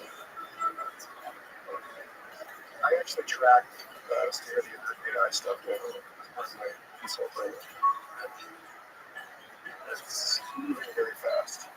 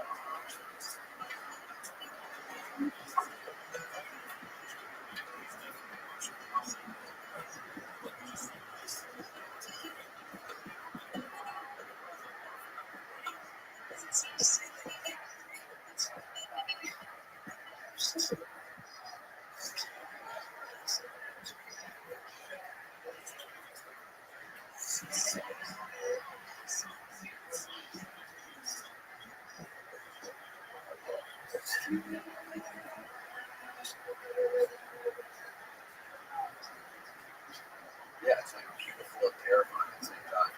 I mean, that's the huge issue.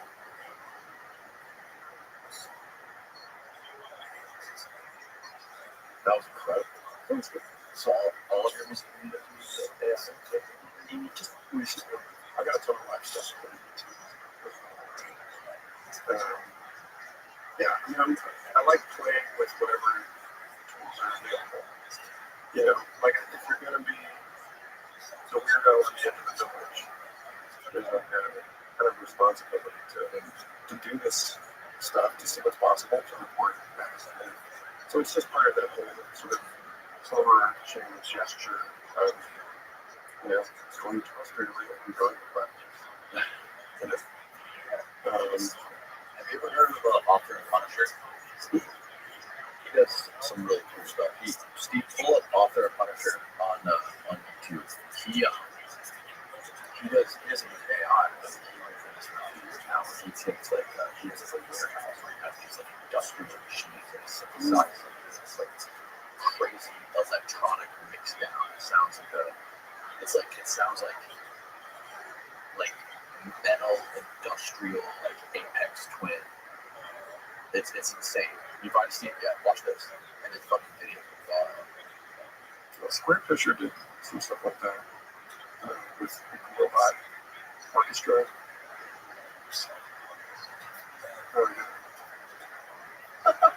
Wow. Yeah, I mean, this is what we're talking about in terms of technology being a recombinant space where more and more of us are going to be making our own instruments, inventing our own tools to suit whatever kind of creative language we feel. One of my favorite artists is Onyx Ashanti, who invented a full body suit that's like his cybernetic music interface. And On YouTube? yeah, he's got a bunch of older stuff. And then also my friend Chagall in the Netherlands, she uses motion capture suits and stuff like this to do full body music control. And so that's that seems like a pretty natural extension of creative activity as a kind of operatic, a new syntax of interactions between the body and its built environment. Yeah. So yeah, that's what this Onyx. Yeah, totally. So he's covered in this 3D printed neck suit that he wears. And I don't know how recent video you can find of this stuff, but he's very interested in this notion of the evolution of language and coming up with gestural interfaces. This is very much a straight out of a DMT thing. You see people in a DMT state that are spontaneously speaking in type stuff. He's basically just cybernetic extension to turn that kind of induced full body gestures into something that's got a machine translation layer that some other people can kind of groove or disapprove. In a way, my friend T. Ferry, who is also on the Noenotics advisory board, talks about this being, she and I had a lot of conversations about this being the kind of the future of human language is something where we're communicating through a kind of cybernetic translation quantum to one another, but everybody's got a different layer. Like the way that we're starting to use augmented reality glasses for real-time translation, and so we're going to have before long, why would we even have languages in the way? Right. You would have your own language, and the machine would just translate it into somebody else can understand or so. Yeah, well, the translation layer is universal, but your language is yours. It's like the speaker space of one. That's something that Peter Watts has written about in some of his sci-fi blindsight and necropraxia. Or what about just telepathic communication? If we were to stop using our vocal cords to talk and speak out sentences, just thinking about things or communicating imagery or intention. I mean, it's funny. Let's not get too far ahead of it because, I already saw that joke of in order to improve typing while using the Apple Vision Pro, created a fake iPhone keyboard that you see in AR. It's still sit there and use it. It's like you're actually putting a photo. But it's like there are questions, right? Like there's what is it, Chesterton's fence. This principle of don't pull up the fence until you know why the fence is there. There are certain things that, it's actually probably a bad idea for us to get to the point where we're so reliant on technology that none of us speak the same language. Because as soon as that technology fails, you can't talk to each other. And so what persists into the new possibility spaces that we're creating, what is actually strongly conserved in when you have a dictionary machine is a really interesting question. Like, for instance, we thought that we were going to be able to do away with the civil society, mutual aid networks, family groups, tribal affiliations, professional guilds. That somehow the state and the market and the economies of scale, they're in the greater efficiency of organization and scale through states and markets is going to replace our need to raise your kids in a village, and that has sure not proven to be true.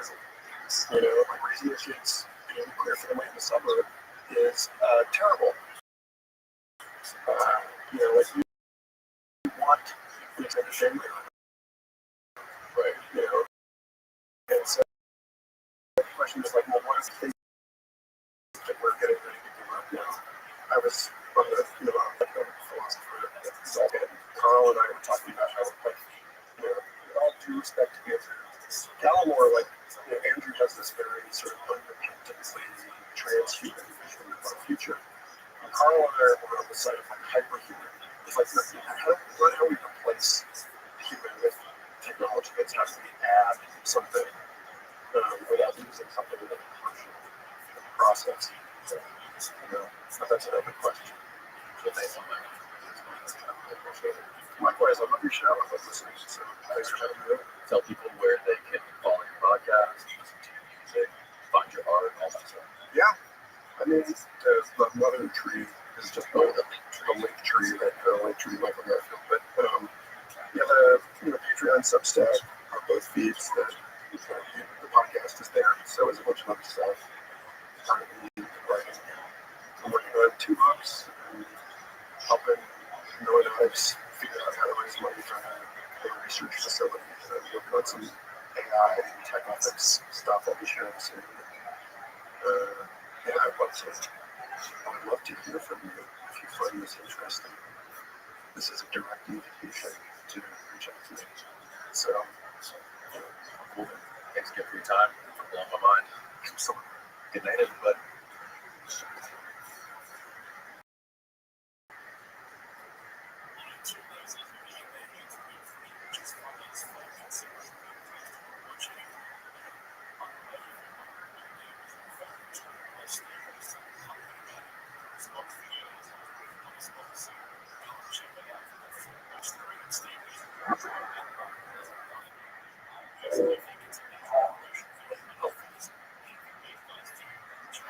Hi, Sean. That's your audience. Thanks for coming, man. Yeah, excited to see where we go. Yeah, I don't know where we're going to go. It should be interesting. So I was introduced to you through Chris Bledsoe and Dave Rothschild, right? Yeah, how did you originally get in touch with those guys? How did you meet Chris? Well, Dave was bringing together a group of people for an event at the Road Institute. He wanted to focus on UAPs, and Chris was going to be part of that. And so Dave reached out, asked my information, because I'm doing a lot of work at the intersection of academics and UAP studies, and with a focus on experiencers and anomalous experiences. And what we got to do at the Rothschild Institute, they wanted to do something that brought together a bunch of different modalities of contact to see what was happening. We had a group of people who all were oriented towards the phenomenon, had experiences with the phenomenon, had a background with the phenomenon. And so we, throughout each day, we were there like 4 or 5 days. the MC technology, the headsets, in the boxes, everywhere. Faraday cage?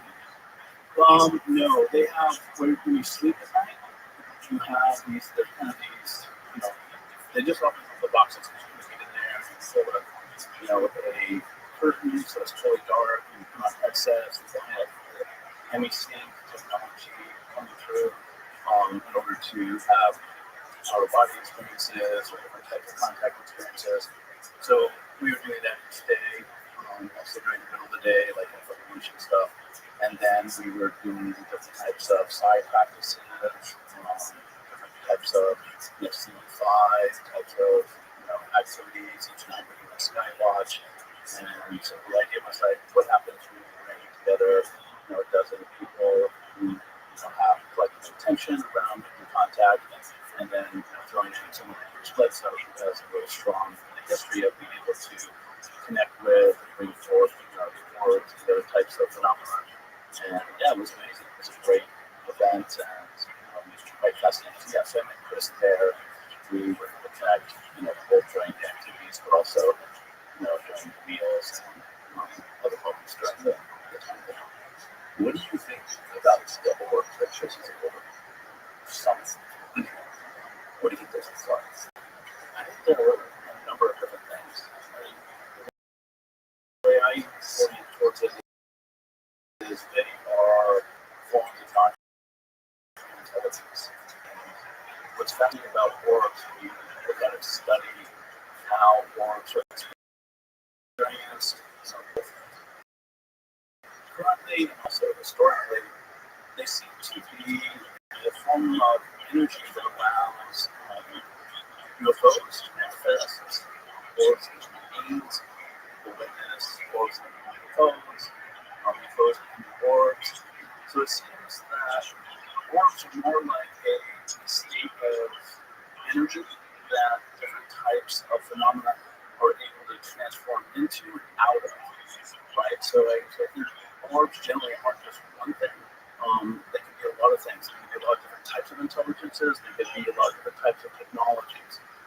So I think it's still pretty open as to how to make sense of both of these things. Yeah, but have you ever heard of anyone else having these kind of experiences like that? Have anyone in history that just thinks something that's so clearly the same thing as what Chris is saying? Yeah, there's another woman named Joy Kaiser. Yeah, and she also did a lot of video recording back in the day, old funky camera, and it's a very similar kind of story business. Chris has a lot of additional phenomena that's associated with his experiences. So, well, it's interesting that other people are able to witness it alongside him. It's like it's not just him who see it go out. Like I've got to meet him, meet Steve and we're able to see these things after studying the sky for 2 months. And I said this before. I was like, I've never seen these orbs in my life, but at the same time, I've never stared at the sky and looked for them for 2 hours. sometimes when he films, they're really far away. Sometimes they're much closer. Sometimes they're in his backyard. Sometimes they're over the horizon. So there's a lot of different types. I think you mentioned on the show that 2,700 clips of film, and so there's and some of them are less convincing than others. But when you look at the total set of the clips, it's definitely makes you consider that something else. Yesterday, he posted one on his Instagram that I've never seen before. He posted one, so all the ones that he posted, Steve, if you pull up his Instagram, they all look like the ones that we saw, right? They all are filmed on those night vision monocular films, everything. And you can see, he's clearly filming it with his hands, moving around, and see the crane in the background. But the one he posted yesterday is very different. It looks like it's filmed on something else, and it's completely stabilized. Like, look at that. There's no movement. It's like, is he filming someone on a tripod or something? Or maybe he got a camera? Yeah. And this is the most up close, detailed shot I've ever seen of one of these things. Yeah, see, there it flips out. See, There's zero grain. Right. there's a The auras, I think, are best understood as an energy state of some phenomena that's choosing to be in that energy state. Whether it's a craft, whether it's a being, whether it's something else. And they come in and go out of that energy state. Stephen Greer's documentary, Close Encounters of the Fifth Kind, there's a lot of different video shots that they collected over the years that are showcased in that film. Things like this and a lot of other things that are also even more constructed. So there is a lot of interesting film footage of stuff that makes you wonder what are we dealing with. What initially got you into this stuff and to studying this stuff? And what is your PhD in? My PhD is in integrated metatheories. So it's looking at theories that take a big picture of reality, try to explain reality by not reducing it to any one aspect of reality. And so theories that embrace psychological dimensions, cultural dimensions, behavioral dimensions, and systemic dimensions. And so how do we include insight from lots of different disciplines and domains in order to better understand the complexity of reality around us? So it's basically like an interdisciplinary approach to big picture thinking. So think of TOEs, theories of everything, coming out of the physics world, but they tend to orient towards just matter, physics, and gravitational forces and so forth.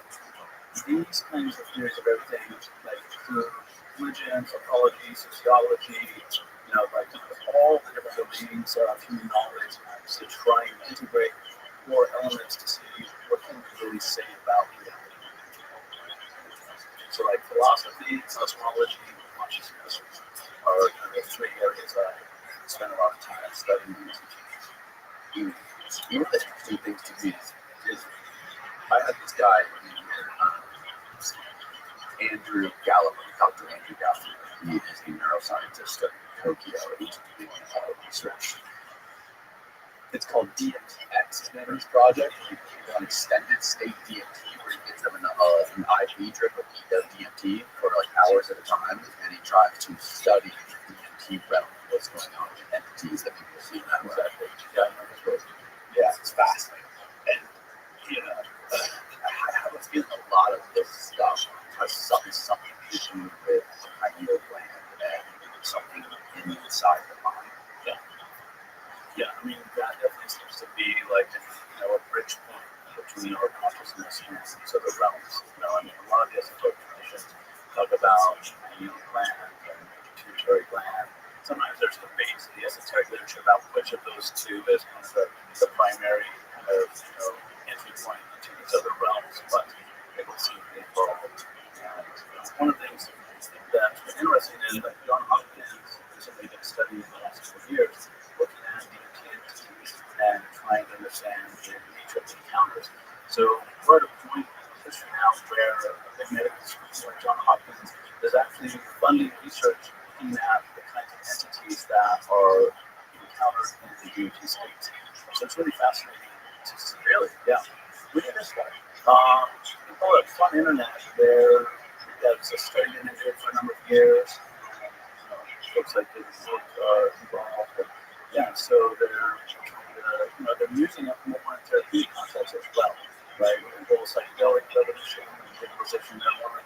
You see our society warming up to the reality of other states of consciousness. Oh, wow. Yeah. So there's a film study that came out, was published years ago. If you search also for DMT entities and John Hopkins, yeah, it's 55 million funded. So we're moving from a monophasic orientation to reality to a polyphasic, meaning that currently we generally think reality is just based on what we can see with our five senses, and we take a rational approach. So it's kind of like monophasic, meaning one state of consciousness is privileged as the primary state on which to know reality. So waking, rational, scientific consciousness is what's being put per day for the last 600 years. We're shifting to a polyphasic mode where multiple states of consciousness are being recognized as having value and access to different aspects of reality. And this would be one example of John Hopkins research looking into that. So we're seeing this shift in public perception around what's real and the nature of what's real. It has it's that some people have a higher perception than others, or have heightened sensory input and output than others. And one of the best ways that was the book my friend Paul was spent like the last 20 years in the Amazon rainforest with Rothschild living in Amazon. He explained that once he got down there, after being down there for a couple of days, it was like being disconnected from society and all the technology and all the computers and phones and TV screens. Your senses and your perception is great in this environment of nature, disconnected from modern technology. Totally. Part of my background is open and in the sky, outdoor trips, different phases in my life. And in ecopsychology, there's this whole notion of the wilderness effect, which basically says that when you take a group of people out into nature for an extended period, it usually takes them around 5 days to detox from civilization, and then you see a transition that into the second week of the trip, where what you just described starts to happen, right? Where they orient differently, they kind of in touch with their sleep cycle, their body, and their food in a different way. And I remember when I was younger in college, I was an assistant leader to a trip. We went to Utah Canyons, and the trip leader, right as we were getting ready to leave the band for 2 weeks, he put a bandana on the ground. So they just went last activity going on like this. But after watching this, watching the bandana, and then once they're all in the bandana, he walks over, he ties it up, unlocks the band, puts it in the band, shuts the band, and says, "All right, let's go." I'm like, "What?" And then I realized the next few days I didn't have my watch, right? I used to say, "Oh, it's 4 o'clock," right? Or, "Oh, it's 8 o'clock, I should get up." So I noticed that I tended to refer to the watch to know how I felt or where I was at in the cycle. But when you took the watch away, this process that you described started to happen more regularly in this trip, right? So I started to look at different reference points for knowledge and understanding. I go checking with my actual stomach to see if I'm hungry. Notice if I'm tired or not tired. Should I sleep or get up? Right? So I think there's a lot to say about just the process that Fred described. And this is a big reason why I got into studying the phenomena, because I was really fascinated. My background is partisan in philosophy of science, because what makes valid knowledge? How do we understand what's real? And I was very intrigued by many stories of individuals who essentially folks out in the evening on the back of a tailgate, having a beer and talking and looking at the skies, and they have a UFO encounter. And 2 of them see it. The third person doesn't see it, but the 2 people who see it, think it's really close. One person sees it as a classic saucer shape. The other person sees it more as like a orb. And so you get these 3 conflicting reports. One person says, "I didn't see anything." 2 people say, "We did see something," but they don't agree necessarily on the specifics. And we generally in our society use that to say, "Oh, we just assume something," because there's an agreement, clearly like we're making things up, we get here, whatever. But I started to sense that, hey, I think these people actually did see something. So why did that one guy not see anything? And why did those 2 people see something different, but they both saw something? And that led me to thinking about this point to make with respect to these senses and inner senses and different modes of sensing and perceiving. And because my background is in consciousness studies, esoteric and contemplative traditions, I knew that there are vast literatures that describe subtle bodies and subtle senses. And so I started looking at that literature to try and understand how is it might different people might be seeing different things, right? Because you also have a dynamic where some people report that they see fairy beings, and other people report they see angels on similar places, and other people report they see extraterrestrials. Or you have someone like Stephen Greer says, "I've never encountered a negative ET in my life, or a positive," and then you have other people who have production experiences, right? So it's a wide range of experiences being encountered, and then you have something like dangerous place. So who I call a super experiencer, who's kind of seen and experienced a full range of phenomena. So I kept asking myself, why are some people seeing one kind of thing, and other people see a lot of different things? So like, why does one person only see ghosts in their life, and another person sees extraterrestrials, Bigfoot, poltergeist activity, and so forth? And it appears that a lot of it has to do with our subtle minds and our subtle senses. How many people have you studied that have experienced these different types of phenomena?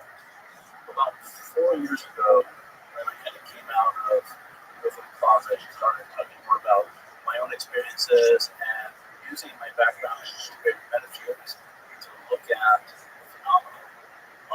I started running a course, an online course for 3 months on what I call exosystems, right? An integral approach to the phenomena. And initially, I started the course because I wanted a platform to talk about how I might think about these phenomena from an integrated perspective. A bunch of people signed up, and like 30, 40 people signed up. And what happened in that first course was people were more interested in sharing their experiences. And I was a little surprised by this because I just was wanting to have more of an intellectual discussion. But because I created a safe space to look at this phenomenon is amazing. without privileging one side or one interpretation of another, people felt the safe to share their own experiences. And what I started to discover in that course and subsequent courses is a lot of people are having these experiences. And so I would say over the last 5 years, I've been in direct conversation with like 500 people who have a wide range of experiences. And they usually don't talk about it. And I also started to discover that a lot of my friends that I've known for 20, 30 years had these experiences and they had never talked about it to me or anyone else. So I realized there was a big taboo that prevents people from talking about it. Part of it's because they self-doubt and they question what they saw. But when you start to create a safe place to want to talk about this and you are considering different theories that might help explain it, people generally have a lot to say about it. And I feel that these experiences are much more ubiquitous than what general perception is. You said you had your own experience. What kind of experience? I like to joke that I've been microdosed in beer for about 2 years. And by that, I refer to the fact that I've had a lot of different experiences, like 30 different types of experiences, but they're often just like little glimpses. Like I have experience of seeing a ghost in a friend's house, from others, but I've never seen ghosts before since. I've had precognitive experiences. I had a really intense download experience a couple years ago that I went through kind of understanding through once tapped it and there were these dream bubbles based on it. I've had encounters with different types of intelligences, not in the classic kind of physical eyes thing, but different types of experiences that lead me to believe that I'm having some interaction with non-intelligence download. So what's download? There's a personality system called the program that are just Russian mistakes made popular and over the US and the 80s and businesses use it today to understand 9 different personality types of individuals. And I've taught that system in graduate courses for a number of years. And it's a very amazing system. It's 9 different major types of personalities and what these views are, what their core orientation or strategy to deal with challenges in their life are. So I have a background in this system. And the download is essentially this experience of it flying on the planes and work over there. And I just started kind of having all this information in my head around the system. And the fact that the system is actually, well, at first I didn't know where it was headed, but I had got this impulse to start playing with the different triangle combinations of the system.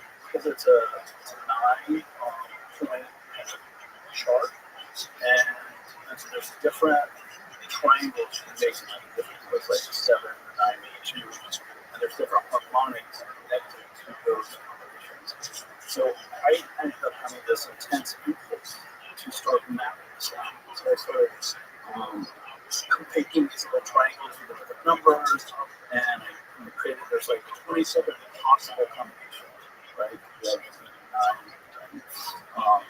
And so, and then I started taking them together, started like trying to figure out, it's all this deep input. So, and my family was joking about, right, what's the guy's name on Close Encounters of the Third Kind, where he's making the Devil's Tower out of mashed potatoes. You notice it's like an intense, statement. I do my work during the day, the family would go to sleep, and then I would start building geometric models, right? Up until that. And it turns out they created these complex platonic forms, right? Like octahedrons, essentially, from this mega octahedrons. But anyway, so in this like human process, I was also just getting information that's connected to tracking sources, potentially archangels, so like really kind of hard. Something that you didn't have thought about before. No. It's like that was the whole thing about it. Download was like I knew nothing about circuit geometry. I knew nothing about all these things that kind of communicate through. And there was this impulse, and it was like I was working on it, and then at a certain point late at night, when I got to the place where I knew I was close, I knew I was really close to kind of where this was headed, and I had finally made this model. And then once that model was there on the table, when I finished it, I stood back. All of a sudden, I was like, I just had this thing released. I was like, okay, that's it. I did it.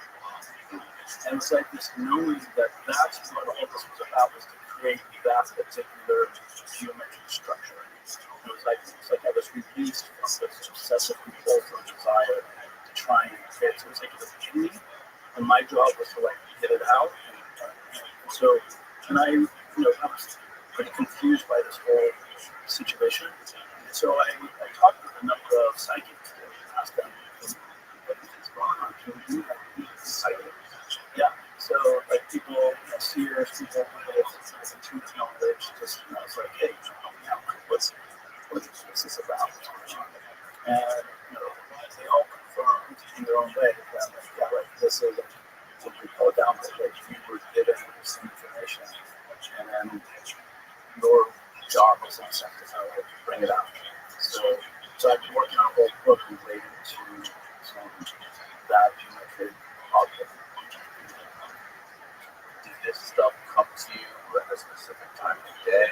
Was it you have to follow any sort of like creative process to sort of get this stuff to come to you, or was it just coming to you as random? It seemed to start on that plane trip home for whatever reason, and it just kept occurring. Like there was like this impulse where I didn't have like a vision, like a geometric vision or something I was trying to work towards. It was more like this info, and it was like I get a little clue, like, okay, make triangles, right? Make triangles. Okay, now try and connect them. Like, is there a pattern that connects them? Okay, so it's like I was getting these like intuitive hits. I'm kind of step by step what to do, and maybe that was just the creative process, totally within my own kind of psyche. It didn't feel like that. It felt like something else was going on. And people I talk to who's trustworthy and insightful about these things, and from their perspective, that yeah, these are likely interactions between sources of information or intelligences. And I think that's what makes this whole thing so sketchy and confusing. Because it's not linear, it's not clear, it's not like, oh, boom, here it is. I mean, the Chrysalis situation is sometimes more clear than it is for a lot of us other folks. Where it's like, we're kind of grabbing straws in the dark and trying to make sense of this. It's like a minefield trying to navigate this topic because there's so many grifters that are involved in it, and especially when you start talking about psychics. There's so many psychics that are so full of shit. It's unbelievable.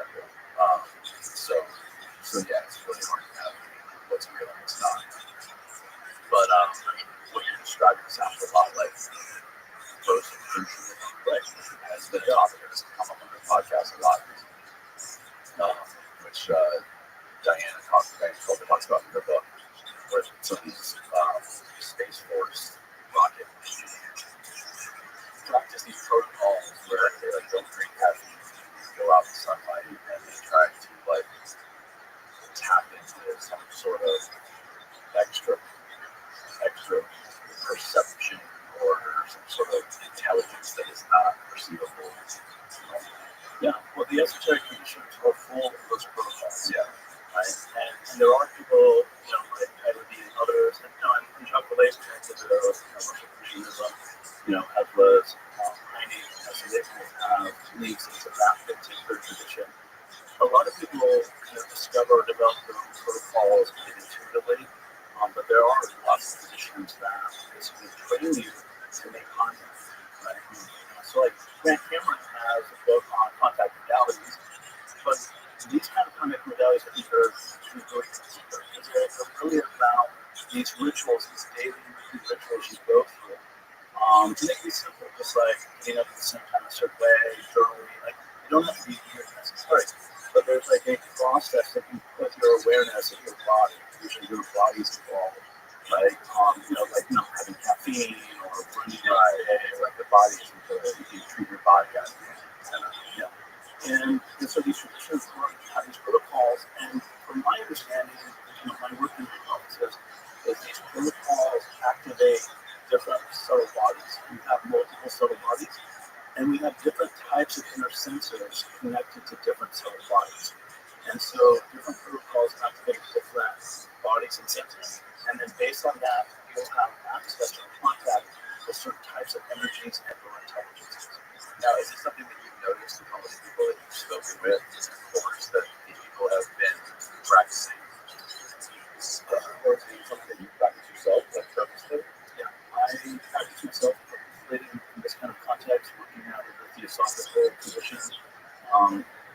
What I've noticed is that a lot of people do practice these kinds of protocols themselves. Some of them have had traumatic experiences, so like near-death experiences, medical emergency, car accidents, and that seems to create what I refer to as a separation event, where their subtle body gets separated from the physical body. And they have an experience, and then they have a revive back, and then their subtle body comes back into a physical body. And thereafter, they start having psychic experiences. They start having these experiences of non-intelligences. They start having feeling capacities. And so I started to notice, like, okay, wait a second. In the experiential literature, people who before encountered anomalies, there's a very strong pattern that people will have a near-death or traumatic experience, and they basically describe an out-of-body experience. And then after that, they'll start talking about how all of a sudden they have psychic abilities or hearing abilities or they start seeing shadow beings. And so I started to notice that, wait, in the esoteric traditions, they give you training methods to separate your body's consciousness. And then they describe that after you do that, you start having these kind of experiences. I was like, okay, so there's an intentional way to do this through the protocols, through the practices, or there's an accidental way that this happens through accidents, medical emergencies, and so forth. And then there seem to be some people who just karmically, for lack of a better term, start to have these experiences at certain points in their life. And then sometimes they report that it seems related to their past lives and the fact that they developed these capacities through protocols in past lives. And then this current life is kind of like this latent ability that this gets activated at some point.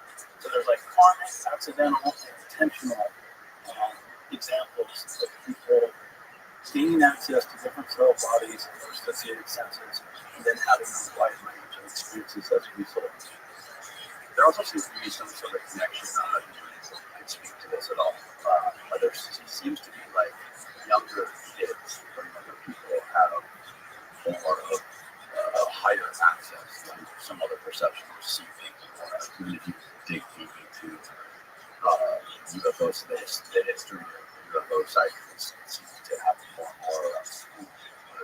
Kids who witness that, but have you noticed any sort of connection, or something like that, in the human body?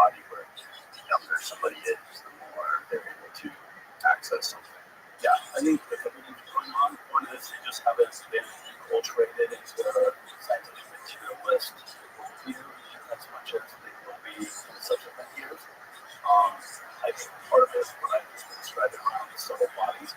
Young kids having access to their subtle bodies, so their subtle bodies aren't as kind of fully trapped in the physical body, if you will. There's more fluidity and access to the different subtle bodies, and some of them have more of these that exist. And as they kind of, essentially, as they get older, the fluidity of access to the subtle bodies reduces, and it's kind of those subtle bodies get more and more kind of integrated into the physical system, and then they get overly identified with the physical system. So there's not as much access to it unless it's an accident, which that might kind of break the subtle body system out of the physical body, or they start to have protocols, or they have some kind of karmic dynamic going on. A lot of experiencers will talk about have experiences when you're young, up until like 10, 11, 12. Then it goes dormant, in part because there's usually an experience of them sharing experience with friends, and the friends doubting them or laughing, and so they kind of run, at that point, but wait, not anyone else is having these experiences, so I should be careful when I say something to it. Then they kind of shut it down, and then it kind of pops back up, especially in college in the mid-20s, and then they kind of have to come to terms with the fact that, oh yeah, this used to happen when I was a kid, and now it's happening again, why is that? And so those capacities kind of re-emerge later in life, sometimes through an event, sometimes just like reading a book, so it's really depends. What do you make of all of these people within intelligence and military and NASA coming to Chris Bledsoe's house and fasting with him, friends and stuff?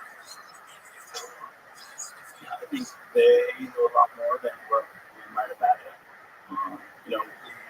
If you look at NASA, just as an example,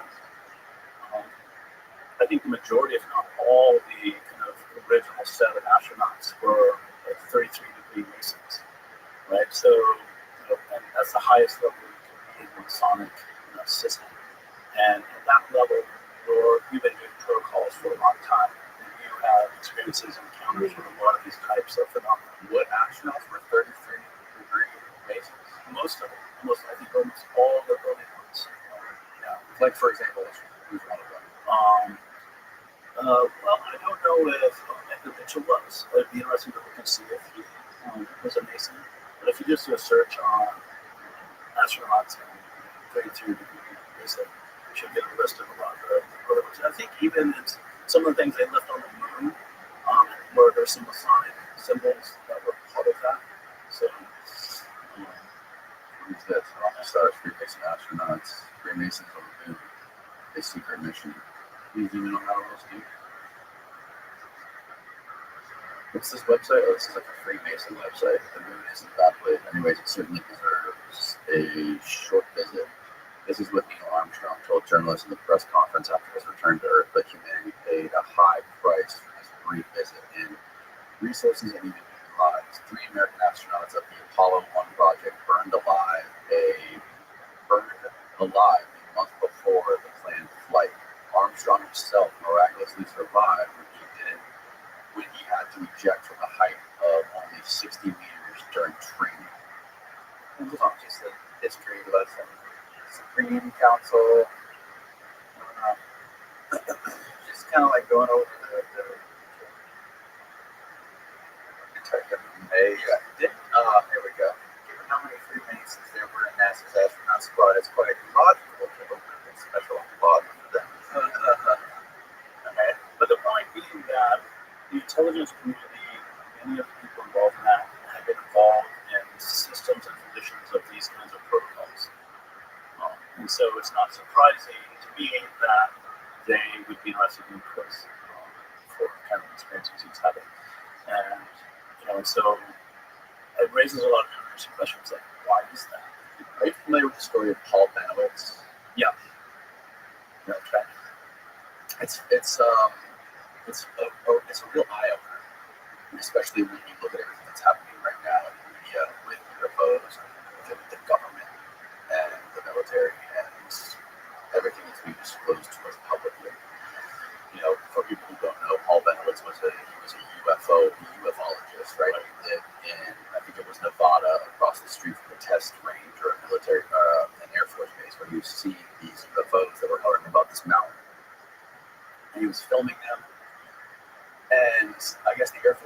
caught wind of it, and they sent a counterintelligence officer to go pay a visit to see what he knew, see if he had any footage or photos or whatever that could compromise, but see if it could compromise national security. Anyways, this guy's name was Richard Doty, and he was basically, he went to meet Paul, saw the footage he had, and saw that Bennewitz believed these were UFOs, when in fact this was during the development of the B-2 bomber, I believe. It was right smack dab in the middle of the Cold War. And instead of telling you the truth, he said, maybe these are UFOs. Maybe you need to pursue this further.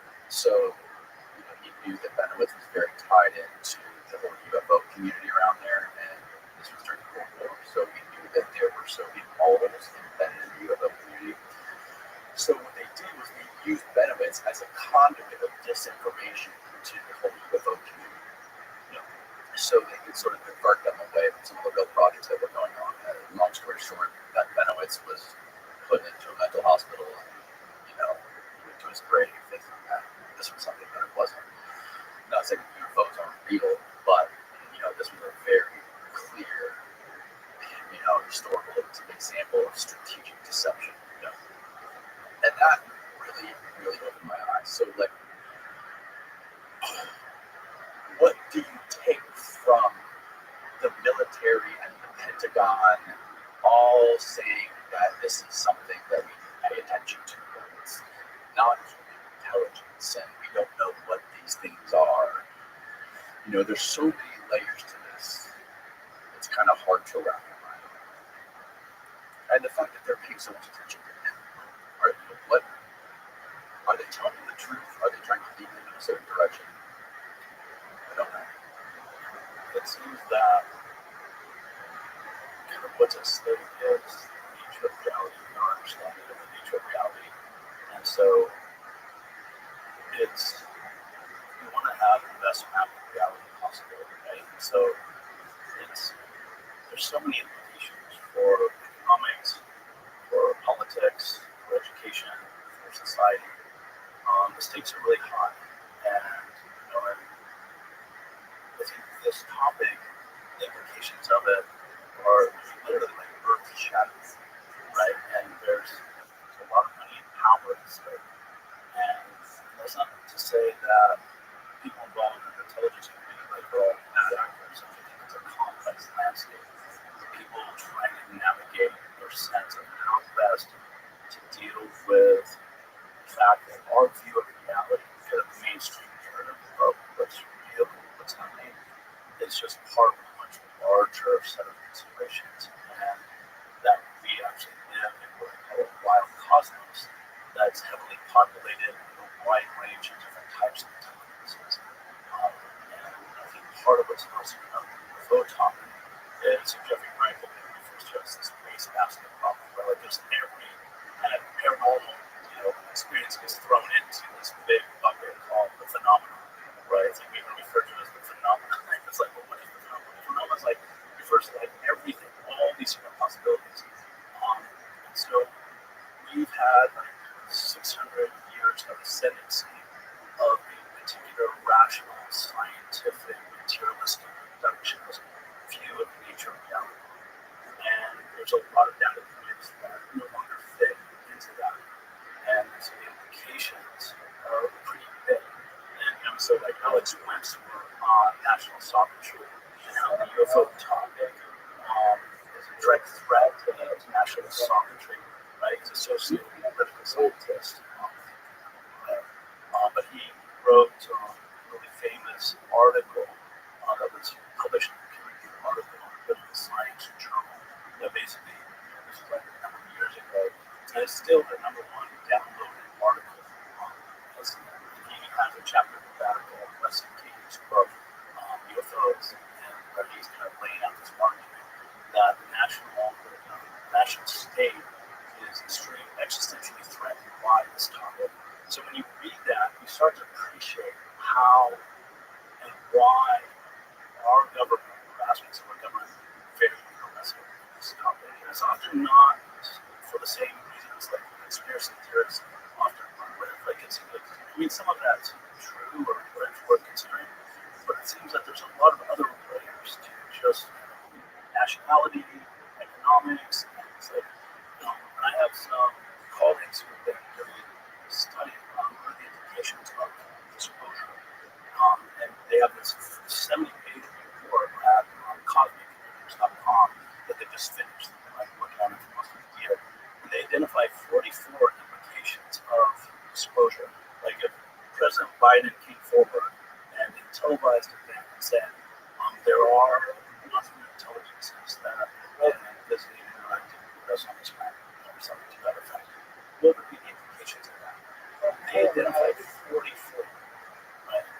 And so the point I'm making here is that the implications of this topic are so far-reaching, right? And whether you leave just 10 of those 44 or 20 of those 44, right? Like it affects almost everything, right? So why wouldn't the CIA and NASA and everyone else, at least certain people within those organizations be very aggressive in this topic? Well, don't you think it depends on what the disclosure is? Like, what are they disclosing specifically?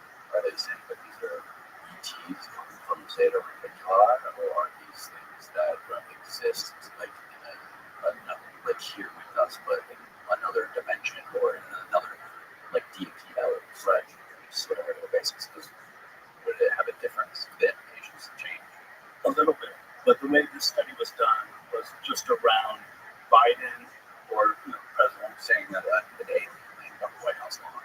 or them just saying acknowledging a non-human presence, not even getting into the details around is it flesh and blood, is it interdimensional, is it is it an ultra-terrestrial, meaning like they're here and they've been living here for a long time and we just haven't seen them, right? And this is the other thing, is like part of my study of this phenomenon using an integral approach is I've identified over 35 different theories about who are they and what are they, right? There's the time travel hypothesis, the terrestrial, the ultra-terrestrial, the extraterrestrial, the sociological, like there's all these different theories. When I map those out, I look at what are the different variables that they're highlighting, where they're from, what's the kind of consciousness they have, what kind of bodies they have, what's their intention. When I look at like 8 different variables about what's being described, and I look at the 3 or 4 possibilities of like, oh, they're on this planet currently, or they're from other planets, or they're interdimensional. When I kind of map out all the variables, there's like 25 variables. And what's interesting is these theories, these 35 different theories that have emerged over the last 2 decades, essentially, when you add them all together, they're accounting for these 25 different possibilities. So in other words, what seems to be happening is every conceivable combination of who they are is represented in kind of this growing list of who they might be. And it seems that actually all of them are potentially true in some sense, or at least a majority of them are true. So that there are ultra-terrestrials, there are crypto-terrestrials, there are extraterrestrials, there are interdimensionals. All of this seems to be happening. Right? This kind of this Pandora's box. And this is partly why some people have certain experiences with some of those, and other people have other experiences with different sets, right? And then you kind of end up arguing with who's right. Well, actually, I think the cosmos is so diverse and creative. There's a good chance we're likely interacting with all of those different possibilities. Well, I mean, when it comes to an individual's perception of something that happened, or an individual's experience, if they believe something, I mean, you can't deny that. But you can't say that there's extraterrestrials. There's no evidence, right? We have 0 evidence that there's any sort of life outside the Earth. Yes. It's interesting because you see these positions, like there's no evidence and there's a lot of evidence, right? And you have this back and forth. There is a lot of evidence. Is there a lot of scientific evidence? No, the scientific evidence is a higher bar. And yes, like there's still things need to be done to meet that standard.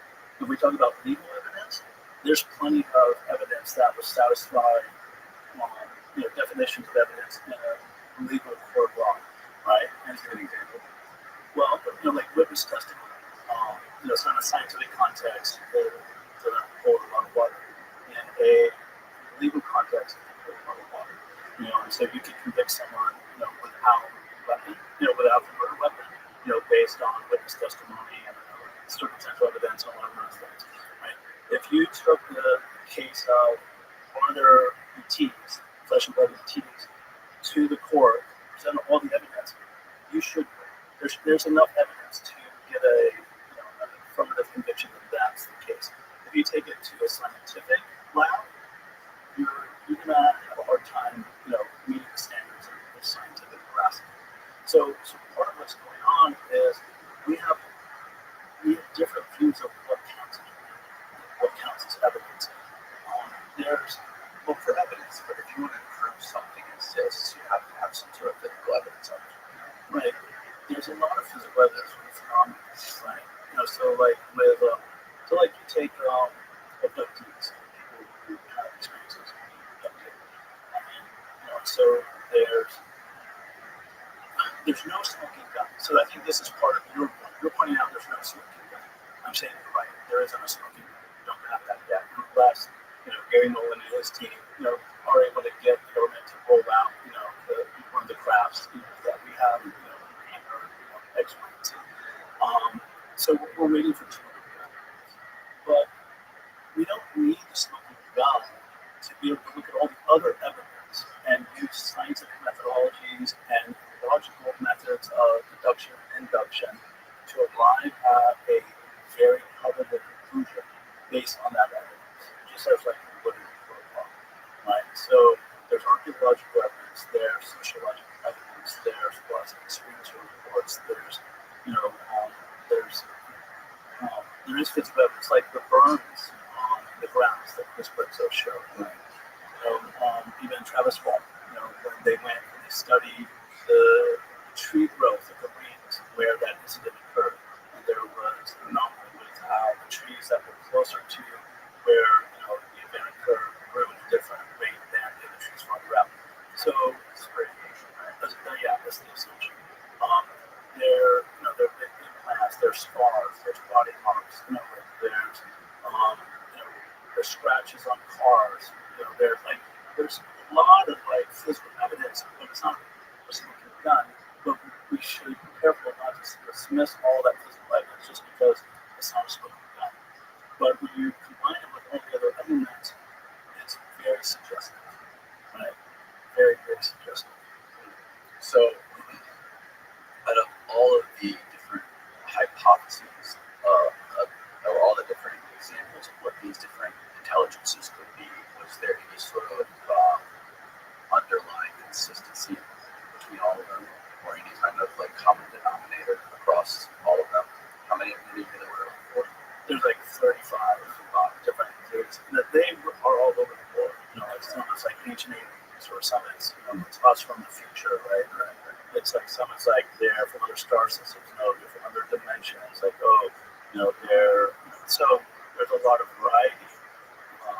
But it's interesting that kind of in the course of human imagination, we've come up with all the possibilities, all the combinations are represented in that list of 37, right? So you have, of course, SETI that has, there are probably, life on other planets, but very far away, and we're looking for radio signals, and, we're trying to, tune in to their channel, and they're not coming up with, there's nothing's come out of the SETI project over the last, 40 plus years. A lot of fun.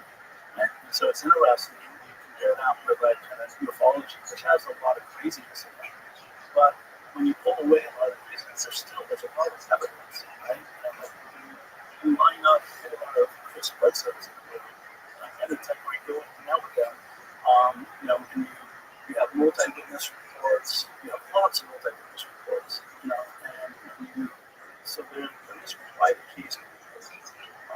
And again, I think for me, it often comes back down to different perceptions based on different subtle bodies, based on different subtle senses associated with those bodies. And because we are still tend to celebrate our five senses, our physical body, and we want physical evidence that matches our vision and our hearing, that we tend to have a very narrow view of what is evidence. Right? And so what is a broader but still very sophisticated, rigorous view of evidence look like that's able to include and compare experience reports, able to understand how the brain works in relation to these phenomena, right? right? So like Gary's research on the basal, and how there seems to be this hyperconnectivity, right? So one could look at that to say, well, okay, there's this hyperconnectivity, so people are just better at projecting or imagining these phenomena, or you could say, no, it's an antenna that actually allows them to perceive the phenomena. So then the same data point could be used to argue for or against the phenomena. So, but then when you couple it with like a lot of this other kind of evidence, then and this is why I feel like the government knows a lot more, at least the section of the government knows a lot more than what the Red Times, because I was told by the CIA agent that they actually have a test to determine if you have a number system, right? So maybe not, I don't know. But this person's a trustworthy person. I don't have any reason to believe that they are wrong. But it's like there's those kind of things that get said by certain people who seem to have knowledge about these things that just kind of blow your mind. Like Chris shared several of these things. It's this other scratching your head. There's nothing to do with it. It's like until they show me the test. Can't do it. More detail into like how they do the test, what is this, what they test for.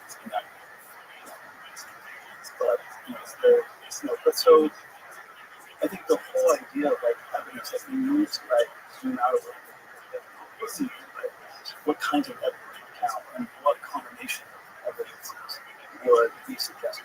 Because I think this conversation too often is framed around this smoking gun, and then that's used to dismiss a lot of otherwise points. Well, that's one of the conundrums of what I was talking about earlier, like those remote viewing programs during the Cold War.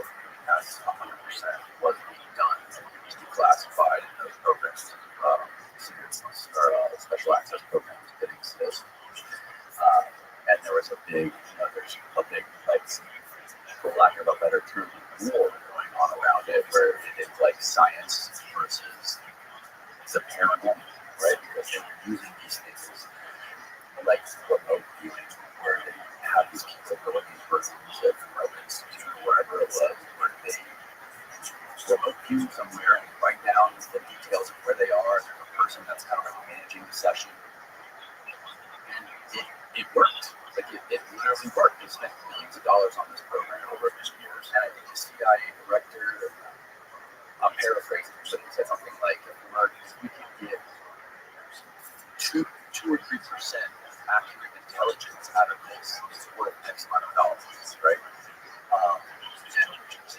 The detractors of this, the people who sign it, people will say, well, this is not replicable or replicable. You can't study this. But that's not to say it isn't real and it isn't useful. And it is pretty cool. Like they have double-blind and triple-blind protocols to promote it. Like there's a very scientific approach. There's different schools that we might use. There's different methodological protocols to try and up the level of veracity in the system like the science. They will have several people giving the same coordinates, not knowing it, not knowing the coordinates. They'll see what the similarities and differences are. And so it might not be an exact science in the same way that some of the biochemistry and so forth is, but like you said, if just 2 or 3% of it is actually insight, right? Then it might be worth it. And the SRI, Stanford Research Initiative, like it was funded for many years. So you think the government would have kept funding it if it wasn't for this result? And I suspect it's probably more than 2-3%. It's probably 40 to 60%. And it's still things going on too. I said the lady, was her name Jacobson. She wrote a book called Phenomenon. A bunch of great books she wrote. One of her, I think it was the first book, Area 51. I don't know if you're familiar with that book or not, but she had a source who was part of EGG, and he talks about Roswell, and he was part of the crash retrieval at Roswell and testing it. And what he said is that the craft was saucer like this came from Stalin, built by the Russians, and it had surgically altered children's in there that weren't flying until the remote control. It was a remote control craft, and the purpose of it was to sow sort of chaos in the U.S. that we were being invaded by extraterrestrials. Then it even had some sort of Soviet marketing on the inside of it, and she asked him much later, like, why did you never talk about this? Obviously, classified this guy was supposed to die using this knife, and she said that because after they discovered this, they started doing the same thing. They started doing the same tests. Showed us like children with like different mental conditions or like Down syndrome, things like that. They were doing experiments on the kind of surgery culture that look like extraterrestrials. Have you ever heard of that? Yeah. What do you think so far about that? As with a lot of this stuff, I think we have to be open to that as what's there and what might have happened. Like, I mean, there's some very unsavory realities that our government's been involved in. So when it's past us that have some unfortunate, things like that as part of it. I don't really buy that explanation as a good explanation for Roswell, because to me that's basically more or less one person saying that. Whereas when you look at like the book Witnesses to Roswell, where these two guys that 20 years tracking down every person they can find that was part of the Roswell incident over weeks. They took 600 witnesses, 600 people. Like the guard who was scanning the front of the box that was closed. And they never saw into the box, but they were just the guard coming. And they interviewed them like, who came to think, what did they say, what was your sense of what was going on? Like, so they put together how much, what happened, what was that. And to me, that's 600 witnesses that are each have a little piece of the puzzle. Almost all of them are credible. And when you have that many witnesses, there's no reason to think there's some mass conspiracy that all of them are somehow part of some gotcha. And so the sum total of that investigation, as represented by both things, Roswell, I think squares with that particular story. Right? So it doesn't mean that there wasn't some layer to that that's true or wasn't considered. But it regards the phenomenon is multifaceted. I think we can look for a single explanation to try and capture Roswell. I mean, Roswell's so fascinating. Layers of mythos, cultural perception, and media, and so there's so many layers to it that it's a fascinating consideration. What happened there? I mean, the fact that the Air Force came out with 3 different reports in different places trying to say, okay, now we're turning to like that's investigation itself. So there's this notion that I developed with systems of doubleness. That basically refers to how the phenomena is basically double. It presents itself in 2 different ways. And Jacques Vallée talks about how the phenomena basically gives evidence for itself and evidence against itself. Right? So it's like self-erasing evidence. That there's this dynamic with the phenomena where it is subjective and objective. Right? So it hangs out on the edge of human perception. But it also seems to be interacting with multiple. Yeah. And so there's a way in which it occupies this space where it's both objective and subjective, and that really messes with our view of what's real. Because to us, things can just be objective. Right? So something that kind of like a physical craft, and then changes into a horror, and then changes into nothing, and it's gone. Right? Like we just can't get our minds around that. Right? And so we are inclined to say, well, that all was just imaginary, even if the person went up without the burns or touched it and said it was physical. But so there's this range of phenomena that manifest in contradictory ways. And so I think with something like Roswell, there's there's a lot of contradictions. There's a lot of complexity. And we might not ever finish a lot of that particular story. But when you place Roswell in a larger continuum of crash retrievals, there's over 100 documented crash retrievals that the U.S. has taken. Right? So you look at the book of Just Guys, where Brian Wood and others are reporting out all of these. What book is it? The Just Guys. Brian Wood. And if you look at the work on the control around crash retrievals, the work of U.S. around crash retrievals, and you look at the pattern of how those crafts are covered and taken by this military government, and then you look at Roswell, you see patterns and continuity between what happened at Roswell and what happened in subsequent events. Right? So if you just look at Roswell and isolated cases, it's much easier to dismiss it. But when you look at it in this historical continuum of dozens and dozens of crash retrievals, and the witness reports associated with those crash retrievals, military officers, or I think it's hard not to walk away with feeling like, hey, we must have anywhere between 5 and 20 craft. And then now with people like Rothschild and others, now they're saying how to do it. It's like, okay, well, that makes sense given the history of this crash retrievals that have happened since the mid-40s, right? The Roswell began to do. And it seems that Dolan makes this point that basically, if you look at the first 5 cases of crash retrievals, and the witnesses and kind of the U.S. Navy report happy, you basically see the military getting better and better with each incident to deal with it and make it go away, right? So it's kind of like Roswell was kind of like caught us off guard, or the Trinity event that really touched on happened right before that. Right?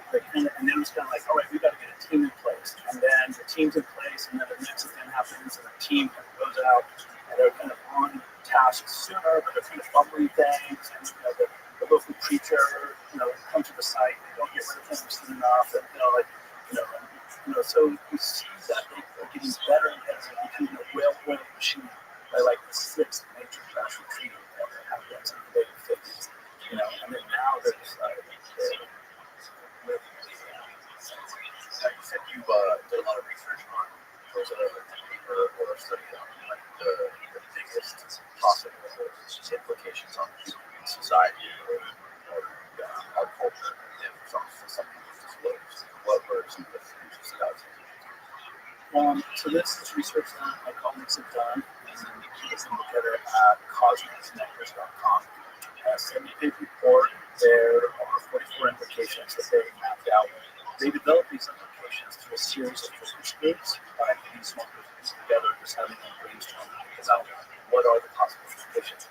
So the implications, what's interesting with their findings are that people who don't know anything about the topic, right, don't know much about UFOs or ETs, they tend to just view negative implications occurring as a result of disclosure.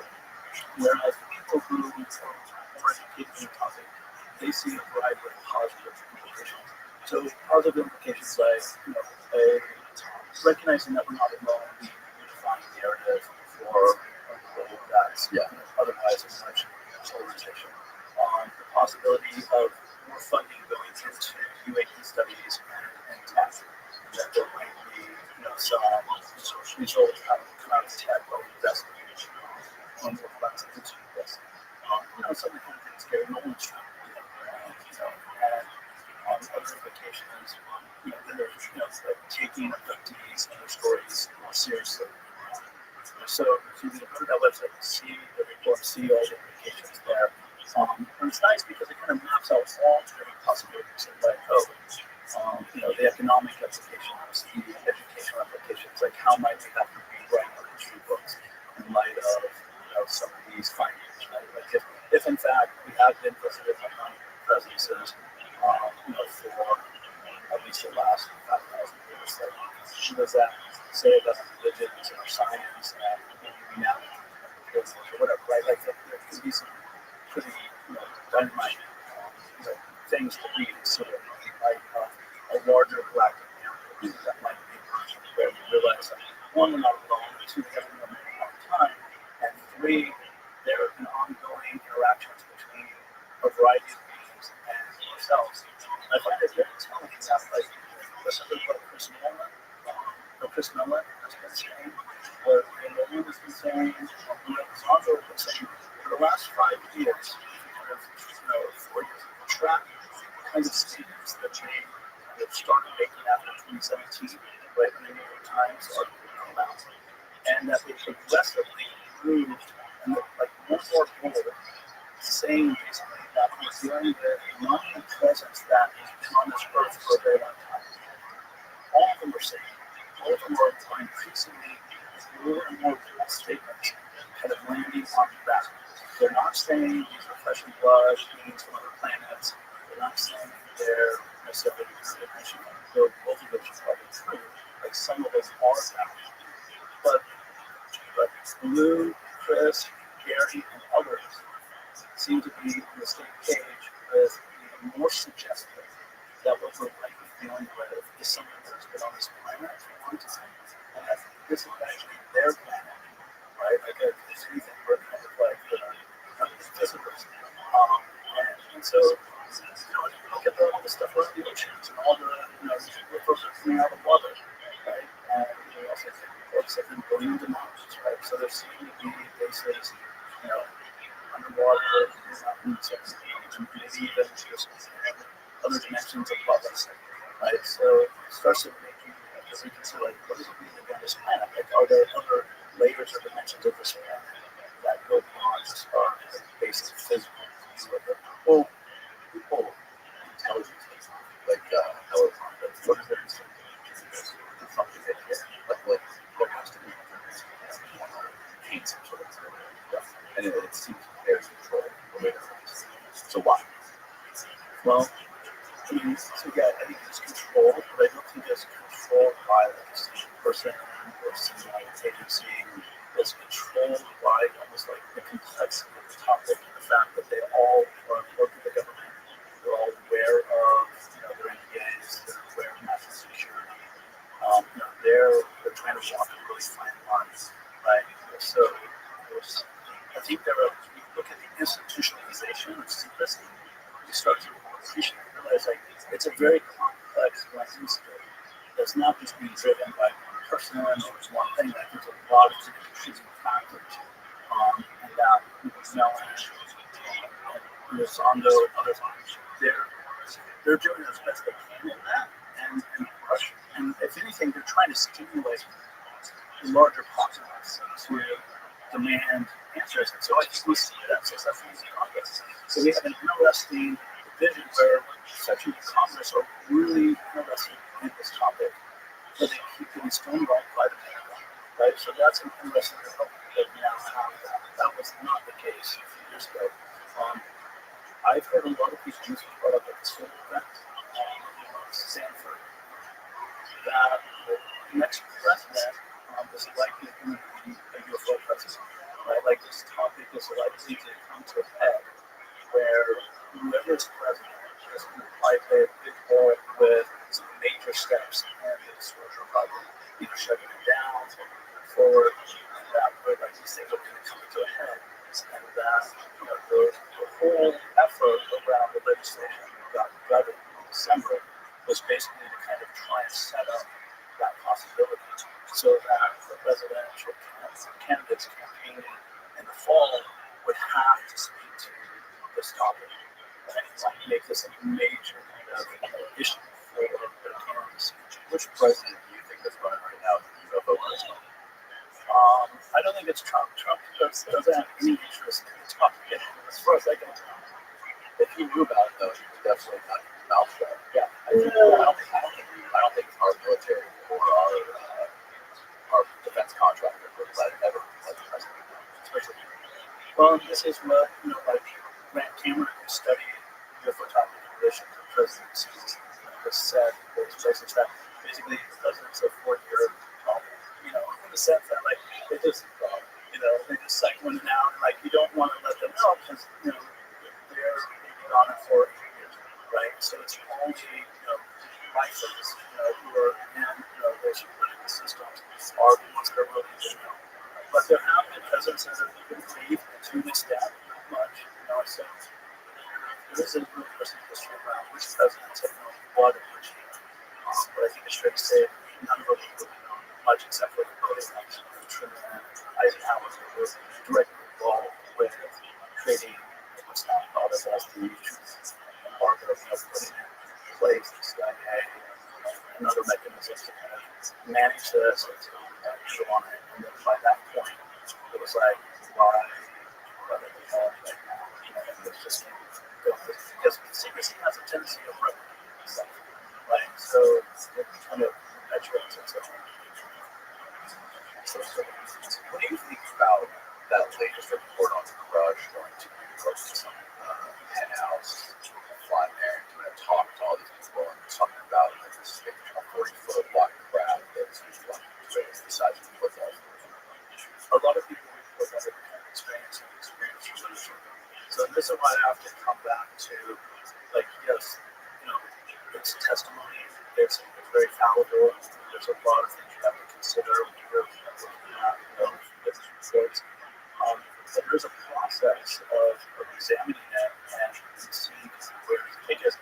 And when you have like over 100 people over the last 50 years who have gone on record and reported that kind of experience, and the majority of them seem credible, they don't know about other reports.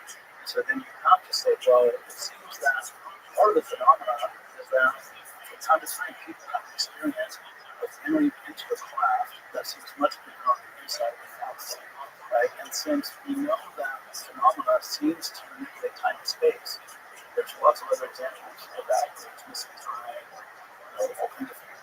Then why would we expect that kind of spatial distortion or spatial complexity to be possible in this kind of situation? Right? So when you situate it amongst all that other stuff, it's like, yeah, that's not surprising. Like one, there is a witness record of that kind of thing being recorded with those people not knowing each other. But also what we know about the physics of this phenomenon suggests that that's a likely possibility. It's just so complicated. Because you can see that there's different factions that have different objectives that are trying to push different information or questions. Yeah, well, I think that's part of it. I mean, we often talk about the government as this monolithic box. I think they're like 10 different agendas and twin wars going on about this, and different groups have different understandings of the phenomenon based on their own history and reconnaissance work around it. They come to certain conclusions and certain understandings of it, and they're using that to inform about navigating the disclosure on dynamics. Right? So I don't think there's like a unified view across these different camps. And I think that's part of, as the public, I think what we get wrong is that the government gets brushed, or I feel like it's like, I think it's a lot of different players, different backgrounds and studies, understandings, and they're all, I think, mostly trying to so I don't think it's as scary as often potentially. I think we do have some nefarious dimensions that are kind of control of it, so it's not like that's not in the mix. But I don't feel that that's a big driver of a lot of it. It's just the complexity of the institutional power, secrecy dynamics, and just the deep challenge that's now on kids at an individual level, collective, and social level. So what's stronger is about what we should know. I wonder how much of the driver behind the U.S. country stuff has to show that other countries are superpowers coming out before them. Yeah. Or like maybe talking about like they're going to be super good and this one is the second person and the first one is really kind of yeah, I think that's an important geopolitical dynamic that's going on.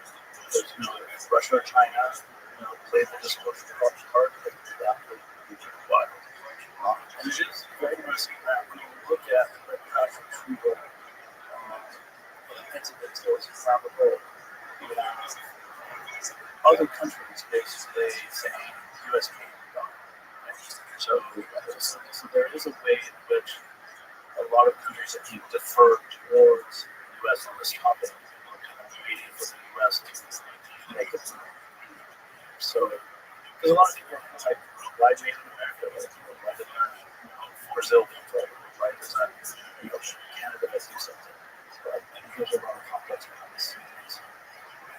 as I said, experts that understand these last 2 years, the U.S. used to be the one that's closest forward. I think it's and we've done a lot of Rothschild decisions.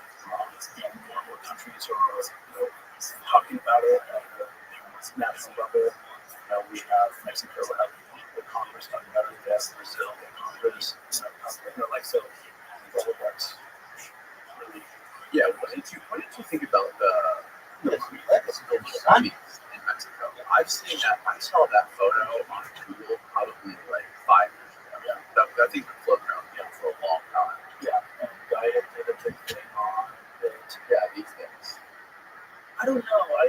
When I look closely at the back and forth, I see good reasons to dismiss it, and I see some good reasons to keep an open mind. So I don't know. I think it's an example of how in this topic you get a mix of hoaxes and genuine phenomenon. Jamie, the guy who's behind a lot of this, he doesn't have a good track record, so it's harder to. Who is Jamie?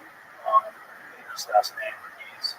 He's been known to be kind of involved with promoting other bodies that turn out to not be bodies, and so he's kind of got a charlatan reputation.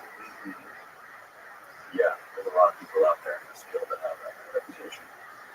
Who is that? They're doing the MRI and those things. Yeah, I wonder what turned out because I scanned it, but I think it was sent to an institute that lost its accreditation. So the scans were deemed unreliable or something. Maybe they saw the institute in the scans that decided to pull the accreditation.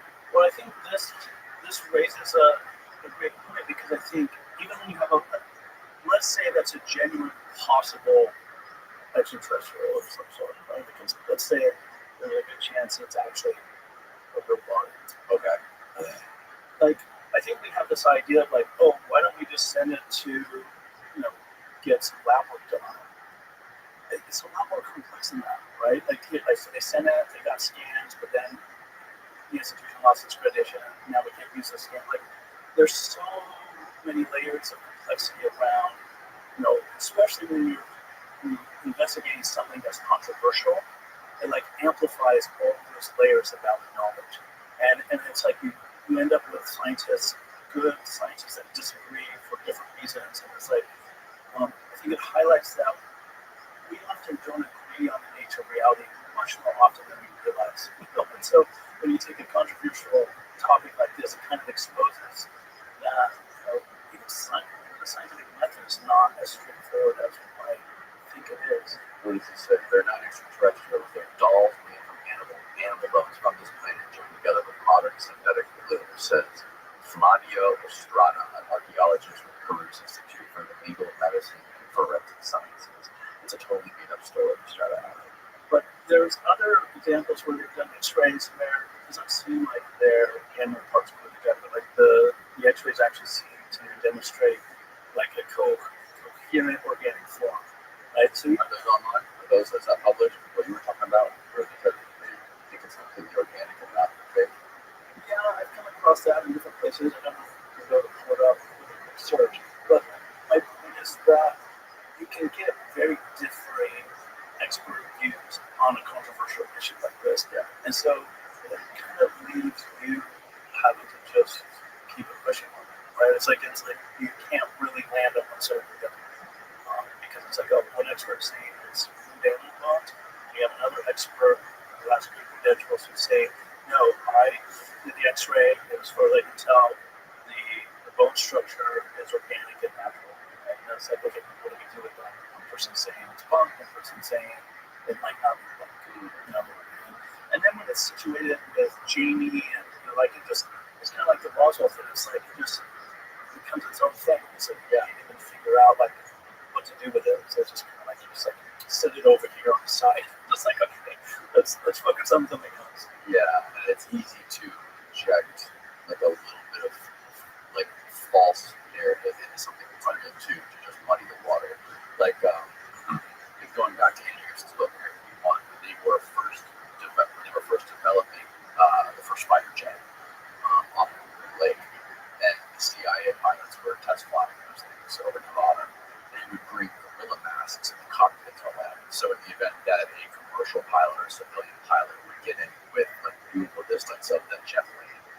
the pilot will put on a gorilla mask. So that way, when they go to the bar, they go tell family about that later. They say, I saw a fucking gorilla flying a jet plane. Right? So it's kind of like just injecting a little bit of falsehood to like keep secrets. And you can almost say the same thing about Bob Lazar's story.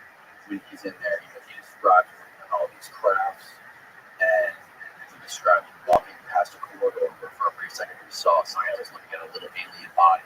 Right. So if you did have, if you were the government, you had these, whether they're archaeological crafts that they found, or if they're things that we back engineered but they're super secret, and you had this guy that was in there working on it, wouldn't you try to do a little bit of that gorilla mask trickery by showing them an alien? So this makes it a little bit more, uncredible. Exactly.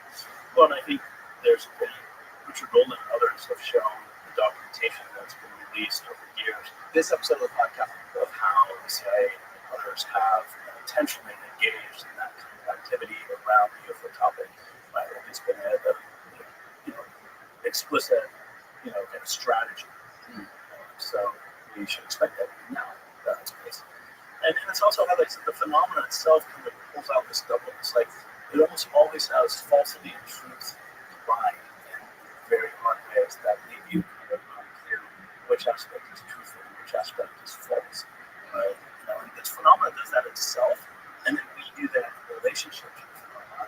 And then the phenomenon sometimes seems to be mocking us and doing that and doing its own version in response to us. Right? So, like there's interesting documentation of how, like how different shapes of UFOs have appeared over the years, and it seems that the phenomena has, sometimes we've done, some of our craft that they make it look like UFOs, but then phenomena come along and then they start showing new kinds of UFOs that are kind of making fun of or mocking our version of, and so it's like there's this kind of weird dynamic of like, well, it's like it's all like smoke and mirrors. It's like what's going on? Like how is it that the phenomenon intentionally seems to be one-upping us with its expression of what it manifests as in direct relation to our activities around that. And so it's really nuts. And then it's like, well, they're fake. They're charges, not to be real. It's crazy. Like, I think it's less than 5% of the surface of the earth is populated by human beings. And to think about how much of this earth is unexplored, especially the ocean. The ocean is like 75% of the surface of the earth. What it can very easily be that something is hiding, whether it be under the oceans or somewhere that we've never explored that we just don't know about. And I heard a theory recently about it was kind of just like a fun sci-fi video on YouTube. I saw it on Wi-Fi, where there is a theory that there is an underwater base that is 100% run on artificial intelligence, and their goal, they're basically like doing studies and reconnaissance around the Earth, and they manufacture these drones, and they shoot up and they fly around the Earth to study shit. And basically, human beings are irrelevant to it. They don't pay attention to us. We're just like ants for us. I forget which video it was. Yeah, maybe it was. But anyways, it was an interesting story. But it was like, maybe these bases move. But the idea that it was all artificial intelligence was quite interesting. They can make the crafts, and when the craft would come back to it, they can say they can deconstruct them, reconstruct them to look different based on whatever the mission was. And maybe those little gray aliens could just be, drones or worker clones that help run this underwater AI base. But like, even looking at what AI is, what we created with AI, I mean, that's non-human intelligence. And we have literally in the last 3 years has changed so many things about the way industries work. It's impacted the economy in crazy ways. There's people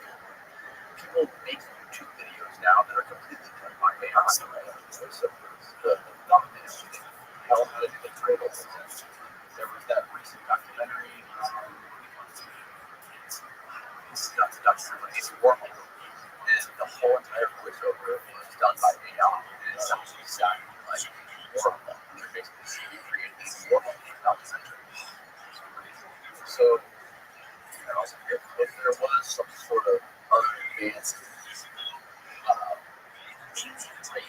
or if there was a previous advanced version of humans that was before the flood, or like before an asteroid or a solar flare hit the Earth and wiped out humanity and set us back to the Stone Age, wouldn't they eventually get to where we are now, artificial intelligence that would be able to survive that, or survive any sort of fallout or the oceans?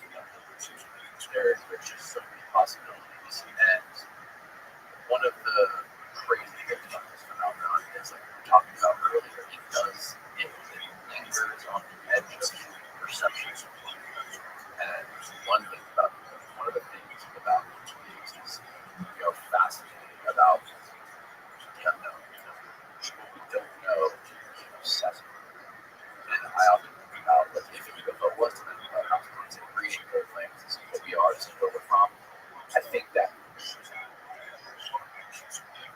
forget about it, short word, and find something else to replace that. Right? Find something to replace the game. Yeah, it feels like it's as long as we capture the HD. People are just like this. They still say like, "Oh, that's a deep fake." Either to like try to preserve the mystery, right? Or like you said, like if they did accept that actually happened, then we might go more into the paranormal aspects. And I think that jogs me because he really highlights and he brought in this work that the high strangeness is the most important progressive aspect of this phenomenon. Right? He's always asking people to kind of look at the cases that are just weirdest, most strange. Right? Jeff Beck was this great phrase, and I think Mike Friedman has also kind of said this. That the owl guy, yeah. The weirder it is, the truer it is. Right? And so we have this idea that something's weird is not true. But Jeff and Mike and others have been shocked until they kind of point out that, like, Jeff gives us examples of how we talk to experiencer, and we share with you if you decide to come forward and share with experience. And it's kind of weird. And then, like, 2 weeks later, they'll talk to them again. You share with more, you share something later, there's like this odd thing. And then talk to them weeks later, trusting you, that people are really waiting for it. You've shown that you wrote the essay, not being kind of freaked out by the weirdness. Like, well, yeah, I haven't mentioned this to you when I was speaking to this one.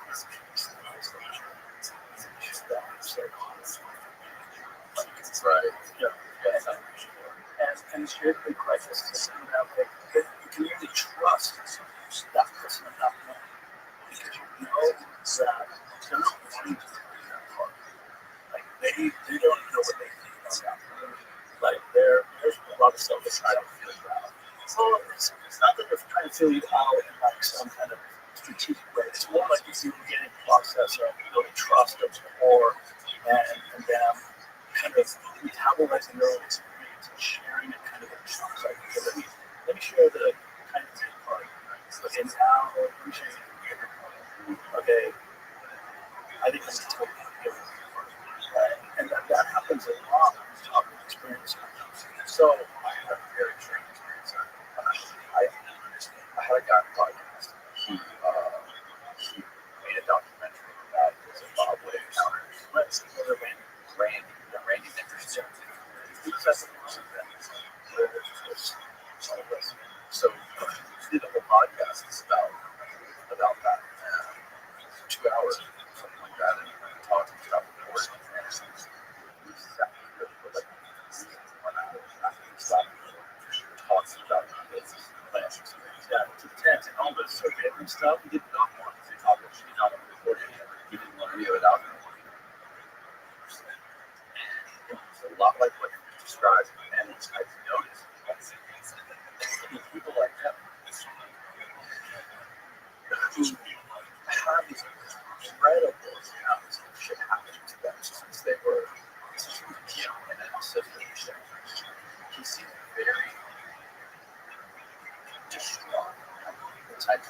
passed out. Like not. Yeah. Yeah, and and Jeff also highlights how trauma is mixed in with the transcendent. Like in these kind of experiences, you have these kind of world-opening, mind-blowing experiences that are kind of in some sense transcendental, but often there's trauma, fear, there's overwhelm that's mixed in. So you kind of get this really interesting mix of trauma and transcendence. And that's also why, like I said before, like you have this trauma that happens in the body, and the subtle bodies get knocked out, and then they have a transcendental experience of a near-death experience of seeing their loved ones as a light, and they decide to come back to the body. So often in the context of these experiences, you have these interesting mixes of, kind of profound spiritual experiences and really kind of terrifying existential realities. Right? John Mack's research themes, kind of track how people's experiences often started out traumatic, and then over time became more spiritual and transpersonal. Right? So you see a lot of really interesting patterns around this mixture of trauma and transcendence. Yeah, John Mack wrote a whole chapter on it. Yeah, so I didn't even know about it on the podcast. I was begging him to come back and do another podcast right after. But yeah, what do you think the trauma has to do about this whole side of things? Like, what specifically is about trauma? Because Chris Bledsoe has a life full of, incredible trauma, emotional and physical. I think the trauma is often related to one that was exposed doesn't fit into our categories of reality. So there's just kind of the mental trauma of confronting the things that just don't make sense. Right? So that in itself is traumatic. I think experience. Yeah. And then I think the deeper trauma, it seems to be connected to when one's sovereign choice is somehow violated. Right? So like in the case of abductees, right? So they feel like this is happening and they don't want it to happen. And they're not able to stop it. They're not able to protect themselves from it. Right? Like that's if that's happening with the dad and the mom or to you over time, you know that's emotional mental sexual abuse. Right? And so when it happens in a paranormal context, it's still abuse. It's trauma. It's post-traumatic stress. So this is the same kind of dynamics where you're not able to control your environment, you're not able to protect yourself, you're not able to, you're not able to say no, stop, right? You try a bunch of things and it seems to work, right? So I think a lot of the things about keys is like to get to a point where there's either kind of double down on kind of that defensive orientation, which probably perpetuates the trauma, or they have to turn the corner and open out to it and say, I don't understand this. So they support.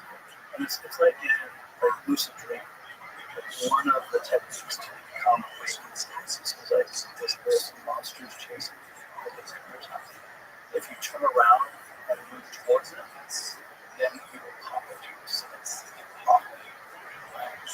Because it's like you have a physical response.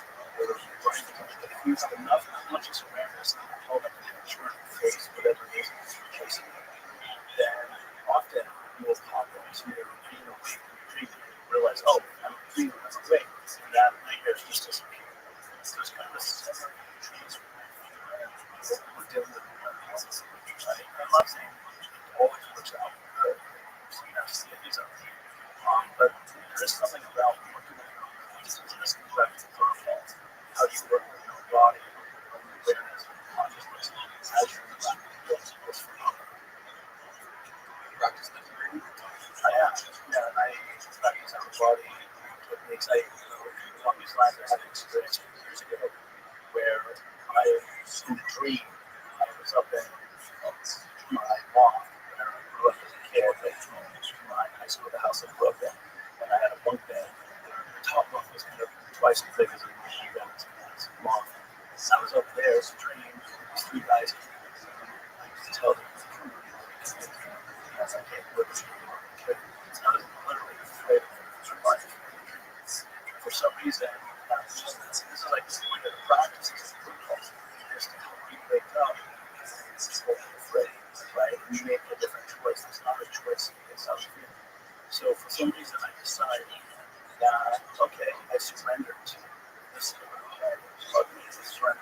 surrendered, I jumped off the loft into these guys, basically like, hey, it's fine, I'm good with it, whatever.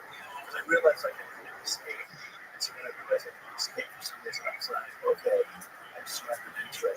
As soon as I jumped off and I landed on them, thinking that they were going to kill me, I woke up at the keys.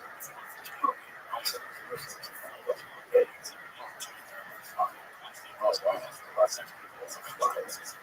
It's like the most common explanation. Yeah.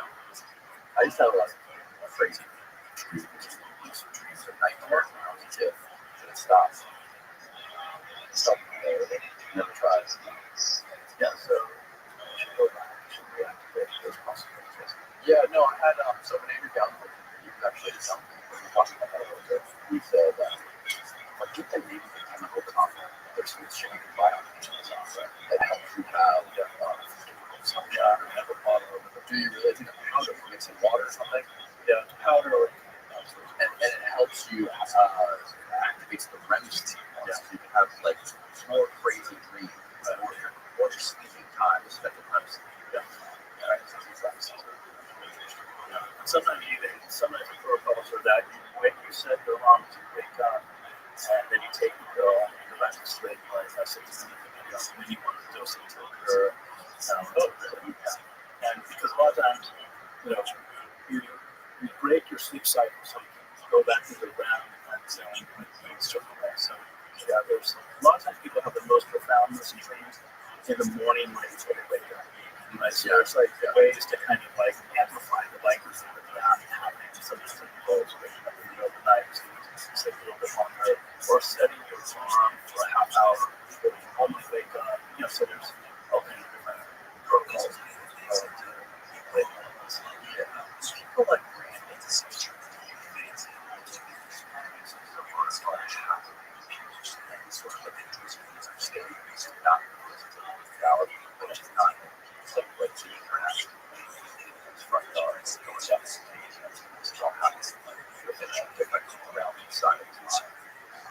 Yeah, and and I run this program, software program, on genetic science, which is basically the study of consciousness, things. And in that program, there are concentration students who do common studies, and that's the kind of thing we look at study in context. So I had a doctoral student who focuses a lot on dreams, but not dreams in the normal sense, more like dreams like we were talking about, where there's the other realms that people walk in, and it's not so much a dream, but it's what's often just the imaginary sort of objective realm that's initially dreams, but it's not subjective. Both of us think of that about this right now, but it's an objective, subtle realm that you get to, and you get to it through the protocols, or you get to the dreams. And so there's this is another example of the phenomenon being doubleness that's talking about. A lot of encounters occur in what I call the subtle zone. And the subtle zone is what you're just describing, the possibility for me is that it's dreamlike, it's not necessarily physical, but it's real, but it's another realm. Or even the EMT pills, right? When you take different medicines, courses, you often go to these realms that are real realms that appear dreamlike in the sense that they're subtle. The subtle realms are much more dynamic than the physical realm, but part of what makes them different than the dream realm is that there's a level of stability and coherence that usually is not just right? The dream space seems to be, it changes much more. It's more dynamic in that sense. Whereas the subtle realms, because sometimes people will talk about they take DMT and they have an experience, and then a year later they do it again, and they go right back to where they were in that previous trip, almost as if no time has passed. Right? So you don't have that so much in dream space, that kind of consistency. So the phenomena, like if you look at abductions, it seems like a lot of abductions are physical abductions. You have reports of a spouse saying, I woke up and he or she wasn't next to me. They went outside, their body was gone, the physical body was gone. and that showed up like, oh my God, it was there. Right. So there are cases and reports and enough evidence that lead us to think that some approaches are effective, but a lot of others seem to be happening with the subtle zone, which is basically they're taking your subtle body out of your physical body, and your subtle body. When you're in your subtle body, it's like you see yourself interact with things. Like you're in a body, but it's just an energetic body that's able to go into different dimensions. So like when you take like DMT, you can find yourself in another realm. You're in your subtle body. Right? Even as a dream body, like the body you have in your dreams, but it's in fact the dream body is our astral body. So we can use that same body to go to these other realms. Right? And there's other bodies, like the mental body, all the bodies that allow you to go to different realms. Right? So a lot of that is this concept between just like the evolution tree, where you can wake up and dream. The opposite can happen where you're awake here right now and you're also dreaming. Right? You're also in a dream state where the subtle realm is kind of bleeding through and mixing with the physical realm. So like when people talk about the Oz factor, like they have this experience of an encounter, a UFO, and then all goes silent and they can stop, like it's kind of like this eerie silence. To me, that's an indication that they're likely to reach the subtle zone, where they're in this liminal space that is in part physical, because they're still in the forest, or they're still inside the road, but the physical world that they were in is there. So kind of overlay and penetrating into that world, there are these other realities, and that these beings sometimes are in that realm, but not fully in the physical realm. Sometimes they can come in the physical realm, but it takes a lot of energy and effort sometimes to fully manifest in the physicality of what we consider as material realm. So sometimes it's easier or better for them to stay in this energetic state and bring us into that energetic state through our full bodies. So I think, and this is part of what makes talking about and understanding what's happening so confusing, because we have this very strong view of the physical world, and that's the real world. Part of what's helpful when you start realizing this kind of larger esoteric cosmology, where these other realms and dimensions are around and available, and how they operate, and how we get to them, use them, and how those realms interface with this realm. I think you're right that a lot of experiences are occurring in the subtle realms, or in this liminal space, and this material realm. It doesn't mean it's happening in your mind, because it's sometimes it can. Absolutely. There's fantasy is mixed in with a lot of this, right? But in the authentic cases, the person's basically just going into that realm of their subtle body, whereas the physical body remains in this realm. And then they're in that body, walking around, interacting with these beings. And that sometimes these implants are even energetic implants into that subtle body. They're not even physical, but they think of physicality. And then that subtle body goes back into basically the physical body. They have an implant, but it's not necessarily a physical implant, but it's like kind of a technology that's created out of ethnic matter that you can see, experience, and that frequency. Real implants, you see? I haven't seen it, but I know there's a lot of good research on real implants, physical implants, but I also know that some implants are not physical in that sense, but are like energetic. Right. And somehow that's from whatever other thing our brain is constructing from our sleep or another state into a physical state. What sort of evidence is there, like physical evidence of experiences having been? you can feel it sometimes under the skin? They've been x-rayed, they've been surgically removed. They're often very tiny, larger than about their ear. Studied a bunch of them. Yeah. Whitney Strieber talks about how the implant is here around, and so you can feel it. Sometimes they're scars, sometimes they're skin marks. That appear overnight. It's kind of like it happened yesterday, and now someone had a street mark of a work that would have taken 2 weeks to It's there. So there's body marks. Yeah, so there's a lot of different kinds of circumstantial and suggested evidence. And there's been physical and mental movement.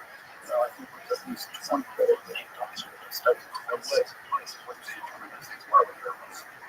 And this is part of what's a phenomenon. Like often when they've been removed, the studies have been inconclusive, or it's been like organic matter, or just typical minerals that you find on this planet. Yeah. Right? And so then that becomes the basis for us to dismiss it.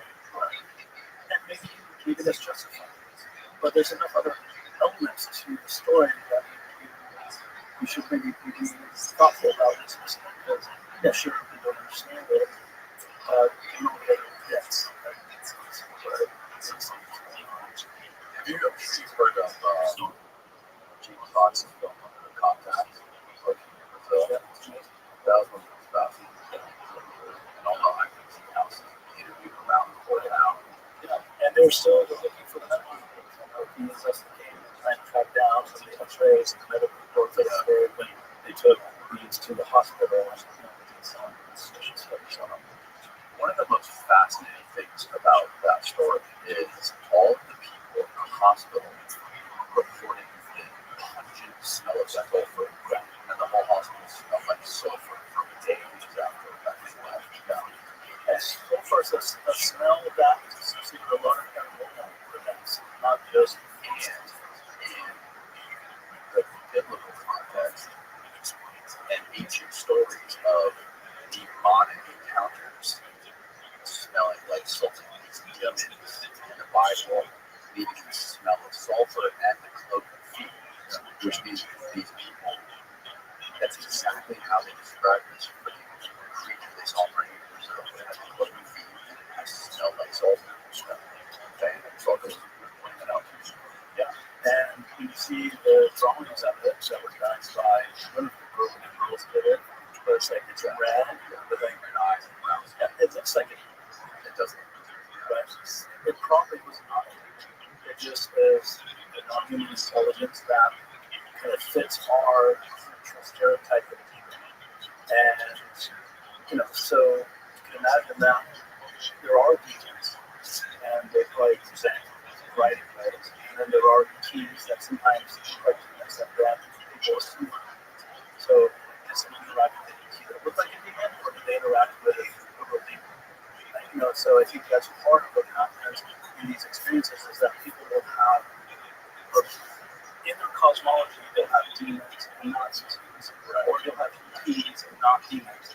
And then whatever they encounter, they kind of fit into that template. And part of my work and research is to say, hey, look, if you really look at all the experiencer accounts, you really look at all this evidence, it seems that there are demons, there are ETs, there are fairy beings, nature spirits, there are RTLs, there are ghosts, right? And we would be well advised to not just make room for a few of those and discount others, right? Like, what is a cosmology that we need that makes room for all these different types of intelligences? Because then we can not compete them with each other as much as we do, right? And I think the soul personnel, because you get that much like big personalities. Really? Yeah, because often I think that's why it's called a skunk ape, right? Here in Florida, right? The skunk ape smells like a skunk, right? That's called a soul. Yeah, so and ghosts, when people encounter ghosts, sometimes they'll talk about sulfur. So it seems that there's probably a number of different explanations, but some of it seems to be related to phenomena associated with the subtle realm and these other dimensions. When it comes through and manifests into our realm in a more perceivable, physical way, there's something about that transfer of energy from this other dimension to our dimension that results in a sulfur smell. And because when people did encounter negative entities in like the Middle Ages and stuff, there would be that sulfur smell. Yes. And so that they would just get highly associated with it. So yeah, I had this nasty encounter with the bean last night, the sulfur smell.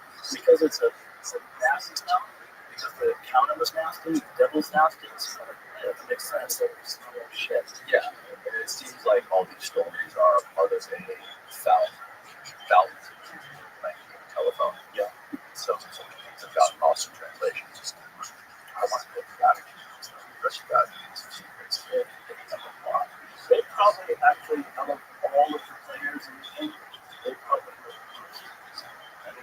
lot more than the CIA government. And I think part of that is because they have a religious orientation, a spiritual orientation. And the phenomena seems to be both technological and scientific and religious and spiritual.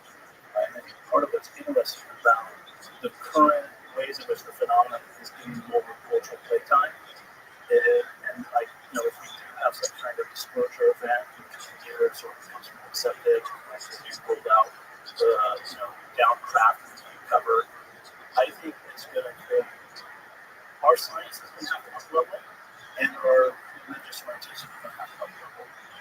And it's interesting when you look at some research on how is science going to respond to disclosure and how much religion is going to respond to disclosure. Science does work. It has a harder time with it, ironically. Because in a lot of the religious narratives, there's room for other beings. There's the Vatican that proactively came out, the last 20 years, is saying, like, The jobs that are good. so they're like trying to get ahead of the curve because they know what's coming, right? But science and physics are so locked into kind of this materialistic reductionistic view that the phenomena represents a bigger threat in mainstream science than the phenomena goes to religion. Now, of course, the fundamentalists within religious traditions across any denomination of history, they will have a hard time because they will get demonized. So it's kind of like mainstream science and fundamentalist religion are not going to fare well with disclosure. Right? But so let's go through religion. A lot of religions are, kind of, and this is Rebel's perspective says, Jeff, all religions essentially started with paranormal events. They often, after 100 years into their development, kind of denounce or ignore their paranormal roots, or they mythologize them. Yeah. Right? Only Moses. So paranormal experiences. Or you look at the Fatima Portugal, right? That whole event that happened. Yeah. And how you can interpret it through a Catholic, Virgin Mary event, or you can interpret it through all valid frameworks to make sense of it. But because the UFO phenomenon science manifested enough times over the years that it in no sense is the Virgin Mary, Blessed Virgin Mary experiences, or in some sense beings from other dimensions, or maybe a very powerful feminine angelic presence, maybe the Blessed Virgin herself, right?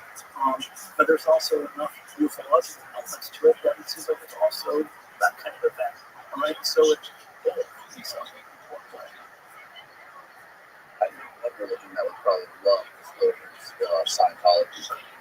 I remember recently that J.L. Hynek was hanging out with L. Ron Hubbard. They were like close friends, which is crazy. Well, the Mormons have this very complex cosmology, right? Where you can go and be a god on your own planet, right? So they have a very galactic cosmology, right? Or Seventh-day Adventists, I believe, actually were founded by the founders were having contact with what they describe as extraterrestrials. And so these kinds of things that are often not known in public, but like if you look at like extraterrestrial and Seventh-day Adventists, you can find that their founders are sort of having like contact. And it was the basis of that contact that inspired them to create new denominations. Or even again Mormonism with the slaves, Joseph Smith. Like that, finding the golden place, that became the basis of the tablets. So, religions are just rife with contact and not being told. So, disclosure is, and I think this is, it's less about the hypothesis. The hypothesis is like the main kind of interpretive framework in the 50s and 60s. And then you have like John Keel, delay, and others, obviously, well, look, actually, I don't know if we're dealing with extraterrestrials as in flesh and blood, because these experiences people are describing are freaking weird. And I don't know why a flesh and blood ET would go through the trouble or what, it doesn't make any sense. So that's when the extra-dimensional and interdimensional hypothesis started to emerge and trying to account for the high strangeness that was happening. Right? And then when that started to be included, they started to see patterns between the high strangeness associated with UFO events, with other paranormal activities, and religion, and so on. It's largely because, I mean, the ET hypothesis is probably not the best explanation for 80% of what we're encountering. Right? Like, the majority of what we're encountering is not flesh and blood, it's beings from another planet. Probably some of it is, but probably a majority is not.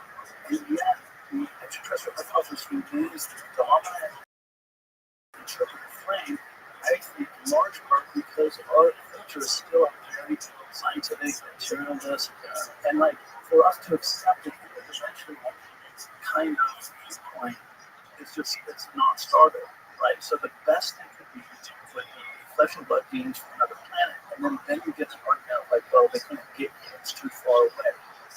But that's ridiculous because that's just based on our assumptions of our technology, right? They seem to be able to manipulate time and space without any problem. So why would 50 light years be an issue or 200? Yeah, I think we have to dive inward. We have to look inward into the human brain and perception and having to find how we perceive reality with our five senses. And it's got to be something extra, something that we just perceive on a different wavelength than what we can only perceive right now with our vision and our smell and our taste and our touch. And this is why I am launching this 5-year research project, which I mentioned to you before, super experience project, where inspired by people like Chris Bledsoe and the Sober Mental Careers, who's a doctor, they both have a wide range of anomalous experiences in their life. For Chris, he had some young near-death experiences that he got shot. And you often find that experiencers, even when it starts much later in life, they often have had this near-death experience, which again for me is a signal of a separation of their sort of bodies, and that separation that seems to be an activation of these other modes of perception. Right? And again, you can use protocols to do it, but so Chris and Linda both have a wide range of anomalous experiences, and I kept asking, why are some people experiencing all these things? And some people only experience ghosts, some people only experience nature elementals, some people only experience, extraterrestrials. And so I'm really curious about the perceptual modes that are available to us. And so the study is to look at super experiencers that people experience a lot of different types of. And the first phase is a survey to get like 5,000 people to fill out a survey of their experiences. The second phase would be in-depth interviews, and by in-depth I mean, 5 to 8 hour interviews. Tell me as much as you can. Tell me about this experience. Like, just get as much rich data of their experience of those different events of their life, and then doing a variety of psychometric assessments to establish that they're mentally sound and healthy and normal, that they're not delusional or fantasy prone or all changed out on the different stuff. So basically to establish just an average person, psychologically speaking, there's no red flags. And then the next phase, a subset of them would go into the brain study and study the brains, like building on the work very much well. And go into what Chris showed the work he's doing with Roe, and then that picture with him having a job on, so kind of like, and Chris is one of the advice people as he was the rest of the part of a research project. Gary Goldman was on it. Oh wow. There are Scott Fisher's on it. A lot of other names that you've recognized. And so, because I want to try and understand, like, what's the relationship between the brain and these kinds of perceptions? What's the relationship between the set of energies that these people have and the relationship to your different bodies and the different senses associated with those bodies and see? Because at my university, we have 2 labs, a consciousness studies lab and a subtle energies. So I want to use the machinery devices and instruments in both of those labs to study 100 people like Chris Bledsoe and see what patterns you notice, what can you say about the way does the phenomena develop a particular kind of brain through ongoing interaction, or some people have a particular kind of brain that enables them. It's just how might be better research and explore those kinds of questions. And is it dormant? A lot of people Yeah, so by studying your life history, like if, for instance, of let's say 100 sequence spacers, I find that 80% of them have some kind of what I would call a separation event, right? Of their subtle body from the physical body that occurs somewhere in their first 20 years. Then that's a very interesting data. Like, okay, there's something about that seems to have activated and developed access to these kinds of perceptions. And psychedelics, taking psychedelics can be a separation event. Because sometimes people take psychedelics and it kind of blows out their chakra system, these meridians, and in some cases they have to take years to rebuild their subtle energy system. The psychedelics kind of like brought too much energy and it blew down, it blew the surface. So there's interesting examples of people having that kind of sort of energy illness. After like Chris Bledson, you can destroy his perception of this thing. possibly, or maybe amplified, depending on like how those estrogens interact with the system. He might have a more robust subtle energy system because of this ongoing interaction over the last 10 years, but he's able to handle it. And this is why the esoteric traditions, they build up your subtle body system, right? Through protocols and vegetarianism, vegetarian.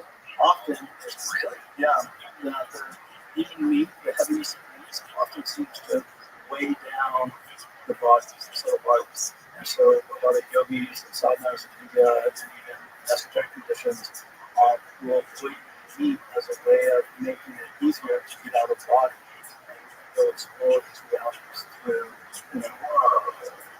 That's so crazy. We used to Harvard medical student here telling us how good meat was for you, how good it's on the and you probably do. You just probably won't have as many out-of-body experiences. That's funny, yeah. I guess the question goes back. Well, Sean, thank you so much for coming in here and enlightening us with this stuff. Tell people where they can find your work online or where they can get in contact with you. Yeah, so two places. You can go to California Institute for Human Sciences, right? So CIHS.edu, right? So that's the University of Memphis. You can also go to exostudies.org, and I'm teaching a course on entity encounters starting in April. Right now, I'm teaching a course on non-duality. 10 different traditions on how they understand duality. But those would be the two main places. And then my business website where I do consulting and coaching is metaintegral,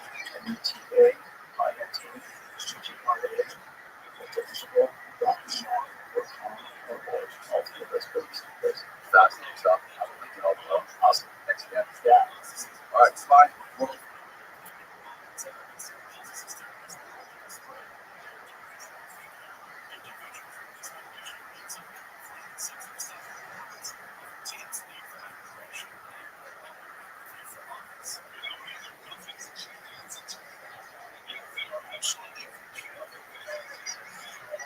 What's up, everybody?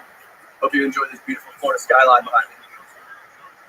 So lately, you probably noticed I've had to record these awkward little videos that roll before the podcast plays, because essentially I need to start begging you guys to subscribe to the YouTube channel.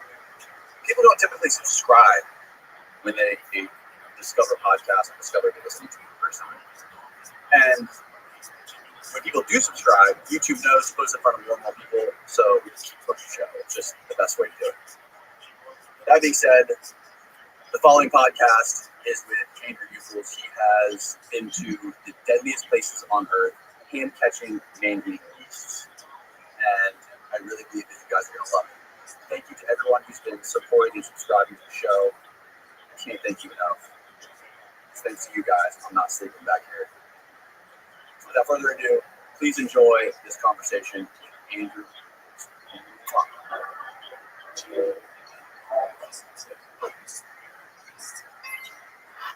Most dangerous things I've been exposed to have been the diseases. I've caught so many. As of yet. That's good. It's never too late. Still early. You're still young. Exactly. How old are you? Just turned 36. 30, we're the same age. Yeah. Happy birthday, bro. How did you become an Australian survivalist, crazy wildlife person? I guess I was just born in the right location. Right, and I think anyone from the Yodams or the Dapto, we've got some interesting characters. Really? Yeah, tell us, we can hear your accent. Yeah, I understand. It's a good one. What's been interesting though, I think coming here to the US, depending on which state that I go to, I feel like my accent's clear.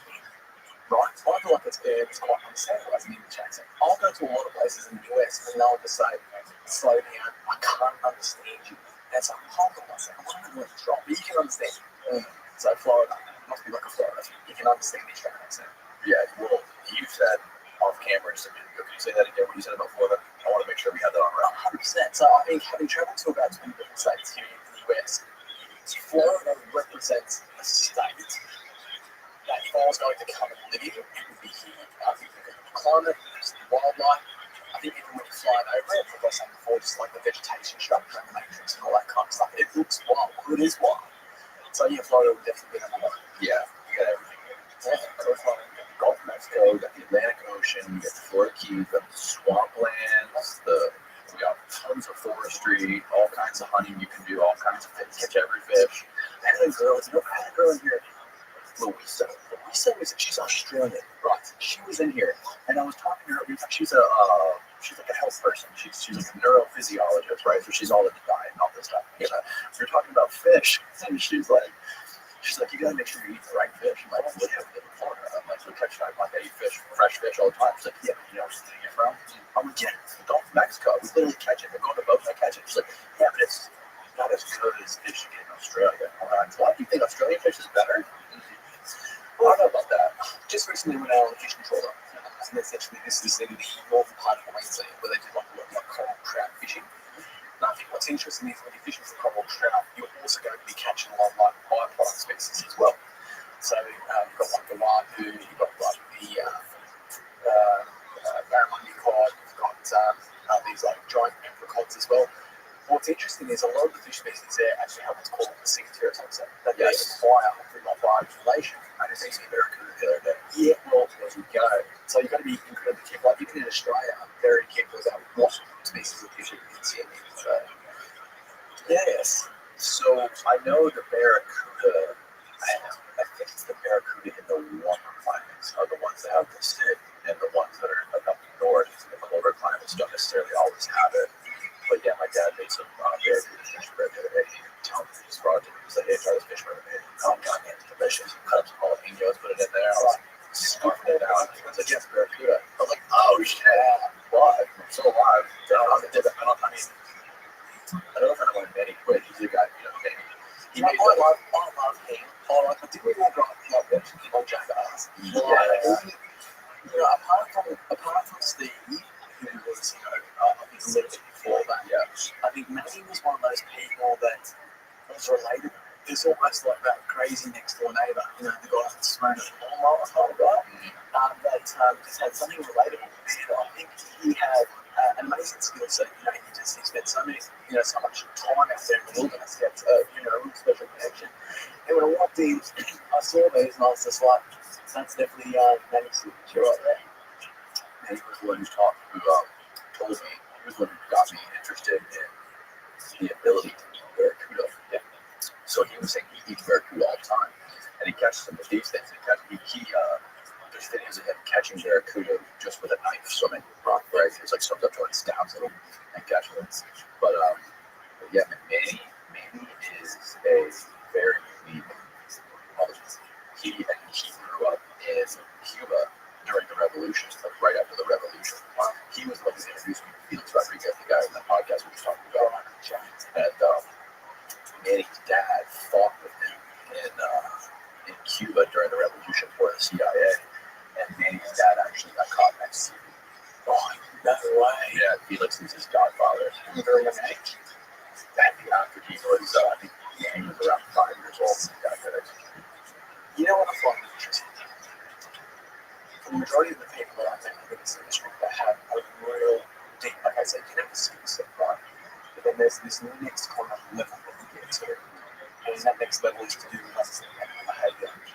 What I've noticed from a lot of people in the industry that just have that edge or just have that extra skill set, that extra talent, is generally there's been trauma in their life.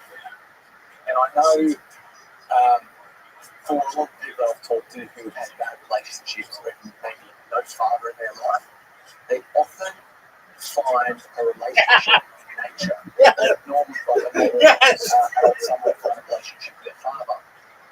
They find a relationship in nature. And for me, that was the case. So I didn't get to my first time. I think, and it's look, he was the most supportive father. We just didn't get along. We just couldn't get along. I think what's interesting is having seen a lot of guys in this industry which are really good, like next level good, we all have a very similar kind of. And I think that's probably something that we're saying about is relationships and if you listen to singer, it's all that gives us control.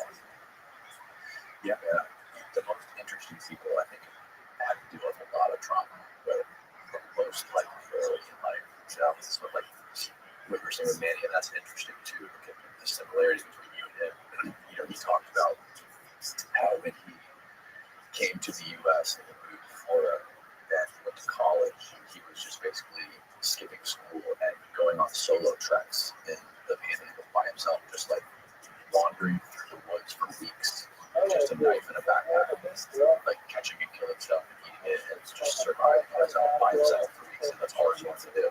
Well, that's empowerment.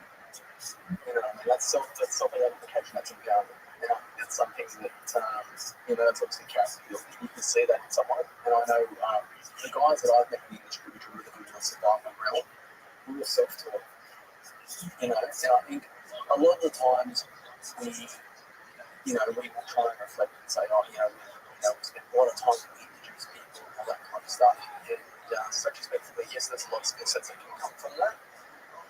The best skills are the ones which are self-taught. That's totally true. It's pretty strange. It's failure. It's totally right. Like I've went through a lot of failures. Almost every continent. You know, but I think that's where your knowledge, that's where your understanding comes from. That's where your ability and talking and the kindness of executive. In most of the time, games hard to really? So I've spent obviously from China, but I've spent time in Southeast Asia, a whole bunch of countries there, like Cambodia, Laos, Thailand, Indonesia, Myanmar. That's where the place is stuff in the forest. We've done filming there. Is Myanmar where the crocodile massacre was? That's crazy. Okay. Spent time in Africa. I've been there twice now. South America, I've also spent Korea. But look, every single one that you go to is going to have two challenges. You know, and I think there's an old saying, I'm just trying to remember who said it, and it goes into the philosophy of this whole life that I've had catching animals around the world. But an animal is only dumb on man's dull perception. I'm just trying to think who said that word. But it makes so much sense because for every environment that I've read into, I've looked at an animal before, something religion, couch. Doesn't he sound like a spiral? You know what I mean? Like, call it literally. It doesn't matter if it's beavers. This is all the stuff like catching by hand. You know what I mean? This is like, this is one-on-one, level playing field. I'm going to try and catch it. I'm going to do anything that I can to do it. And I guess there's got to be a persistence. I think that's probably one of my big mental problems is my persistence. Is there'll be something and I'll be like, I'm not leaving until I catch it. I'm going to die doing it. I don't know where that comes from. But and I'll take it personally. I'll spend months trying to catch them. Yeah, that's what before I was trying to explain the difference between the difference between you two. And he was saying that you just have this insatiable appetite for adrenaline, or you're an adrenaline junkie and you just cannot stop chasing and trying to catch the most deadliest animals on earth. It just doesn't, I think over the years, so the story starts at about 5 or 6 years ago. And I used to go out to the back of the West Acto with a bucket and go and catch snakes. Now, we're not talking like just trying to go and snake. We're talking about highly venomous snakes. We put the brown snake, tiger snakes and black snakes. We're talking like top 20, quite literally. And I wasn't stupid to the fact that I knew this would kill me, but it gave you like an immense control of being able to capture something like that kind of thing, have it in one possession. And so that's where I believe the curiosity started. And we all have natural curiosity when we start off. I think that's something that kids innate to somewhere instinctual. And I guess that's probably where it started, from just going around catching some snakes. And then from catching snakes, it went to like other things, catching birds, like driving a plane, grab different ways of catching birds. And so I think the more time that you spend out there, you become quite, what's the word? You can incredibly observant, because all like you're doing is you're studying the behaviour. And within that, you're looking for flaws in your animal behaviour. And you're what do you influence? Well, there's definitely dissection points, particularly you're trying to capture wild animals and birds. You've got to find a weakness within that animal's path that enables you to be able to capture it. So let me give you an example. When I was 14 years of age, I went through this whole thing of catching like birds. I got great skills in this guy and trying to catch birds. This got me in a lot of trouble with the authorities. Like, this was like my first introduction. Because everything I looked at, there was the law, and it just went over my head. I had to change now. But okay, not one. Can I swear on this podcast? Yeah, absolutely. Not one about those wildlife laws. I just didn't care. It just didn't register in me. Because it didn't. So I would go out and be like, well, what animals am I going to go and catch today? So you go and catch like wombats and kidneys and all that kind of stuff. And then I remember watching these birds thinking, like, I really want to get into catching birds. And so what I did was, I went for like a lot of photos, but I soon realised, like, cockatoo species, like some prestids and galahs and lorikeets and all that, like all the parrot species. Okay, so what they do is they will actually decide in tree hops and stuff, what they're doing either nesting or at night time or something, tree hollows. And I sort of realised that I had to keep distance on these birds, that if you got too close to where they were nesting up in the trees, then essentially they identify you as a predator and they would go and follow in these trees.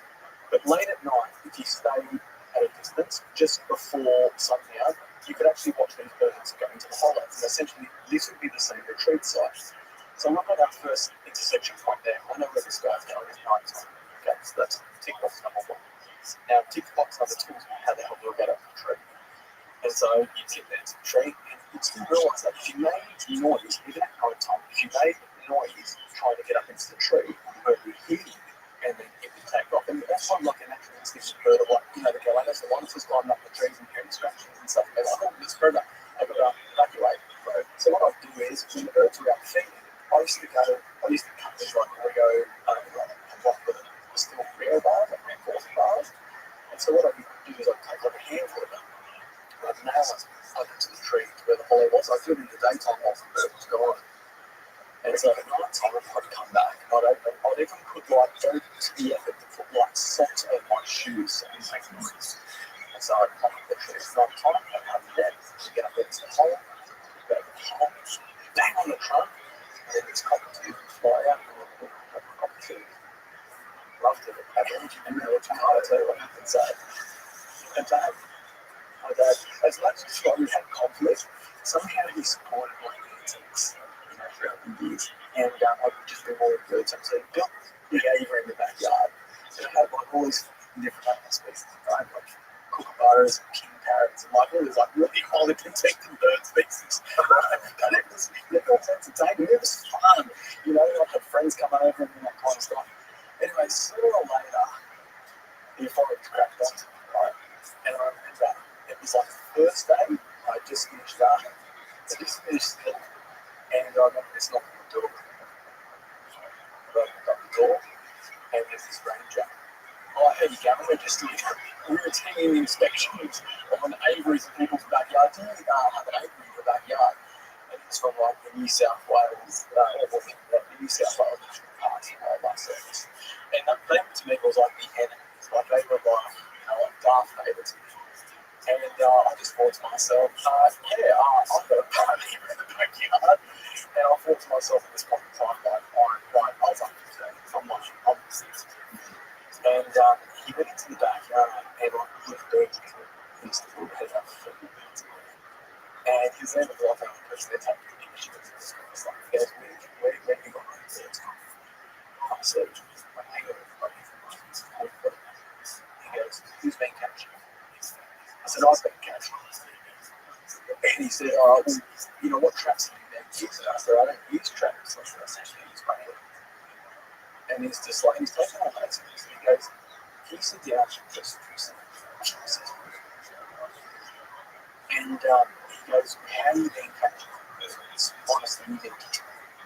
So I said, places and hell's catching the birds. And I remember him looking at the farm and thinking to himself, like, really?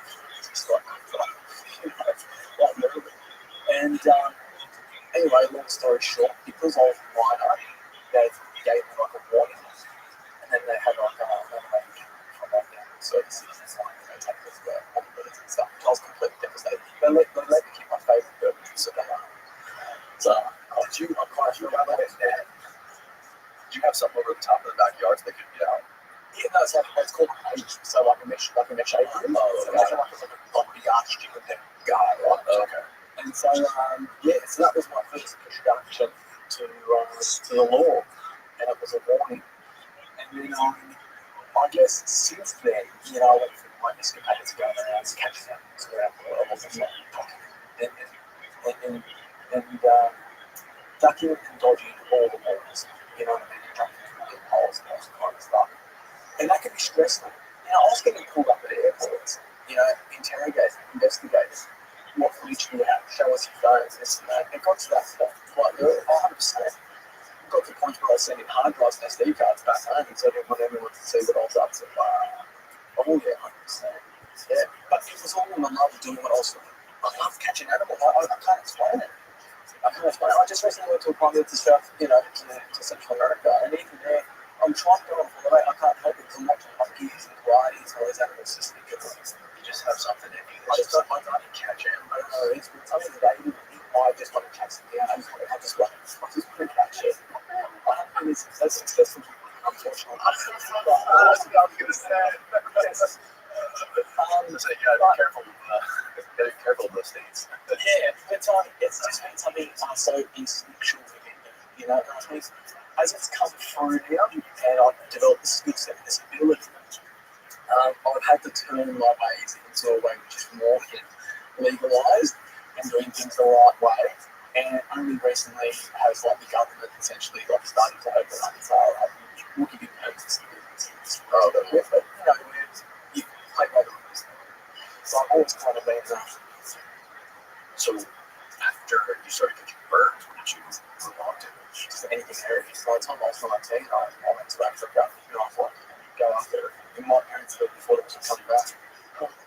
Yeah, 100%. Yeah, it was coming back. I was there for like 4 months, from Kenya to Zambia, Zimbabwe, and I just went to catch America, all like hiding in the States. And this is like in the early days of YouTube. This is the early Yeah, days. you started your YouTube channel a long time ago. Yeah, a very long time ago. And for that, it was different. It was, for me, it was a lot of comedy, but teaching people. It wasn't about being, now it's changed. It's about being famous. It's about creating a bomb statue of yourself, the martyr of yourself. A lot of it is. You know what I mean? And I think when I started out, it was very organic. It was real. It was genuine. And people saw that. You know, and that's exactly what it was. And look, I think it definitely had its time and period. You know, there were video uploads that I was doing, we were getting a quarter of a million views a week, and it was just going. At that point in time, I was kind of like, where's this all leading to? Right.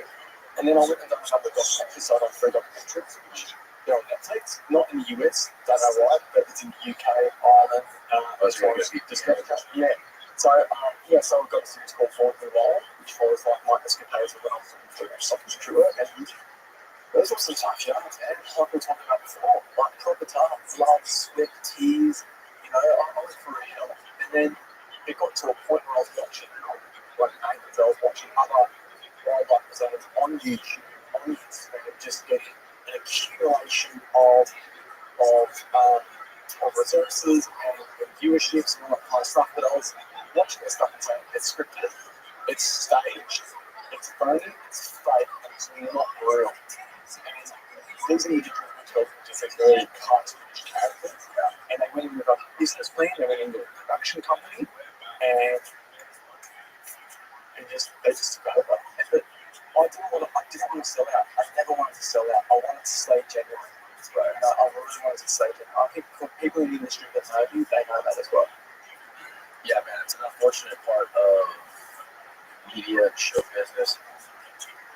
YouTube and all of this is that whenever anything becomes popular, whether it be a niche like the wild, like the things that you're doing with wildlife, or whatever it might be, a whole new format of media like podcasting, there's always going to be people that just like latch onto it and try to monopolize it, monetize it as much as they possibly can. So they'll take whatever it is that you've been doing for your whole life because you're passionate about it and uploading content. We're the first people to do it.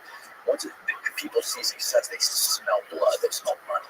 And they're like, how can I reverse engineer what this guy is doing? Well, look what he's doing. Okay, we gotta go to Africa. We gotta get in front of these animals. So I gotta wear this hat. We're gonna name this YouTube channel this.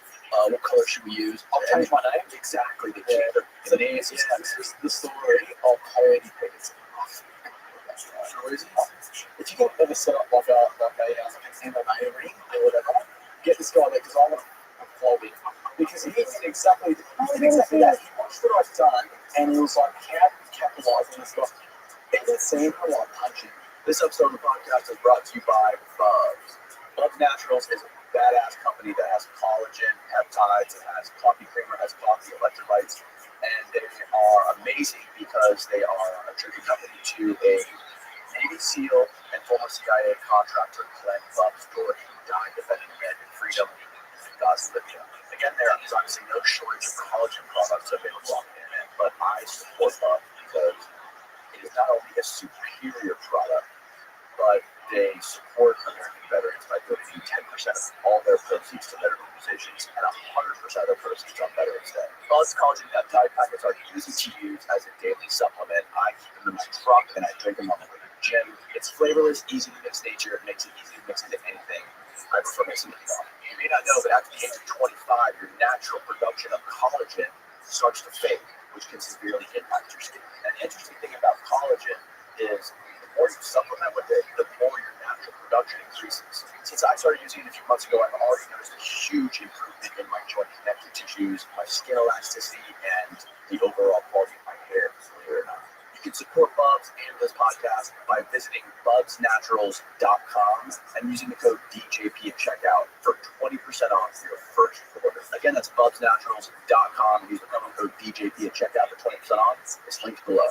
Now back to the show. This guy is awesome. I can't stand it. I can't even look at it. So it's like some Hollywood agents get together and they're like, okay, we need a wildlife show. We're going to sell it to A&E. Who can we get? They get a bunch of auditions and they get this guy to come in and teach you how to handle animals. I think what there is there's two different types of people in this industry. There are those that have a genuine skill set and ability, and there are those that see an opportunity and know the business structure and how to move forward. Yes. And he's done that, and he's done it well.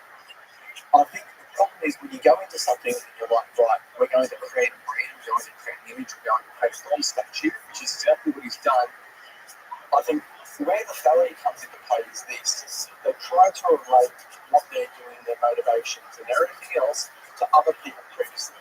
And I think Steve Irwin in Australia, right, was one of the most brilliant, one of the most passionate conservationists on earth.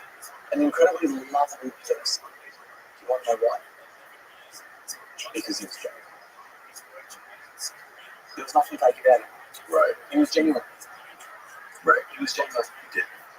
Yes.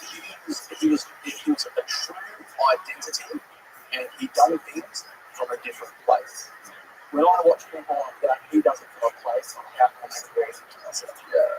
You know what I mean? And his IMDb. I want to get I want to flog him. I want to flog him. He can't stand it. Anyway,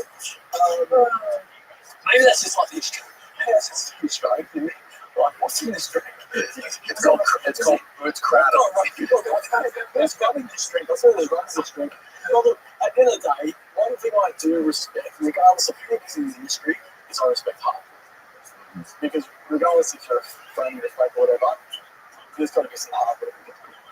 So let me try and reverse engineer that conversation into saying, you've got to respect people for the hard work that they do. You know what I mean? And I think ultimately, we're coming to a time where we've got some big environmental problems which are happening, and we need people out there to in whatever format of interest is. Yeah. I think, and that's something that's probably innate and comes from. I know for myself, from my childhood, because that was when being connected to the environment. It was like because that connection was there, and I felt powered by the environment. You want to protect something that, like if I'm stressed or upset or down or whatever, where do you think I go? I go into the city, I go into the I go into by myself. That's where I have my power, that's where I have my connection. You know what I mean? And I think when you have that, you want to protect it. I think that's where it comes from. At what age were you when you figured out how to turn this fascination with wildlife and catching deadly animals into a job? How did you, when did that happen? So I went to university, I did a degree in environmental science, and then after that I had done a master's in wildlife conservation. Still not science was going on, I was still into catching animals. And it wasn't until I started posting on YouTube I started seeing like a big this company. I said, maybe I can actually keep doing what I'm doing to this life and go around the world and do this. Essentially that's what I set up, because I went around the world with my camera and done this. And then I had a really good friend of mine which just joined me in managing the contract in the late days. He taught me how to do the very basics of everything using Stone, obviously with a crack format because I couldn't afford to do that. And essentially just taught me the basics of this. But a lot of it was to do with, I wanted to have like a sense of humor background for it as well. And like more few computers as well. And and then I had another big thing that happened, and I hadn't really opened up too much about it. I know Forrest knows a bit more about it. So Billy Grylls had came through, and he had done a very successful job of building breeding books, surviving, getting a lot of people involved in that, kids and that kind of stuff. It's absolutely amazing that came over that niche, that genre.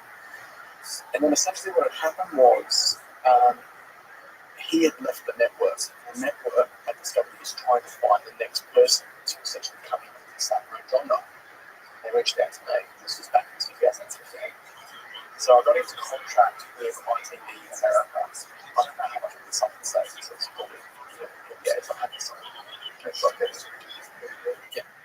And so I went in with probably out of the entire crew, 12 people, I dare say 10 of them were in the greatest country of the world.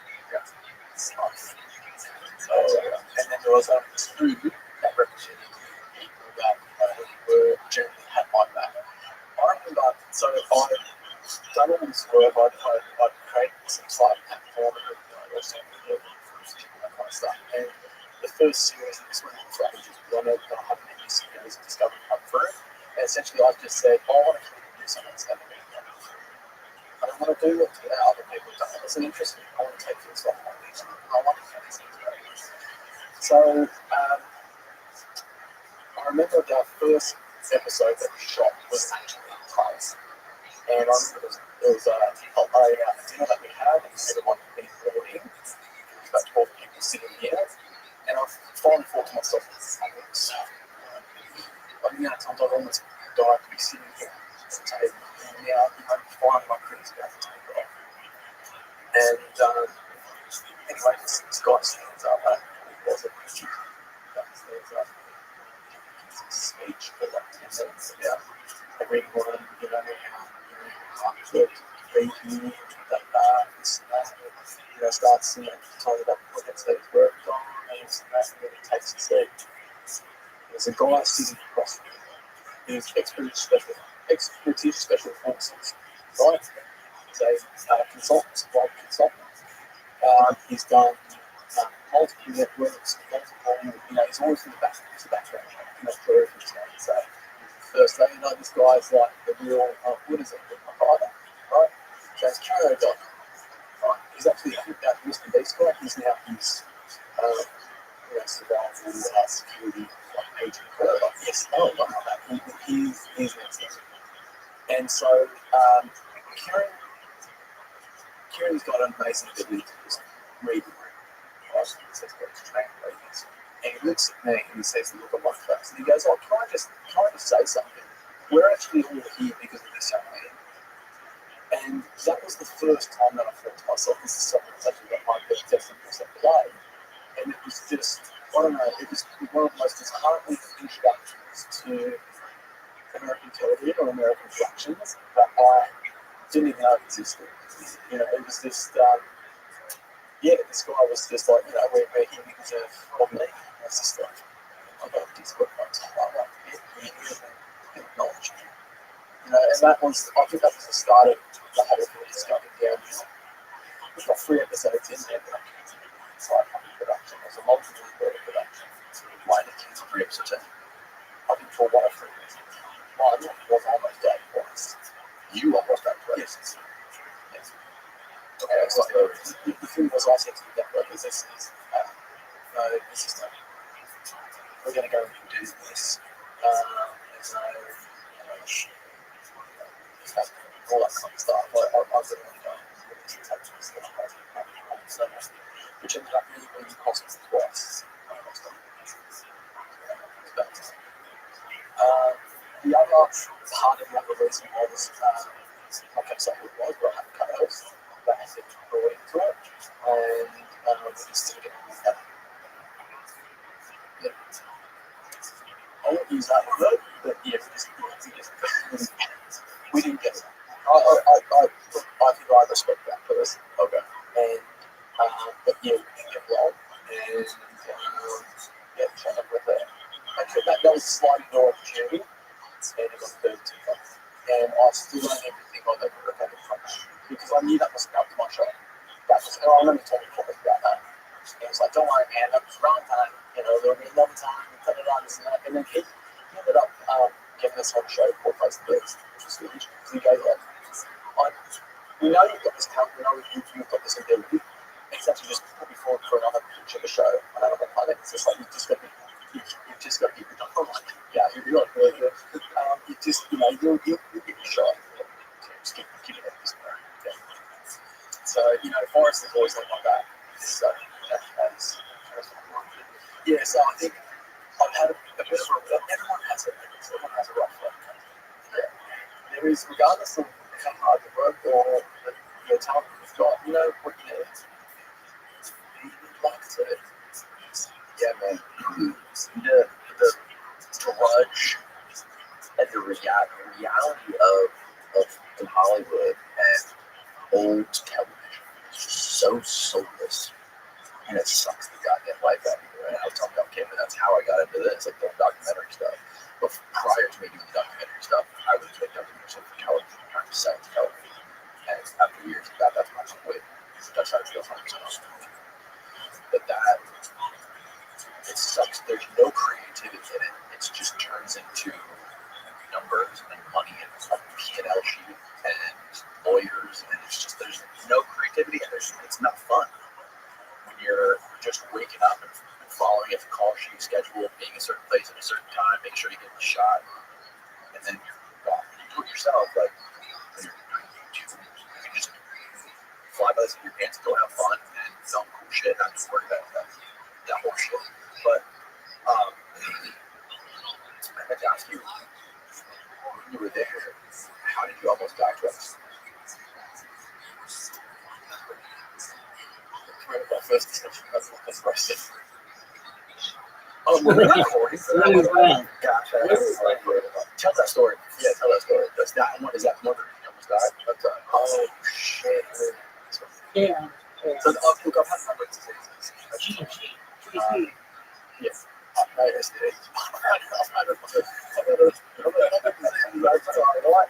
and so I've had Courtney Dengue, I've had malaria, I've had schistosomatitis, I've had leptospirosis, I've had micromanagement, I've had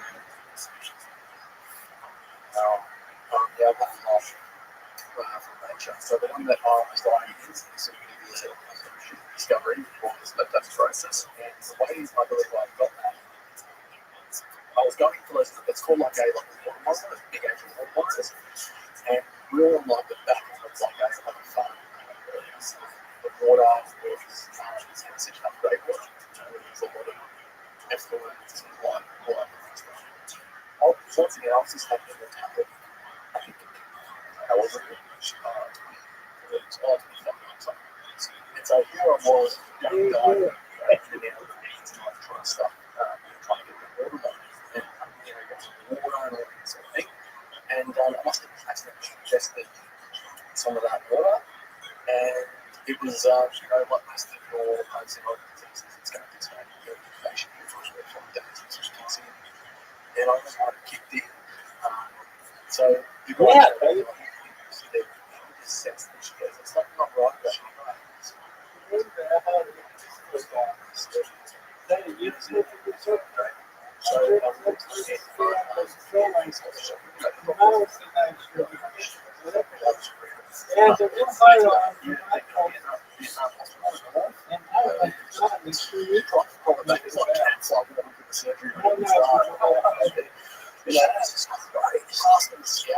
It's like a monkey. And so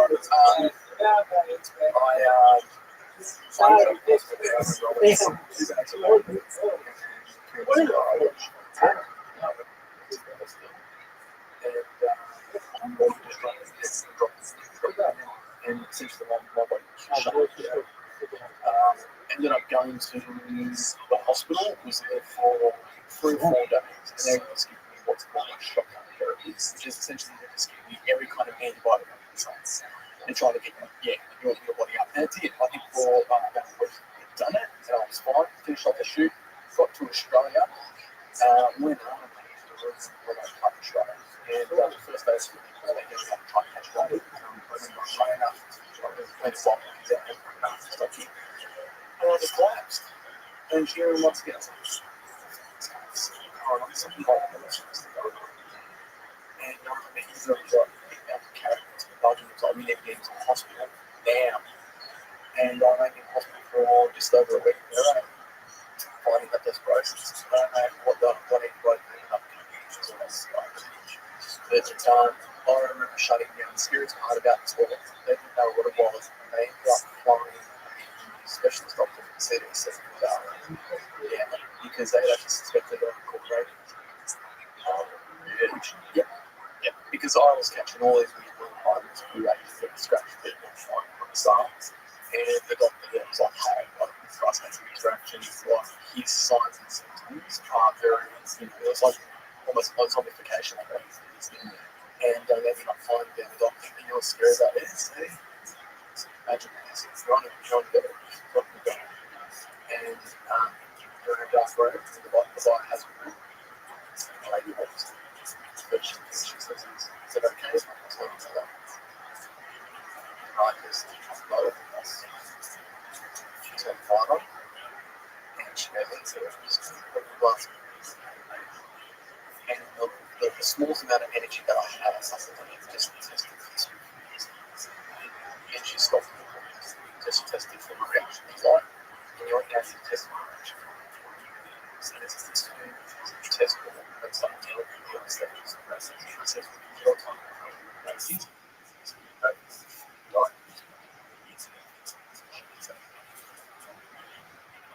I said, I already carried these secretary, so that's not hard. Like death rate. There was one lady that survived the US, and the only way they were able to put her back was they put her into an induced coma. But even then, I think she had ongoing problems. I think she might have had a full recovery, but I think there's only been like 1 or 2 people in the world to have survived greatness. I will mention that I had pre-exposure with I did have pre-exposure for cover fitness control animals. I didn't have post-exposure, which was supposed to happen. Post-exposure essentially means that once you get this scratch, day 0, you have injections. Day 21, it's 3 injections that you have. And then, that counts as any kind of injection like that. So as long as you get the injection right away. That's correct. And if you've never had the injection, I believe it's 6 injections. So, they're obviously a very effective vaccine for it, but you just need to make sure that you take the right procedures in that protocol on how to take the medication.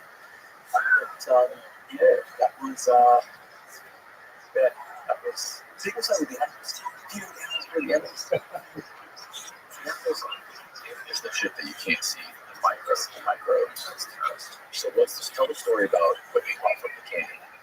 Oh So that was the story that I was saying. So there's a story in America where a rat had used to like a bunch of cans and she drunk it and she was able to get the first process. Oh, that's not how you actually caught it. No, I got it from duck diving. Right. So when I was in the rivers and that's boy, that's how cool that did. But your dad always told you to wipe off his hands. Exactly what the cat because the rats piss on it. Right. But you know, have you heard of toxoplasmosis? Yeah. That's another thing that rats have. It's weird disease. It's weird. That's why pregnant people can't go around kitty litter. Are you worried? No. Yeah. But they'll get toxo. There was another story in Australia that was an interesting one where it's like a typical Australian. Dead to his action. And these guys were having a set of barbecue. So he was a slut. And he said to his mate, he goes, I'll give you $10 for that slut. That's the thing, right? Yes, so he's slightly out. It's what the crimes, like swapping it down. They all have good glasses. Anyway, a couple of days later, he's at the hospital. And they're trying to track down what's happening to this weekend. And, they're obviously calling his mates. Drugs, he's normal, but rush. Eventually, one of the guys said, well, he did swallow a slug a couple of days ago. And then all of a sudden, so slugs can carry, particularly if they're, I think, once again, food related. It's just the main vector. If they've been feasted on like that feces, it's a parasite that they get ingested, which is called there's a name that's called Rothschild. It's the character parasite. And essentially, once that parasite starts eating it, it once again, it's like automatically shutting it themselves. And he died. He died from this. That's another script. Yeah, that one. Yeah, Angiost. Angiostrongbulus cantonensis. Wow, rat. Also, I've already said disease that affects the brain and spinal cord. Ooh, that's terrifying, man. So, even in Australia, we've got a form of rabies which is called.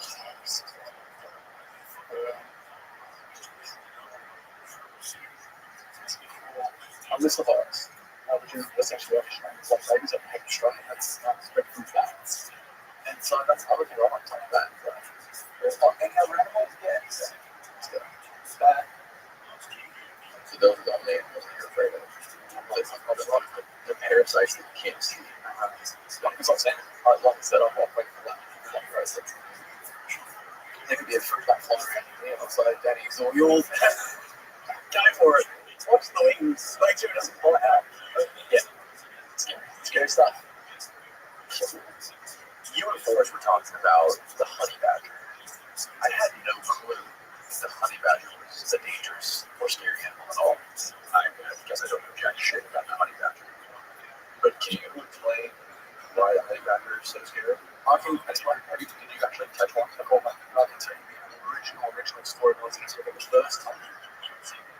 So, generally when I go into a country, I go into a country with like whether it be Peru, or Bolivia, or Thailand, I'll literally have this thing that I want to go in there and capture. And once again, I have to go and process all of the defining where the animals are, how they utilize their environment, and then try and make them change. The first time I was in Africa, I was in the Western Province of New Zealand, and it was hard because obviously I can't spend my time there, so you've got to get quite creative trying to explain what you're after. So I remember there, I was with a tribal exercise, and I was trying to explain this animal that I was after.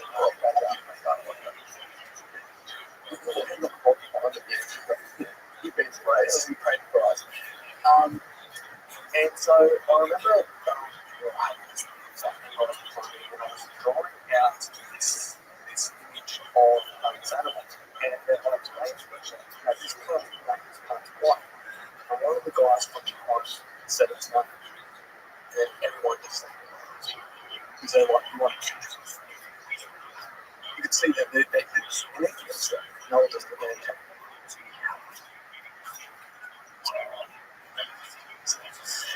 So this is actually the same time we went out there catching baboons, hunting baboons and dogs, and that's pretty interesting to be part of. But I wasn't able to do that.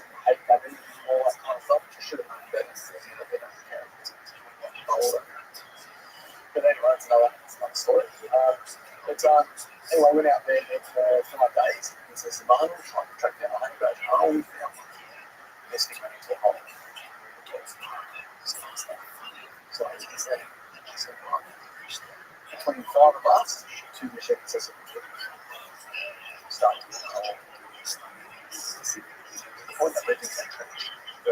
A trench that and we're all taking turns, and it's hard because as we're digging, this is huge.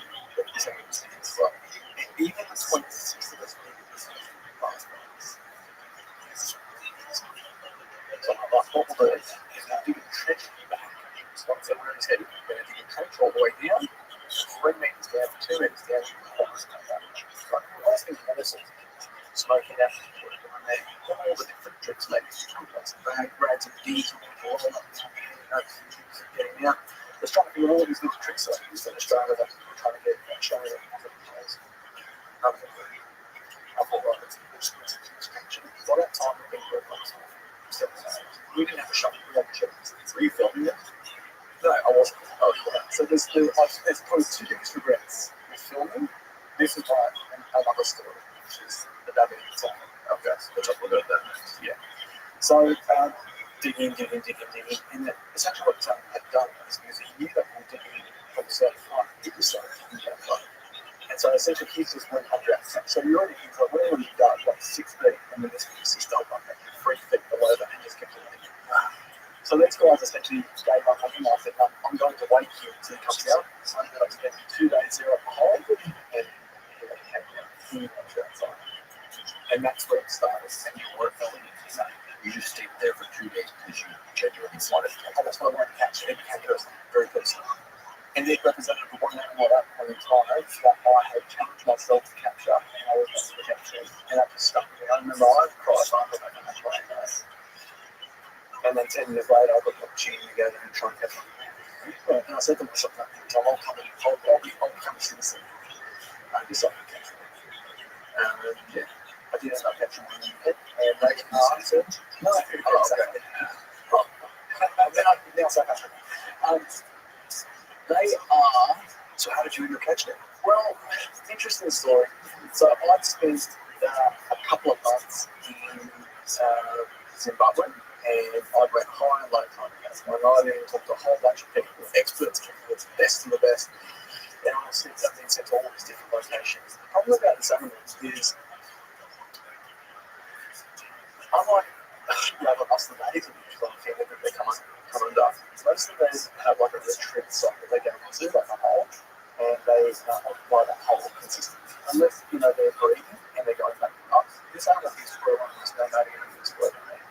He can move between continents at night, he can utilize different holes. So trying to actually define a pattern, it's like trying to work out where a butterfly's going. And that was one of the biggest difficulties in trying to catch this animal. Not to mention that they're an animal which is very nocturnal, which is very difficult as well. Not to mention that if you're in a landscape which is a freedom landscape, so like scarflands, not formation, it's like a matrix of vegetation, forms, and all that kind of stuff. Because you'll see people disappear. I don't care how many drive. So the only way that they're off the path is in one of the two different like open desert, like up the Kalahari, and we can see from a distance. So I know that's the only way to be caught, right? But they also represent a big issue to a lot of the farmers, like the bee farmers, the vegans, like honeys. But because they are carnivore and a scavenger and opportunists, essentially anyone that has opportunity. And that was the location that I ended up getting. So we set up a trap. Yeah, we set up a trap, and this was in South Africa. We ended up setting a trap, and we got one in Avery. And I got a call that morning from the guy who says, "Hey man, yep, we're not with you. Don't know how you get about this, but this guy's like, I'm not getting there with it." And it was fun because when I went there and I actually saw this animal, I said, well, one of the first times I really started filming because this animal was 100%. Can you play that video, that honey badger? Just need the 25-second video on the way. Is that real? I don't think that's real. Oh, this is a commercial. Oh, never mind. There you go, there's the badger. Wow. Yeah, those are way scarier than I thought. It's got hands like a slug. But so you find the real video on his back. Anyways, sorry. So you went, so it was in there, and you didn't want to go in there. You said you're going. The guy's like, I'm going to stand on the outside. So he goes, hey, is this? I said, I'll get in there and just work it. Okay, good luck. And so he literally opens the door, closes the door, and this badger, that's also coming to the forest. It's trying to get out around the corner, so just backwards and forwards. And it's kind of stopped and just like over the shoulder, you know, that slow roll, like chucking the gear, like that. He's done that, like it's like a collection. He's going to keep looking at this hole. Yes, now, if I move to the side instead of moving towards it, at this point in time, he's like, all right, so he keeps going along the side of the cage and actually walk to where the door was. So you give me my entry point. Think about that. You're up there. And there are different residents that you've got that exit door. So what are you going to do? Well, you're going to approach them from behind. You're going to come in and grab onto that exit door. Right. So they can't get past where I sit. It reminds me up, he said, I'm going to get you this time. And that's a line. He's got the opportunity to walk away. You know? Yeah, exactly. So he doesn't see he's just got this territorial, you know, this is my area, back out kind of thing. And I don't know what it is, but I know it's something hormone, something like they're wired, but they just don't believe it. They're just continue. Oh, yeah, sure, it's like an animal. More than the inspiration to catch one, it became an animal to me that I completely loved. Holy shit, dude. It is such an amazing animal. Like, I love this animal so much. And there's no way of, I think in America, I think there's a couple of guys that have them as like pets and all that kind of stuff. In Australia, we don't have these really like exotic animal markets instead. I would do anything to sit down with whoever's in charge of doing this. Please, just bring in like a breeding pair. Like, I love this animal. I really love this animal. So when a guy in front of the door would pick your interest in around what happened, we came straight up and locked me up. And they're fast. And I mean, I'm fast. This animal, he's got a chip. And so he chased me around. So I was like, he chased you around. Yeah, I was essentially like screaming, yelling, trying to like hold on to the mesh, trying to get my legs off the ground. Like, this is after me. How big is it? And so what they'll do is, there's also what happened in our place, it's called the Ratel. Right? It's actually Ratel.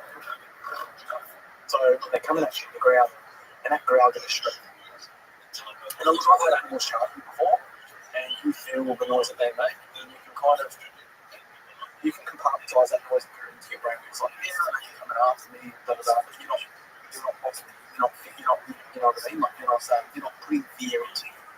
When that animal comes in that way, you can straight into a part of your body. Straight away. Yeah, you can speak straight into your body. You know, you're not even trying to all the time. It's all he's going to get. Unless it's like, if I tripped over and got on my negative sort of butt, he's going to just the same way of probably being more than bike as well.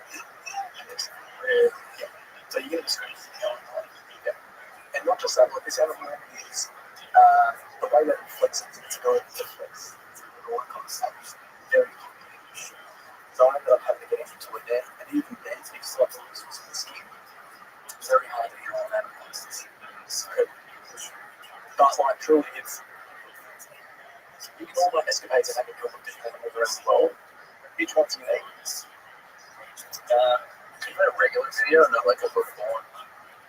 Do you have any videos on your channel? No, so what I've done is I've done a complete documentary on this Quest Rock Hunter, and until I have the right purchase company, until I have the right network, the right opportunity to release this, I'm just going to hold on to content. Holy shit, everything is free to honey badgers. No, that's a big ass lie.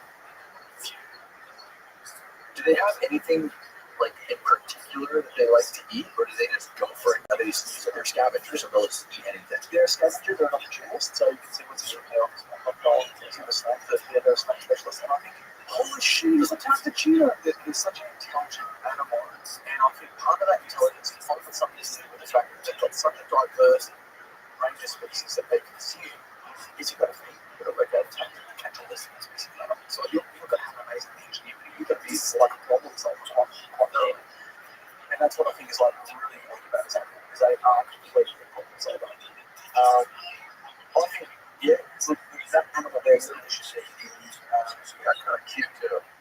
they are. When they're not showing their teeth.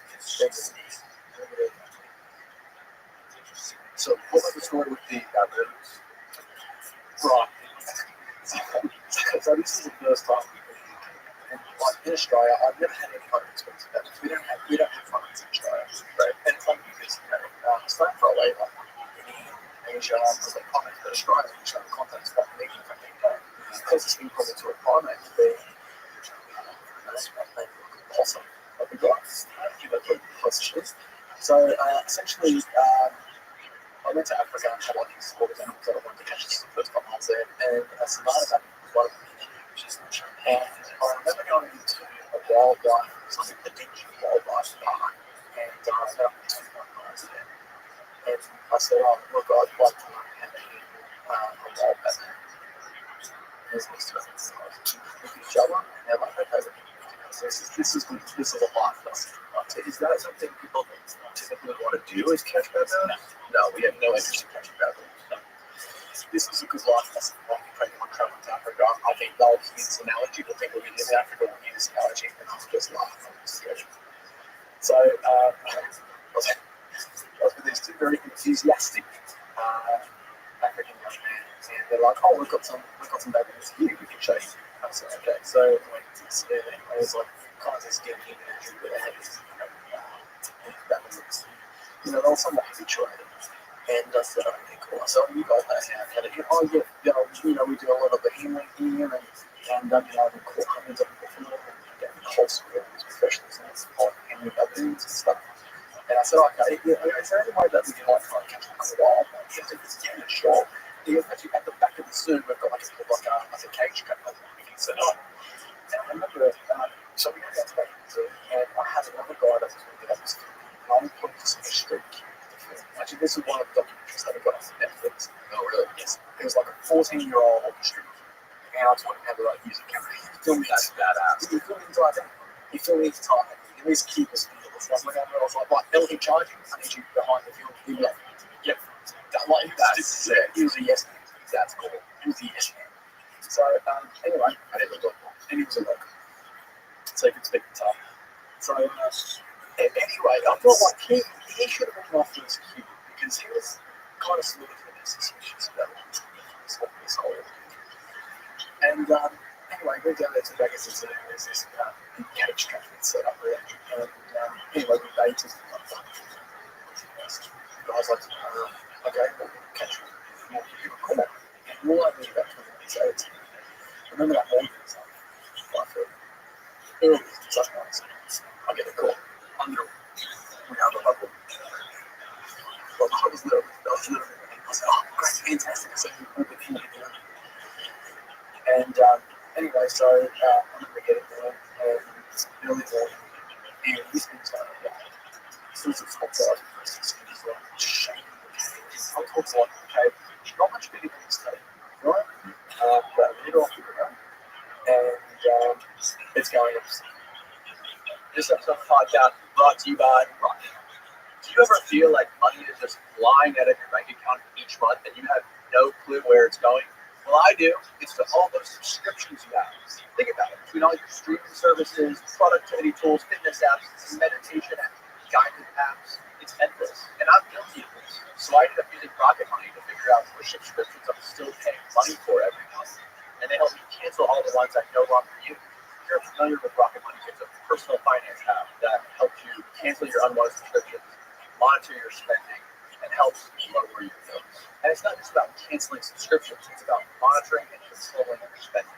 You can see all your subscriptions in one place. No more digging through bank statements or suffering these long moving calls from customer service. They don't even work on getting you refunds on subscriptions that you haven't used. They're very skilled negotiators.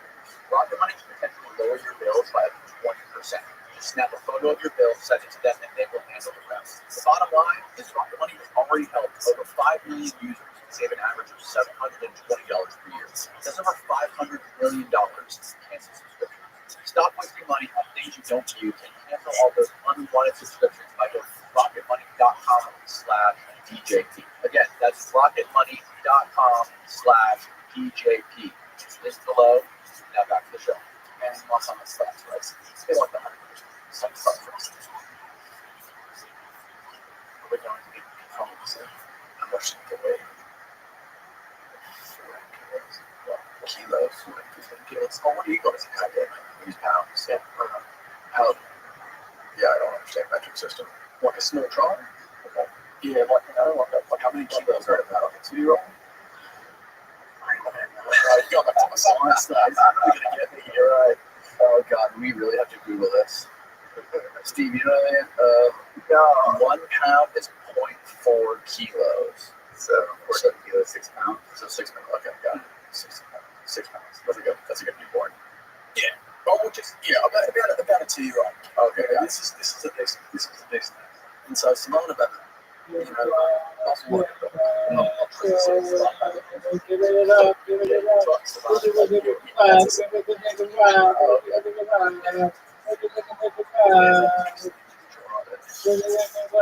and so this baboon's going absolutely off. But it's a foreign all this kind of stuff. And they start talking in their own tongue. And I'm like, what's going on here? And the guy's like, oh, I'm going to use it as like a stick, kind of like a fork kind of thing. And I said to myself, what we're going to do is this.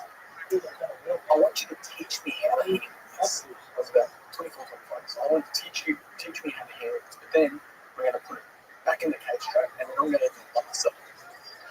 The worst mistake is just coming to the 2 times that I did. Is the worst mistake that I made was you're not recording and teaching how to handle this. Because I'm supposed to be, this guy that's a know-it-all, and I'm going to come in, I'm going to show you how it's done, and blah, blah, blah. So I pretend like you knew it. Yeah, exactly. 100%. Tried to do a lot of it. And anyway, so I'm going to set up the camera, set up the tripod, and the guy's like, right, get up there on top of the cage and lift up the cage door. So as soon as I do that, now I remember there's other gaps in the mesh lock, so and this thing straight away was trying to grab my feet, it's trying to bite me through the cage, and like they've got some teeth on it. Oh yeah. This is a gnarly. And anyway, it's trying to psych me out, it's making all this crazy noises, all that kind of stuff. And I eventually managed to get the cage to run, and the guy grabs by the tail. And I remember just watching it grab the size of the cage door, and the cage door just go like flexing in and out, just basically cow on the animal. And at this point in time, I'm thinking, there's no way. There's no humanly way possible. We're going to get control of this. It's just not a. I'll take it for this. Right? So, anyway, they've got this thing by the tail, they're pulling down, this thing's screaming and going off. Anyway, they actually pull it out, and I'm thinking to myself at that point in time, these animals are ambidextrous, and they can probably use their tails and use their feet, it's like a leverage point, like it does. So, anyway, I've almost got one of these points. He's like, got it by the tail, he's holding out like this, and this thing's going crazy, as we're trying to grab him.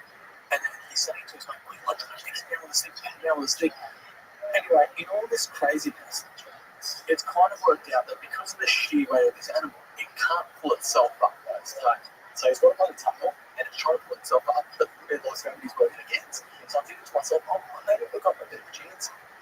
Anyway, I'm still on the cage at this point in time. I'm jumping down and I'm saying, what can I do? How can I help? And as he's trying to maneuver into position, what it does is it grabs the sides of the cage. And he goes, right, look, I can't get you that way. I know how to get you. And it pulls itself towards the cage and then just goes, like, jumps off the cage back onto it. You know what I mean? It happens like that.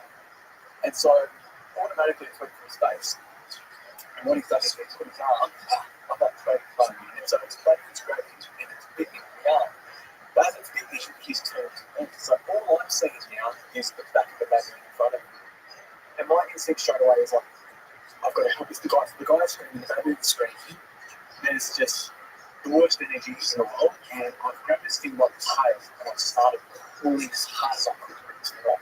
And I just remember the sheer strength of that animal holding on to him.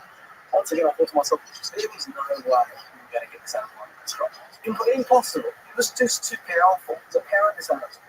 Quite nice. Anyway, I'm pulling, and then finally the animal's released, and as it's released, it's hit the ground and tried to go for it. Right, and I reckon I'll make it just a bit. Anyway, let's took off my tree, and here's where off the shot screamed in. I said, so turn around, show me how bad it is. I need to see how bad it is. And he's went like this. And he's like a real slow, like, you know, like when you take like a bite out of an but it's not like a complete bite. So it's flat kind of, yes. Just dangling on, just in this like living on the line. So I took my shirt straight off. I'm like trying to like some leaves and stuff. I said to my guy, we go up to the car and get the so anyway, yeah, so we get the hospital and so this is how the story unfolds. Okay. First stage. He was only volunteering at the park. He'd never handled the battery before. He had no inoculation whatsoever. It was a life lesson going to Africa because I feel have you heard of what they call a death promise? Yeah, no promise of love. Oh no, it's a promise. Yeah, it's like if you ask one of those like street kids, can you help? Can you do something for me? It doesn't matter what it is. They can do it. It's 100%. And I thought that was absolutely comical. That could be a jet sitting outside. And I'd be like, hey man, I need to take a flight to Copenhagen. Like, you fly the jet, and you look at your jet, you're like, yes, I can fly the jet. We'll figure it out. And always, he's only watched like a trailer of Top Gun. Like, no, he's a professional. So, and yeah, so it was one of those learning curves that you just be very careful when asking people for help in Africa. Because a lot of the time people take the crew. And they get into a lot of trouble because they want their money. Yeah. So I thought that was definitely the learning curve, particularly for the sex type that I'm here again. But look, some beautiful people, beautiful culture. Some of the happiest people I've ever seen have been some of the tribal people that I've seen. They're a completely different way of life. Yes. And really, I think it's a different reality for us. The way that they work with their minds. And I think I've just come from Colombia and I've seen a whole other race over there. Yeah, the world's a big place. Yeah, I had this guy Ryan Tate on the show. He's thought they were war. He's a veteran. He started a company called BetPaw, where military veterans who suffer from, a lot of veterans come over and come back from war and they can't find meaning to their life anymore, right? Like after doing something like that, they come back and they have this just either trauma, PTSD, or like this hyper vigilance where they're always looking over their shoulders. They're used to being in war zones, and it's tough. And just a normal working a 9-to-5 job just doesn't fulfill you like doing something like that does. They need something more in their life. So he's created this organization of these veterans that go over there and they try to protect endangered species and fight off the poachers or all the poaching that's going on with like the elephants and the rhinos and all that. And he was explaining to me that basically like this civil war that's going on between the poachers and the rangers running the national parks over there, like trying to fight against the poachers. And the problem is these people are so poor. Historically, there's obviously there's way more money for the poachers and there's for getting the ivory and all that stuff. These guys have an opportunity to make a ton of money and like change their lives. So a lot of these guys will go from being poachers to then working for the rangers, trying to protect the rhinos, protect the elephants, and they'll go back and forth. So these guys have like jumped over this bridge multiple times, being on both sides of this fight, and it's crazy some of the stuff they go through. And he was explaining to me to literally like use their military training to like go in these butchers' houses at night, kidnap them, and arrest them, and it's just like. I can't fathom what it would be like, growing up in a place like that where literally you have to do terrible things to feed your family. Like if I was in the shoes of these poachers and I had to go kill an elephant to feed my kid, I would do it, right? That's a horrible thing to do. It's like you don't need to do that to other, but there's other ways if you can teach these people and bring in new jobs, or if you can even fund those rangers that are protecting those people, even protecting those animals even more, you know, make Africa a much better place and save the animals. So yeah, look, part of those went already in that this documentary times and I said what the ivory product is from has lives and actually, you know, to people in this industry, which I really respect, is all respect. Some also has an amazing conservation space. I think also has worked under the umbrella of the course as well. And another friend of mine, a beautiful person, is having to release a documentary last year that one range called actually it's a great person called Wildcat. And essentially he had he was a British soldier and had been to Iraq to Iraq and some pretty bad stuff that happened to him there. And he was made a discharge. And I don't want to talk so much of this story because I think he's got a really interesting story to tell. But he ended up going to Vietnam. Yeah. So I was in the jungle carrying quite a bit of time, and we know each other's antics quite well. And he done a documentary. Oh wow, look at that guy! His connection with Austin is cat. On the top left, so that place. So no, Sex and Austin. Oh yeah. wow. And so he was actually with the place as well. In the jungle. Oh no shit. And yeah, so look, he's got a hard goal, but you know, he's obviously been exposed and seen some stuff as well. Yeah. You know, once again, that's his story.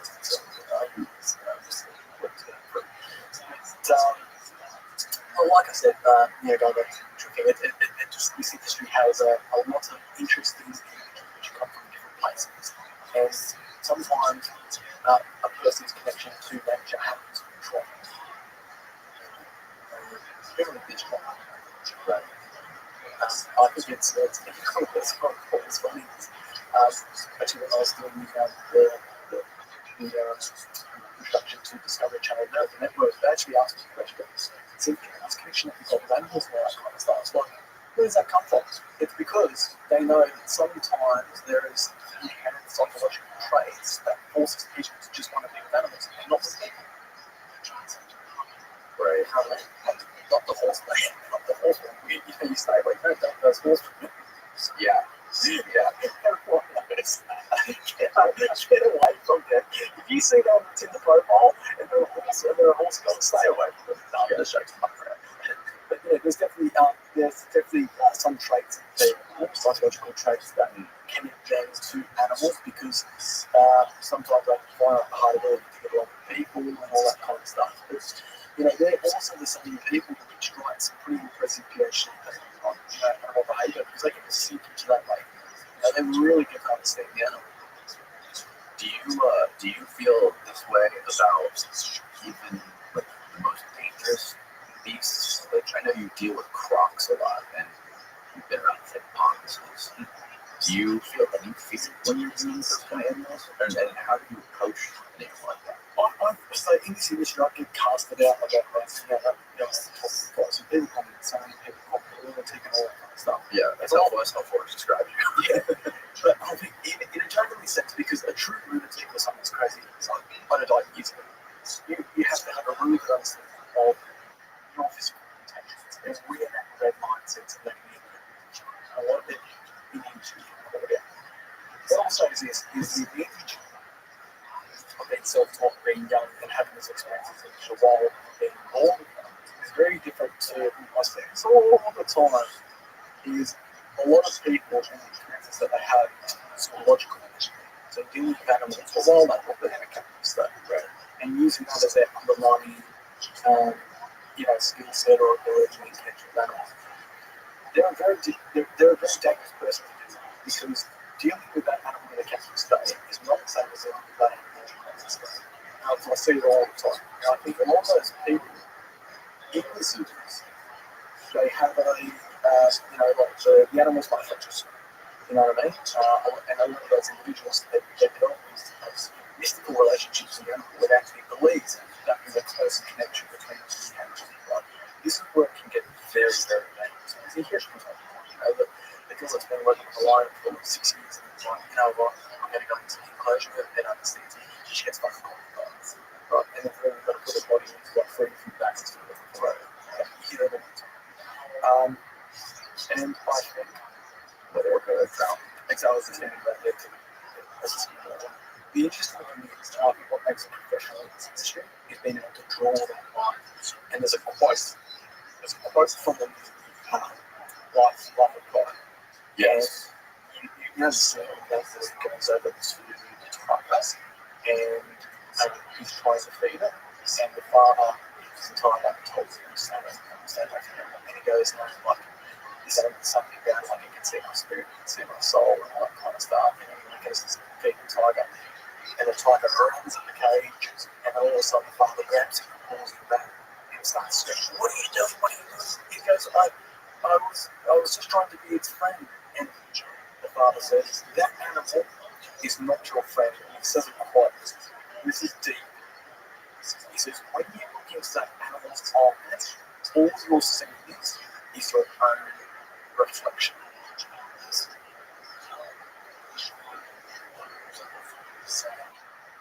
And you hear about a lot of people who are into imagination. They look into those animals and they think that they're seeing themselves and the animals that first thing in those animals. And that's how their connection to God is. It's a very deep psychological way of thinking. I've studied those people over years, and a lot of them have this kind of like, that animal's my friend, and I'm not the only person that can do this. And sure, there's a relationship with people who do animals and that kind of sense of connection. But there's also this more part there as well, and I've seen it come undone plenty of times. You see that a lot. I think that's pretty very one. She does all these videos, so many talent shows, and she talks about like she's really sort of these fat, well-fed tiger sharks, right? And she's talking about how beautiful they are. It's like swimming up, she's beautiful, touching their noses, and like explaining like, oh, these are just very beautiful creatures. They're not man eaters. And she paints this picture of this harmless, loving creature. And when in reality, people don't understand, like, it goes right to what you said. Like, maybe you should see yourself in this animal. They don't realize that. Like Manny pointed out when he came in here, these are many beasts that are very, very well fed, which is something that if you run into one in the wild is not well fed, it's not going to be that story. I think there's 2 ways to look at ocean. Yes. And she's done amazing things for conservation of sharks. She's done amazing things to draw whales and all that kind of stuff. The biggest issue is that however, is when you're dealing with these animals, they are controlled animals. And it's not just as easy as like going back and swim towards and comfort you or push its nose away. I can almost guarantee that if you try and do that to a well-timed shark in Australia, I don't care what your skill level has been there because of why, that animal's going to completely it makes it great that the footage is made. The footage she does is beautiful. It's incredible. And she's very aesthetic. She looks amazing in the water. Her name's Ocean Ramsey. Actually, she's a good person to get on the podcast because I'm sure she'll give you her side of the story. Yeah. But have you seen a video of tiger trucking the guy in Egypt? Yes, I have this race. Yeah. I've never seen this. That turned out. Terrifying. I think the part that we can all kind of relate to there is, I think where he's screaming into his father. Yeah, that's the one. And look, like I said, I think this is all amazing, and I think she's, her heart's definitely in the right place. And I think where this would, I think for the normal viewer that just watches her stuff and then goes, oh, well, that's sort of interesting. Because I'm sure that she sends a very strong educational warning out there You can't do into the wall sharks.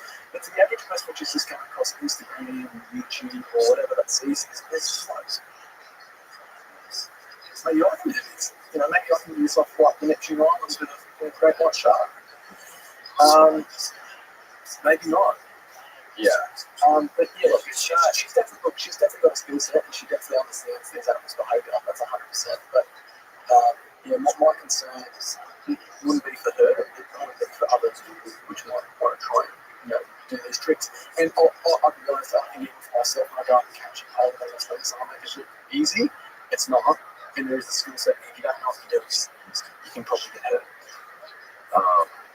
Forrest said you almost got eaten by a bull shark. Yeah, it did. Carcass and fall fast. Where were you guys when that happened? It's probably my fault. So when we were filming off the coast of Florida there, and I was there with a guy by the name of, he's passed away. There's another beautiful person, that was Michael Donovan. Actually, I think Michael Ocean and we were husband's name was Mom. I think they used to live wine sharks. Yeah. So I think they used to work together, but he was helping film this documentary for History Channel. And essentially what they wanted to do was they wanted to do a scene where there was like a bit of a bull sharks. They wanted me to like swim around and all that kind of stuff. And look, when it comes to sharks, yeah, look, I swim with sharks in Australia, but it's not a spear fishing you see from a distance. I'll do like I think. So, and essentially I tried to swim for a baseball. Which I thought was a good idea. Which is an incredibly stupid idea. Anyone will say that, And I remember Forrest yelling out to me, being like, "What are you doing?" I'm like, "What do you mean?" I said, "You want to be shot in the middle of them." It's like, "Not like that." And there's literally like a blood like me. What the fuck? Swim for the blood like that. I tried to take my flip up. That was pretty intense. Yeah. Right. Maybe I stick to the land animals. Are there a lot of bull sharks in Australia? There are. Yeah, there are. I do. So I'm involved with the DPI.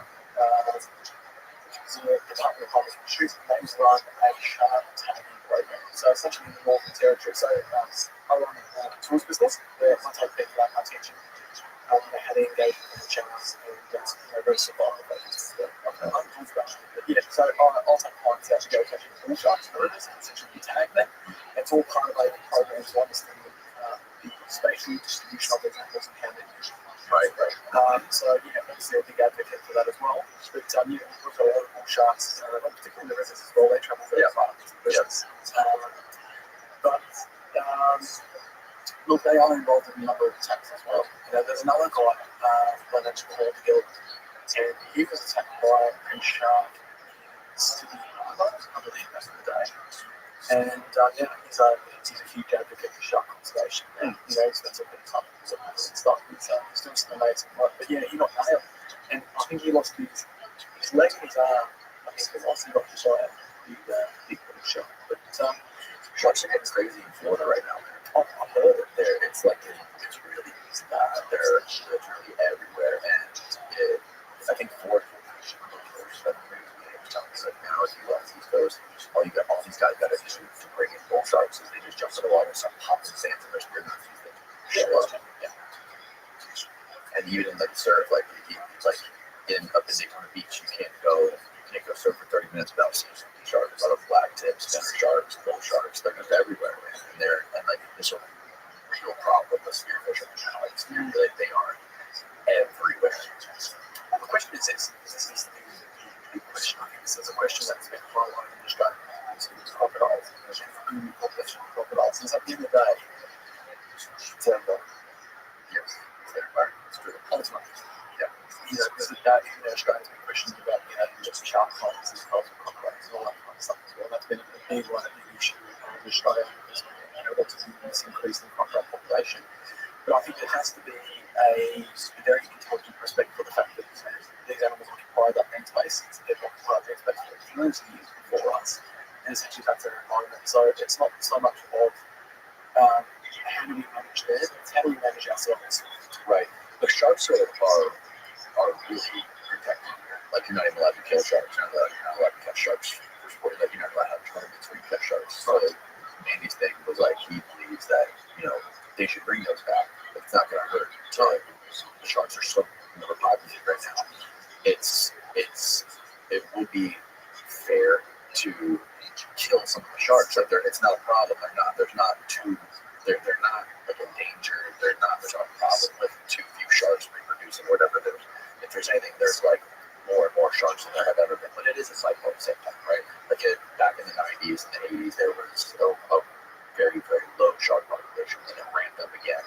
back down again. Now it's kind of ski. Right.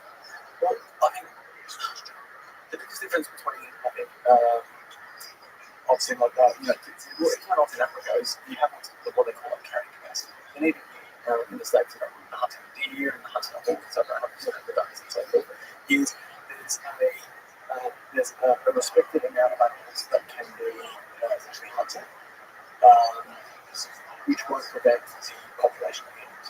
Obviously, we've got ecologists, wildlife experts, and kind of stuff, different monuments to identify that. How that works for sharks and shark populations, I'm not an expert in that. I don't know. But look, in Australia, I know we've definitely got that in mind to do with more target species, not the size, not the gender, and all that kind of stuff. Can it work? Yes, it can work. But it's one of those things where if you want to talk about what's called a tropic cascade effect, where you can take out like a large pressure, and put some balance and effect in the system. I think that's probably good.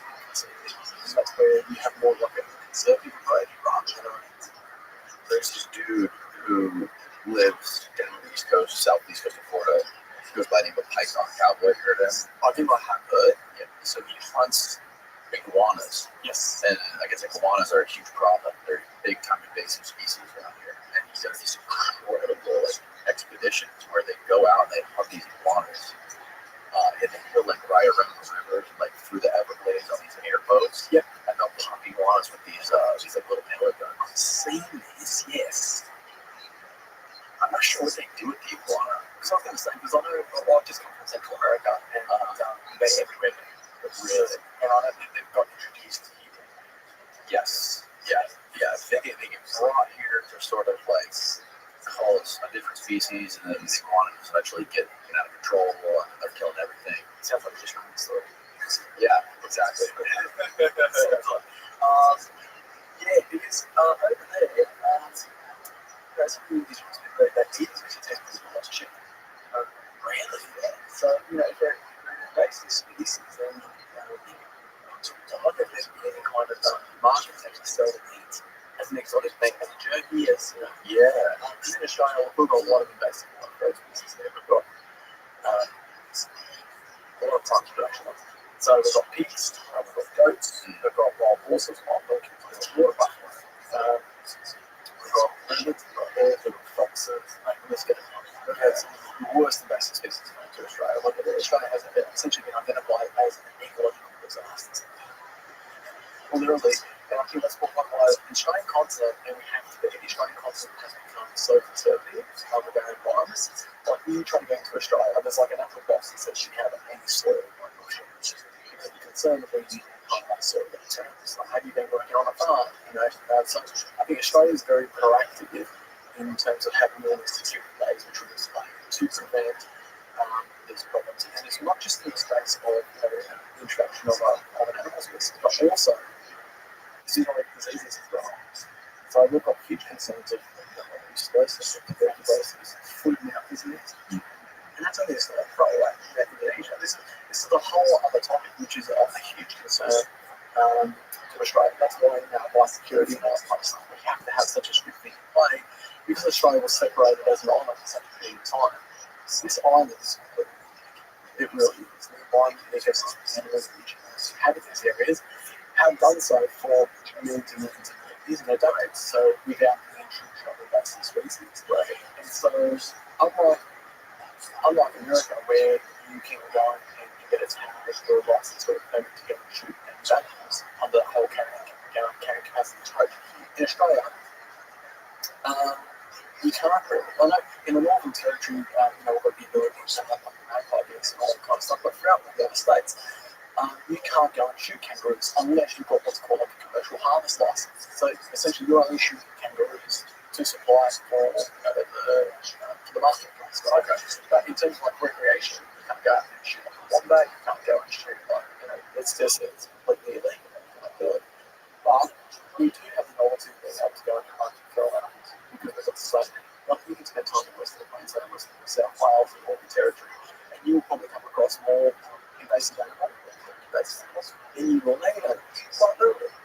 And the key problem about these invasive animals is they are reservoirs for a lot of dangerous diseases. So, for example, like the feral pigs. Feral pigs, like in Florida, are reservoirs for leptospirosis, like tuberculosis, like Japanese encephalitis, like real bad one. Right? Same as the water buffalo as well. So we've introduced these natural methods, not just in the government sector, but in the private sector, where people can actually go out and harvest these animals. And consider there's nothing wrong with consuming meat if it's prepared the right way. Right. So I've got a lot of friends that they'll go and shoot pigs and eat pigs as well. But yeah, I didn't know people kill kangaroos. Yeah, so we've got one on the shelf. Woolworths, the equivalent to Walmart, they're like the Woolworths. Really? Is it good? Well, kangaroo meat's probably one of the best meats. Very hot, very high protein base. I do have it from time to time. It's done at a very sustainable way. So is there a problem with kangaroos? Is there too many of them? When I think about the word too many, I think what have we done wrong? Exactly. So we think that we can just come in and play God and try to like fix the balance of the ecosystem. Well, I think what happened was this. This drink's making me high. And if you put this drink, like, how do you feel? No, I thought about doing back to down the sea. That's great. It's not like, I just like to feel it. It's kratom, bro. It's amazing. It's like magical. This is not like an advertisement. I've been seeing like a film like you drink two of them, taking a nap. Right. Yeah. Oh, really? Yeah. Yeah. So in Australia, what happened was there was a lot of areas which was that they manipulated or manufactured for the production of like stimulant things like oats and barley. And so with that, they had to introduce like a lot of irrigation systems and all that sort of stuff. So when you introduce a resource, so we've got water and now we've got grain, all of a sudden you don't just sustain a lot of native animal species like kangaroos, right? So what happened was like for a lot of that central Queensland and through New South Wales, where the population probably 2 years ago was actually quite low, because there was no resources and the availability of such good resources, quality resources, all of a sudden I went to livestock.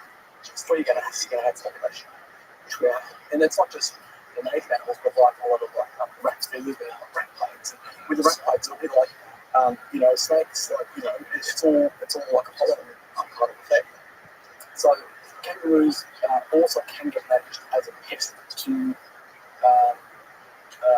primary production. So that's if you're like a wheat or oats or whatever, and you identify an area which has been affected by the kangaroos, I believe you can require a permit to go and shoot them.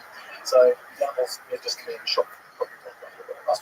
This is quite contentious in Australia because kangaroos are beautiful. I love our kangaroos. At the same time, it's being turned into a commodity. So there can be a lot of friction between conservationists and people.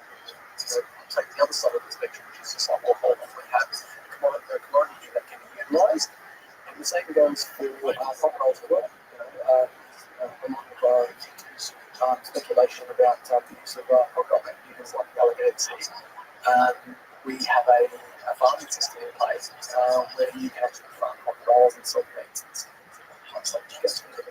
But the difference is with kangaroos is we don't farm kangaroos, it's more like wildlife harvest. So you'll go out to the field with these people that have those licenses. It's got to be a specific area, you shoot a specific amount, and not just that, the size of the kangaroo is going to be important as well. I'll tell you what happens. Interesting. Back in the 90s, and they were doing estimations on population estimates of wild kangaroos. And essentially, they went into one of the other so it's like we're going to go to shoot out just under 10,000 kangaroos. We're going to go and shoot 1,000 kangaroos and see what this does to the population over time. And I think this is suicide over these population studies. And they went in, and these guys were then shooting more lots of them shot within a large claims. And a couple of years later, they went back and they done the population study. And I think it quadrupled. And I'm trying to figure out what the hell happened. And this is why nature's not showing it's so important to know the depths of how animals interact in their own communities and social hierarchies. So essentially the larger animals prevent the smaller animals from breeding them. So all of a sudden you start shooting out all the larger males. It then gives the opportunity for the smaller males to breed, because the larger ones are essentially prevented the right? So what was interesting. Not when this comes to light, and you kind of make sense of it, oh yeah, so this is the concern about going in and managing any kind of wild, animal populations. It's like how we've gone down to Mexico, and we've got some big examples like this. We've got the cane toad in Australia. That was the dumbest thing anyone could have done. The cane toad. Actually, isn't it here in Florida? It's introduced to Florida as well. It was introduced originally to Hawaii, into Australia. So this thing has caused, this creature has caused, the almost the extinction of many native species of animals. It's a poisonous toad. What's the fact sheet? Originally coming from South America, it was introduced into Australia as a form of what's called a biological control, because at the time the sugarcane industry in Australia, which was back in the 1950s, 1930s, they introduced this cane toad to eliminate the cane beetle. The problem was the cane beetle existed at the top of the stalk. Cane toad is a terrestrial species that can only go along the ground. Right, so that was the first point. I think that was through. The second one that they did through is it's got a toxin that it releases from what's called heart at the back of the neck. Essentially, with the substance, unless it's consumed, particularly by any of the other species, it's almost an instant death. So, even for a large crocodile, for example, when it's like a crocodile, freshwater crocodile, it can see it. You can kill it, even like small mammals, like the poles and all that kind of stuff. Right. All these species were essentially being affected in the population. Numbers were dropping. Huge concern, particularly monotone as well. Very much more sense. The population was being declined. So, and the reproduction rate of these animals is just, it's unbelievable. You can watch them like sport up to 24 things and 40,000 things. So, trying to control the species in that format is just not possible. The only way forward would be to be able to release the virus once I go into the right. So Australia has definitely been a place of experiments and a place that probably a lot of the world has looked at and being like, well, it's not going to do that. You know what I mean? So but we've dealt with that. But I think in time, I think technology is going to come to a point in time where we may be able to get some of these things. Coyotes are a huge problem in the States. They're everywhere, every neighborhood, every city. Don't care what city you want to mention, they're literally they're running around this neighborhood all the time, and that's a similar thing to what you were explaining with the kangaroos, but not quite. I guess what happened when you kill them, the females realize when another coyote has died or part of their little pack has gotten smaller. They do some sort of crazy mating call and they start reproducing more. They start reproducing more pups. I don't know if this might not be specific mating call, but they do somehow biologically, when they know that a part of their pack has died off, they automatically just produce more and more pups than they normally have. So it's like a reverse effect. If you're killing more of them, they're just reproducing triple what they would have normally. Really crazy. Interesting. Yeah. Similar to kangaroo. I wanted to ask you also. I want to ask you about your crazy quests you did through what's it called? Arnhem Land. Yeah. What was that about? Where is Arnhem? Okay, so Arnhem Land is in the frontier of the Northern Territory. It spans. Have you seen the Northern Territory before? Or maybe if you get it up on the map, it's the Northern Territory of Australia. Northern Territory of Australia. But even if you type in Arnhem Land, which is spelled ARNHEM.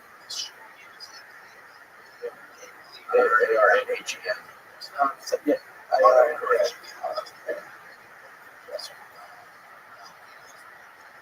put it on that. And I guess this is almost like my tourism plug that I'm putting in now. So is this big national park?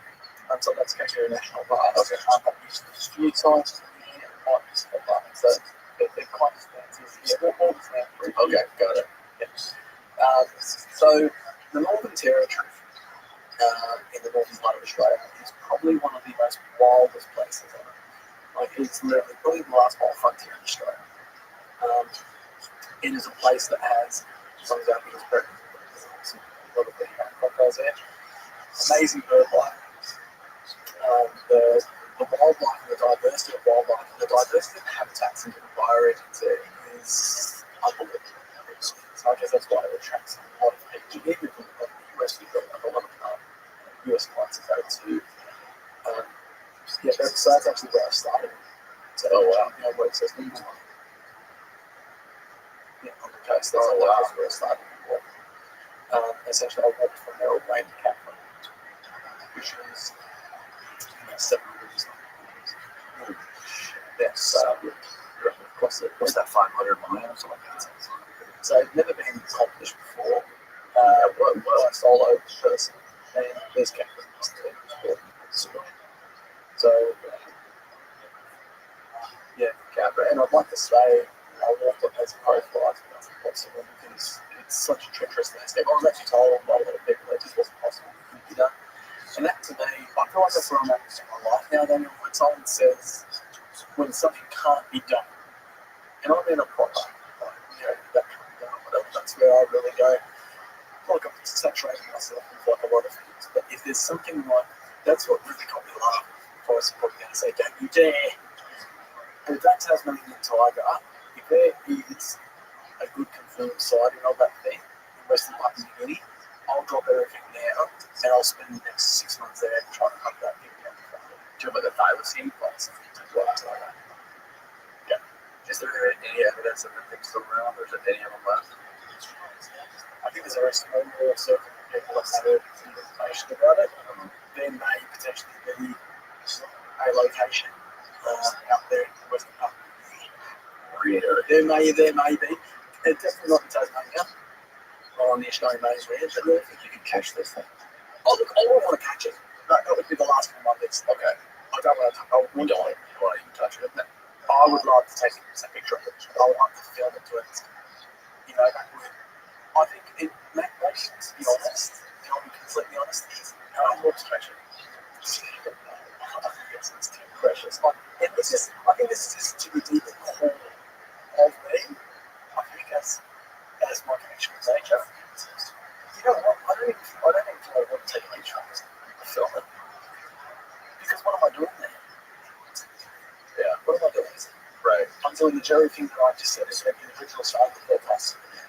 It's that whole exploitation of, it's trying to make a name for itself. You know what I mean? Like, I mean, if nature doesn't just hurt, it's great to get a photo of.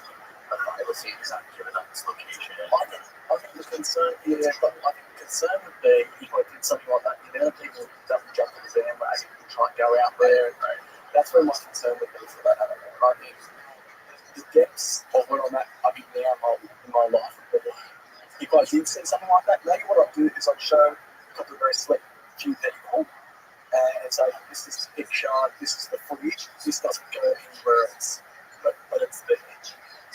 But it is there. Who does people there? Show forest. Right.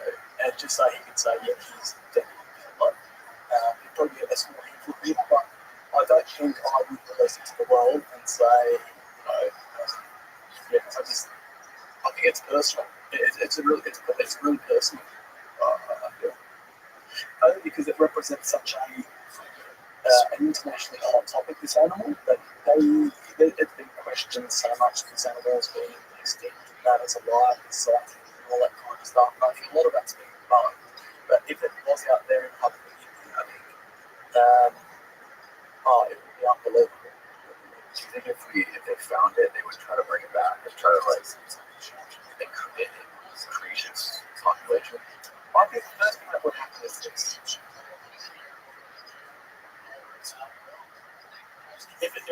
If it's still there, it's essentially saying one thing that's been understood. It's what's happening on my population. That's probably the first thing that I might go. The second thing is, if someone did come across it, I'm just trying to think. I don't know what company things like government, but if a place knows that it's got something, if it's got a right to form, I would be concerned that they might fund an internal project to capture some specimens and say, we want an investment create a zoo or whatever, but to bring the world to public easy, to show them, and they would reckon to a very conservation, psychological feature thing. And from an economic point of view, it would be a huge cost to a human being we get something we didn't get that. And I think that's probably, that would monetize it. That would be my gut instinct to what the government wants to do. That would be my gut right. Yeah, I think you're right about that.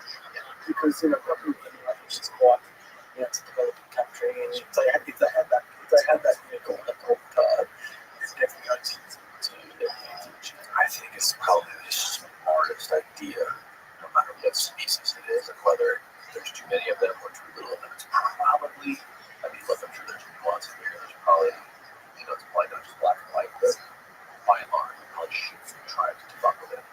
100%. Yeah. I don't bring, I think follows that laboratory group quite well. They are going to try and bring them back. I think in our lifetime we will see one. But whether or not there are still living specimens today, and I went through that whole thing, as why I believe there's not many in Tasmania. This is, imagine like a big form of honey badger here. This is, there was a scatterbrain wall that's an opportunist. It used to move vast distances at a huge home range. It would have popped up in someone's backyard, it would have popped up at a campsite. It wasn't necessarily a fierce animal of people, because that's why there's such an easy animal to hunt. I think that if there was a small population in Tasmania, it would have popped up. A game camera swimming out of solo people they're trying to explore to take that golden picture. Again, the Times magazine back in the day said they were going to get $1 billion. It was like $1 billion for live footage of Tasmanian property. That's something that. Look, no one's, I think the last reported sighting was in 80s, 87 or 88, when I got it was 60 meters. It's on a black ranger, and the forest is actually coming into New Zealand, and he said, look, I smell that tourism guide. I genuinely, this is one of the last ones, my last ones. But, it's a shame what happened. It just goes to show that, it's happening. When we think is right for our best interests, this is what happens. Beautiful spaces like this.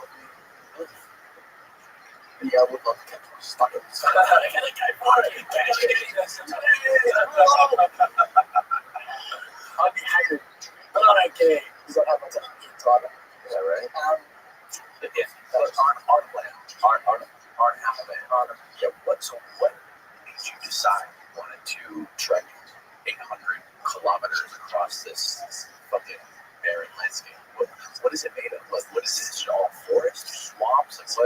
What does it consist of? Well, to answer the question, what made me do it? One word. Ease. Anyone else? Yeah. Anyone else who's done it? I am sure I'm not going to take anything away from them. But Aboriginal people are unbelievable. Indigenous Australians are what they do. I'm sure they can first back and forth, up and down, all that kind of stuff. I don't know what's here. I was the first one again to have done it, so I do believe, however, that Indigenous people they want that continent repetition. You know what I mean? Part of the reason why I wanted to do it was there was a lot of fear about that place. And to answer that question, what does it comprise of? Ultimately, it comprises of floodplains, it comprises of swamps, billabongs, escarpments. It is so diverse in the habitat features which are there, which is what brings a lot of tourism into the area because it's such a wild space. It's also a space which is perishable. So if you get lost out there, look like lost space. It's remote. It's a very remote land. And there are Aboriginal communities that exist all throughout it. I think there's like those runs up to 1,000 Aboriginal people. It's still some friends. Yes. Okay. What are like these uncontacted tribes? Okay. Look, I think in general, the Aboriginal people out there definitely want their privacy and to go into these areas and use special permitting to use them to go into those areas.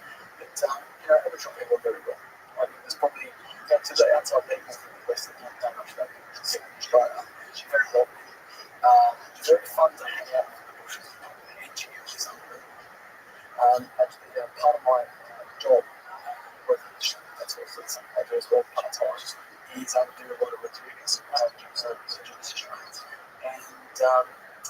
they're amazing because they know all those places like the back of their heads. They're almost like skills and guns in the bush. So we call it like the human terrain, where we try to understand more about what's happening in those remote areas where we don't have surveillance, because the indigenous people out there, they are outliers of the years, and we get a lot about themselves. So particularly in a lot of our remote coastal areas where there might be drug importation companies, illegal fishing and all that kind of stuff, where the indigenous people, well, not so closely attract people down the road, and they'll know whose footsteps they are. It's the footsteps of the right, of the okay, so yeah, we've got the best. It's called the Australian Defence We Force. actually have the best surveillance system in the world. It's from all parts of Australia. That's incredible. What sort of people are you guys looking for up there? You said it's drug trafficking. It's actually economic nature. Yeah, so we do get quite a lot from that pathway to come to us. You know, Indonesia's not too far from Australia, but it's not like a country that's like Little Isles and like. And so that's definitely a transit route for drugs. So it's actually called Norfolk. So it's a squad uptown. Is it your force? So NOR. Yeah. FORC. Yeah. Wow, I just put out some of the names there. So look, it's an amazing place, and it's full of so many different skill sets. When we're out there, we're doing operations on the coastline. You're always learning something from the indigenous people. Whether it's like different types of bush tackle and how to navigate through the bush. It's amazing for me to become part of. That's right. So I've been doing that for a couple of years now. So when you did this trek, sorry, go ahead. So it was 7 kilometers. It was a fear of mine. Different types of landscape through there. And I took a horse, which was essentially the green horse. But I was a fucking. Well, I'm not a horse person. The original idea was I picked up a donkey from fucking Bobby. I'm all going to do the trek with a donkey. This donkey was a big one, right? He had a character, but he was a proper, he definitely wasn't a stallion. But originally I was going to do it with a donkey. And then it worked out to be a bad idea. Not because we didn't have an amazing connection relationship. This donkey was one of the best friends. Right. You should go trek donkey, right? What about a mule? A mule would be good. Yeah. They're going to hide it. This donkey, so he was loyal to the fact that he would follow me everywhere and all that kind of stuff. But as soon as I put a rope around him, he was like, well, hold on a second. You put a rope around me, we're not on the same level now. I'm like subservient to you.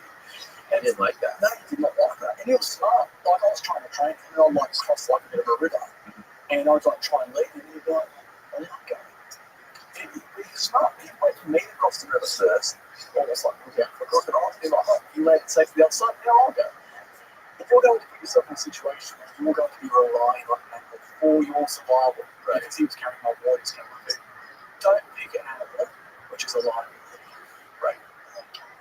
So I went with a green horse. Even after that lesson I took a horse that had never had a backside on it. Yes, and in 4 days I was trying to teach this animal to have weight on its back. It was a disaster. Stupid, I know. We've got lots of dumb. So, but you know what they say? The worst ideas make the greatest memories. That's a good one. That's very true. But it was, I think it was a challenging experience, and I was completely off the land. I was hunting everything I could find out there, running down the pathways. This is another Netflix episode. How much food and water did you bring with you? So one of the visions, I believe, I was using the camelback bladders, and I think I had up to about 12 minutes of water. Okay. Right? So it's 4 kilos. Is that enough to last 2 days? No. So in this group that I was painted in, I was actually going through river systems and going through the water, actually, get water, boil it, air, and all that kind of stuff. There were obviously places where I just drink like straight through, because of how clean it is. You are like necessary of getting waterborne, bacteria and all that kind of stuff. But over the years, my guts become pretty hardened to that sort of stuff. But in a survival sense, prepared for it. That's nice.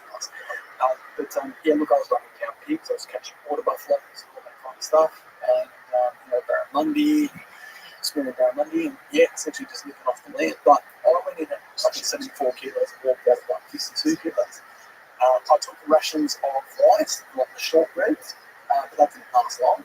And then my body just essentially went into a form of ketosis as I was just eating more products. I became very wiry, and my instinct was so sharp, and you have all this innate instincts inside of you, right? So you be, for example, because it was such a period of time that I was going without sugar, my body instinctively was making me look up. Why is it making me look up? And what's interesting is when you're in the bush, I feel like your body, your brain is downloading information, right? And so there must be, as a child, you getting honey from a beehive, honey, and that's an instant clue. Glucose, honey, look up high. All these little kind of things which are just sinking in, and it's just funny, even in terms of, the animal tracks, the animal tracks leading to water. This is all subconscious things that are going through my mind and that your brain just taps into. You're not even consciously even thinking about this, but it's like, it's like an evolution worked under the surface. Yes, 100%. We all have it inside of us. I think that's one thing, one of my biggest messages is everyone on this earth, you are living on this earth, we've come from this earth, we've come from anywhere. We've evolved from this earth. We have this ability, we have biology, we have everything inside of us to sustain us in any kind of environment. Everything we've got that ability. But we need to train ourselves to get back. That's so we are losing it. That blew my mind. As Paul Rothschild explained that really concisely. He said here how when we first went down to the Amazon, he was wearing his shoes, and they were all laughing at it, like, look at this great guy with the shoes on, and eventually took them off. And after like a couple of days, lost him in the jungle, the birds, the monkeys, and the way the wind blows, it all communicates to you in a way where you understand what's going on, understand where danger is, you understand where you need to go. And it's just like this crazy network. It's this network that just connects to you, and these innate traits that we have, and these signals or antennas that we have inside of us that are buried from technology come to the surface, and how we are communicating with the forest and with nature. It's fucking. It's fascinating. I think about this, generational as well. If you think about it, like our ancestors and all this information, there's going to be genetic material which is going to be passed. Whether it could be the fewest things, for example. If your grandfather's grandfather had a bad experience with a snake, this is kind of like information which is being passed down the lines. And I really believe in that kind of information. Like character traits, for example. Someone saying, well, you're just as stubborn as your uncle, or you're just as stubborn as your father, whatever it might be.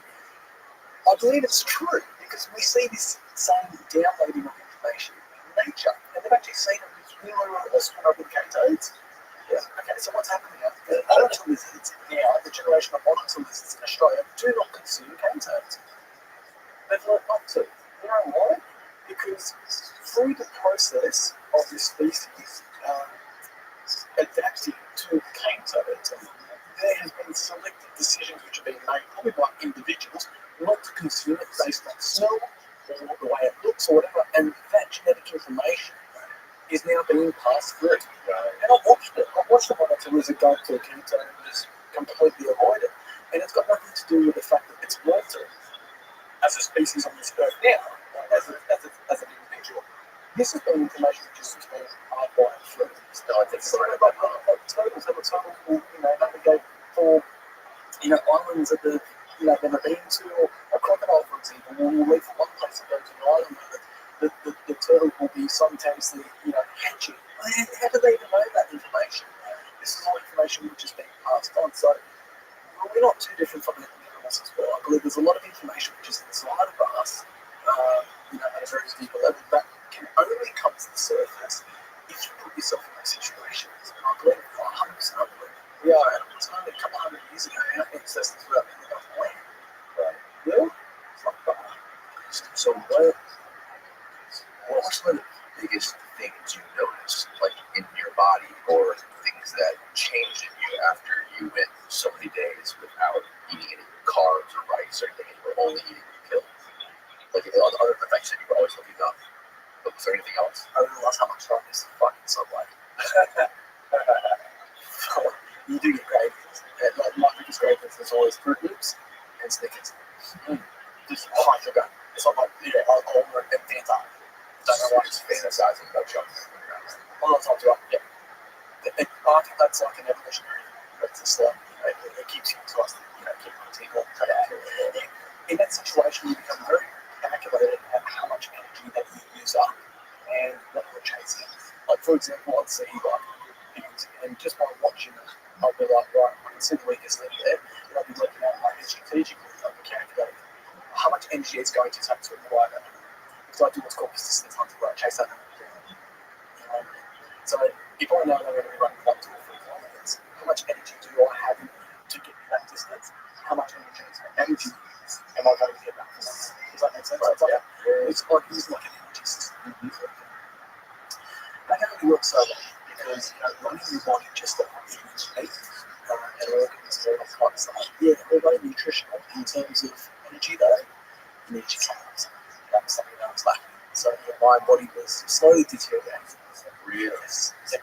What I think is interesting is actually after this actually part of the reason we're joining the Air Force was I had one of the highest contact with us after I'd done this expedition and said, did you know that the Australian Defence Force we run survival course?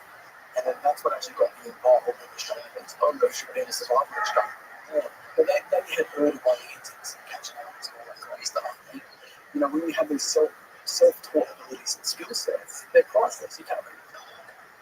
So, it was a way of me being able to teach some of my skills, abilities, and techniques to soldiers in any kind of situation where they have to survive all the time. So, How many days total were you into that trek? It was 42 days.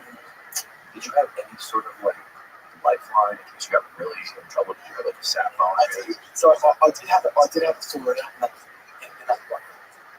There was a time where I got lost and I thought I'm in some big trouble now. So batteries all out, all consoles, I got solar gas. Yeah. But I did work out that if I essentially kept walking in a Western format, I was going to hit ready systems. And so with hit ready systems, we can sustain ourselves for a bit of time.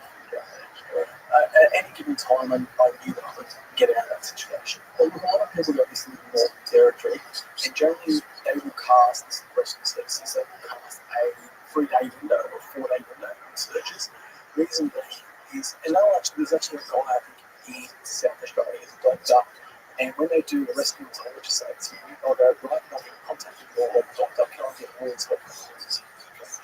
Is he vaccinated? Does he have like and strategically, they'll just develop like a biological format around you because we have to utilize based on layers. So it's whether you're cold, this one, whether you're warm territory. So if you're in the warm territory, you don't know where this is going like with 35 to 3 days, you go out there without water, you're probably going to last, we call it free. So 3 days without water, 3 weeks without food, 3 minutes without oxygen, 3 hours exposed to the environment, cold and heat and all that kind of stuff. This is like a general format that we use. We'll generally cast about a 3-day window for people, 3 to 5 days to survive it. Yeah, but if you've got no skill set, you got to be careful, man. You very fast out there. The crows will be your friend. Even when I was walking around, the crows would be hanging around. Really? 100%. But they start, they actually realised, I think they actually realised because I was so successful with what I was doing in terms of hunting too. I reckon I had these pair of crows following me all the way from the coast to fucking London to Caffrey. They followed me because every single time I was catching the pigs or whatever, I'll just start scraps so it was just following me like a beacon. You're building fires to cook things. Yeah. What were you afraid of? Was it this number one thing? You're afraid of your isolation. You're afraid of yourself. What was the biggest threat to you out there? So I rolled my ankle actually trying to catch a water buffalo, and so that went bad. I had to strap it. Look, I've always told people this would be my advice, and this is in a psychological format. Don't look at it like you've got to do something because that's really going to experience. The way that you've got to be able to on the table, you kind of music and split it. Man, they're right side with a full bladder. Break down some other And give them the west side. So in your mind frame, that morning when you wake up, isn't like going to go somewhere. You don't make it up. When you wake up, you objectify that you need to walk 15 kilometers to next day. That's where your day is. And tomorrow, that is the way that you understand those expeditions. But you walk on the fucking Amazon River, you need to be able to break down and compartmentalize it. Because if you figure there's a thing as a whole, you're actually going to fly yourself down. So there's the same type of book. And it goes, and this is always hits an emotional part of me. Because me and the horse went fucking on. We went fucking on. And then there was a day out there for 2 days where we went without water. It was tough. 48 hours with no water. Whilst walking, it was a bad one. And so at the start of the trip, things was like we could have been any further apart of the fucking horse. And as the trip went along, obviously the connection built to the point that we were able to actually do things together. I didn't even need a rope on it. He just followed me. He was actually helping me catch the, I don't know if you got, yeah, so that one down there, that's a water buffalo. And she had a water buffalo. Which picture? So right, go right, bottom right, yeah. The other ones go to me. That's a big fucking, oh, they are. You can catch me. I'll throw a forest out, catch it. You're going to eat one? Well, I took down 3. I was like, what? Shifting was only had a small life. Came out, had like 4-inch blades. That was, yeah. So when I brought them down, and I had to kill it with that knife. That was, how did you do that? It's, I can explain that. It's quite graphic. I just want to let people know that when you are in a situation, a survival situation, yes, keep your morals about you. Yes, keep your ethics about you. But the other way to survive is you need to be a savage. Say Publix, the same fucking, you're now shopping at the grocery store and you're literally life or death. You become a savage. Yeah. But, yes, try and keep your morals and ethics about you. How I had to kill bring you back to tell me about some kind of So, first of all, when you spotted it, where was he? So he wasn't in the water with his other monkeys. Yes, they probably got to grab water buffalo, and we fucking the holes, particularly in the early mornings and later afternoons of the dolphins drink. We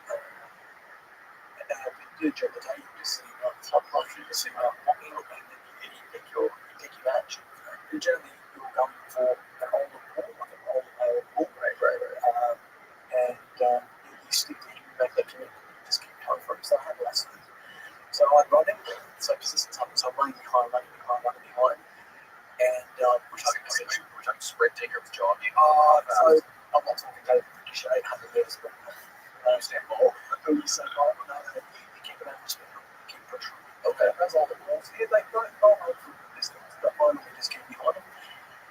What you want is you want that animal to turn back on you. Any animal that turns back on you, let your life. Because that animal's making a decision that's went from flight into flight. Sounds like I can't move out to London. So what I would do is I'd run with these animals, and then I would get a lasso, right? And then I'd run with him with the lasso. Now, you're talking about a 1-ton animal.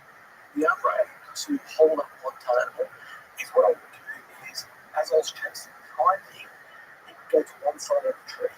Like imagine, as I'm running, you need to pick your trees too. Because the tree's going to be your anchor point. So you've got about 25 pounds of rope. You run with this buffalo, and all of a sudden you see a tree up ahead, and you chase him in such a way that he has to the left, or not to the right, either way.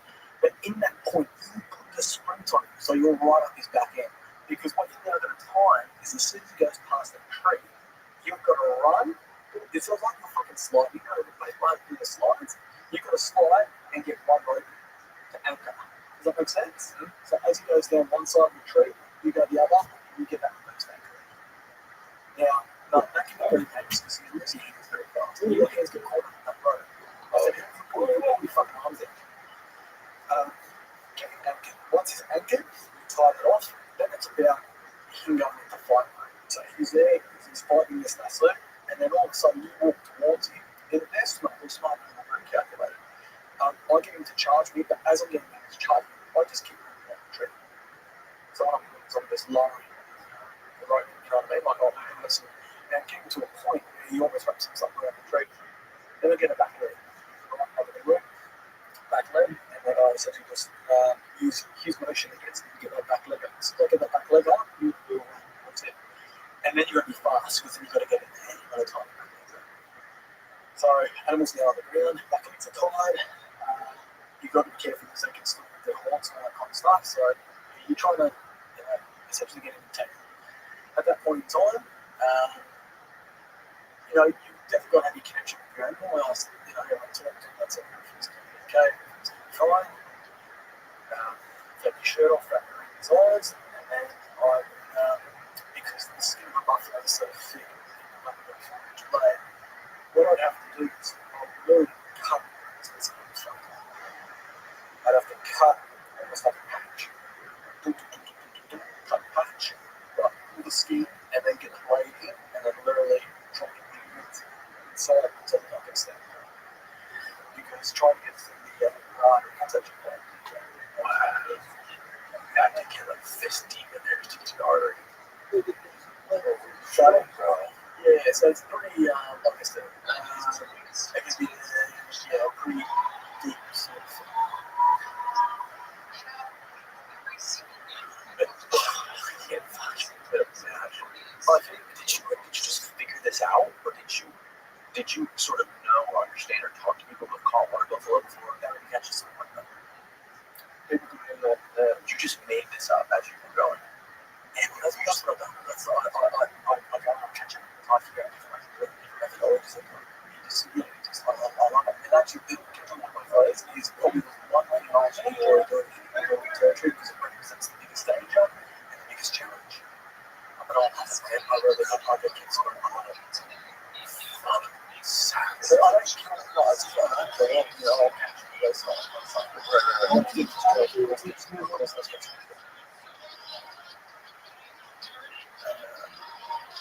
That is so intense.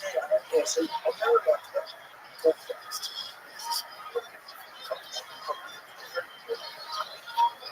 So I think the respect that I have for what I'm having to do, and I think it's got to be a discipline.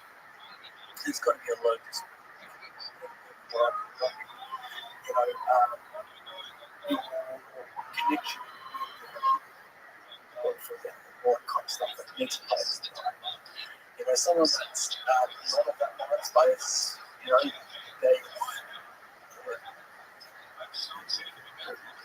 it's a lot of person conscious. You're doing it with your married into the book. Unfortunately, it doesn't get more into that. There's one thing I'll say. This is important. This is worthwhile to say this.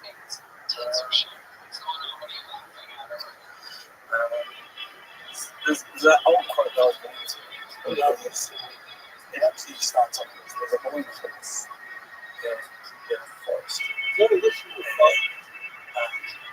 The boy says it's for the boy says I can't see that away. The boy says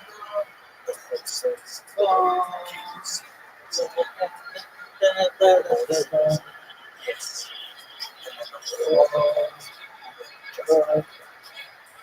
That's a huge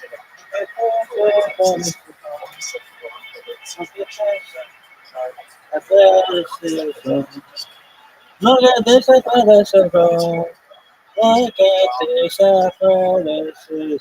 this motherfucker is a pimp. West Side Gang